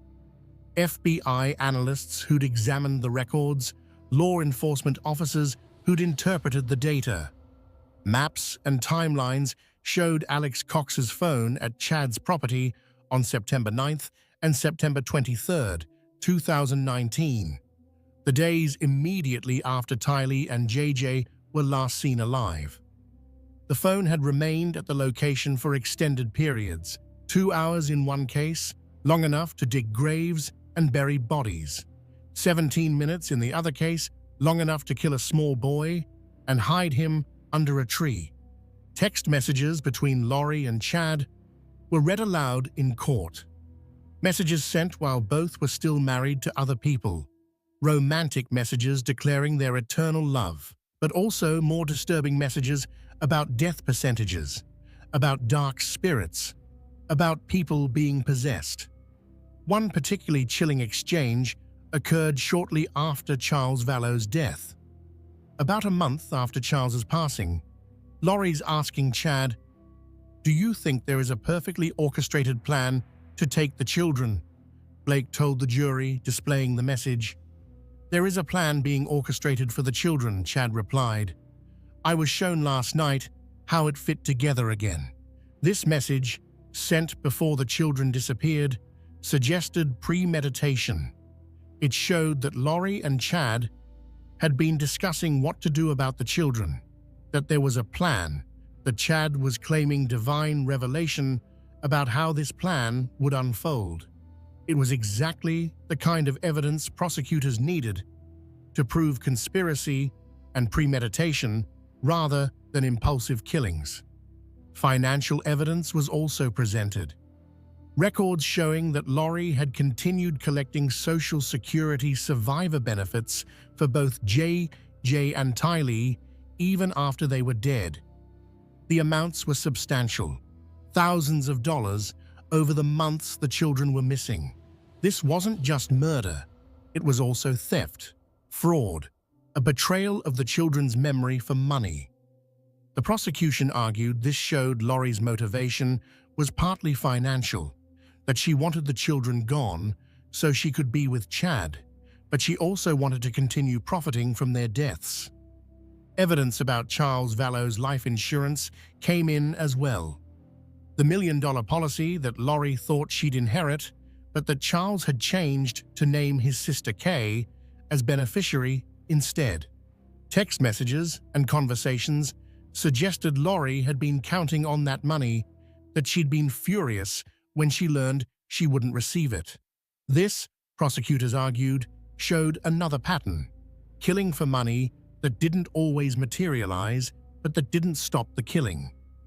As the prosecution's case drew to a close, they presented their final witness, a summary witness who tied everything together, showing the jury how all these individual pieces of evidence fit into a coherent narrative. Then they rested, confident they'd proven their case beyond reasonable doubt. The defense's case was much shorter. They called relatively few witnesses, mostly focused on trying to cast doubt on specific pieces of evidence, or to suggest that Alex Cox, now conveniently dead and unable to defend himself, had been the primary actor. They pointed out repeatedly that there was no physical evidence directly linking Lori to the killings, no DNA, no murder weapons with her fingerprints, no witness who saw her personally harm the children. But this argument largely fell flat because the circumstantial evidence was so overwhelming. Lori didn't need to personally kill the children to be guilty of their murders. The law recognizes that people who plan murders, who conspire with others to carry them out, who help cover up the crimes afterward, are just as guilty as the person who physically commits the act. And the evidence showed Lori doing all of those things, calling her children zombies, lying about their whereabouts, collecting their benefits after death, fleeing to Hawaii, showing no concern about finding them when police came asking. Colby Ryan, Lori's adult son from an earlier marriage, testified. He spoke about the last time he'd talked to his brother J.J. and his sister Tylee. He told the jury how Lori had lied to him about how Charles Vallow died, initially telling him it was a heart attack, then never addressing why she'd lied even when he directly asked her about it. Watching Colby testify was heartbreaking. A young man trying to make sense of how his mother could have done such terrible things to his siblings. Kay and Larry Woodcock attended much of the trial, sitting through testimony about how their beloved grandson had been killed and buried. There were moments when Larry had to leave the courtroom overcome with grief. Kay's face throughout the trial showed the devastating impact of the case. A grandmother who had tried to protect her grandson, who had raised the alarm when she couldn't reach him, but who had ultimately been unable to save him. Lori's defense attorneys, led by Jim Archibald, had a nearly impossible task. The evidence against their client was overwhelming. Their strategy seemed to be to suggest that Alex Cox was responsible for the murders, that Lori might have known about them afterward but hadn't directly participated, and that the prosecution hadn't proven beyond reasonable doubt that Lori herself had killed anyone. But this defense fell apart under scrutiny. Even if Lori hadn't physically killed the children herself, The evidence showed she'd been complicit. She'd called them zombies. She'd lied about their whereabouts. She'd fled when police came asking questions. She'd collected their social security benefits after they were dead. And perhaps most damningly, she'd shown no emotion, no remorse, no grief. She'd gone to Hawaii and gotten married while her children's bodies decomposed in Chad Daybell's backyard. On May 12, 2023, after deliberating for about 7 hours, the jury returned its verdict. Lori Vallow Daybell was found guilty on all charges. 2 counts of first-degree murder for JJ and Tylee, 3 counts of conspiracy to commit murder for JJ, Tylee and Tammy, and grand theft. The courtroom was silent as the verdicts were read. Lori showed no visible reaction. On July 31, 2023, Judge Boyce sentenced Lori Vallow Daybell to life in prison without the possibility of parole. The judge imposed multiple life sentences to run consecutively, one for each murder, meaning even if one conviction was somehow overturned, she would still face life in prison for the others. Lori would never be free again. But the legal saga wasn't over. After her Idaho convictions, Lori was extradited to Arizona to face additional charges related to Charles Vallow's death and the attempted murder of Brandon Boudreaux. These trials would take place in 2025. In the Arizona proceedings, Lori made the unusual and ill-advised decision to represent herself.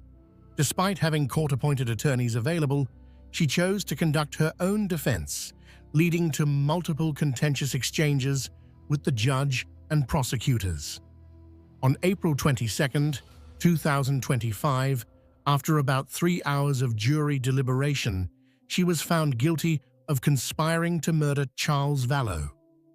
Then, on June 12, 2025, she was found guilty of conspiring to murder Brandon Boudreaux. At her sentencing hearing, on July 25, 2025, victim impact statements painted a devastating picture of the harm Lori had caused.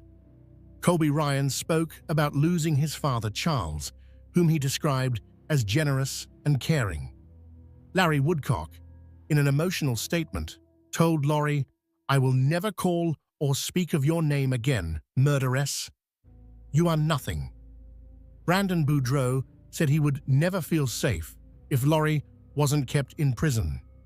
Judge Justin Boreski, before imposing sentence, addressed Lori directly, saying she had left a wake of destruction stretching across multiple states and that she should never be released from prison.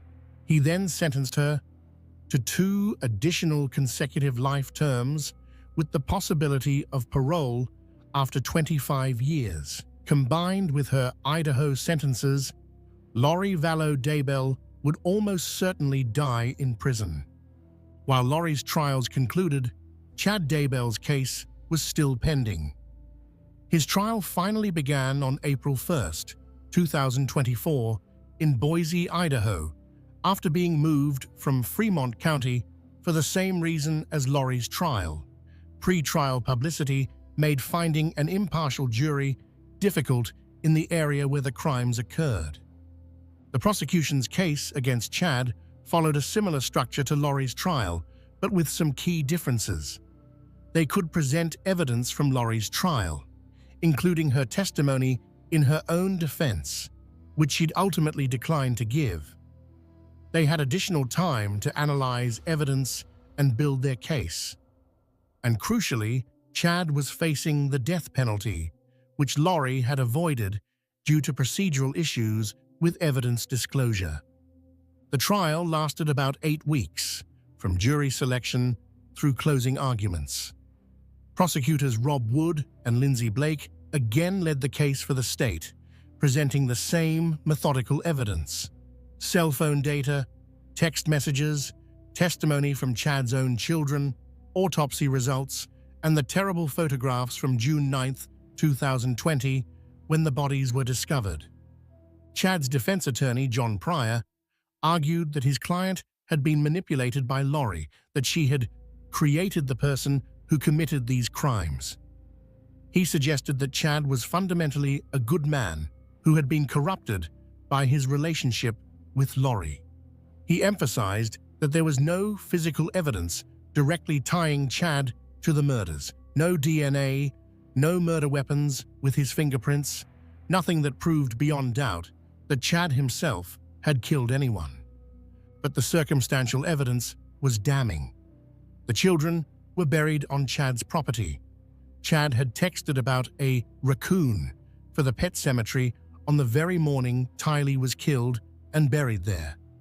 Chad had increased Tammy's life insurance shortly before her death. Chad had married Lori mere weeks after Tammy died, and Chad had shown no emotion throughout the trial, never shed a tear looking at photographs of dead children buried in his backyard.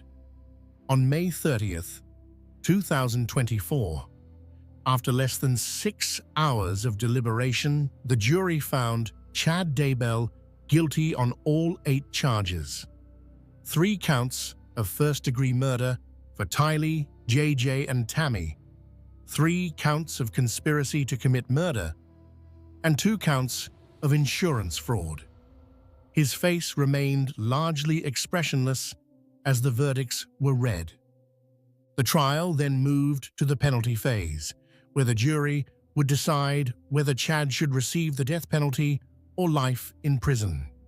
Prosecutors argued that the murders were especially heinous, atrocious, and cruel, manifesting exceptional depravity. They pointed out that Chad had exhibited utter disregard for human life and had shown a propensity to commit murder that would likely constitute a continuing threat to society. In a stunning decision, Chad chose not to present any mitigating evidence during the penalty phase. He waived his right to have his attorneys present reasons why he should not be sentenced to death. No evidence of mental illness, no troubled childhood, no remorse, nothing. When Judge Boyce confirmed this decision with Chad, asking if he understood he was giving up the opportunity to present evidence that might save his life, Chad simply responded, "That is my choice." Victim impact statements were presented on Friday, May 31st. Tammy's father, Ron Douglas, spoke about his daughter being treated how she was and finding comfort knowing she was resting peacefully in Utah, buried alone and near her beloved mother. Kay Woodcock spoke about the immense pain the family continued to endure daily, about milestones JJ would never reach. Without any mitigating evidence to consider, the jury deliberated on Chad's sentence. On June 1st, 2024, they returned with their decision: death. All 12 jurors had unanimously agreed that Chad Daybell should be sentenced to death for his crimes. Judge Boyce formally imposed the death sentence on Saturday, June 1st, 2024. Chad showed no emotion as the sentence was announced, his face remaining blank as it had throughout most of the trial. He was also sentenced to 15 years for the insurance fraud charges. He now sits on Idaho's death row, the 9th inmate awaiting execution in that state. Both Chad and Lori have filed appeals of their convictions and sentences. These appeals will likely take years to wind their way through the court system. Idaho has a mandatory post-conviction review process for death penalty cases, and defendants can pursue additional appeals after death warrants are filed. Given that Idaho hasn't executed anyone since 2012 and that a recent execution attempt was halted due to medical complications, it's possible Chad Daybell will die of natural causes before the state executes him. Part 8. Understanding the Tragedy: Belief, Manipulation, and Evil. As we step back, from the specific events of this case, we're left with difficult questions. How could this happen? How could a mother murder her own children? How could seemingly intelligent people convince themselves that killing was not only acceptable, but divinely ordained? And perhaps, most importantly, what can we learn from this tragedy to prevent future ones? The case of Lori Vallow Daybell and Chad Daybell represents a perfect storm of factors that led to horrific violence. Let's examine each element. First, there's the role of fringe religious beliefs. Chad and Lori weren't mainstream Mormons. They'd gravitated toward increasingly extreme ideas, apocalyptic prophecies, communication with the dead, the ability to identify dark spirits, and the concept of zombies whose bodies had been possessed. These beliefs provided a framework that justified murder.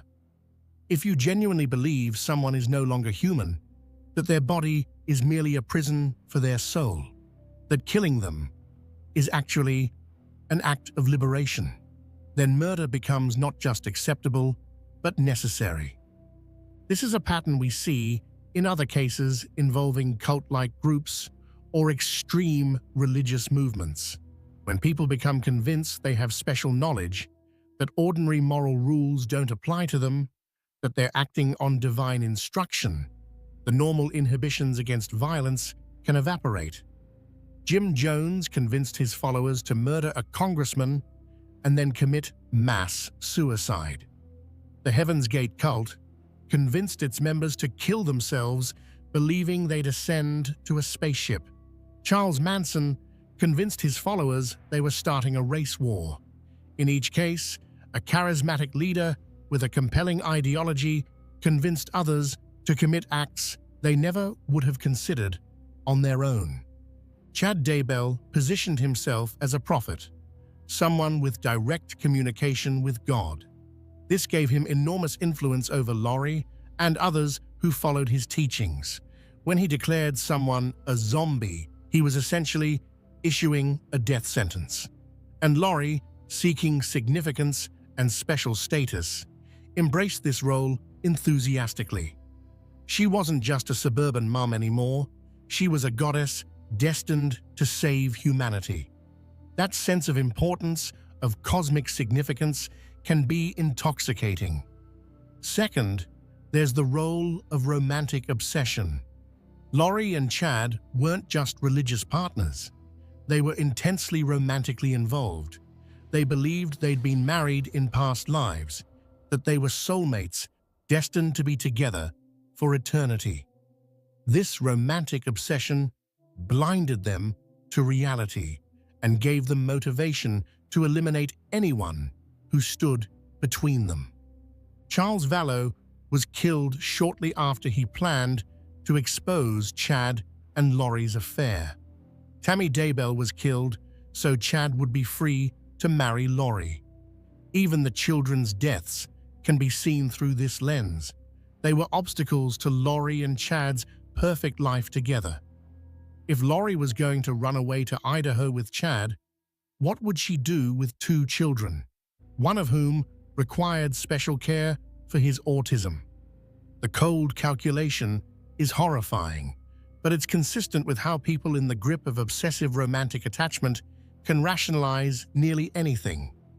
Third, there's the financial motivation. Multiple people in this case were killed or targeted for killing partly because of insurance money or financial benefits. Charles Vallow's $1 million life insurance policy, which Lori thought she'd receive. Tammy Daybell's increased insurance policy that Chad would receive. The Social Security benefits Lori continued collecting for JJ and Tylee long after they were dead. The attempted murder of Brandon Boudreaux, through which Lori allegedly hoped to access money through her niece Melanie. Money isn't usually the sole motivation for murder, but it certainly helps push people over the edge. If murdering someone not only removes an obstacle, but also provides financial resources to start your new life, the temptation becomes stronger. This is why insurance fraud charges were included in both Chad and Lori's indictments. The murders weren't just crimes of passion or religious fanaticism, they were also calculated financial crimes. Fourth, there's the role of enablers and accomplices. Alex Cox was central to carrying out these crimes. He shot Charles Vallow. Cell phone evidence places him at Chad's property when the children were killed and buried. He likely attempted to shoot Tammy Daybell and definitely shot at Brandon Boudreaux. Without Alex's willingness to commit violence on his sister's behalf, many of these crimes might never have occurred. Alex's relationship with Lori was unusual. He'd attacked her husband Joseph Ryan years earlier. Based on his pattern of behavior, investigators believed he was utterly devoted to her in a way that went beyond normal sibling loyalty. Some have speculated about whether their relationship was inappropriately close, though this has never been confirmed. What is clear from the evidence is that Alex saw himself as Lori's protector and was willing to commit violence on her behalf. His death from natural causes in December 2019, while preventing him from facing justice, may have actually saved lives without Alex as their enforcer. Chad and Lori's ability to kill was substantially limited. There were also other people in Chad and Lori's orbit who didn't directly participate in crimes but who enabled their behavior through passive acceptance. Melanie Gibb heard them talking about zombies and dark spirits, but didn't immediately alert authorities. Zulema Pastenes, who later married Alex, was aware of some of the group's beliefs. Other members of their religious circle heard Chad's teachings and didn't recognize how dangerous they were. None of these people are criminally responsible, but their passivity allowed Chad and Lori to operate longer than they otherwise might have. Fifth, and this is important, there's the question of mental illness. Mental health experts who evaluated Lori came to different conclusions at different times. Initially, she was found incompetent to stand trial. Later, she was deemed competent. During her trials, she showed no remorse, no emotional response to seeing photographs of her dead children. This lack of empathy could suggest antisocial personality disorder, commonly called sociopathy or psychopathy, though no formal diagnosis was made public. There's also evidence that could suggest genuine delusion. Lori's behavior became increasingly bizarre, starting around 2018 to 2019. Friends described a dramatic change in her personality. She went from being described as a devoted mother to someone capable of killing her children. This rapid personality change could indicate a psychotic break or the development of a delusional disorder, though experts disagreed on this assessment. The truth is probably complex. Lori may have been predisposed to certain personality traits, narcissism, lack of empathy, a need for admiration and significance that made her vulnerable to Chad's manipulative ideology. Then, immersed in his teachings, she may have developed genuine delusional beliefs that reinforced what she already wanted to believe, that she was special, that ordinary rules didn't apply to her, that killing was justified. However, prosecutors successfully argued she understood the wrongfulness of her actions, which is why she was found competent to stand trial. Sixth, there were numerous system failures that allowed these crimes to occur. When Charles Vallow went to the police in early 2019, telling them his wife had threatened to kill him and that he feared for the children's safety, police took a report but didn't take immediate protective action. Charles was killed less than 6 months later. Could police have done more to protect him? Perhaps, though it's also true that domestic violence situations are notoriously difficult to manage, and police often can't act without clear evidence of imminent danger. When Alex Cox shot Charles Vallow, Claiming self-defense, police investigated but decided not to file charges. Was this the right decision? In hindsight, knowing what we know now, it seems like a tragic error, but at the time, Alex's story was supported by Tylee's statement, and there may not have been sufficient evidence to prove it wasn't self-defense.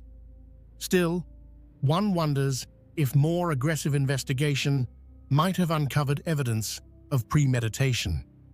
When Tammy Daybell died suddenly, the coroner accepted Chad's explanation and ruled it natural causes without an autopsy.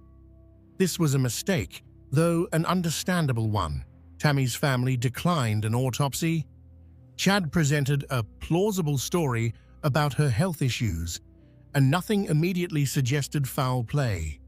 But if an autopsy had been performed in October 2019, Tammy's death would have been ruled a homicide.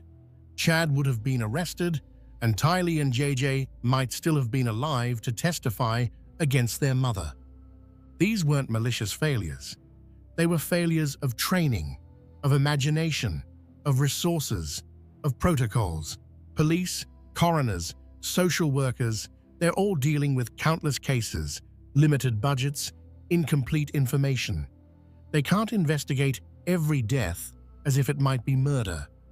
They can't remove children from their parents based solely on bizarre religious beliefs without evidence of actual abuse.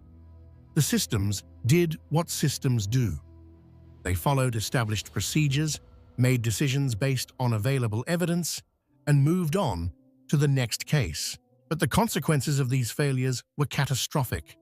3 people were murdered who might have been saved if someone in authority had connected the dots earlier, had taken the warning seriously, had looked deeper when something seemed off.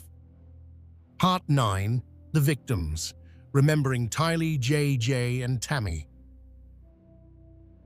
In discussing this case, it's easy to focus on the perpetrators, the twisted beliefs, the murders, the investigations, the trials.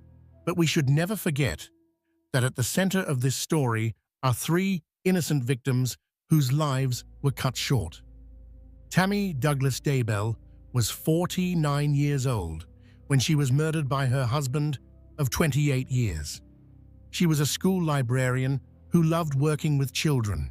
She was physically fit and active, taking exercise classes and clogging lessons. She was a devoted mother to her 5 children and had been looking forward to becoming a grandmother. Friends described her as kind, helpful, and engaged with her community. Tammy's death was particularly cruel because it was carried out by someone she trusted completely. She went to sleep in her own bed next to her husband and never woke up. Chad Daybell, the man she'd built a life with, the father of her children, smothered her while she slept. The bruising found on her body suggests she may have struggled, that she may have woken during the attack and fought for her life. The terror she must have felt in those final moments is unimaginable. Tammy's family attended the trials and spoke about the impact of her loss. Her father talked about finding comfort in knowing she was at rest near her beloved mother. But no amount of comfort can erase the fact that she was murdered, that her husband betrayed her in the most fundamental way possible, that her children lost their mother years before they should have. Tylee Ashlyn Ryan was 16 years old when she was killed. She was a teenager with a sharp sense of humor, according to those who knew her. She loved Chipotle. She loved driving her Jeep. She was at that age where young people are figuring out who they are, what they want from life, what kind of person they want to become. All of that potential was stolen from her. Tylee's life had been difficult even before her murder. Her biological father, Joseph Ryan, had a contentious relationship with her mother. Tylee was caught in the middle of their custody battle, subjected to allegations and counter-allegations. When Joseph died in 2018, Tylee lost her father. When Charles Vallow was killed in 2019, she lost her stepfather. She witnessed Charles's shooting and may have been coerced into supporting Alex Cox's self-defense story. By the time Lori moved Tylee to Idaho, the girl had been through more trauma than most adults experience in a lifetime. And then, on September 9th, 2019, she was killed, her body dismembered and burned, buried in a pet cemetery like she was nothing. The cruelty of how she was treated, both in death and in the disposal of her remains, is staggering.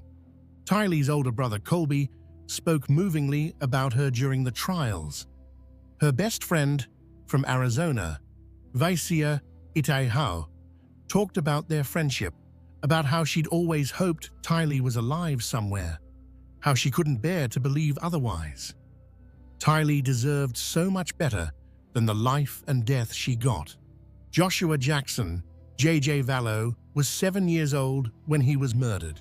He was born with drugs in his system due to his biological parents' substance abuse and spent time in the neonatal intensive care unit. Despite this difficult start, J.J. was adopted by people who were supposed to love and protect him.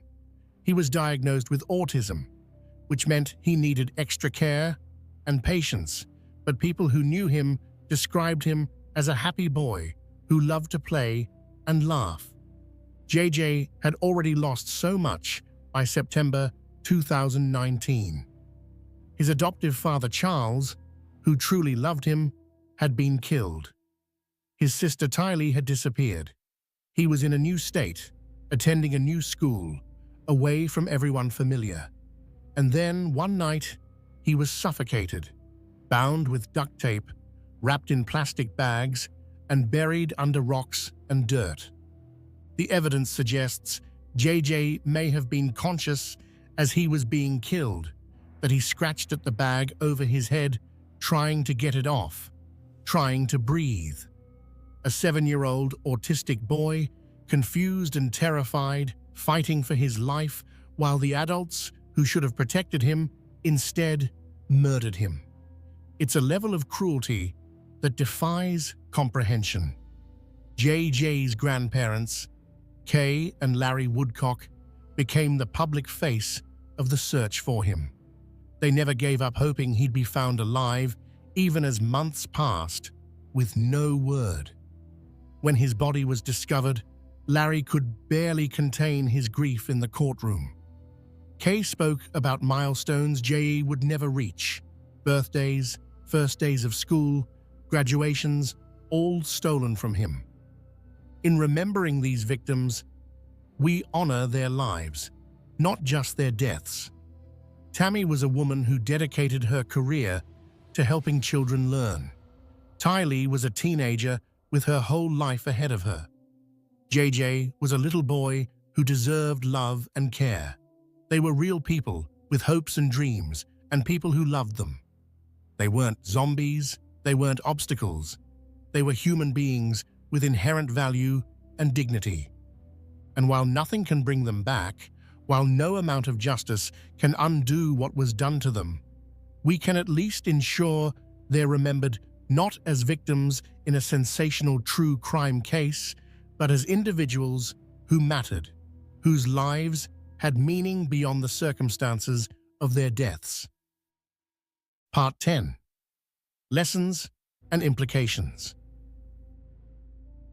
As we reach the end of this long journey through one of the most disturbing true crime cases in recent American history, it's worth asking, what can we learn from the tragedy of Lori Vallow Daybell and Chad Daybell? How can we honor the memories of Tammy, Tylee, and JJ by ensuring something like this doesn't happen again? First, we must recognize the warning signs of radicalization. When someone you know begins expressing increasingly extreme beliefs, especially beliefs that dehumanize others or that claim special knowledge that justifies harming people, that's a red flag. Chad Daybell's teachings about zombies and dark spirits weren't harmless religious enthusiasm. They were a framework for murder.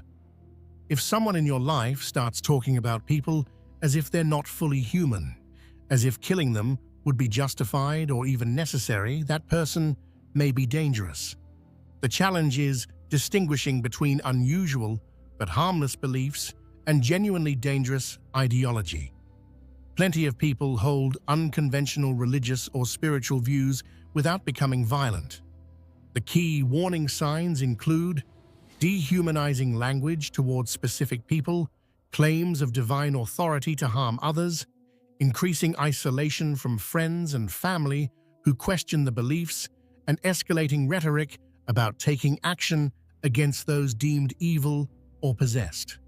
Second, we must take domestic violence threats seriously. When Charles Vallow went to the police in January 2019, telling them Lori had threatened to kill him, that should have triggered more intensive intervention. Domestic violence doesn't always escalate gradually. Sometimes there's a sudden shift, where someone who has never been physically violent before makes credible threats. Those threats should be taken seriously, investigated thoroughly, and responded to with appropriate protective measures. The problem is resources. Police departments are overwhelmed with domestic violence calls. They can't investigate every case to the degree it might deserve. They have to make judgment calls based on limited information. But Charles Vallow's case had specific warning signs: bizarre religious beliefs, threats of murder, concerns for children that in hindsight should have prompted more action. Third, we need better coordination between different jurisdictions and different agencies. The crimes in this case spanned multiple states: Arizona, Idaho, Hawaii. Different police departments investigated different incidents: the shooting of Charles Vallow in Chandler, the disappearance of the children in Rexburg, the death of Tammy Daybell in Salem, the shooting at Brandon Boudreaux in Gilbert. For a long time, no one was connecting these dots because they were happening in different places, investigated by different agencies. Better information sharing, better coordination, better systems for flagging when the same names keep appearing in suspicious incidents across jurisdictions. All of these could help catch serial offenders before they rack up multiple victims. This is particularly important in our mobile society, where people can easily move from state to state, starting over in new communities where no one knows their history. Fourth, we need to reform how we handle suspicious deaths. Tammy Daybell's death should never have been ruled natural causes without an autopsy. A healthy 49-year-old woman doesn't just die in her sleep without explanation. The coroner's willingness to accept Chad's story about health problems that Tammy's medical records didn't support, combined with the family's refusal of an autopsy, resulted in a homicide being missed. Some states have laws requiring autopsies in certain circumstances: sudden death of someone under a certain age, deaths in police custody, suspicious circumstances. Perhaps those laws need to be expanded and more strictly enforced. Perhaps coroners need more training to recognize red flags. Perhaps there need to be protocols that prevent families from refusing autopsies when there are suspicious circumstances, even if that interferes with religious beliefs about handling the dead. Fifth, we need better mental health intervention systems. If Lori Vallow was genuinely mentally ill, experiencing delusions that made her believe she was a goddess and her children were zombies, she needed treatment, not just legal consequences.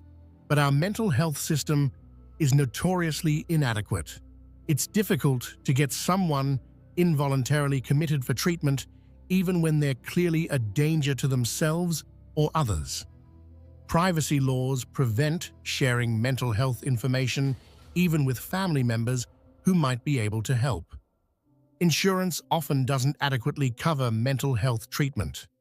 These systemic problems mean that people in mental health crisis often don't get help until they've already committed crimes. By then, it's too late for prevention. We're in the realm of punishment and incapacitation. We need a system that can intervene earlier, that can recognize when someone is becoming dangerous and provide treatment before violence occurs. Sixth, we must be more vigilant about protecting vulnerable populations, particularly children with special needs. J.J. Vallow was autistic, which made him particularly vulnerable. He couldn't advocate for himself, as well as a neurotypical child might. He relied completely on adults to meet his needs. When those adults decided he was an inconvenience, he had no way to protect himself or escape. Schools, doctors, social workers, anyone who works with special needs children should be trained to recognize signs of abuse or neglect. They should be empowered to intervene when something seems wrong. And the systems for checking on these children need to be robust enough that they can't simply disappear without someone noticing and investigating. Seventh, we need to address the role of social media and online communities in radicalizing individuals. Chad Daybell built his following largely through online channels, self-published books sold on Amazon, podcasts, online discussion groups. These platforms allowed him to find an audience for his extreme views and to connect with people like Laurie who were susceptible to his influence. This isn't an argument for censorship or restricting free speech, but we should recognize that the internet makes it easier for people with dangerous ideologies to find each other, to reinforce each other's beliefs, and to create echo chambers where increasingly extreme views seem normal. As a society, we need to figure out how to balance free expression with preventing radicalization, how to allow religious freedom while stopping dangerous cults from forming. Finally, and perhaps most importantly, we need to rebuild community connections that might catch warning signs early. In older, more tight-knit communities, someone would have noticed when Tylee and J.J. disappeared. Neighbors would have known the family, would have asked questions, would have raised alarms. But in our modern, mobile, individualistic society, people often don't know their neighbors well. We can live next door to someone for years without really knowing them. This anonymity allows predators to operate. Laurie could move from Arizona to Idaho, and no one in Idaho knew her history. Chad could tell neighbors in Idaho that he was marrying a woman with no children, and no one would know to question it. The community ties that once might have protected vulnerable people have frayed, and we're all more isolated as a result. Rebuilding those connections, knowing your neighbors, being part of community organizations, watching out for each other's children might seem old-fashioned, but it's also protective. It creates webs of relationship that make it harder for predators to operate undetected. Part 11. Where they are now and final reflections. As of October 2025, Laurie Vallow Daybell is serving multiple life sentences without the possibility of parole in the Pocatello Women's Correctional Center in Idaho. She will never be free again. Her Arizona sentences, which technically allow for parole after 25 years, are moot given her Idaho sentences. She has filed appeals of her convictions, arguing that there were errors in her trials, but these appeals face long odds. The evidence against her was overwhelming. The trials were carefully conducted, and appellate courts typically defer to jury verdicts when proper procedures were followed. Chad Daybell sits on Idaho's death row at the Idaho Maximum Security Institution in Boise. He is the 9th inmate awaiting execution in Idaho, though the state hasn't successfully executed anyone since 2012. A recent botched execution attempt where officials couldn't establish an IV line to deliver lethal drugs has raised questions about whether Idaho can effectively carry out executions. Chad has also filed appeals and given the typical timeline for death penalty appeals. It's likely he'll be on death row for many years, possibly decades, before any execution could occur, if it occurs at all. Chad and Lori have both lost appeals to have their convictions overturned or their cases retried. The evidence against them was simply too strong, the trials too well conducted, for appellate courts to find reversible error. Unless the U.S. Supreme Court abolishes the death penalty entirely, an unlikely prospect given the current composition of the court, Chad's death sentence will likely be upheld. Kay and Larry Woodcock have become advocates for crime victims' rights and for protecting children. They've spoken publicly about their experience, about the importance of staying vigilant, about never giving up, even when situations seem hopeless. JJ's remains have finally been released to them, and they were able to give him a proper burial with his family. Tylee's remains have also been released and laid to rest. Colby Ryan, Lori's oldest son, has had to process the unimaginable truth that his mother murdered his siblings and conspired to murder his stepfather. He testified against her, helping to ensure justice was served. He's spoken about the importance of remembering Tylee and JJ as the people they were, not just as victims of a horrific crime. Tammy Daybell's 5 children have been placed in an impossible position. Their father murdered their mother, and they've had to grapple with that reality while also processing their grief. Some of them initially defended Chad, believing he was being framed. Others came to accept his guilt more quickly. The family has been torn apart by these events in ways that may never fully heal. Melanie Gibb, who testified for the prosecution in both trials, has had to live with the knowledge that she was close to Lori during the time when these horrible plans were being made. She's expressed remorse for not recognizing the danger sooner, for not alerting authorities earlier. Her testimony was crucial in securing convictions, showing that even when it's difficult, even when it means betraying a friend, sometimes coming forward is the right thing to do. The case has had broader implications beyond the individuals directly involved. It's prompted discussions about religious extremism, about how seemingly normal people can become radicalized, about the warning signs of dangerousness. It's led to calls for reform in how suspicious deaths are handled, how mental health crises are managed, and how child welfare systems operate. The case has also become a cautionary tale about the power of delusion and the danger of believing you're above ordinary moral rules. Chad and Lori convinced themselves they were special, chosen by God, destined for great things.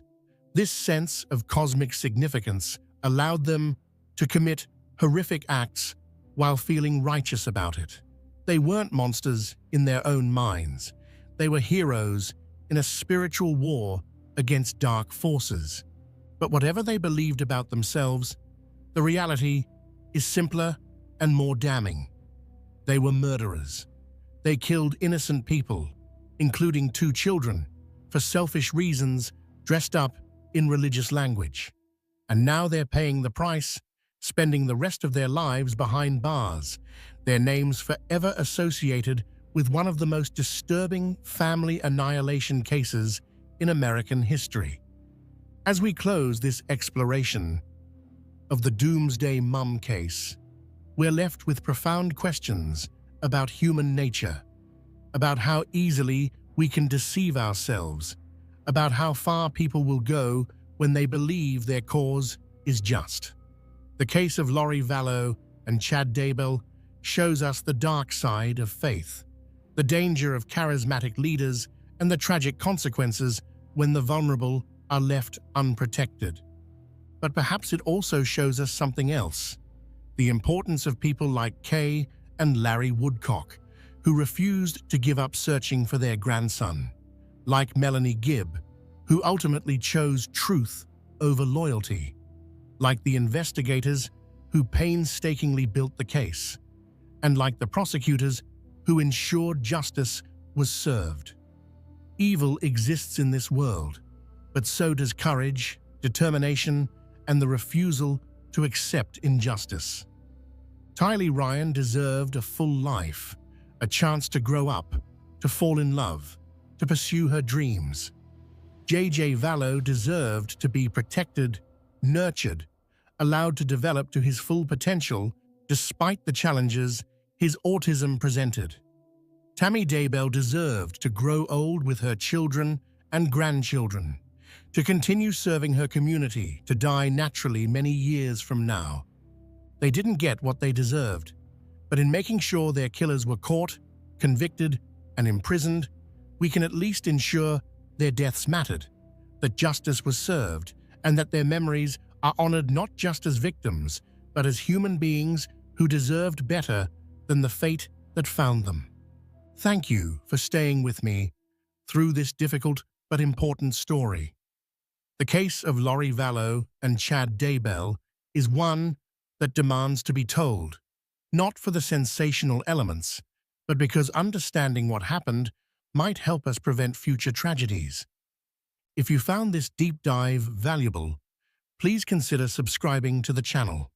More importantly, if you or someone you know is in a situation where someone is making threats, expressing violent ideologies, or acting in ways that seem dangerous, please reach out to appropriate authorities. Don't assume someone else will handle it. Don't wait until it's too late. And remember, children like JJ and Tylee depend on adults to protect them. If you see something that doesn't seem right, speak up. Ask questions. Don't be afraid to be wrong if it means potentially saving a life. Until next time, take care of yourselves and take care of each other. And hold your loved ones close, because we never know how much time we have with the people we love.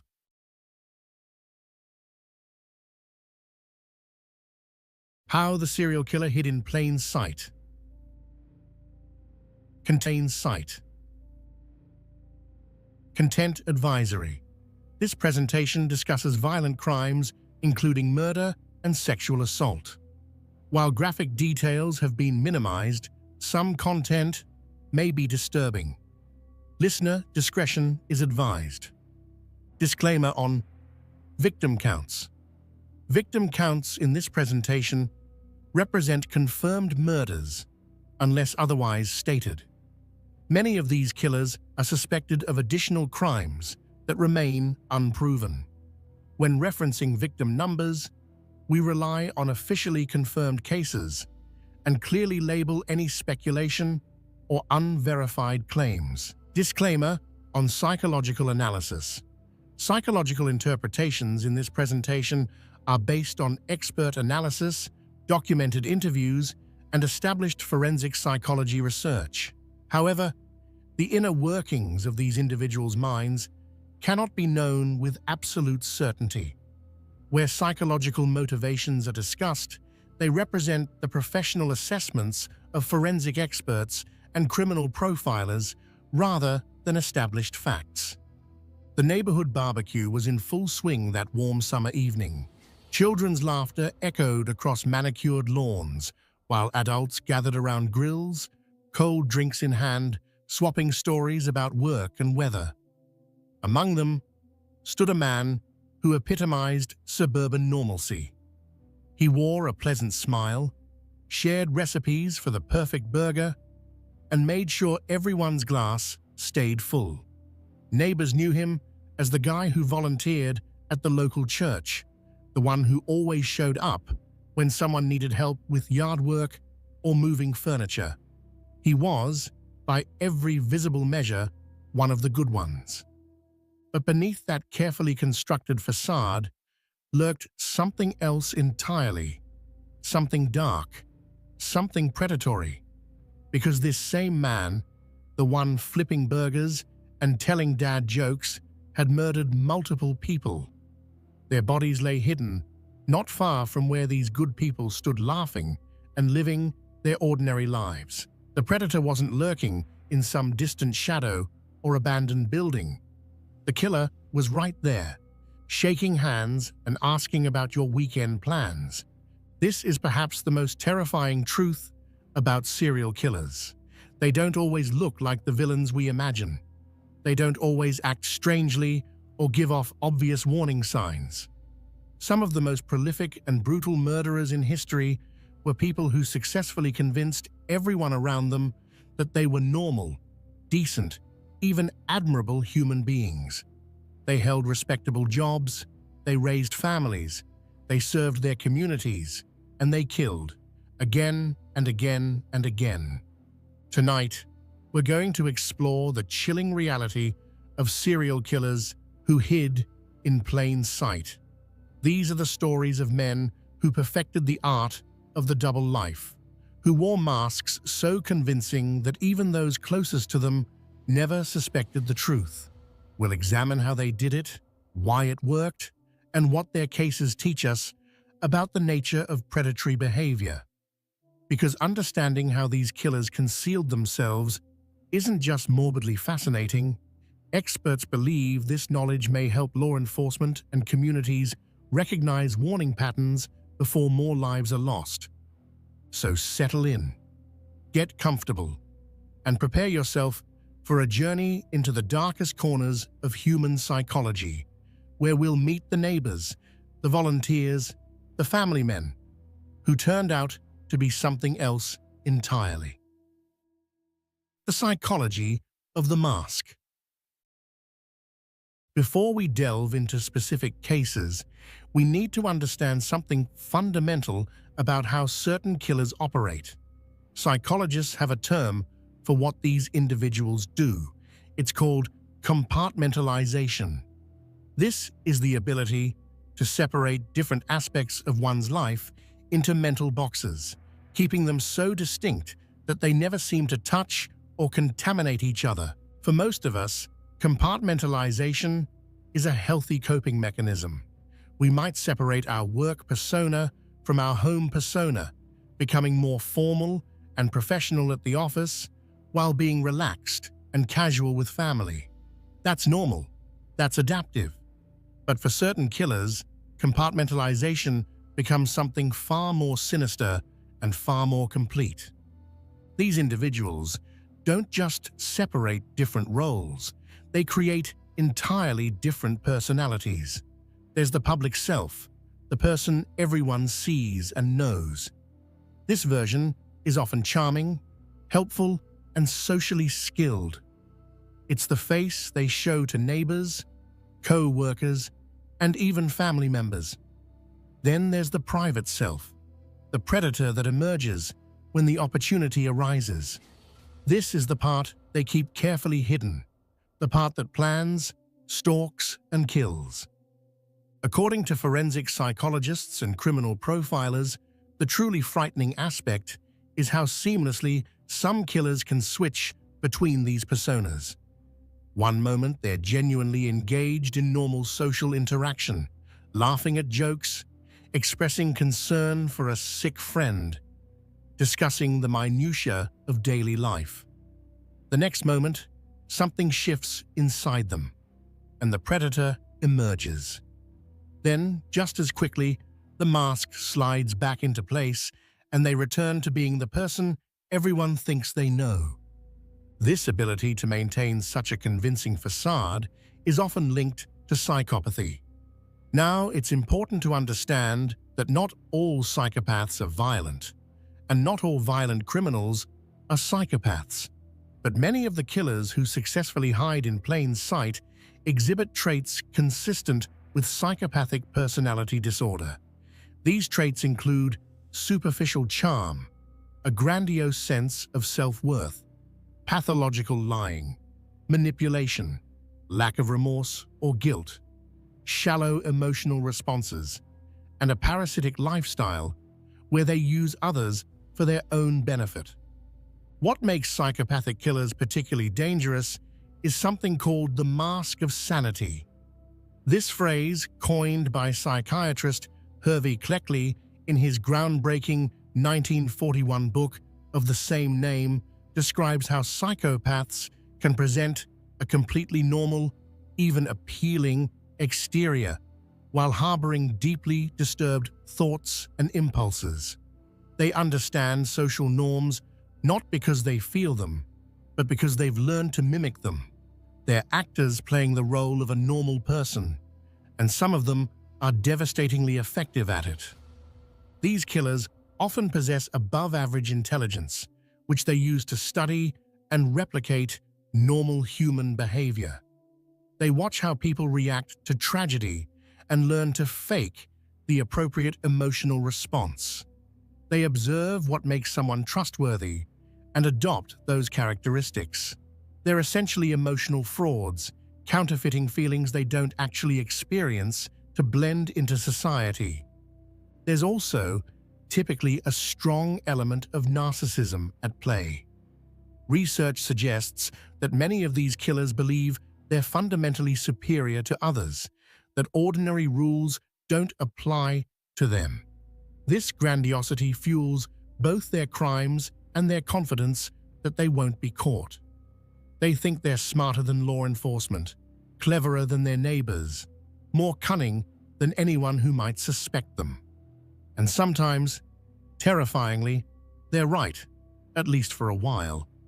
Another crucial factor is the element of control. According to forensic psychologists and criminal profilers, many serial killers are primarily motivated by a need for power and dominance rather than sexual gratification alone. But maintaining a normal facade requires control as well, just a different kind. They must control their impulses in public, control their words and expressions, control the information others have access to. Research suggests this need for control may extend to every aspect of their lives, creating an existence that is simultaneously meticulously organized and horrifyingly violent. The social context matters too. Research has shown that these killers often thrive in environments where people want to trust each other, where the default assumption is that your neighbor, your co-worker, your fellow church member is basically good. They exploit our desire to see the best in people, using our own optimism and communal trust against us. In tight-knit communities where everyone knows everyone else, the cognitive dissonance of suspecting someone familiar can be overwhelming. Our brains resist believing that someone we know could be capable of such horrors. It's also worth noting that many of these killers insert themselves into positions that inherently command trust.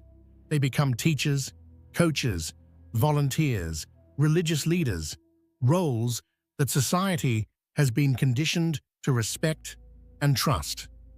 These positions provide not only cover but also access to potential victims. They create situations where questioning someone's motives feels somehow inappropriate or even offensive. The phenomenon of hiding in plain sight reveals something uncomfortable about human nature and social dynamics. We rely on shortcuts and assumptions to navigate our social worlds. We can't deeply investigate every person we interact with, so we use surface indicators. Does this person seem normal? Do they fit in? Do others vouch for them? To make quick judgments about trustworthiness. Serial killers who successfully hide in plain sight have figured out how to game this system, presenting exactly the right indicators while concealing their true nature. Understanding these psychological mechanisms is crucial not just for law enforcement, but for anyone who wants to better understand how predatory individuals operate. Experts emphasize that while we cannot always identify dangerous individuals by appearance or surface behavior, awareness of these patterns can contribute to improved community safety and more effective investigation strategies. Now, with this psychological framework in mind, let's examine specific cases that illustrate these principles in action. We'll start with a man who maintained his cover for over 30 years, fooling his family, his friends, his church congregation, and his entire community while committing some of the most brutal murders in American history. Dennis Rader, the church president with a terrible secret. Dennis Lynn Rader was born on March 9, 1945, in Pittsburgh, Kansas, the first of 4 sons born to Dorothea May Cook and William Elvin Rader. His father worked for Kansas Gas Service and was a former United States Marine. His mother worked as a bookkeeper. The family attended Zion Lutheran Church in Pittsburgh, where Dennis was baptized as an infant. By all external appearances, the Rader family was typical of countless American families in the post-war era, working class, church-going, and unremarkable. His childhood appeared outwardly normal, though he would later claim, and it's important to note these are his own self-serving claims, that he'd been born with violent sexual fantasies. Psychologists note that such claims often serve to minimize personal responsibility and should be understood within that context. Rader would also later claim to have tortured and killed animals as a child, including hanging stray cats, though the extent of these early behaviors remains difficult to verify independently. As a young man, Rader seemed unremarkable. He joined the United States Air Force in 1966, serving until 1970 and achieving the rank of sergeant. During his service, he received training and experience that would later prove useful in his crimes: discipline, attention to detail, and the ability to follow procedures meticulously. He returned to Kansas after his service and attended Wichita State University, eventually earning a degree in administration of justice in 1979. The irony of a serial killer studying criminal justice would later be noted by many observers. It was during this period that he met Paula Dietz, who worked as a secretary for the American Legion. They married on May 22, 1971, in a ceremony held at Christ Lutheran Church in Wichita, the same church where Rader would later become a pillar of the congregation. Together, they would have 2 children, a son, Brian, born in 1975, and a daughter, Kerry, born in 1978. By all outward appearances, Dennis Rader was building a stable, respectable life. He worked as an assembler for the Coleman Company, a manufacturer of outdoor recreational products. He attended church regularly at Christ Lutheran Church, becoming increasingly involved in the congregation. He was active in the Boy Scouts, serving as a troop leader. He was, by every metric his neighbors could see, a good man, perhaps a bit rigid and particular about rules, but certainly not dangerous.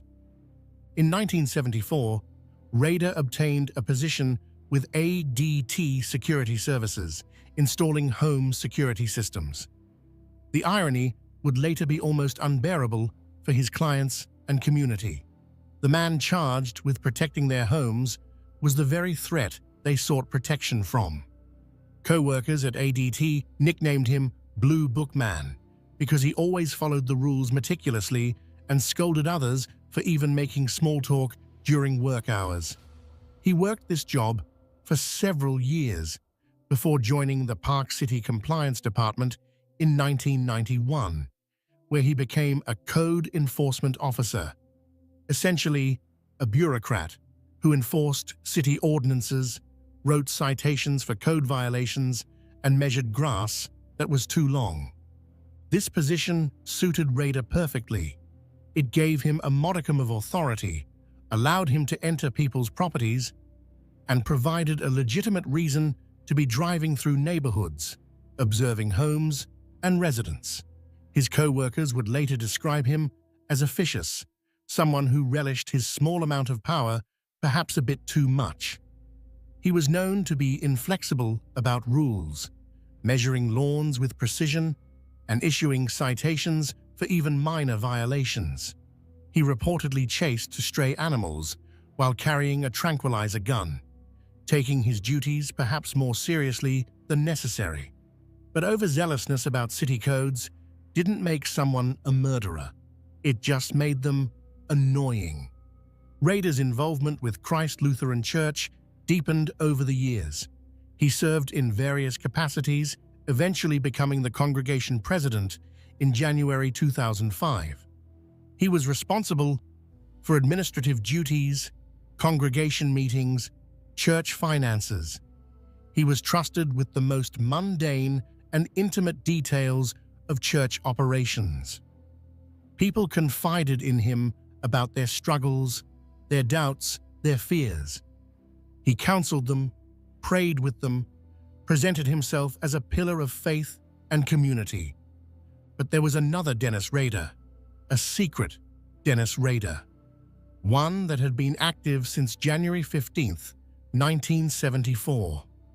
On that frigid winter morning, the Otero family went about their normal routines in their Wichita home. Joseph Otero, age 38, worked for the Coleman Company, the same company where Rader had briefly worked. Julie Otero, age 34, was his devoted wife. They had 5 children together, building the kind of family life that represented the American dream. That morning, 9-year-old Joseph Jr., 11-year-old Josephine, and their siblings were in various states of waking up for school. Dennis Rader had been watching the house. He'd seen the family's routines, knew their schedules. According to his later confessions, he had been stalking Julie Otero since December 1973, apparently developing an obsession with her. When he knocked on the door that morning, the Oteros let him in, perhaps believing he needed help, perhaps thinking he was from the telephone company, as he would later claim to have told them. Once inside, he revealed his true intentions. Using weapons he'd brought with him, Rader methodically restrained the family members. He killed Joseph Otero Sr.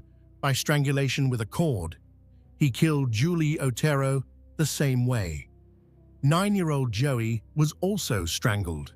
The systematic nature of the murders stood in stark contrast to any image of passion or sudden rage. This was calculated, planned, methodical. Then, Rader took 11-year-old Josephine to the basement, where he killed her. The crime scene was staged in a way that suggested sexual motivation, though Rader's actual intent was about power and control. When investigators arrived at the Otero home later that day, after family members discovered the bodies, they found a scene of calculated brutality that would haunt the Wichita community for decades. The community was shocked. The Oteros were a good family, well-liked, with no apparent enemies. Who would do such a thing? Why would anyone target an entire family, including children? The randomness of it made it even more terrifying. If the Oteros could be victims, anyone could.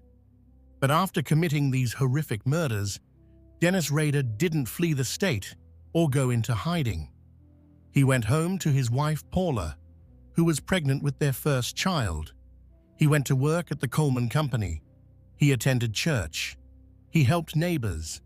He lived his normal life as if nothing had happened. He even took a watch from the Otero home as a souvenir, beginning a pattern he would continue throughout his killing career. This ability to commit savage murder and then seamlessly return to mundane normalcy is what Rader would later describe, using his own terminology, as cubing. Though forensic psychologists note this is his own term for what is clinically known as dissociation or extreme compartmentalization. He claimed to be able to separate his life into distinct compartments that never touched. Work Dennis, church Dennis, family Dennis, and what he called his Factor X, or his demon. Experts emphasize that such self-serving explanations should be viewed critically, as they often serve to minimize the killer's responsibility for their conscious choices. 3 months after the Otero murders, on April 4, 1974, Rada struck again. Catherine Bright, a 21-year-old woman who also worked at the Coleman Company, was home with her brother Kevin when Rader broke in. He shot Kevin Bright, who survived despite serious injuries and would later provide descriptions to police. Rader then murdered Catherine by stabbing her multiple times. The attack was brutal and prolonged. Catherine fought for her life, sustaining numerous defensive wounds before succumbing to her injuries. Kevin Bright's survival and his ability to describe the attacker should have led to Rader's capture, but somehow the investigation didn't connect him to the crime. Then, something happened that would define the BTK case for the next 30 years. Dennis Rader wanted credit for his crimes. He wanted recognition. He wanted people to know what he'd done and to acknowledge his work. On October 22, 1974, a Wichita Eagle reporter received a phone call directing him to a book at the Wichita Public Library. Inside that book was a letter describing the Otero murders in detail that only the killer could know. The letter was chilling in its matter-of-fact tone, describing the crimes as though they were ordinary events. At the bottom, the author had provided a name for himself: BTK, bind, torture, kill. The letter stated, "The code words for me will be bind them, torture them, kill them, BTK." This would become his signature. Over the years, BTK would send numerous letters to media outlets and police, taunting them, providing details of murders, sometimes sending items belonging to victims. He seemed to crave the attention, the notoriety, the knowledge that the entire city was talking about him, even though they didn't know who he was. But despite this correspondence, BTK would remain unidentified for decades. And during those decades, Dennis Rader continued his double life. In 1975, his son Brian was born. Rader was present for the birth, a devoted father from the start. He coached Brian in Little League, attended his school events, helped with homework. Brian would later describe his father as strict but loving, someone who enforced rules but also spent quality time with his children. Rader killed again in 1977. On March 17th, Shirley Vian, a 26-year-old mother of 3 young children, was murdered in her home. Shirley was sick with the flu that day, lying in bed when Rader forced his way into the house.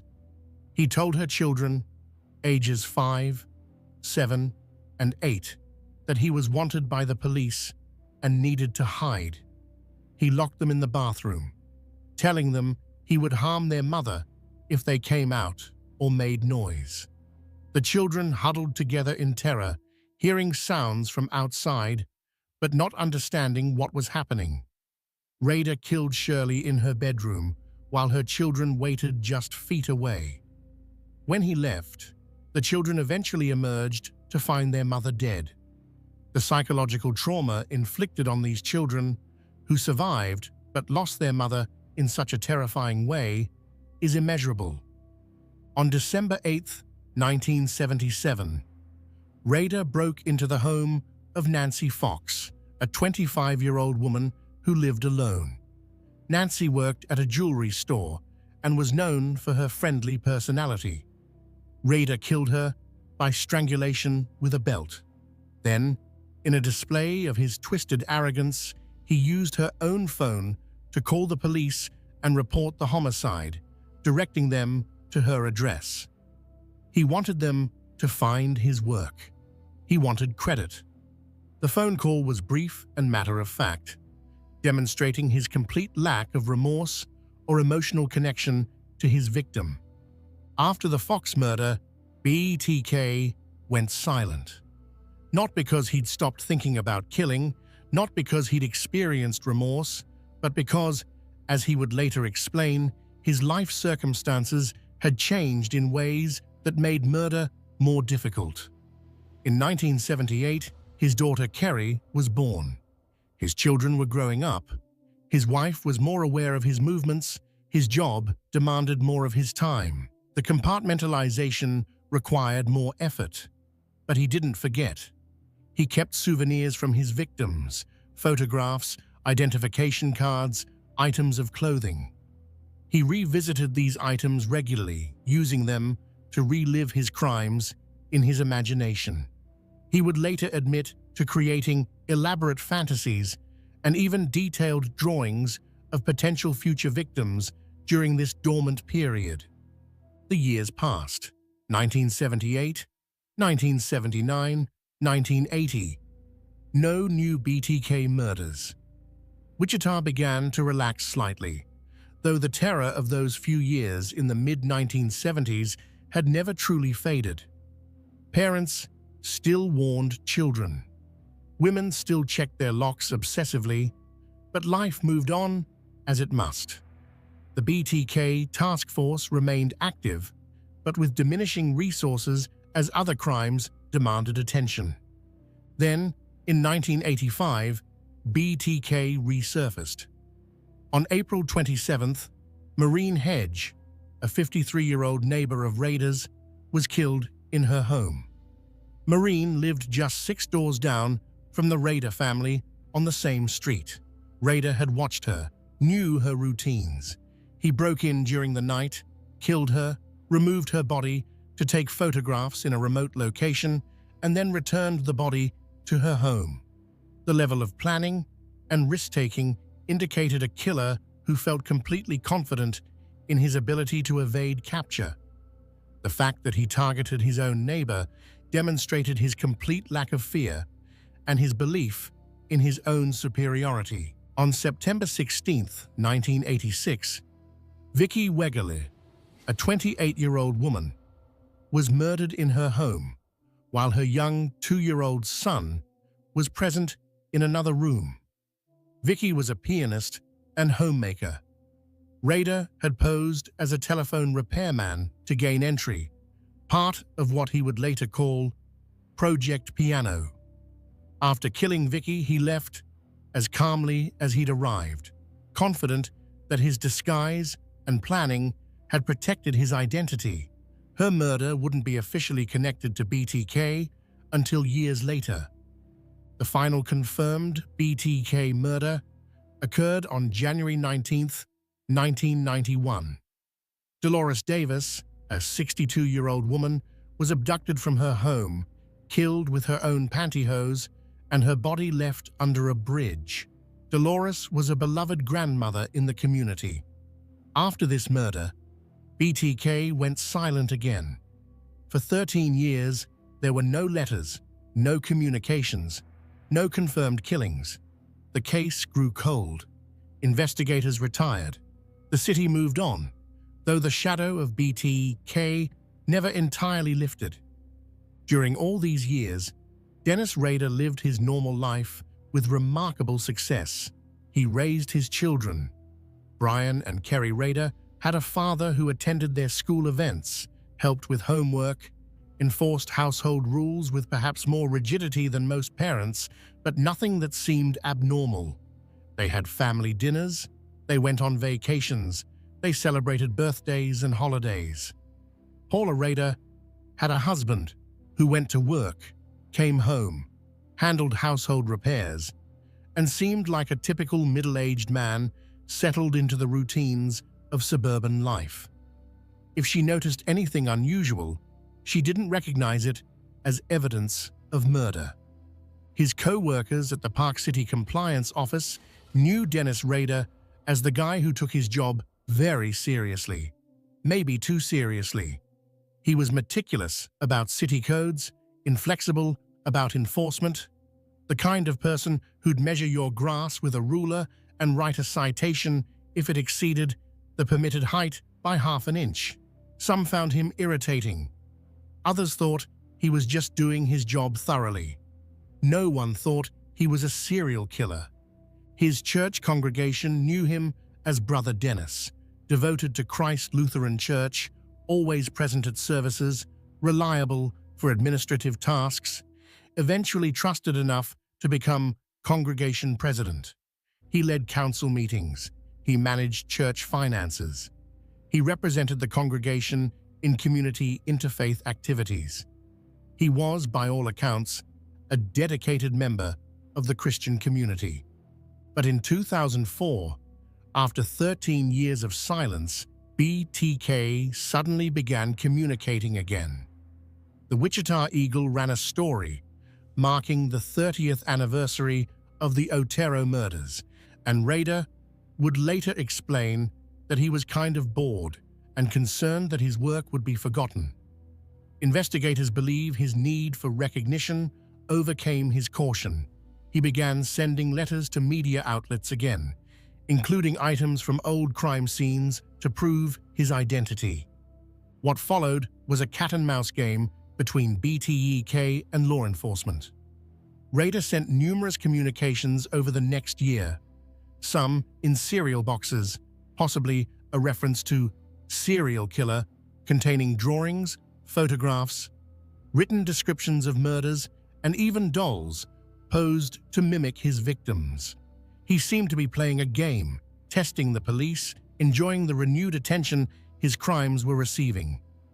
In one of his communications, Rader made a fatal error. He asked police if they could trace information on a floppy disk. The police, hoping to encourage him to send a disk, lied and said no, they couldn't trace it.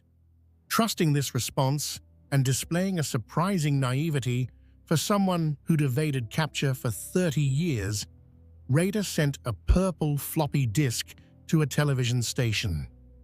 Forensic analysts examined the disk and found deleted metadata that included the name Dennis and a connection to Christ Lutheran Church. This led investigators directly to Dennis Rader. They obtained a DNA sample from his daughter Kerry's medical records at a university clinic. She had had a routine pap smear, and compared it to DNA evidence from the crime scenes. The match was conclusive. On February 25, 2005, Dennis Rader was arrested outside his home in Park City, Kansas, on his lunch break from his compliance officer job. When asked if he knew why he was being arrested, Rader reportedly responded, "Oh, I have suspicions why." Even in the moment of his capture, there was an almost casual quality to his demeanor, as if being arrested for serial murder was just another item on his day's schedule. The arrest shocked everyone who knew him. His family was devastated. Paula Rader filed for an immediate emergency divorce on July 26, 2005, waiving the normal 60-day waiting period. Their marriage was dissolved as quickly as the legal system allowed. She released a statement saying that neither she nor her children had any suspicion of his crimes. The psychological trauma of discovering that the man she'd been married to for 34 years was BTK is difficult to comprehend. Their children, now adults, had to reconcile the father they'd known with the serial killer he actually was. Brian and Kerry Rader have largely stayed out of public life since their father's arrest, attempting to build lives separate from the horror of his legacy.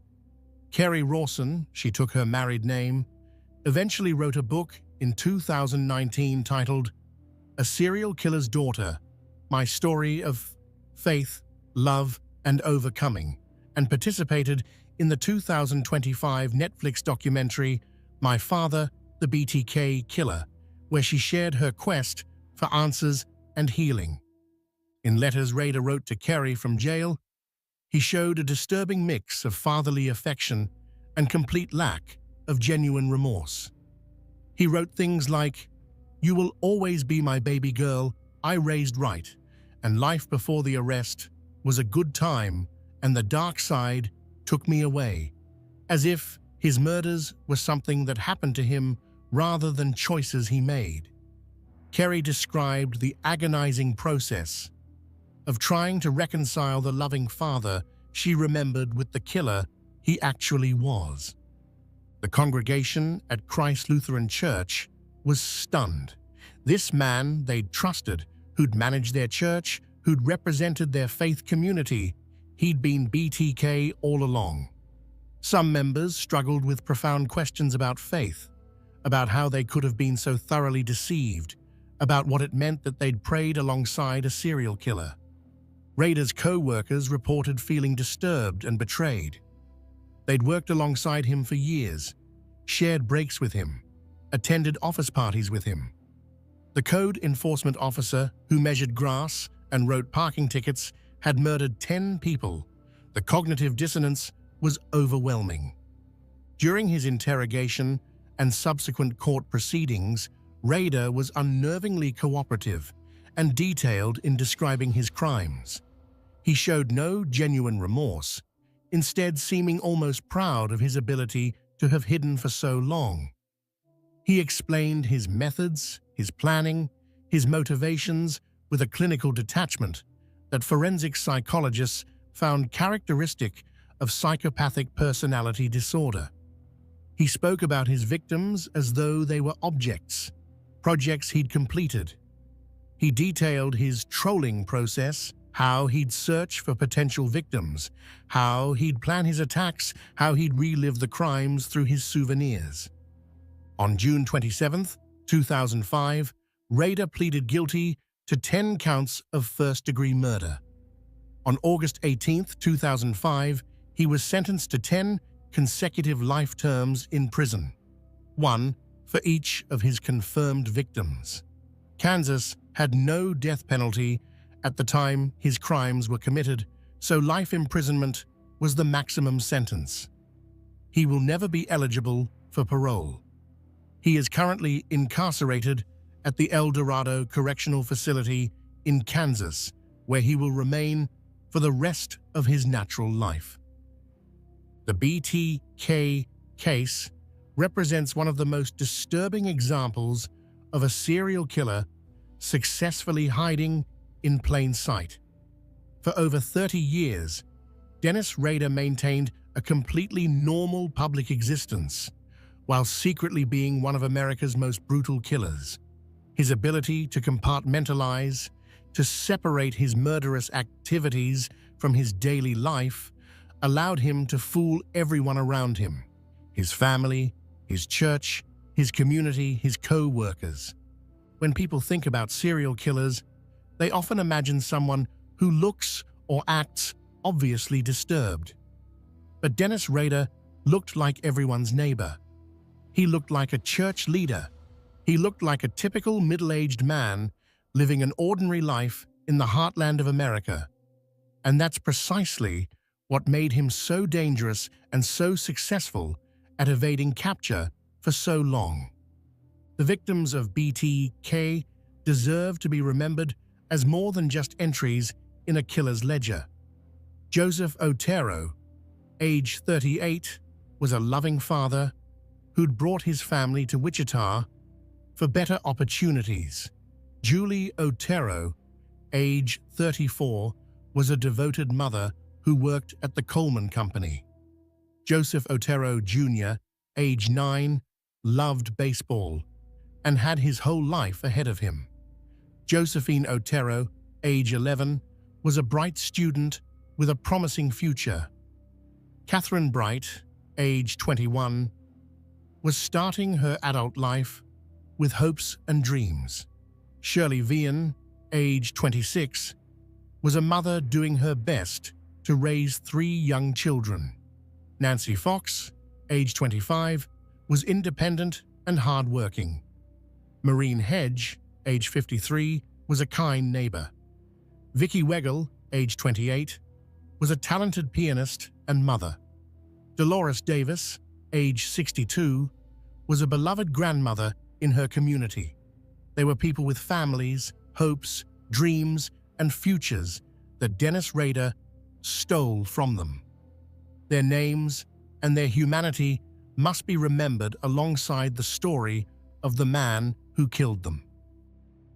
John Wayne Gacy, the killer clown, next door.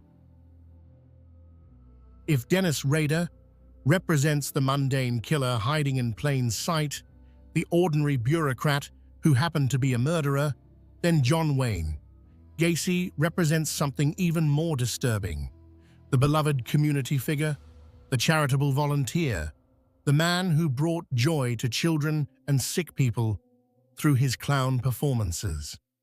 Gacy was popular, well-liked, and respected in his community.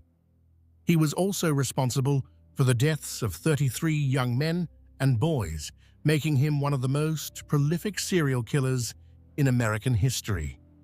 John Wayne Gacy was born on March 17, 1942, in Chicago, Illinois, the second of 3 children born to John Stanley Gacy and Marion Elaine Robinson. His childhood was marked by complexity and dysfunction, though like many serial killers, external observers might not have recognized the depth of problems within the family home. Gacy's father was an alcoholic who frequently abused his wife and children, both physically and verbally. Young John was often the target of his father's rage and disappointment. The elder Gacy belittled his son, calling him stupid and worthless, comparing him unfavorably to his sisters, and questioning his masculinity. He would beat John with a leather strap for real or perceived infractions. Psychological experts note that this abuse likely contributed to Gacy's later need to prove his worth and earn approval. Though many people experience childhood abuse without becoming killers, and abuse does not excuse or fully explain criminal behavior. Despite these difficulties, Gacy worked hard to present a normal exterior. He was involved in extracurricular activities at school, worked various jobs as a teenager to contribute to the family finances, and seemed to be making efforts to build a stable life. He struggled with health issues, including a heart condition that would cause him to be hospitalized multiple times during his youth and would later exempt him from military service during the Vietnam War era. In 1964, at age 22, Gacy married Marlyn Myers, whose father owned a chain of Kentucky Fried Chicken restaurants in Waterloo, Iowa. Gacy moved to Waterloo with his bride and began working for his father-in-law, managing one of the restaurants. He threw himself into community involvement, joining the JCs, the Junior Chamber of Commerce, a civic organization for young professionals, and quickly becoming known as an enthusiastic volunteer and hard worker. He was elected vice president of the Waterloo JCs chapter and was named outstanding vice president of the organization in Iowa.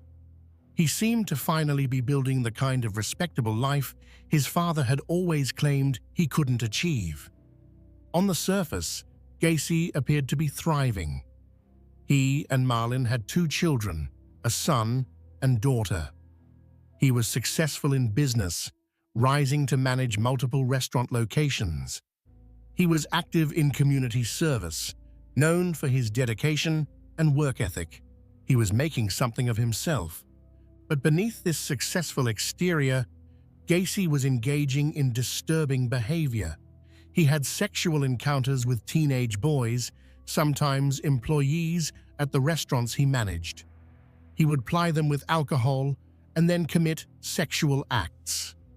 In 1968, one of these encounters led to criminal charges when a teenage boy, the son of a fellow JC's member, reported that Gacy had sexually assaulted him. When the case went to trial, Gacy was convicted of sodomy and sentenced to 10 years in prison at the Iowa State Reformatory.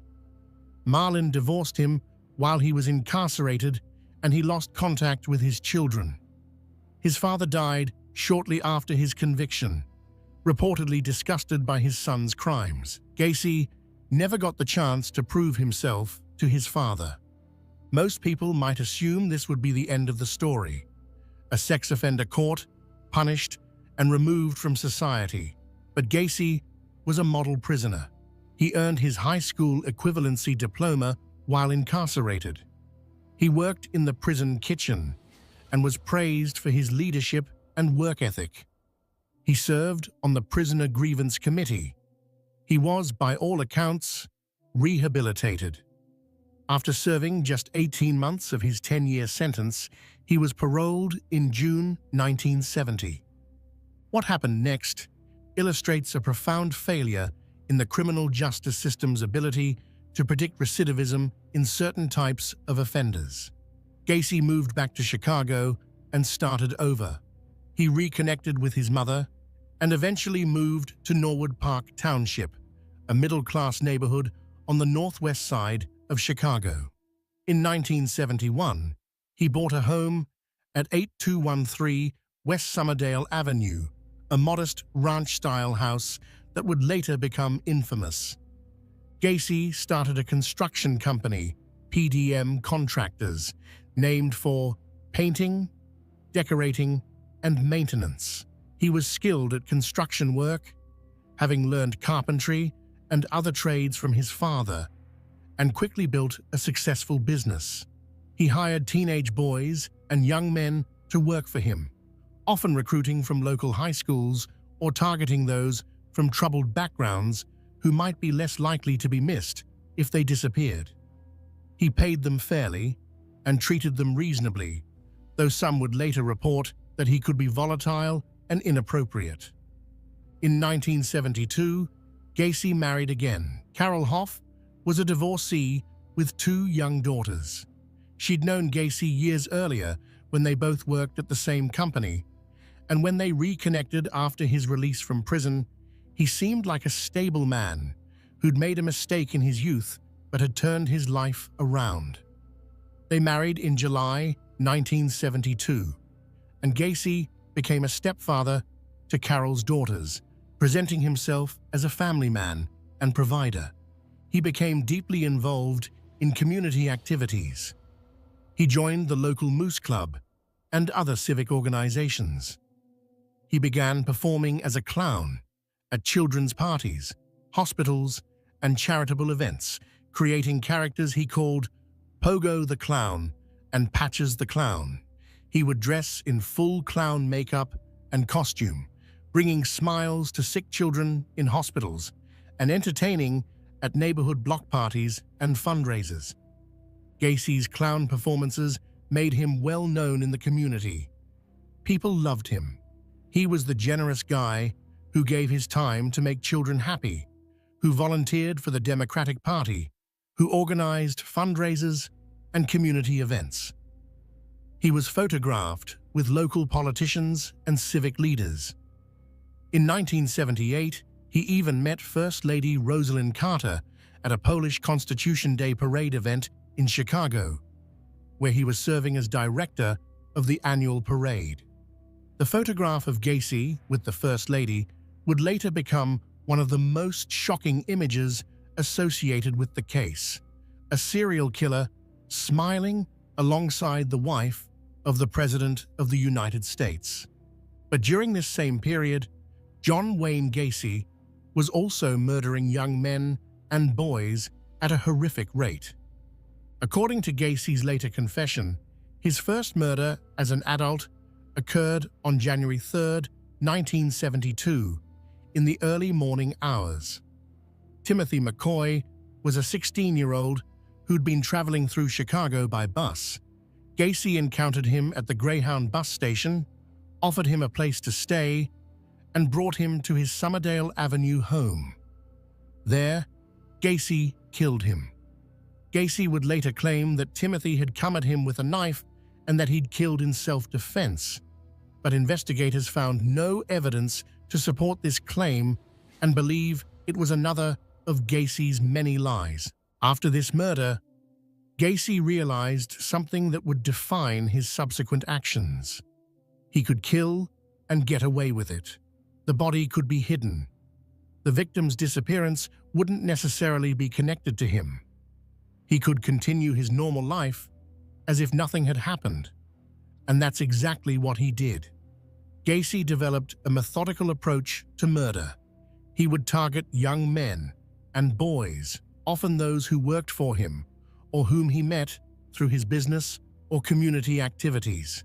He would lure them to his house under various pretexts, offering work, showing them something, providing a place to stay, or sometimes simply inviting them to drink or party. Once there, he would gain control of them through trickery, force, or by offering them alcohol or drugs. Gacy would then incapacitate his victims, often by using what he called his handcuff trick. He'd claim to be showing them a magic trick or illusion where he could escape from handcuffs and would get them to allow him to put the cuffs on them. Once the victim was restrained, Gacy's true nature would emerge. He would commit sexual assault and eventually kill them, most often through strangulation, using a rope or board twisted by a stick, a method called garroting. The methodical nature of his crimes stood in stark contrast to his public persona as a community leader and entertainer. After each murder, Gacy faced the problem of body disposal. His solution was grimly practical and horrifyingly simple. He buried them under his house. The crawl space beneath his home became a graveyard. As the years went on and the body count increased, Gacy would dig new graves in his crawl space, sometimes even stacking bodies or digging up old graves to make room for new victims. Eventually, when the crawl space became too full, Gacy began disposing of bodies in other ways. He threw 4 victims into the Des Plaines River, but for the most part, the bodies of his victims were buried beneath his home, decomposing just feet below where he lived his normal life, where he hosted parties, where his wife and stepdaughters slept. During the period from 1972 to 1978, while Gacy was actively killing, his public life continued seemingly without any disruption. He entertained at parties as Pogo the Clown, bringing joy to children at birthday parties and hospital wards. He ran his successful construction business, completing jobs professionally and earning a good reputation. He supervised employees, attended political events, volunteered for community causes. He was, to all external appearances, a successful, generous, community-minded citizen. His wife, Carol, did eventually become suspicious of Gacy's behavior, though not of murder. She noticed strange smells in the house. Gacy blamed it on moisture in the crawl space or problems with the plumbing. She noticed his strange hours, his volatile mood swings, and the fact that their sexual relationship had essentially ceased. She also discovered pornographic materials featuring young men hidden in the house. In March 1976, Carol and Gacy divorced, with Carol taking her daughters and leaving. Years later, she would express her relief that her daughters had not been harmed and her horror at discovering who Gacy truly was. She would say that she had no idea about the murders, and investigators found no evidence that she did. After the divorce, with no family living in the house with him, Gacy's killing accelerated. Without a wife to explain things to or hide things from, he had more freedom to act on his violent urges. The bodies continued to accumulate beneath his home, yet he continued his community involvement unabated. Gacy hosted elaborate annual summer parties at his home, inviting neighbors, political figures, business associates. These parties became well known in the neighborhood, with people looking forward to them each year. Guests would stand on the lawn, eating and drinking, socializing and laughing, with 29 bodies buried just below their feet. The cognitive dissonance of this the friendly party happening literally above a mass grave, is almost incomprehensible. Neighbors on Summerdale Avenue thought Gacy was a bit odd. He could be volatile, and there were sometimes unpleasant smells around his property. Some young men were seen coming and going at odd hours, but mostly they saw him as a helpful neighbor, someone who'd plow snow from driveways or help with home repairs. He was familiar. He was part of the community. He certainly wasn't a serial killer. The investigation that would eventually catch Gacy began not with any of his earlier victims, but with his last. On December 11, 1978, 15-year-old Robert Piest told his mother he was going to meet with a contractor about a potential summer job. The contractor was John Wayne Gacy, who'd come into the pharmacy where Robert's mother worked to discuss a remodeling project. Robert was excited about the opportunity. He never came home. Robert's mother immediately reported him missing and mentioned that he'd been going to meet with Gacy. Unlike many of Gacy's previous victims, young men from troubled backgrounds, drifters, runaways, or those who might not be immediately missed, Robert Piest was a well-cared-for teenager from a stable, loving family. His disappearance was taken seriously from the beginning, and police quickly began investigating Gacy. What they found was disturbing. Gacy had a criminal history, the 1968 conviction for sexual assault in Iowa. He'd been in prison. He was on parole that he shouldn't have even been off of yet, and now a teenage boy had disappeared after going to meet him. Investigators began surveillance on Gacy and started looking deeper into his background. They discovered that several young men who'd worked for PDM contractors had disappeared over the years. On December 21, 1978, after obtaining a search warrant based on the mounting evidence, police searched Gacy's home. What they found there would shock the nation. The smell of decomposition was overwhelming. Investigators began searching the crawl space and discovered human remains. As the excavation continued over the following days, more and more bodies were found. Eventually, 26 bodies were recovered from the crawl space, and 3 more were found buried in other areas on the property. 4 bodies that Gacy had disposed of in the Des Plaines River were also eventually identified, bringing the total known victim count to 33. On December 22, 1978, John Wayne Gacy confessed to the murders. He did so in a relatively matter-of-fact manner, providing details about his methods, his burial sites, and his victims.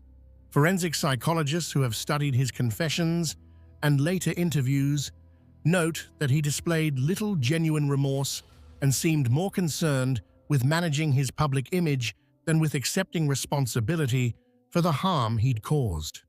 The revelation that John Wayne Gacy, Pogo the Clown, community volunteer, successful businessman, was responsible for 33 murders shocked the Chicago area and the nation. People who'd known him, who'd attended his parties, who'd hired him for work, who'd had their children entertained by his clown performances, struggled to reconcile the man they knew with the brutal killer he'd been revealed to be. The excavation of Gacy's home became a media spectacle. News crews broadcast images of investigators digging up bodies from beneath the house. The Summerdale Avenue address became infamous. Neighbors gathered behind police tape, trying to comprehend how such horror had existed right next door to them. The trial began on February 6, 1980. Gacy's defense attempted to argue that he was insane, that he suffered from multiple personality disorder, that he couldn't have been responsible for his actions. His lawyers presented psychiatric testimony suggesting that another personality named Jack Hanley had committed the murders while Gacy was unaware. But the prosecution presented overwhelming evidence of premeditation, planning, and rational behavior surrounding the murders. The prosecution argued that Gacy knew exactly what he was doing, that he was organized and calculating, and that he made conscious choices to kill repeatedly. The jury deliberated for less than 2 hours before finding Gacy guilty on all 33 counts of murder. On March 13, 1980, he was sentenced to death for 12 of the murders. He would spend the next 14 years on death row, during which time he gave numerous interviews, painted pictures, some of clowns, which would later be sold or destroyed, and continued to maintain his innocence despite his earlier confession. John Wayne Gacy was executed by lethal injection at Stateville Correctional Center in Crestwood, Illinois, on May 10, 1994, at 12:58 a.m. He was 52 years old. His last words were reported to be "kiss my ass." Even in death, he showed no genuine remorse for his crimes. Outside the prison, crowds gathered, some celebrating, some protesting the death penalty. His execution was seen by many as justice finally served for the 33 young men and boys whose lives he'd taken. After Gacy's execution, his house on Summerdale Avenue was demolished in April 1979, shortly after the bodies were removed.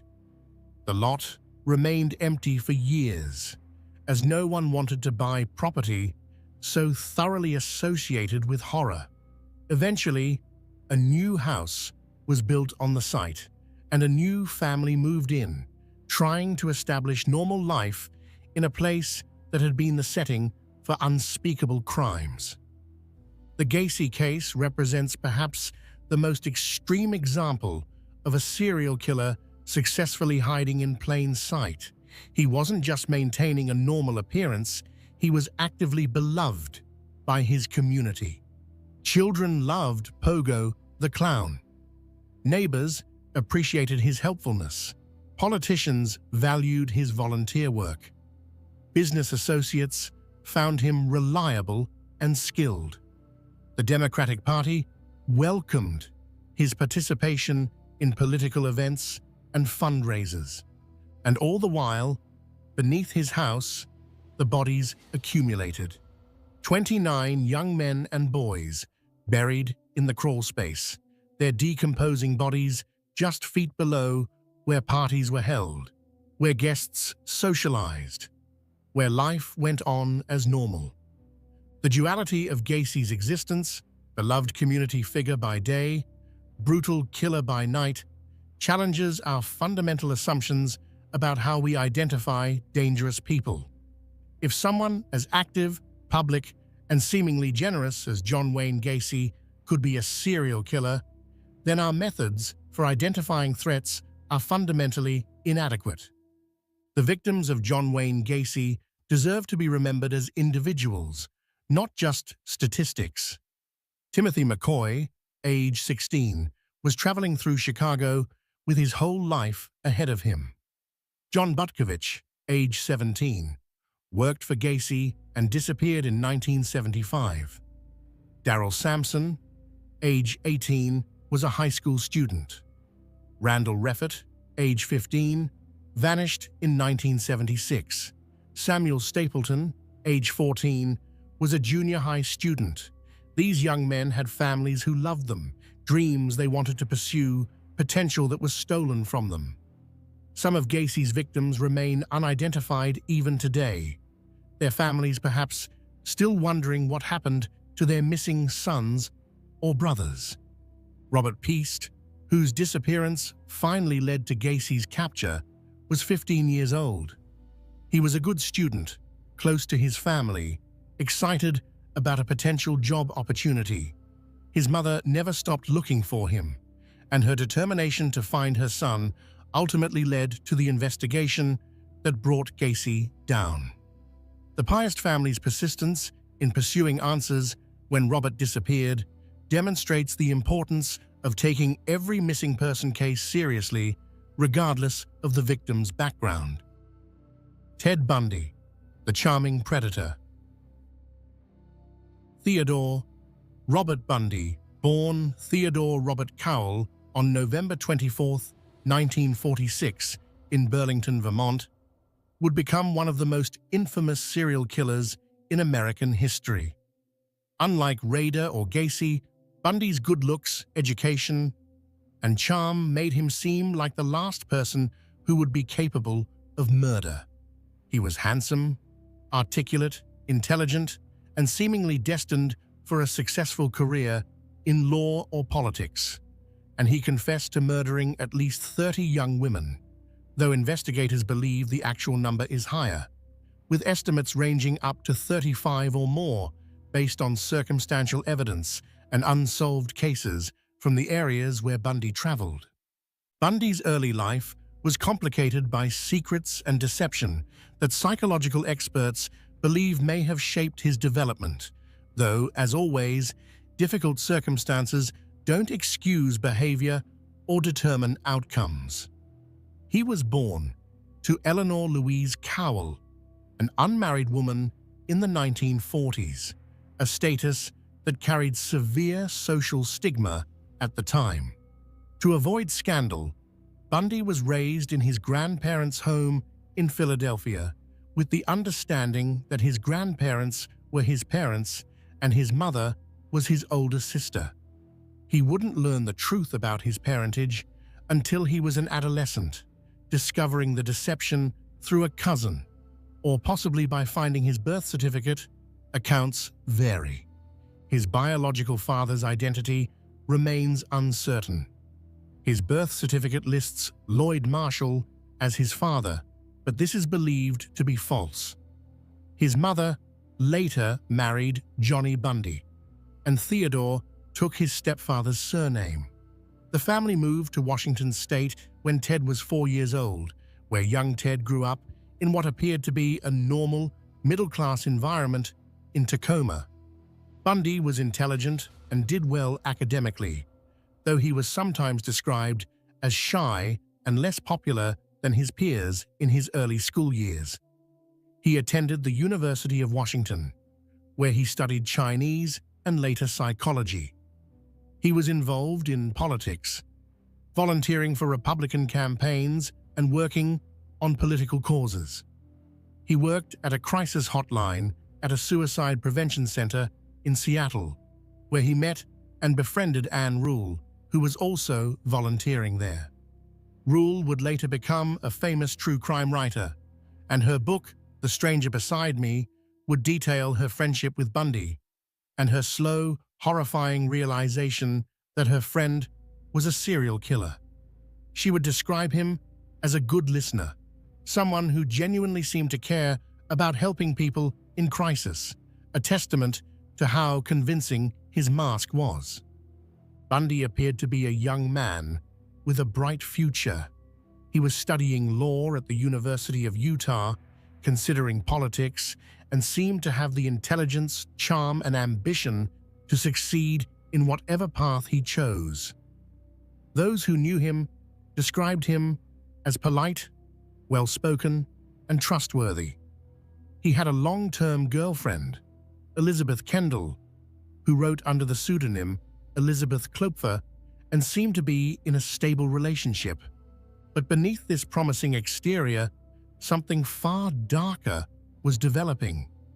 During his college years, Bundy became involved in a relationship with a woman from a wealthy California family. Various sources refer to her by different names, including Stephanie Brooks and Diane Edwards. She was beautiful, sophisticated, and came from a privileged background.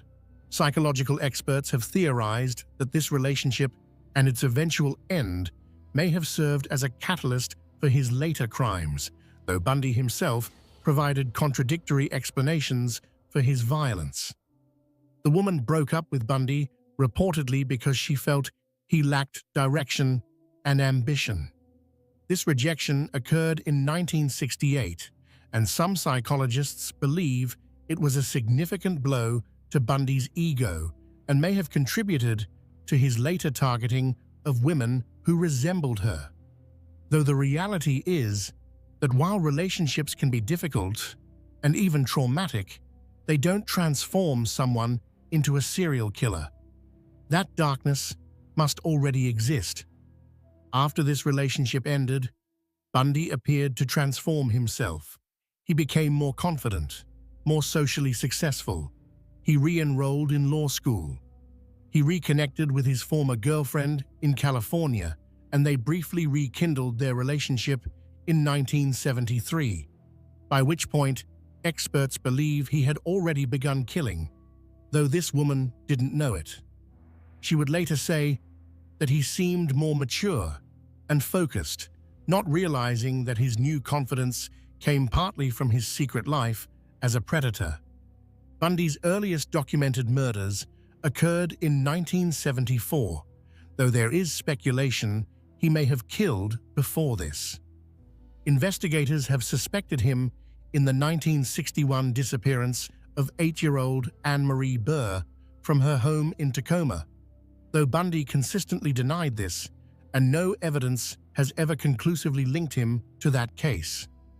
What is certain is that by 1974, Bundy had begun a murder spree that would span multiple states and claim at least 30 confirmed victims. He developed a method that became his trademark. He would approach young women in public places, often college campuses or parks, pretending to be injured or in need of help. He might wear a fake cast on his arm or leg, or use crutches and ask for assistance, carrying books or loading items into his Volkswagen Beetle. The cast or injury made him seem harmless, even vulnerable. Once the woman was near his vehicle and distracted, he would incapacitate her, sometimes by hitting her with a crowbar or tire iron that he had hidden, force her into the car, and drive to a remote location where he would assault and kill her. Bundy typically targeted young women with long, dark hair parted in the middle, a look similar to his former girlfriend from California. Psychological analysts have theorized that Bundy was symbolically murdering this woman over and over, though this remains speculation rather than confirmed fact, and Bundy himself gave different explanations at different times. Between 1974 and 1978, Bundy is confirmed to have killed at least 30 women across Washington, Oregon, Utah, Colorado, Idaho, and Florida.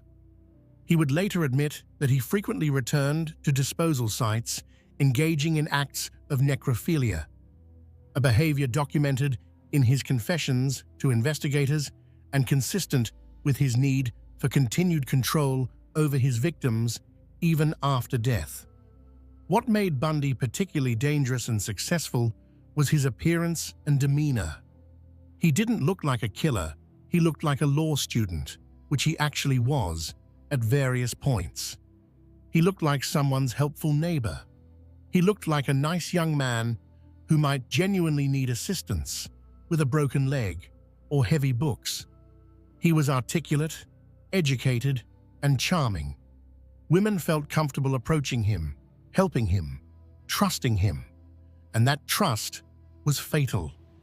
Some of Bundy's victims from the Washington and Oregon period in 1974 included Linda Ann Healy, a 21-year-old psychology student who disappeared from her basement bedroom, leaving behind a blood-soaked pillow and nightgown.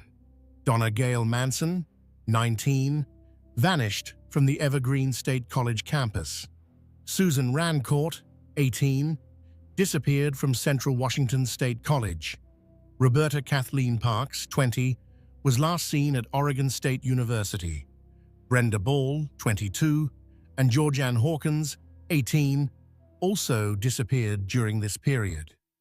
In July 1974, in one of Bundy's most brazen acts, he abducted 2 women, Janice Ott, 23, and Denise Nasland, 19, from Lake Sammamish State Park in broad daylight on the same afternoon, approaching them separately in front of witnesses and using the name Ted, while asking for help with his sailboat.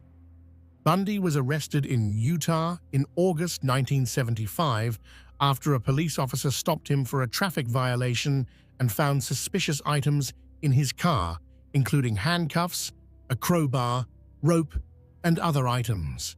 This led to his identification as a suspect in several disappearances.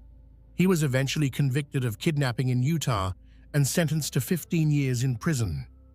But in 1977, while being held in Colorado to face murder charges there, Bundy engineered a dramatic escape by jumping out of a courthouse window during a court recess.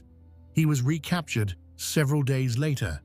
Then, in December 1977, he escaped again, this time from his jail cell, and made his way to Florida. In Florida, on January 15, 1978, Bundy attacked the Chi Omega sorority house at Florida State University in Tallahassee, committing what would be his most brutal and frenzied attack. He entered the sorority house around 3 a.m. and attacked 4 women in rapid succession. He killed Margaret Bowman, 21, and Lisa Levy, 20, and severely injured 2 other women who survived. The attack was savage and showed a loss of the control that had characterized his earlier crimes. 3 weeks later, on February 9, 1978, he abducted and murdered 12-year-old Kimberly Leach, taking her from her junior high school in Lake City, Florida. He was finally captured in Pensacola, Florida, on February 15, 1978, after a police officer recognized him from wanted posters and pulled him over for driving a stolen vehicle.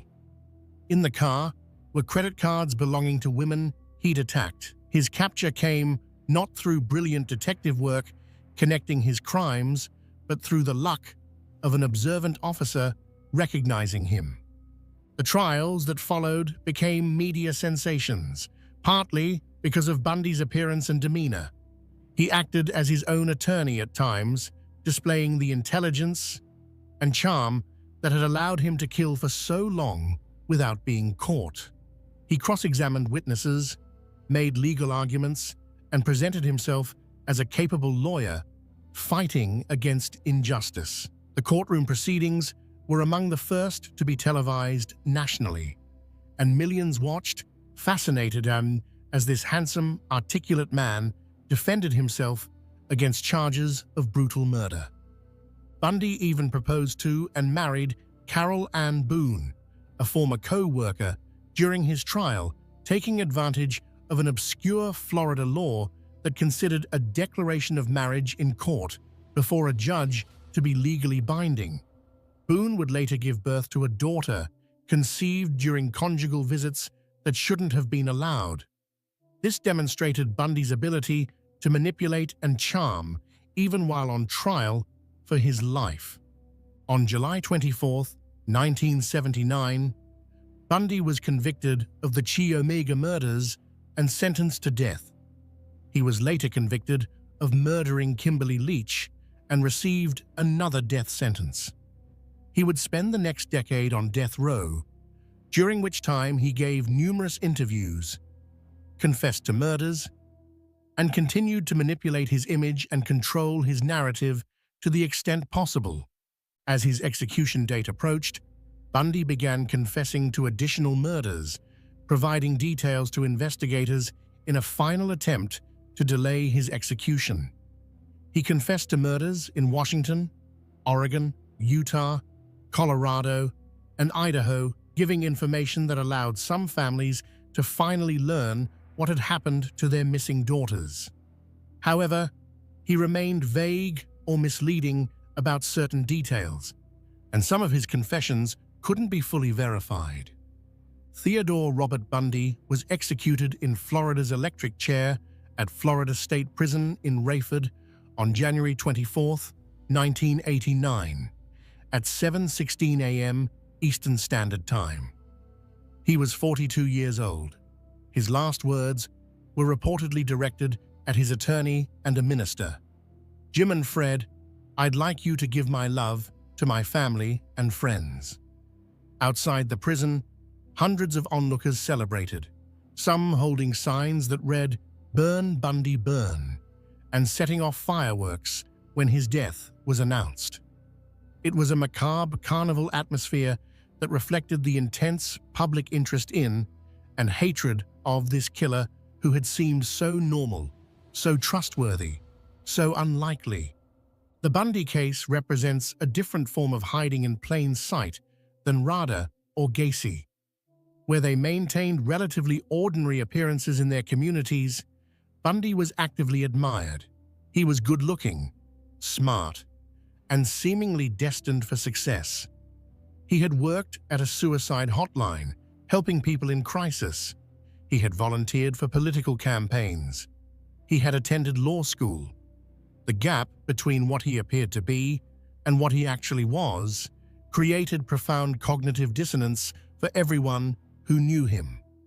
Anne Rule, who had worked alongside him at the crisis hotline, struggled to reconcile the friendly, helpful young man she'd known with the brutal killer he was revealed to be. She would write about this struggle in The Stranger Beside Me, describing how long it took her to accept that her friend Ted was capable of such horrific crimes. She would eventually come to see him as a sadistic sociopath who took pleasure from another human's pain and the control he had over his victims to the point of death and even after. Bundy's former girlfriends, including Elizabeth Kendall, described a charming, attentive partner who seemed incapable of violence. Yet Kendall also noted moments when something seemed off, times when Ted's mask slipped slightly, revealing brief glimpses of the predator beneath. She eventually reported him to police as a possible suspect, though her report was initially dismissed because Bundy seemed so unlikely as a killer.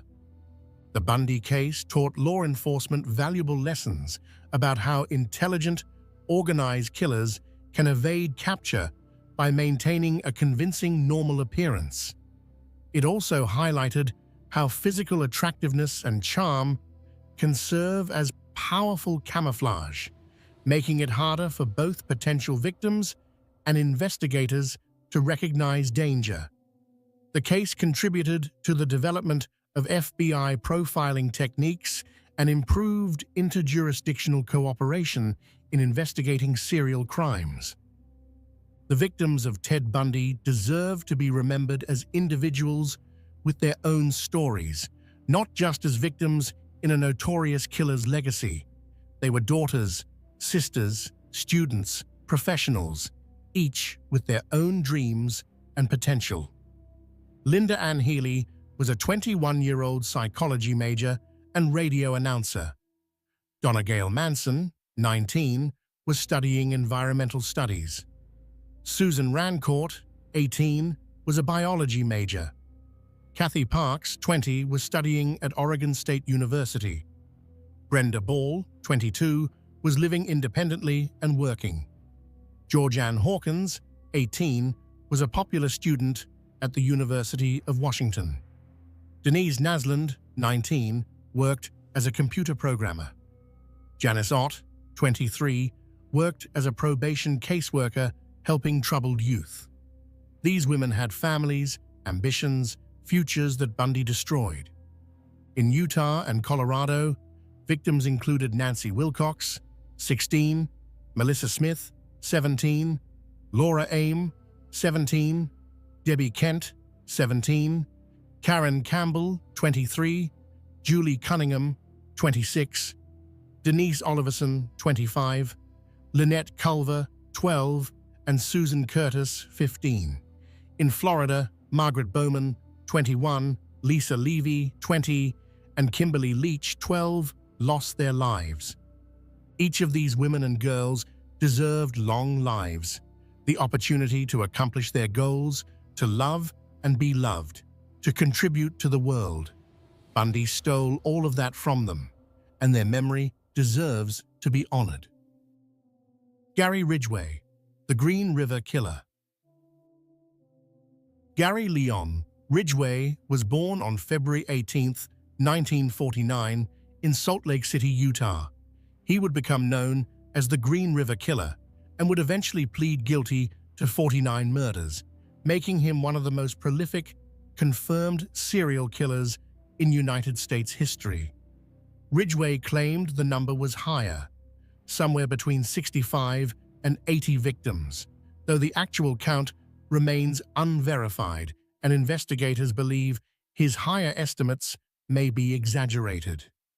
What makes Ridgway's case particularly relevant to our discussion is how utterly ordinary he was, how completely he blended into normal working-class life while committing horrific crimes for over 2 decades. Ridgway grew up in what became SeaTac, Washington, near Seattle. His childhood was marked by dysfunction and difficulty. His mother was reportedly domineering and had a volatile relationship with young Gary. He struggled in school, with an IQ measured around 82, placing him in the dull normal range of intelligence. He had difficulty with reading and often felt inadequate compared to his peers. He wet the bed until his teens, which his mother reportedly humiliated him about, making him wash his own sheets, and sometimes punishing him publicly. He graduated from high school with poor grades.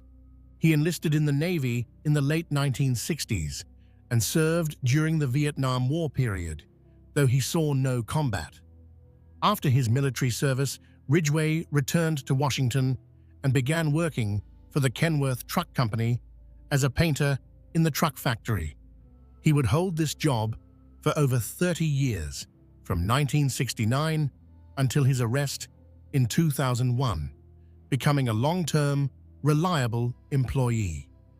Co-workers described him as quiet, somewhat slow, but dependable. He showed up on time, did his job, and didn't cause trouble.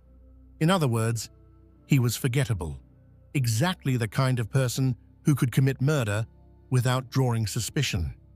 Ridgway was married 3 times during his killing years. His first marriage to Claudia Barrows lasted from 1970 to 1972. His second marriage to Marcia Brown lasted from 1973 to 1981. His wives knew him as a man with a strong sex drive and some unusual habits, but nothing that clearly suggested he was a murderer. His second wife, Marcia, would later describe finding unusual items in their home, women's jewelry and clothing that didn't belong to her, but she'd convinced herself there must be innocent explanations. His third wife, Judith Mawson, whom he married in 1988, claimed she had no suspicions until his arrest. Judith would later write a book about her experience, describing a man who seemed devoted to her, who read the Bible with her, who appeared to be a normal husband. She stated that she didn't watch the news and wasn't aware of the Green River Killer case, despite living in the area where it was occurring. When Ridgway was arrested in 2001, Judith was completely shocked, unable to reconcile the man she'd lived with for over a decade with the serial killer he actually was. Ridgway attended church regularly and read the Bible frequently. He would later admit that his religious practices were part of his attempt to control his urges to kill, though they were unsuccessful. He also admitted that he sometimes cried after killing because he knew what he was doing was wrong, yet he couldn't stop himself. This admission, however, should be viewed skeptically. Many serial killers claim remorse or lack of control when it serves their interests. Ridgway targeted sex workers and vulnerable young women, many of them runaways or those struggling with addiction. He would pick them up along the Pacific Highway South, also known as the SeaTac Strip, an area known for prostitution, near the Seattle-Tacoma International Airport. Ridgway claimed that he targeted sex workers because, in his words, he both desired and despised them. He stated that he knew they would be easy victims because they got into cars with strangers. They might not be immediately reported missing, and their cases might not be investigated as vigorously as other missing persons. Experts note, this explanation is self-serving and designed to make his crimes seem calculated rather than revealing any genuine emotional complexity. His method was brutally simple and consistent. He would pick up women, often engaging their services as a prostitute, take them to secluded areas, sometimes his home, his truck, or wooded locations, and kill them, usually through strangulation. He preferred to use his hands or a ligature, maintaining physical contact and control throughout the murder. After killing them, he would dispose of their bodies in wooded areas around King County, often in clusters, returning later to have sex with the decomposing remains. The desecration of his victims' bodies revealed the depth of his depravity and his need for control that extended even beyond death. The first victims attributed to the Green River Killer were found in 1982. Between July and August of that year, 5 bodies were discovered in or near the Green River in King County, Washington, giving the killer his nickname. The bodies of Wendy Lee Caulfield, 16, Deborah Lynn Bonner, 23, Marsha Faye Chapman, 31, Opal Charmaine Mills, 16, and Cynthia Jean Hines, 17, were all found in the river or on its banks during this period. Over the next several years, more bodies were discovered in wooded areas around Seattle, and the body count continued to rise. Clusters of remains were found in areas like Star Lake, the SeaTac Airport vicinity, and along Highway 18 and Interstate 90. The pattern suggested a single killer who was very familiar with the area and was methodically disposing of bodies in locations where they would be found eventually, but not immediately. The Green River Task Force was established in 1984 to investigate the killings. At its peak, it was one of the largest serial killer investigations in American history, with dozens of detectives working full-time on the case. They interviewed thousands of suspects, including Gary Ridgway. Ridgway first came to police attention in 1982 when he was stopped by police while he was in his truck with a sex worker. This was noted but didn't lead to arrest. In 1983, the boyfriend of victim Marie Malvar followed a truck he believed had picked her up to a house in Des Moines, Washington, Ridgway's house. Police questioned Ridgway, but he denied involvement. In 1984, investigators gave Ridgway a polygraph test regarding the murders. He passed the test, and investigators moved on to other suspects. This false negative on the polygraph test would prove to be a critical error that allowed Ridgway to continue killing for years. In 1987, investigators collected a saliva sample from Ridgway as part of their investigation, but DNA technology at the time wasn't advanced enough to make use of it effectively. The sample sat in evidence for years while Ridgway continued to kill. Ridgway's killing slowed significantly after he married his third wife, Judith, in 1988. He would later claim that he truly loved Judith and that his marriage to her reduced his violent urges. Of his 49 confirmed victims, only 3 were killed after his marriage to Judith. Whether this was due to emotional factors, increased difficulty in hiding his activities from a spouse, or simply the natural progression of his aging and declining drive, remains unclear. By the late 1990s, the Green River killings had apparently stopped. The task force was reduced in size. The case went cold. But advances in DNA technology would eventually break it open. In 2001, Detective Dave Reichert, who had been involved in the Green River case since the beginning and had risen to become Sheriff of King County, ordered a review of old evidence using new DNA techniques. They tested the saliva sample taken from Ridgway in 1987 against DNA collected from 4 of the earliest Green River Killer victims: Opal Mills, Marsha Chapman, Cynthia Hines, and Carol Christensen. The DNA was a match. On November 30th, 2001, Gary Ridgway was arrested at his workplace at Kenworth Truck Company, where he'd worked for over 30 years. Co-workers were shocked. This quiet, unremarkable man they'd worked alongside for decades was the Green River Killer? It seemed impossible. Ridgway had always been so normal, so ordinary, so forgettable. During interrogation, faced with overwhelming DNA evidence, Ridgway began to confess. Over several months of interviews with investigators, he would eventually provide detailed information about 48 murders. In exchange for avoiding the death penalty, Ridgway agreed to plead guilty to all murders for which he could provide verifiable information and to help investigators locate remaining victims and bring closure to families. The confession tapes are chilling in their matter-of-fact tone.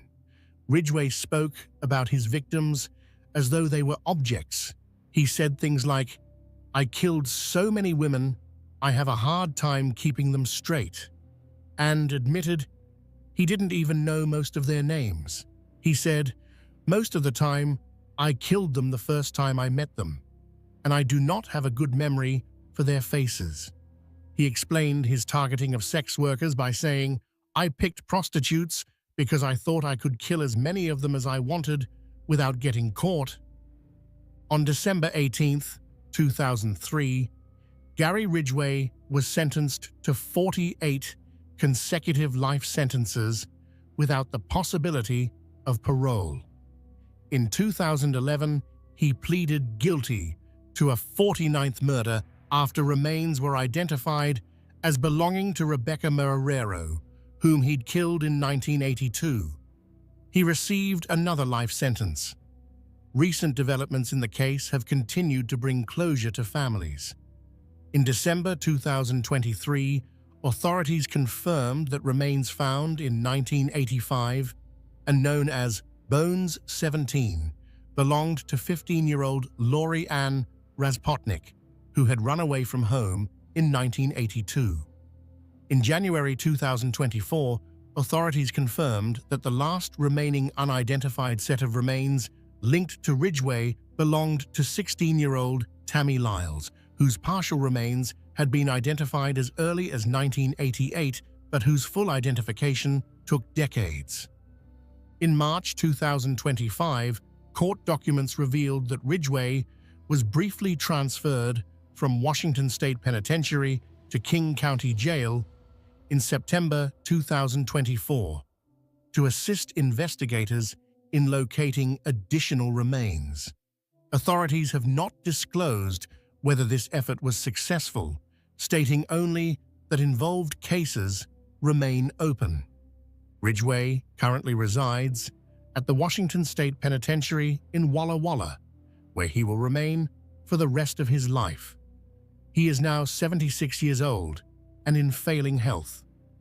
The Ridgway case illustrates how a killer who is completely unremarkable, even somewhat slow and unimpressive, can successfully evade capture for decades. Ridgway wasn't charming like Bundy. He wasn't active in his community like Gacy or Rader. He was simply ordinary to the point of being forgettable. He went to work, came home, lived a quiet life. And that ordinariness was itself a form of camouflage that allowed him to kill at least 49 women over 2 decades.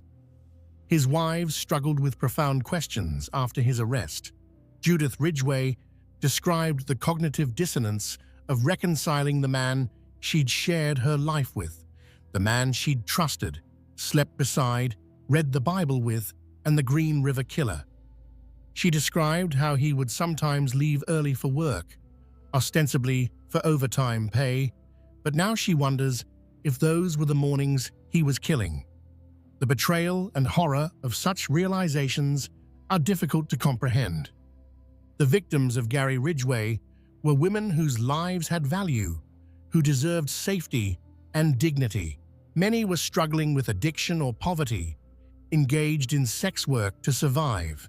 Their vulnerability didn't make their lives less valuable. It made their murders all the more tragic because they were already in difficult circumstances and deserved help, not violence. Wendy Lee Caulfield was 16 years old, a runaway who could have been helped, who could have gotten her life back on track. Giselle Lovvorn was 19. Deborah Bonner was 23. Marcia Chapman was 31 and a mother. These women had families who loved them, who reported them missing, who never stopped looking for them. Many of Ridgway's victims were teenagers.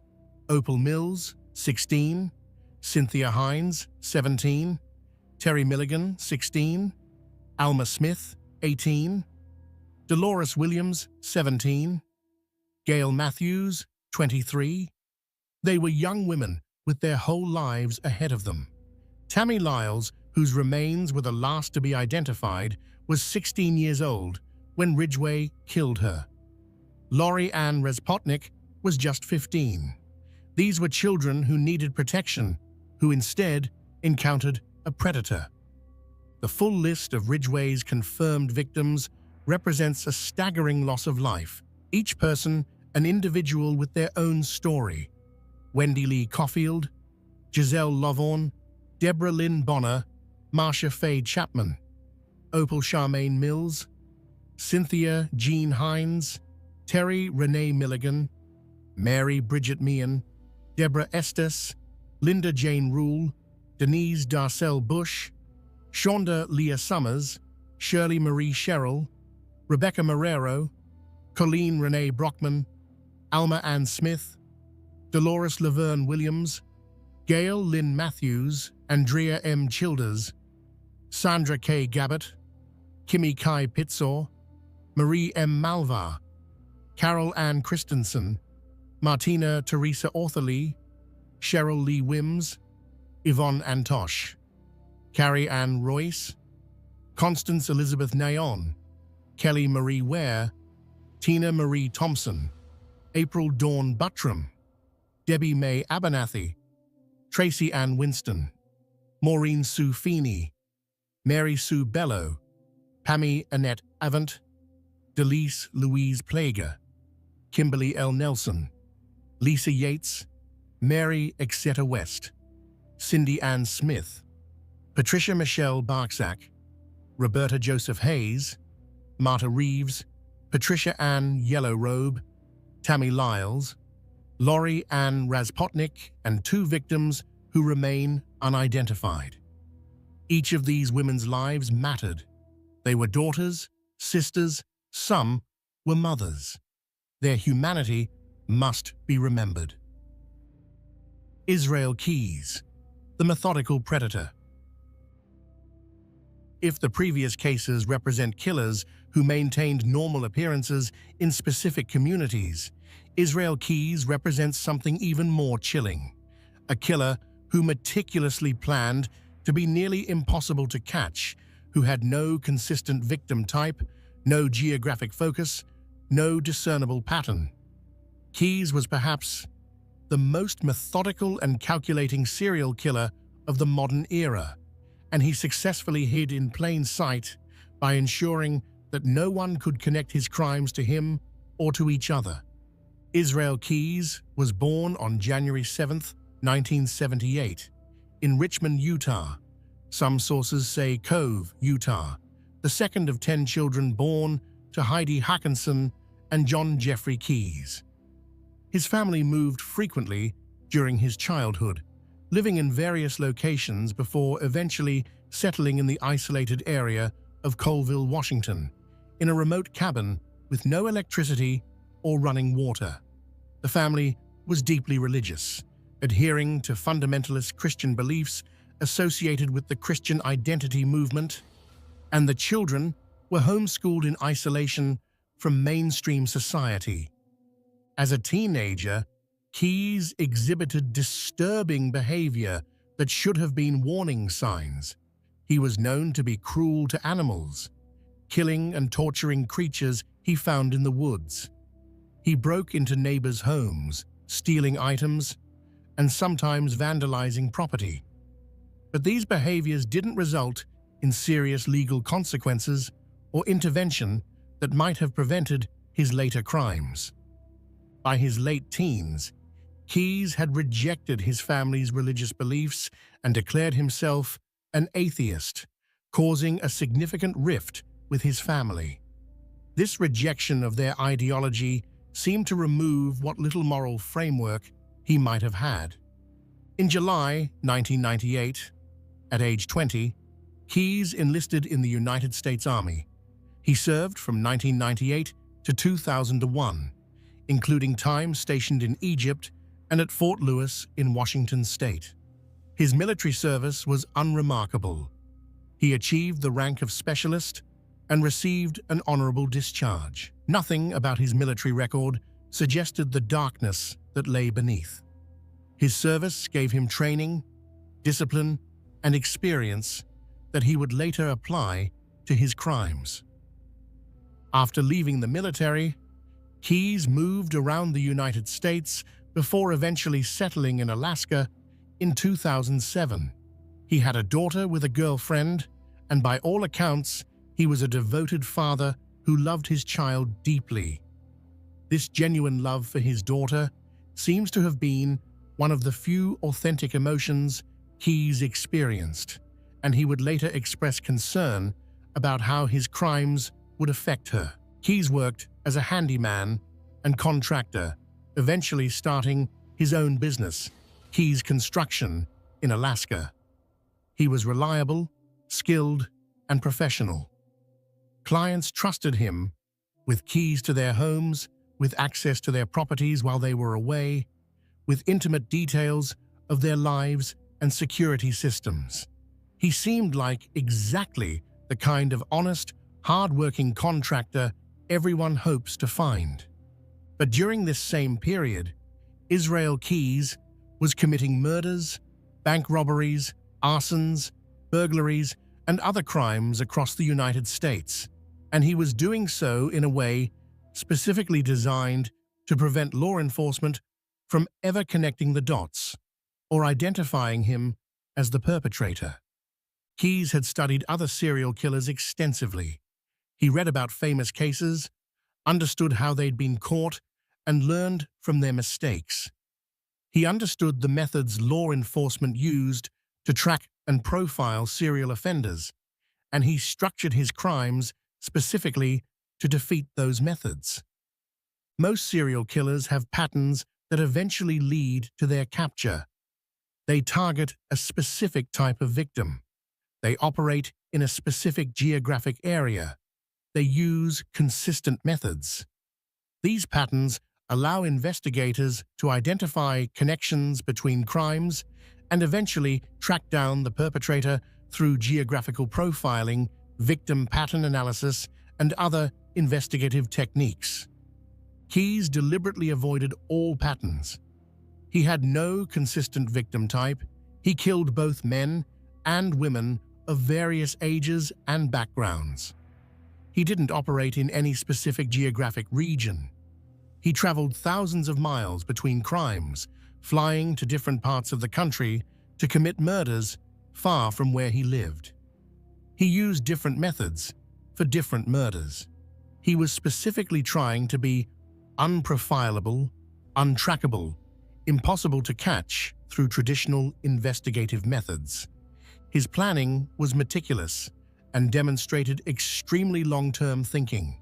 Years before committing murders, Keyes would travel to different parts of the country and bury kill kits in remote locations.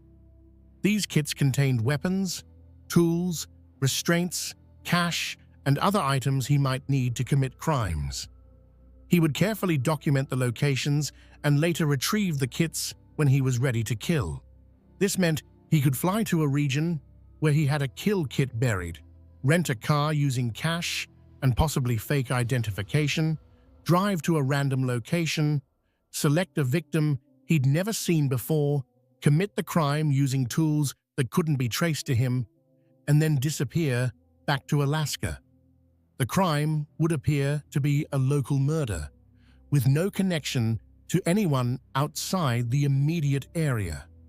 Keyes funded these activities through bank robberies, which he committed with the same calculated approach, traveling far from home, targeting small banks with poor security, taking enough money to fund his activities, but not enough to trigger major federal investigations. Investigators believe Keyes killed at least 8 people, though he hinted at more, and the actual number remains unknown. His confirmed victims include Bill and Lorraine Currier of Vermont, whom he murdered in June 2011, and Samantha Koenig of Alaska, whom he abducted and killed in February 2012. The Currier murder